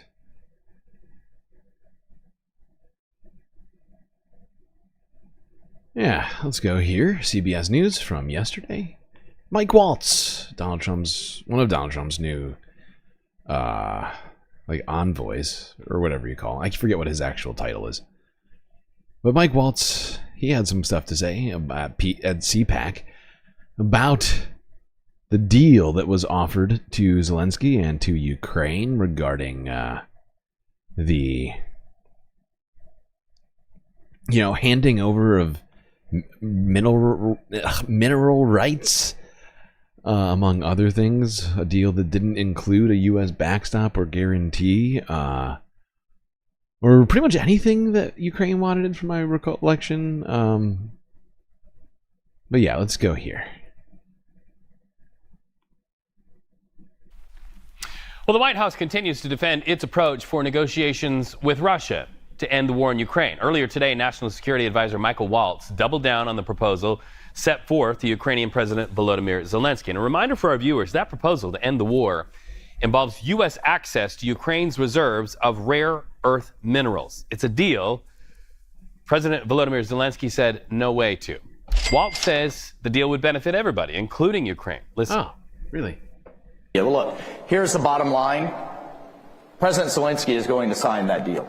And you will see that in the very short term. And that is good for... Is this sort of like they will do it the same way that Donald Trump said that, in reference to Jordan and Egypt, they will comply. They will take in all the Palestinians. The Palestinians will leave, even though Palestinians have adamantly denied doing that, and there's been just about 0% movement on Jordan and Egypt taking in excess of 1 million plus, however many million. Like, it's unclear the number because so much has been floated now, but I don't know, 1.8 to 2 million Palestinians. None of that's come to fruition. Doesn't seem to like it's going to. Is this the same deal? Ukraine. What better could you have for Ukraine than to be in an economic partnership with the United States, number one? What better could you have for Ukraine to stop the killing, number two? And you know what? We have an obligation to you all, the American taxpayer, to recoup the hundreds of billions of dollars that have been invested in this war. Okay. CBS News White House reporter Willie James Inman joins us now for more. So That's President Trump also spoke on Ukraine during a radio... I love how we're talking about war, aid for wars as an investment. Does that mean that the United States should own all Israeli companies and land, or be able to dole out that land? Because if anything, I feel like that justifies a lot of stuff. You know, we give aid to you, you owe us something, even though we're your ally and we promise to protect you. What are we getting out of it? What have you done for us recently? Interview. What was his stance there? Hey there, Reed. Good to be with you. That's right. This radio interview with Fox News host Brian Kilmeade. The president essentially said that Russia was the aggressor here, that Russia attacked Ukraine. Now, this follows those tense back and forth moments between President Trump and the president of Ukraine, Volodymyr Zelensky, where the president seemingly blamed Ukraine for the aggression here. Let's remember that Russia invaded Ukraine in 2022. Also, Russia annexed Crimea in 2014. That has widely been rejected by not only the United States and other countries around the world allied with the United States, but many others. Yeah, Okay.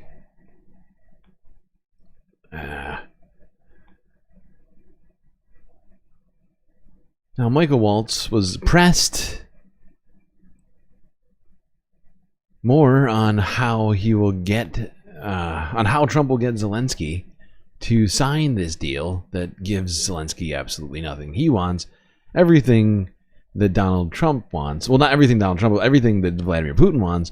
And then Donald Trump getting the rare earths that he hears so much about from Elon, while being left with nothing for Ukrainians, I guess. Aside from the remnants of their territories. Back to CPAC, I'm sorry. 2 CPACs in a row. I couldn't help doing this at least one point. But that CBS clip was so short. I figure we go here to the source. Well, as close to the source as we can get. Forbes breaking news.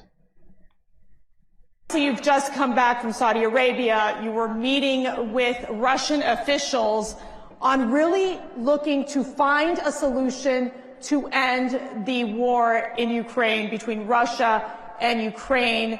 Tell me first how those negotiations are going. Any insight that you can give to our CPAC family here in terms of progress that's being made? Well, let me make one thing clear. We would not be in this position, not even close, if it weren't for the leadership of Donald J. Trump.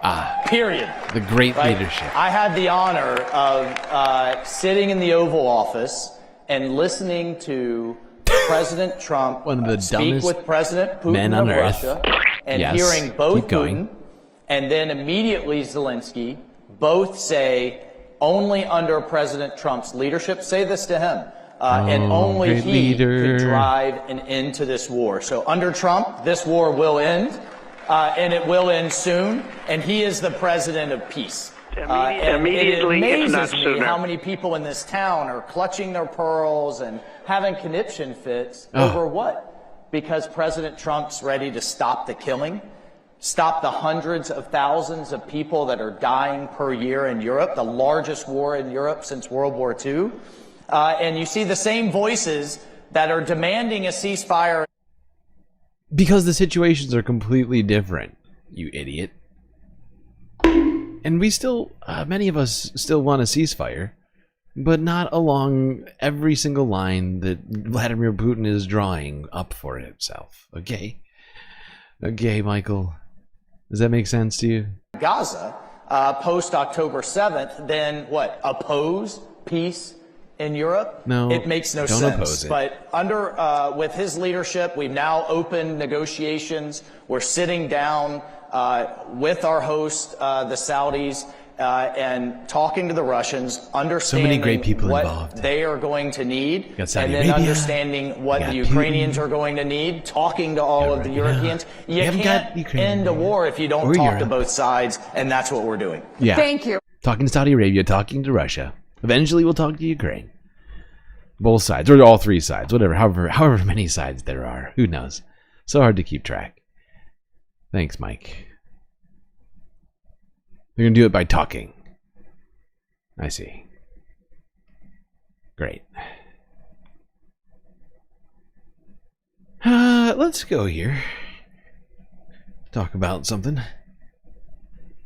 Did you know that USAID, some USAID through different NGOs, goes to Palestine? You know? Yeah, let's talk about it. TRT World from yesterday. Trump financial aid cuts threatening Palestine's security. Okay, tell me more, Turkey.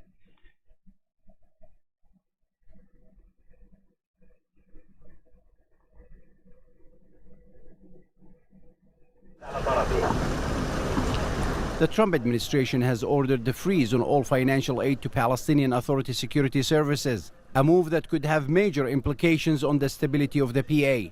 With U.S. funding cut off, thousands of PA security officers are now left uncertain about their future. Wow. Washington was considered a big donor to the PA projects, including security training for the forces, providing millions of dollars annually to the Palestinian security services. Dr. Mohammed al-Masri tried to downplay the impact. The Trump administration's decision will not greatly affect what's happening here on the ground, especially since the security establishment is doing work related to Palestinian internal security and enhancing the safety of the Palestinian people, and it is not required to carry out special operations outside the borders. Right. So, it's going to affect security inside of the West Bank. And a place that definitely needs security. And it's taking money, so this is the cutting off of US aid. It's taking money away from the PA, or the Palestinian Authority, the other governing Palestinian body, the one that's in the West Bank.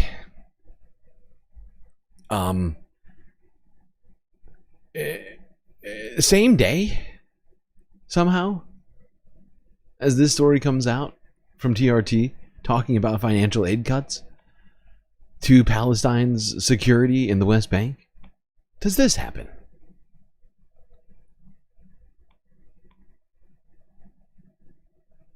Couldn't make this up. Here's global news from a day ago. Buses explode near Israel's Tel Aviv in series of detonations.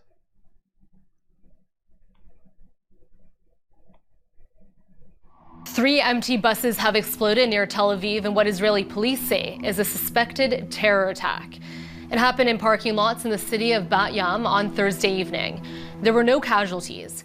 Police say devices on 2 other buses failed to explode. According to local media, one of the unexploded devices carried a message saying revenge from Tulkarem, referring to a recent Israeli military operation in the West Bank.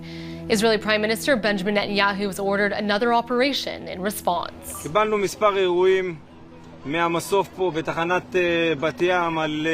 Received several reports on incidents from the terminal here at the Bat Yam station about an explosion. There you go. Like I said, couldn't make it up if I tried. USAID gets cut to Palestinian Authority and resulting in cuts to their security services. And on the same day that story comes out, even though those effects took place weeks before, that happens. False flaggy as fuck. Okay, I'm not gonna rush to that, but just saying, this could be an implication of USAID being cut off.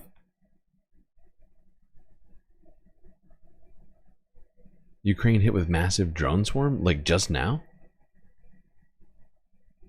Jesus Christ. We'll talk about that tomorrow. We still have like a dozen videos to get through to the end of this stream. And we're already approaching 10 hours. How do you catch a Pokemon? Ooh, good question. You need Moanoab for that answer. I actually don't know how to catch a Pokemon on Twitch. I've seen Moanoab do it, and other chatters do it, but I don't actually recall how it's done. I'm sorry. Okay. Now, in the wake of this, however, which might lead one to believe there being maybe some nefariousness about it, but I'm not going to rush to any conclusions.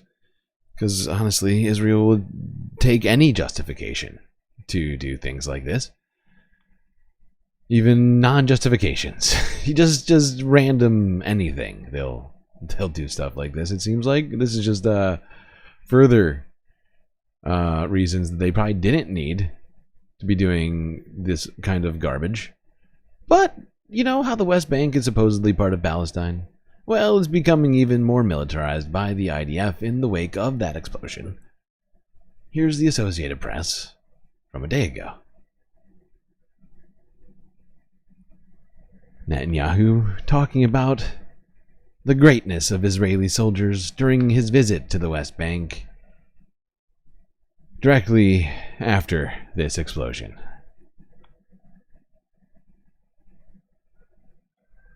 Just before the start of Shabbat, I came here to Tulkarem refugee camp to be with our heroic soldiers. So he recognizes that it's a refugee camp where he's displaced people too, that they're occupying. I just love the brazenness of this language. To the refugee camp to be with our heroic occupying soldiers. They are doing a wonderful job. In the past year, we have greatly increased our activity, and we are entering the terrorist strongholds, clearing entire streets that are used by terrorists. Yeah, right. Only terrorists use streets, not regular people. That makes sense.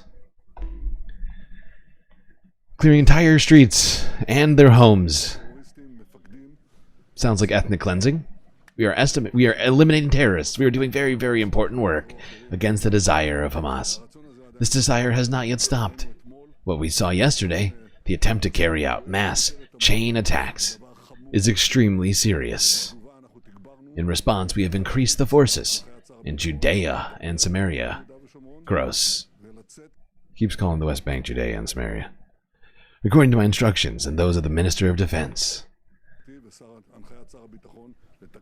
And I have also instructed to launch additional operational activity against terrorist centers. Or just, city streets in a territory occupied by Israel. I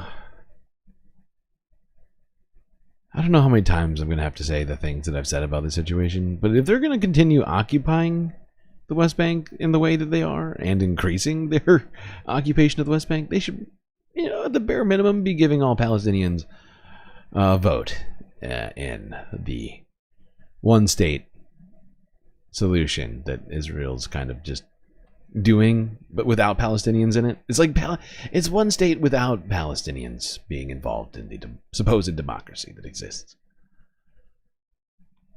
It's very confusing. What's also confusing? It's actually not confusing. It makes perfect sense. I'm being sarcastic. This next one's not at all confusing. It makes perfect sense why this next story exists. We talked about the most recent release of hostages, or at least what at the time was the most recent release of hostages, that being the dead bodies of hostages. Part of a family was released. Which was a rough one to watch. Don't want anybody to die. But we are going to talk about that story more, even though it's a rough story, because the family of those hostages who have only now been able to see the dead bodies of their loved ones after a year and a half have taken to speaking out against Benjamin Netanyahu, blaming him for the deaths of their family and for having abandoned the hostages by not actually implementing a ceasefire much, much earlier.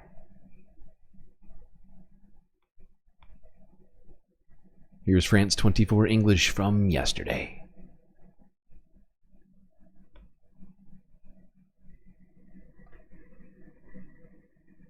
Grief and growing anger in Israel as the bodies of hostages were returned from Gaza, among them 83-year-old Oded Lifshitz, as well as Ariel and Kfir, the children of the Bibas family. But the fourth body, said to be their mother, Shiri Bibas, was in fact an unknown person and not a hostage, according to the Tel Aviv Medical Center, causing an outcry from the Bibas family, who also blamed Benjamin Netanyahu for abandoning Shiri Bibas. There is no forgiveness for abandoning them on October the 7th, and no forgiveness for abandoning them in captivity. Prime Minister Benjamin Netanyahu, we did not receive an apology from you in this painful moment. According to the IDF, yeah, there is no excuse for what Benjamin Netanyahu has done. Probably why the International Criminal Court wants him for the war crimes and stuff. He's been a bad guy. Keeps doing bad stuff. And the United States isn't going to stop it. No, we're going to double down on all of the worst policies of the former administration and come up with some new ones too, like a full-on ethnic cleansing of all of Palestine, West Bank and Gaza included. Maybe even a little bit of Syria and Lebanon, wherever else, Jordan, I don't know, Egypt, the Rafah crossing, I don't know.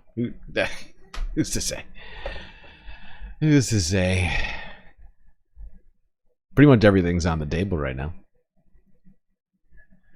Now, since then, another group of captives have been released. Let's go to Al Jazeera on that one from yesterday as well. You're getting closer and closer to the end here, people. I don't know if you can feel it, but it's coming. Well, after the arrival of the vehicles for the ICRC, now 3 vehicles, as you can see, for the military wing of Hamas have arrived to the site. They are bringing 2 Israeli captives. They are Avram Mengistu and Tal Shoham. They are right now one of the key commanders of the military wing of Hamas is sending and handing over the official documentation for the release and the handover of the Israeli captives. Now, the 3 cars that arrived to the site are quite taken very undisclosed roads, and the Israeli captives are still inside these vehicles. They did not get out from the vehicle so far, but as you can see in the frame that this Musk fighter is now telling and delivering a speech to the Palestinian crowds here, giving the confirmation that the Israeli captives will be completely released today, including Tal Shoham. And he is trying right now to mention that he was operating in operation units in the Israeli Mossad agency. And the second Israeli captive that will be released today is Avram Mengistu, who have been... Okay. There was the releasing ceremony of 2 more hostages, which will be exchanged for 600 Palestinian hostages held in military prisons in Israel.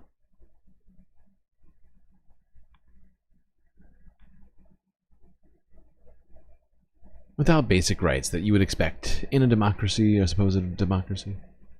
But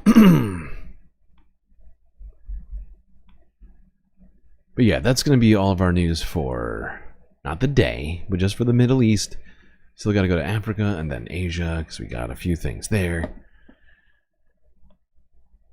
Australia might even come into the mix here towards the end. Let's go to Africa first. To Congo, where amidst all of the recent tumultuous events, the takeover of Goma by the M23, the people who are truly paying the price are the Congolese people amidst it all. Let's go to Democracy Now! To discuss that a little bit.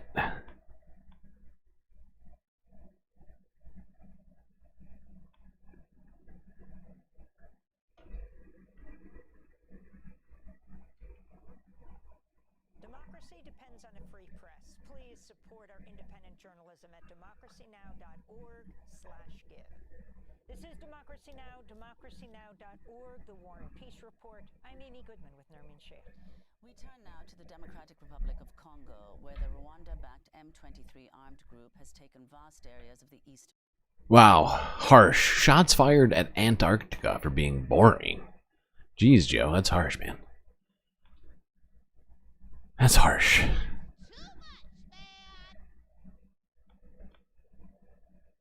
Yeah, I forgot the volume because got a little distracted there. That's my bad. Probably because I was reading subtitles before. I'm screwing up. Screwing up my job. That's probably because we've been going 10 hours. Too many excuses. Too many excuses, StreamLord. What was I saying, though? Oh, yeah, Antarctica's not boring. It's beautiful. Just not a lot of news. You know, mostly penguins and, you know, broken glaciers. Like, A23A came from Antarctica. It just you know, there's not a lot to talk about but penguins and ice. Narwhals sometimes. But there's just only so much narwhal and penguin news that we can do. You know, until people are like, alright, that's enough. That's enough narwhals. I love narwhals, but if this stream was 8 hours of narwhals every day, people would probably not watch it. Actually, maybe that's not true. People love narwhals. Maybe I'd get more viewers. I don't know. Maybe that would be more fun, actually. Now that I think about it, narwhals are more fun than genocide. Or ethnic cleansing. Or any of the wars that we talk about. Just seems more fun, now that I'm saying it out loud. Alright, back to the Democratic Republic of Congo. Democracy depends on a free press. Please support our independent journalism at democracynow.org/give. This is Democracy Now!, democracynow.org, the War and Peace Report. I'm Amy Goodman with Nermeen Sheikh. We turn now to the Democratic Republic of Congo, where the Rwanda-backed M23 armed group has taken vast areas of the eastern DRC and is marching on the strategic city of Uvira, near the border with Burundi, triggering panic, with residents reporting widespread looting, bodies lying in the streets, and government forces commandeering boats to escape the insurgents' advance. M23 is also advancing on the city of Butembo, north of Goma, which the armed group seized in January in an offensive that killed some 3,000 people. The UN High Commissioner for Human Rights has accused M23 of killing children and attacking hospitals and warehouses storing humanitarian aid, and says as many as 15,000 people have fled into Burundi in recent days. On Wednesday, the Congolese foreign minister addressed the UN Security Council. We are looking for a political solution, and we're committed to it. The problem that we have is that despite the commitments that Rwanda, or the lip service that Rwanda serves to the cause of a political solution, when we look on the ground, we see desolation, we see the constant advance of the M23, we see executions of children, as reported by the OHCHR yesterday, and we see that Rwanda is not being faithful or keeping their words and not being sincere in engaging in a political solution. In an interview with CNN earlier this month, Rwandan President Paul Kagame claimed he was unaware of any Rwandan military troops fighting in the eastern DRC. Today, on the 3rd of February, does Rwanda currently have any troops at all in eastern DRC? I don't know. You're the commander-in-chief. Yeah, there are many things I don't know. That was Kagame, the president of Rwanda, being interviewed by CNN's Larry Madowo. For more, we're joined by the Congolese analyst and activist Kambale Musavuli, who's now based in Accra, Ghana, policy analyst with the Center for Research on the Congo-Kinshasa, and his latest piece for People's Dispatch headlined, "The Battle for Control of Goma Continues." Welcome back to Democracy Now!, Kambale.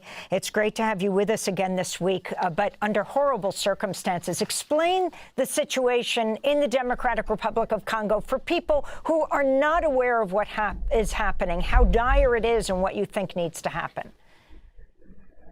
Since the beginning of the year, we've had over 500,000 people who have been displaced in the east, added to the 6 million already displaced in the country. And this is caused by the uprising of the M23. It's a militia group that has existed in the Congo under different names. And this is their latest uprising as they're taking over town after town. Killings are taking place. For example, for the city of Goma, at least 3,000 people have been killed in the city during the battle of taking over Goma. And just yesterday, we're finding out more information about the taking over of the city of Bukavu. But this battle, which has been raging for close to 30 years, is always about the control of Congo's mineral wealth. Congolese are paying the price as the world needs Congo's resources. Unfortunately, strong actions are not being taken to bring about peace and stability in the Congo, and we know what needs to happen. International pressure on Rwanda and Uganda, to some extent, will bring about peace and stability. It was done in 2012. It's not being done now. So, Kambale, can you explain why you think that's the case? The last time you were on the show, you said the same thing as indeed in an opinion piece in the New York Times that appeared yesterday. Nobel laureate Denis Mukwege, a Congolese Nobel laureate, peace laureate, made exactly the same argument. So, what is the difference between 2012 and now? There seems to be, in my view, a geopolitical consideration from Western countries who benefit from Congo's resources. If you look at an article that came out just last month from Sky News, the reporter was analyzing the European Union. The European Union has an agreement with Rwanda on getting access to critical minerals, and they are refusing to cancel that agreement when we all know that minerals being sold by Rwanda in the quantity that is doing is actually coming from the DRC. The consideration for the European Union is that by canceling this contract, it will give ways to Russia and China getting access to mineral resources, clearly telling us that the lives of the millions of Congolese do not matter. That's on one level the reason why there is no action. The other one is the world apathy. The information being accessible or available on the DRC is there. Even African nations are not taking the necessary actions for that. So this is an appeal for ordinary citizens, that we are saying that we can talk about the fourth industrial revolution with our Congo's resources, but we should not have blood in the technology devices that we are using. So it's up to the citizens in the biggest metropolitan, the United States, that's benefiting from the pilfering of Congo's resources, European nations, and including the UK. World pressure of ordinary citizens is going to support the Congolese in the struggle to. Yep. And the fact is M23 has been facilitating the illegal export of materials from Congo, from some of these regions that they've been seizing through Rwanda, while Rwanda goes around pretending like it's not involved and getting, what do you call it? Sort of passes from different governments, acting like it's not doing these sorts of things because it all benefits certain industries and whatever else. And people are willing to look away as ethnic cleansing, violence continues to go unchecked. And pretty much everyone's to blame for this. It doesn't matter which side of the supposed, line you are, whether or not you're Russia and China, or the European Union, or the United States. Everyone's kind of got their hands on this one, unfortunately. It's just a fact. What time is it? What time is it? It's late, is what time it is. It's early. It's early late. It's late early. It's just regular early at this point. It's 8 a.m. Eastern Standard Time, technically. As we are floating above the eastern seaboard. Yay.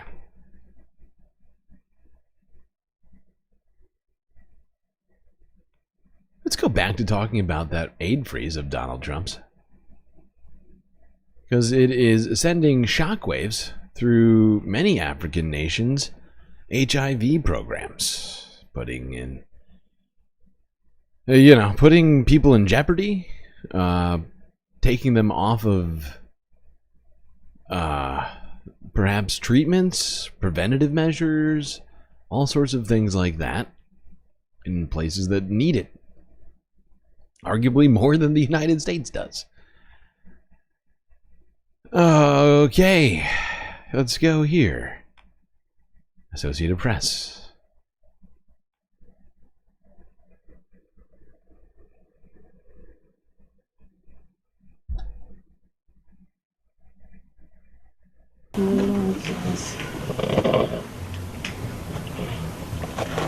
Zimbabwe. The departure of donors and donor funding is a major setback.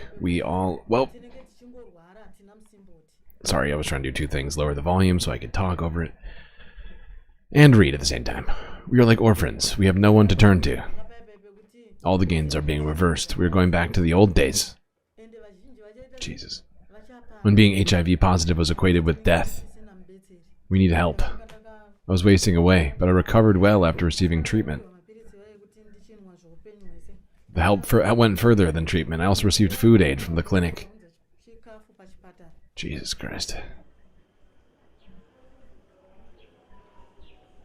We will see a surge in this disease. We could have an additional 3.4 million AIDS orphans. 3.4 million. This is the UN AIDS Executive Director. To what we have already. So it's this will cost lives if the American government doesn't change its mind and maintain its leadership. Here's South Africa in Johannesburg, where you can see a clinic is shuttered and closed down. Mother and her child turned away at the door, asking why. Why is it closed? It's a great question. Thanks, Jeff, for the question. Okay, now let's go to Asia, where in Indonesia, a parallel situation to not a neighbor, but certainly a country close to it, seems to have popped up. I don't know if you recall the, God damn it. Please pause. I don't know if anybody remembers the protests in Bangladesh, a little northwest of Indonesia. There were massive student protests against government corruption. And it would seem that this sort of vibe has made it all the way over to Indonesia, where mass student protests are taking place against their president's austerity spending cuts that are being put into place by their government.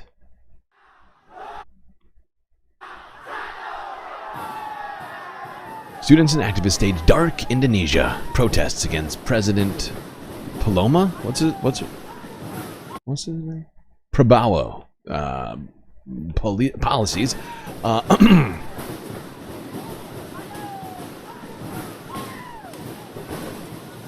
Prabowo. It's kind of hard to pronounce.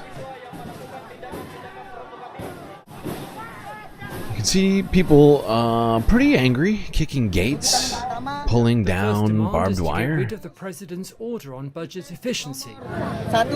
Second, we refuse a national strategic project that doesn't orient for the people. Third is to evaluate the free meals program. Fourth, we refuse the energy and minerals law. Fifth, we demand free education. Wujudkan pendidikan gratis, ilmiah, dan demokratis. I don't know, those sound pretty reasonable. I like those requests from these students. Seem to be all out together in solidarity. Pretty beautiful when you think about it. Fighting back against a system that is oppressing them.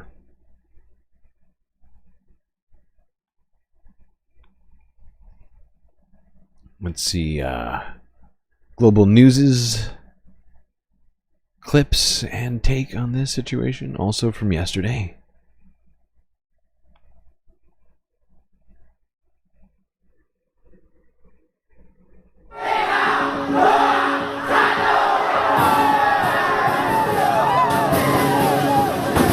Students rallied across Indonesia in dark Indonesia.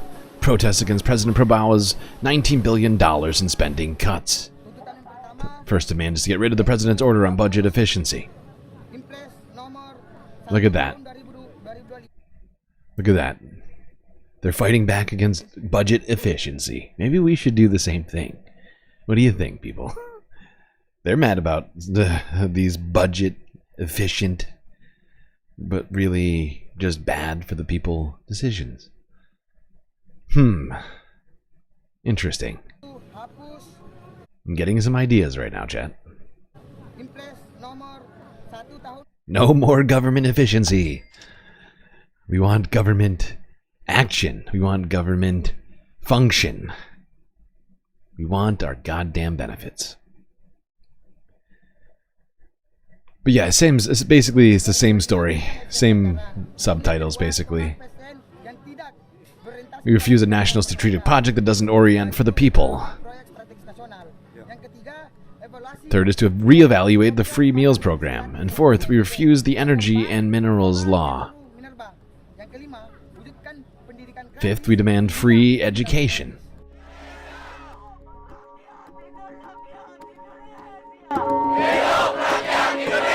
Kita melihat bahwasannya negara bukan lagi menjadi pengayom atau pengabdi kepada Another government is masyarakat. becoming Kita our lihat boss, the bahwa boss of the negara people of sekarang Indonesia. akan menjadi bosnya negara kita, menjadi bosnya rakyat Indonesia.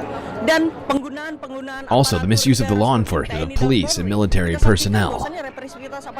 Being repressive is now seen in many areas, although not only during Prabowo's era, but we should realize that should not happen. Now we are seeing dark Indonesia being triggered by the president's order on budget cuts or efficiency, which also affects important sectors such as education and health. Kita melihat bahwa sektor-sektor penting seperti pendidikan dan kesehatan Order.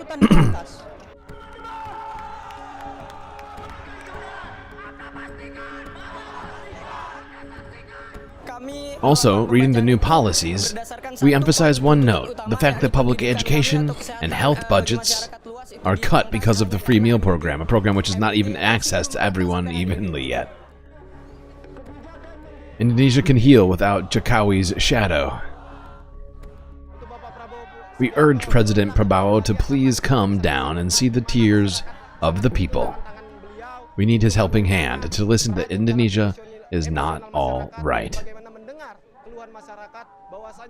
Food prices are rising, fuel prices are rising, social discrepancies are increasing, and education is becoming even more inaccessible.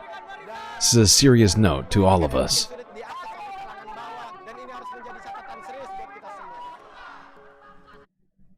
We need global solidarity, fighting the same fight. Same fight, just different people. In some cases, the same people in different countries. Like Elon Musk.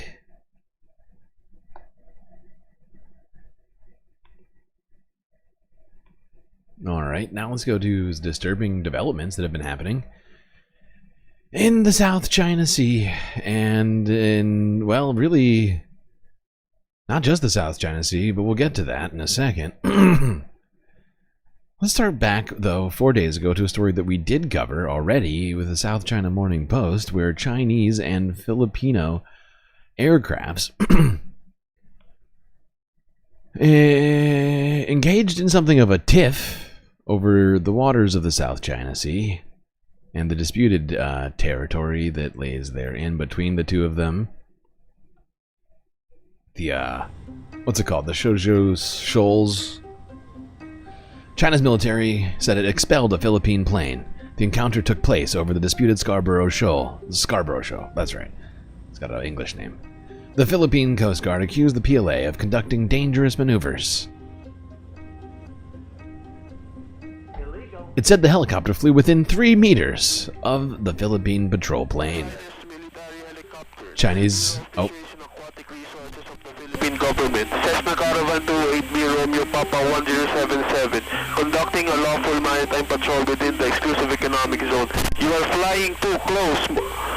You are very dangerous and endangers the life of our crew and passengers.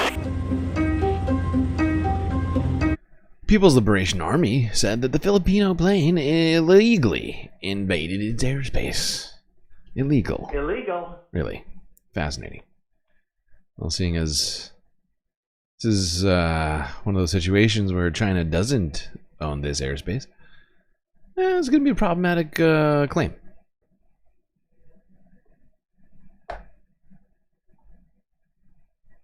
Ay, ay, ay. But this was not the only troubling news in the waters south of China, as apparently even further away from China, in the Tasman Sea, Chinese warships conducted live fire exercises to planes flying above it, according to Australia. Here's the AP from 2 days ago.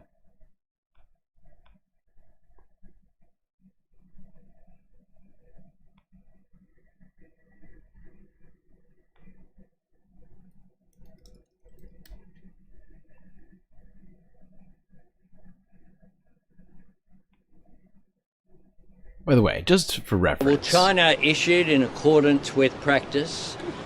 When I say further south, an alert that it would be conducting. If you can't tell, this man has an Australian accent. We're in Australia talking about this in Australia because Tasman Sea is on the other side of Australia, in between Australia and I think New Zealand. I could be wrong on that, but on the other side. So thousands of miles away from China mainland, but they're conducting military drills unannounced. In what, if you go by China's own rules of its territory, I guess you could call it Australian territory. It's Australian waters and airspace, even though I think technically parts of the Tasman Sea are international waters. This is just more horrifying sort of, you know, like just continuation of the, you know, one-upsmanship, the sort of shows of aggression all over the place right now. But the sort of escalation of those sorts of events in sort of the far reaches of Asia and in really, I mean, technically this is Oceania at this point, so really getting out of hand. Okay, back to the Australian Prime Minister. China issued in accordance with practice an alert that it would be conducting these activities, including the potential use of live fire. It's outside of Australia's exclusive economic zone. Australia and New Zealand ships and P-8 aircraft have been monitoring the Chinese fleet while they have been travelling down the coast of Australia, off the coast, as you would expect us to be doing. It is the case that the notice was given. When that occurs, airlines are notified and stay out of the area. Air Services Australia also has been informed and has taken action as well. That time has expired now. According to the Chief of the Defence Force, it has advised that it's not clear whether there was any actual live fire used in this area, but it is consistent with international law. Well, this is activity that has occurred in waters consistent with international law. The notification has occurred there according to Okay, so I guess technically this one is going according to international law. Although I think we can say pretty clearly that this is a show of aggression and intended to disrupt Australian stuff, like those flights that are going off. The reasoning for China to be conducting military drills off the coast of Australia would be what exactly? I can't think of a good reason for it. They could do it in their own ocean, their own, you know, territorial waters if they wanted to.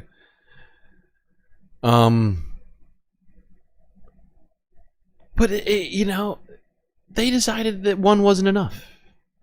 Here's 9 News Australia from yesterday now, where China has apparently conducted a second live fire drill in the Tasman Sea. China!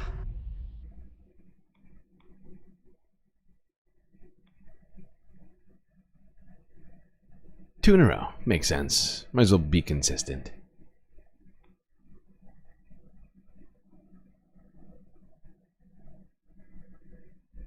The drama involving Chinese warships in the Tasman Sea has escalated with a second live firing drill this afternoon. It comes just a day after a similar incident in which passenger jets were forced to change course with little warning. Tonight, the opposition and security experts are calling for a stronger response from the federal government. The Prime Minister on a pre-election campaign trail in must-win Tasmanian swing seats. Nice to meet you, Maya. But in waters east of the Apple Isle, Chinese ships in the Tasman threatening to upset the Pacific. This afternoon, the Chinese Navy, for the second day in a row, advising of live firing activity. New Zealand's Defence Minister confirming their Navy observed live rounds being fired from the Chinese ship's gun. Foreign Minister Penny Wong raising concerns over yesterday's live fire drill alert, meeting with her Chinese counterpart. Our meeting today also enables us to discuss again our expectations around safe and professional military conduct. I don't think we have a satisfactory answer from China as to the question of the notice. Last week, a Chinese jet released flares just metres in front of an Australian surveillance plane. The same week, I the didn't even Defence hear about Department that made public that they were monitoring 3 Chinese warships sailing in the Coral Sea. Those ships made their way down the east coast yesterday, forcing the diversion of passenger planes mid-flight after radio warnings live fire drills would be conducted in the Tasman Sea. Mild and diplomatic. Yeah, this seems anything but mild and diplomatic. This seems pretty, whose move is next in this real-life risk game? Seriously, Mr. Spock, that is how it feels right now. That is so apropos in this moment. Oh, God. Saddest joke of the night. But perfectly timed. So good. Too real, though. Too real. It's making me sad right after being amused. Still, though, that moment of amusement, I don't know, it's worth a lot to me. I appreciate it. Okay. Back to the sad news. It's not leaving Australia, though. If you missed this story, I figured I'd leave it in.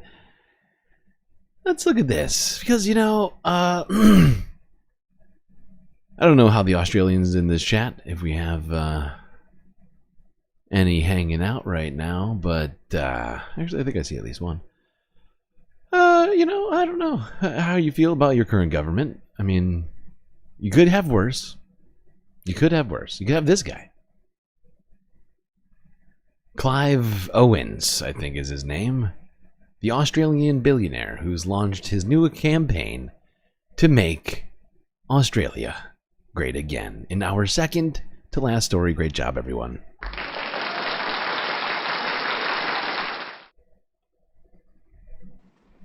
Australian billionaire Clive Palmer launched a political party on Wednesday, that's right. citing inspiration Clive from Palmer. US President Donald Trump just months before the country's federal election. The mining magnate is Australia's 18th richest person with a net worth of $2.1 billion, according to Forbes. He previously led the right-wing Australia Party and served as a lawmaker for 3 years from 2013. Palmer said Wednesday that his new Trumpet of Patriots party plans to run candidates in all 150 seats in Australia's lower house and the Senate.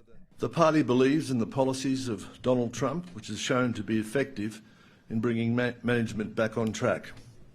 Peter Dutton has stated that he's no Donald Trump, and we agree with him. Albanese's presided over a declining standard of living for our country in each and every year he served as Prime Minister. I just realized Clive Owen is an actor. Sorry, Clive, I was not talking about you. It's my bad. It's my bad.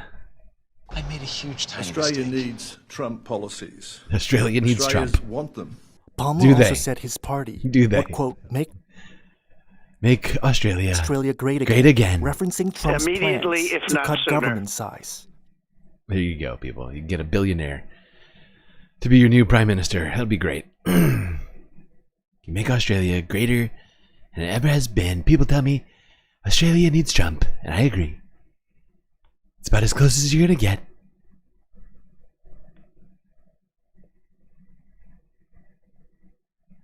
We need authoritarianism in Australia. That's what the people want, right?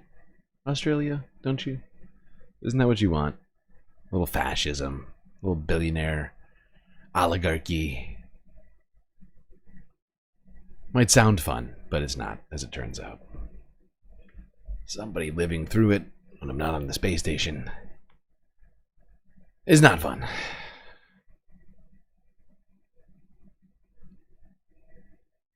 Okie dokie. Last story of the night.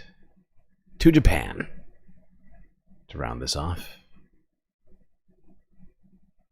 Speaking of Trump policies, 90% of Japanese companies think that Donald Trump is bad for business. Come on! It's true. It's science. Tariff wars, trade wars, not good for business. Bad, actually.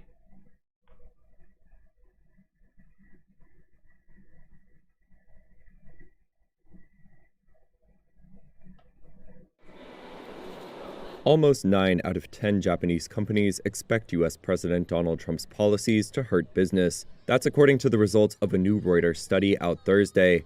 It's the clearest sign yet of rising worry in the United States' top foreign direct investor. About 86% of 233 companies surveyed said Trump's policy measures would have an adverse or somewhat adverse effect on their business environment. That's up from 73% from the same survey taken a month before Trump took office. Of the firms in the world's fourth largest economy that see Trump's policy initiatives as negative, 72% picked his trade strategy, including imposing more tariffs as the most detrimental factor. Trump has already announced 25% tariffs on steel and aluminum imports, imposed 10% duties on goods from China, and has threatened Canada and Mexico with steep measures that are on a 30-day hold. Earlier this week, Trump threatened tariffs, quote, in the neighborhood of 25% on auto imports as soon as April 2nd. While Japan does not impose tariffs on cars, the U.S. government said during Trump's first term that a variety of non-tariff barriers impeded access to Japan's automotive market. Yeah, but Donald Trump did actually, I think,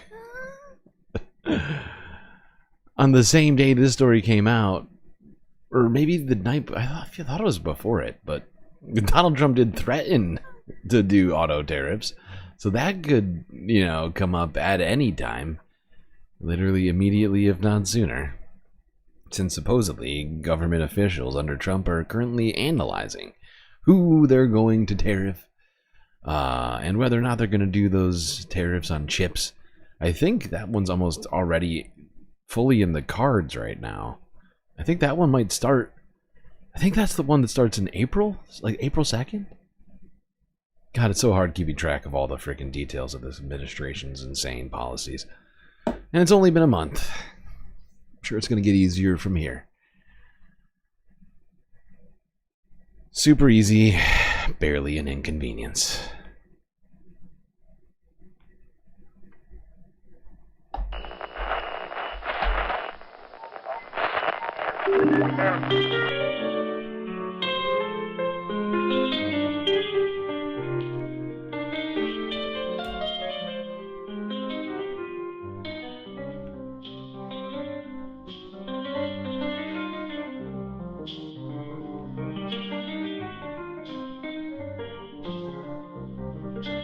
Well, we got through another incredibly long stream, chat.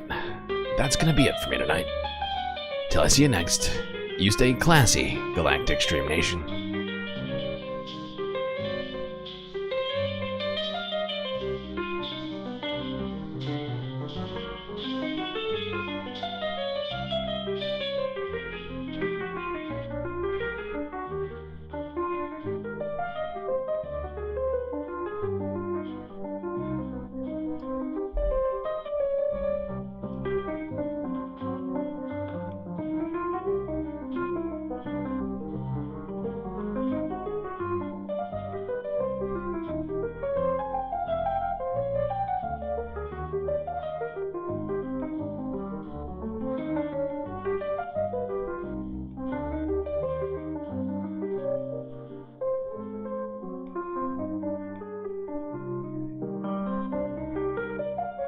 Oh, shit.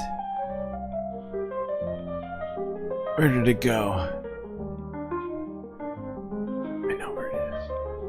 But can I find it? That's the question.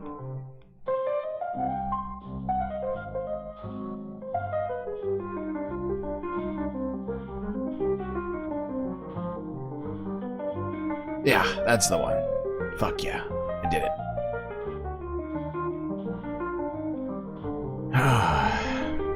Things are getting more complicated.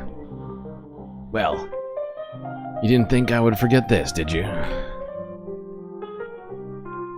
These are your galactic patrons. Gabby, Goth Dogs, Aaron W, Schmegley, PB, Medi, Afroponics, Gnarled by Nature, Interplanet Janet, Godcat, Robot Cat, Disco Wolf, Calibrating, Decipher, Geodragon, The Anti-Corporatist, Obsessive Audio, Moa Noab, Skelts, Tracy Eva, Nadia, Choki, Mrs. Jen, Omegastar, Sasha G, Pitchforks Dragon, Vincent Morales, Donald James X. But wait, there's more. Evan from Portland, and Impeccable Living. That's right. We're onto a second screen. I know it's crazy, but it's true. All these people here help produce the show with your eyes and ears. Just got done enjoying. You can too for just a few US dollars a month on Patreon.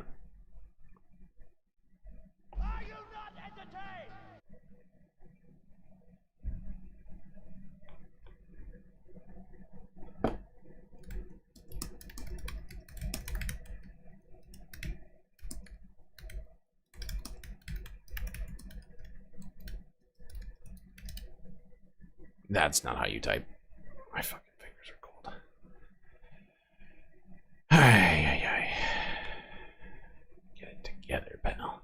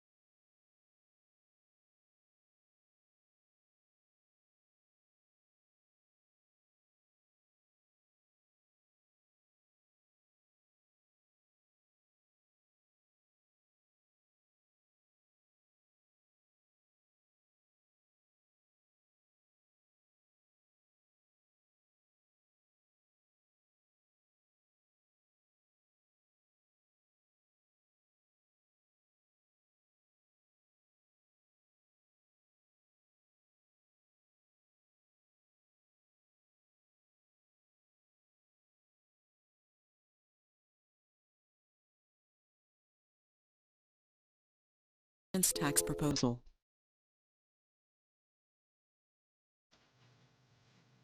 Mr. President, as I think everyone knows, the President of the United States, President Obama, and the Republican leadership have reached an agreement on a very significant tax bill. In my view, the agreement that they reached is a bad deal for the American people. I think we can do better. And I am here today to take a strong stand against this bill. And I intend to tell my colleagues and the nation exactly why I am in opposition to this bill. And you can call what I'm doing today whatever you want. You can call it a filibuster. You can call it a very long speech. I'm not here to set any great records or to make a spectacle. I am simply here today to take as long as I can to explain to the American people the fact that we have got to do a lot better than this agreement provides. Now let me just enumerate some of the reasons that I am opposed to this agreement. First, as everybody knows, this nation has a record-breaking $13.8 trillion national debt at the same time as the middle class is collapsing and poverty is increasing. And Mr. President, I think it's important that we say a word, because I'm not sure that a lot of Americans necessarily know this, about how we got to where we are today in terms of the national debt. I know there are some people who think that this all began the day that President Obama took office. Well, it's not quite the case. When President Clinton left office, This country was running, in fact, a very significant surplus, and the projections were that we were going to continue to run a surplus. During the 8 years of President Bush, for a number of reasons, including the war in Iraq, the war in Afghanistan, including huge tax breaks for the wealthiest people in this country, including a Medicare Part D prescription drug program, and including the Wall Street bailout, among other things, all of which were not paid for. Those are the primary reasons that we saw an almost doubling of the national debt during the Bush administration. And since President Obama has been in office, we have passed a stimulus package, also adding to the deficit in national debt. But here we are today with a $13.8 trillion national debt, $1.4 trillion deficit, and almost all Americans are in agreement that this is a very serious issue. So the first point that I would make is that it seems to me to be unconscionable for my conservative friends and for everybody else in this country to be driving up this already too high national debt by giving tax breaks to millionaires and billionaires who don't need it, and in a number of cases, Mr. President, don't even want it. Here's one of the interesting ironies. There are lists of many, many very wealthy people who come forward and say, sure, I want a tax break. Everybody wants a tax break. But you know what? There are other priorities in this country. I don't need it. And two of the wealthiest people in the world, Bill Gates of Microsoft, Warren Buffett, Berkshire, is a billionaire. And they said it's absurd. We don't need a tax break. All over the country, you're hearing a lot of folks who have a lot of money saying, don't drive up the deficit and force our kids to pay higher taxes to pay off the national debt in order to give tax breaks to the richest people in this country. Now, Mr. President, we have been told really not to worry too much because the extension of these tax breaks for the wealthy will only last 2 years. Not to worry. Well, maybe that's the case. But given the political reality that I have seen in Washington, my guess is that 2 years from now, these tax breaks for the wealthiest people in this country will be extended again. What happens around here is that the argument will be made that if you end these tax breaks, you're raising taxes. It's what we're hearing right now. I see no reason why in the middle of a presidential election those arguments will not be made again, and I see no reason not to believe that those tax breaks will be extended again. And clearly we have a number of Republicans who want to make that extension permanent. Now, whether it will ever be made permanent or not, I don't know. But the point is, when you hear folks say that it's only a 2-year extension, I would suggest take that with a grain of salt.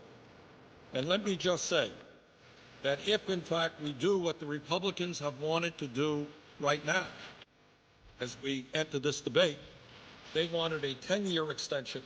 That would add $700 billion to our national debt, $700 billion. Now, I've got 4 kids, and I've got 6 grandchildren. And I think it is grossly unfair. None of them have a whole lot of money. I think it is grossly unfair to ask my kids and grandchildren and children all over this country to be paying higher taxes in order to provide tax breaks for billionaires because we've driven up the national debt. That is just plain wrong. And Mr. President, I think the vast majority of the American people, whether they're progressives like myself or whether they're conservatives, I think they perceive that that concept, that giving tax breaks to billionaires when we have such a high national debt, makes no sense at all. Furthermore, Mr. President, it is important to point out that extending income tax breaks to the top 2% is not the only unfair tax proposal in this agreement. This agreement between the President and the Republican leadership also calls for a continuation of the Bush-era 15% tax rate on capital gains and dividends, meaning that those people who make their living off their investments will continue to pay a substantially lower tax rate than firemen, teachers, nurses, carpenters, and virtually all the other working people of this country. And I just don't think that that's fair. That's wrong. And we are continuing, if this agreement were to be passed, that unfair arrangement. Mr. President, on top of all of that, this agreement includes a horrendous proposal regarding the estate tax. And that is a Teddy Roosevelt initiative. Teddy Roosevelt was talking about this in the early years of the 20th century. It was enacted in 1916. And it was enacted for a couple of reasons. Teddy Roosevelt and the people of that era thought it was wrong that a handful of people could have a huge concentration and then just give that wealth, transmit that wealth to their children. He didn't fair source of revenue. Under the agreement struck between the Republican leadership and the President, the estate tax rate, which was 55% under President Clinton, and let's all remember, we had problems with the economy under President Clinton, but very few will deny that during those years we were creating a heck of a lot more jobs than we did under President Bush. That's the fact. Over 20 million jobs under President Clinton. We lost 600,000 private sector jobs under President Bush. During the Clinton era, the tax rate on the estate tax was 55%. What this arrangement would do is lower that tax rate to 35% with an exemption on the first $5 million of an individual's estate, $10 million for couples. Now, here's the important point, Mr. President, that I think many people don't know, because I have to confess, my Republican friends and their pollsters and their language people have done a very good job. This is the so-called death tax. And I think all over America, people are saying, oh, this is terrible. I have $50,000 in the bank and I want to leave that to my kids. And the government is going to take 55% of that, 35% of that. What an outrage. So let us be very, very clear. This tax applies only to the top 0.3% of American families. 99.7% of American families will not pay one nickel in an estate tax. This is not a tax on the rich. This is a tax on the very, very, very rich. And if my Republican friends had been successful in doing what they want to do, which is eliminating this estate tax completely, it would have cost, Mr. President, our Treasury, raised the national debt by $1 trillion over a 10-year period. Families like the Walton family of Walmart fame would have received as one family about a $30 billion tax rate. So I find it hard to believe that when we are talking about massive cuts in programs for working families, when we have this huge national debt, that anybody would be agreeing to lower the estate tax rate to 35%. That is what this agreement does. I think that that is a very, very bad idea. And once again, while the agreement on the estate tax is for 2 years, once again, there is very little doubt in my mind that the Republicans will continue to push for lower and lower estate tax rates because what they want, and I think Senator Kyle has been pretty clear about this, they want to permanently repeal that tax.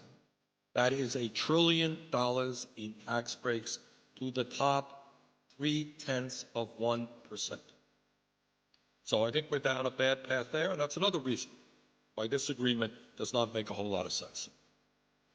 Mr. President, I would say thirdly, here's a very important point that I think has not yet got the attention that it deserves.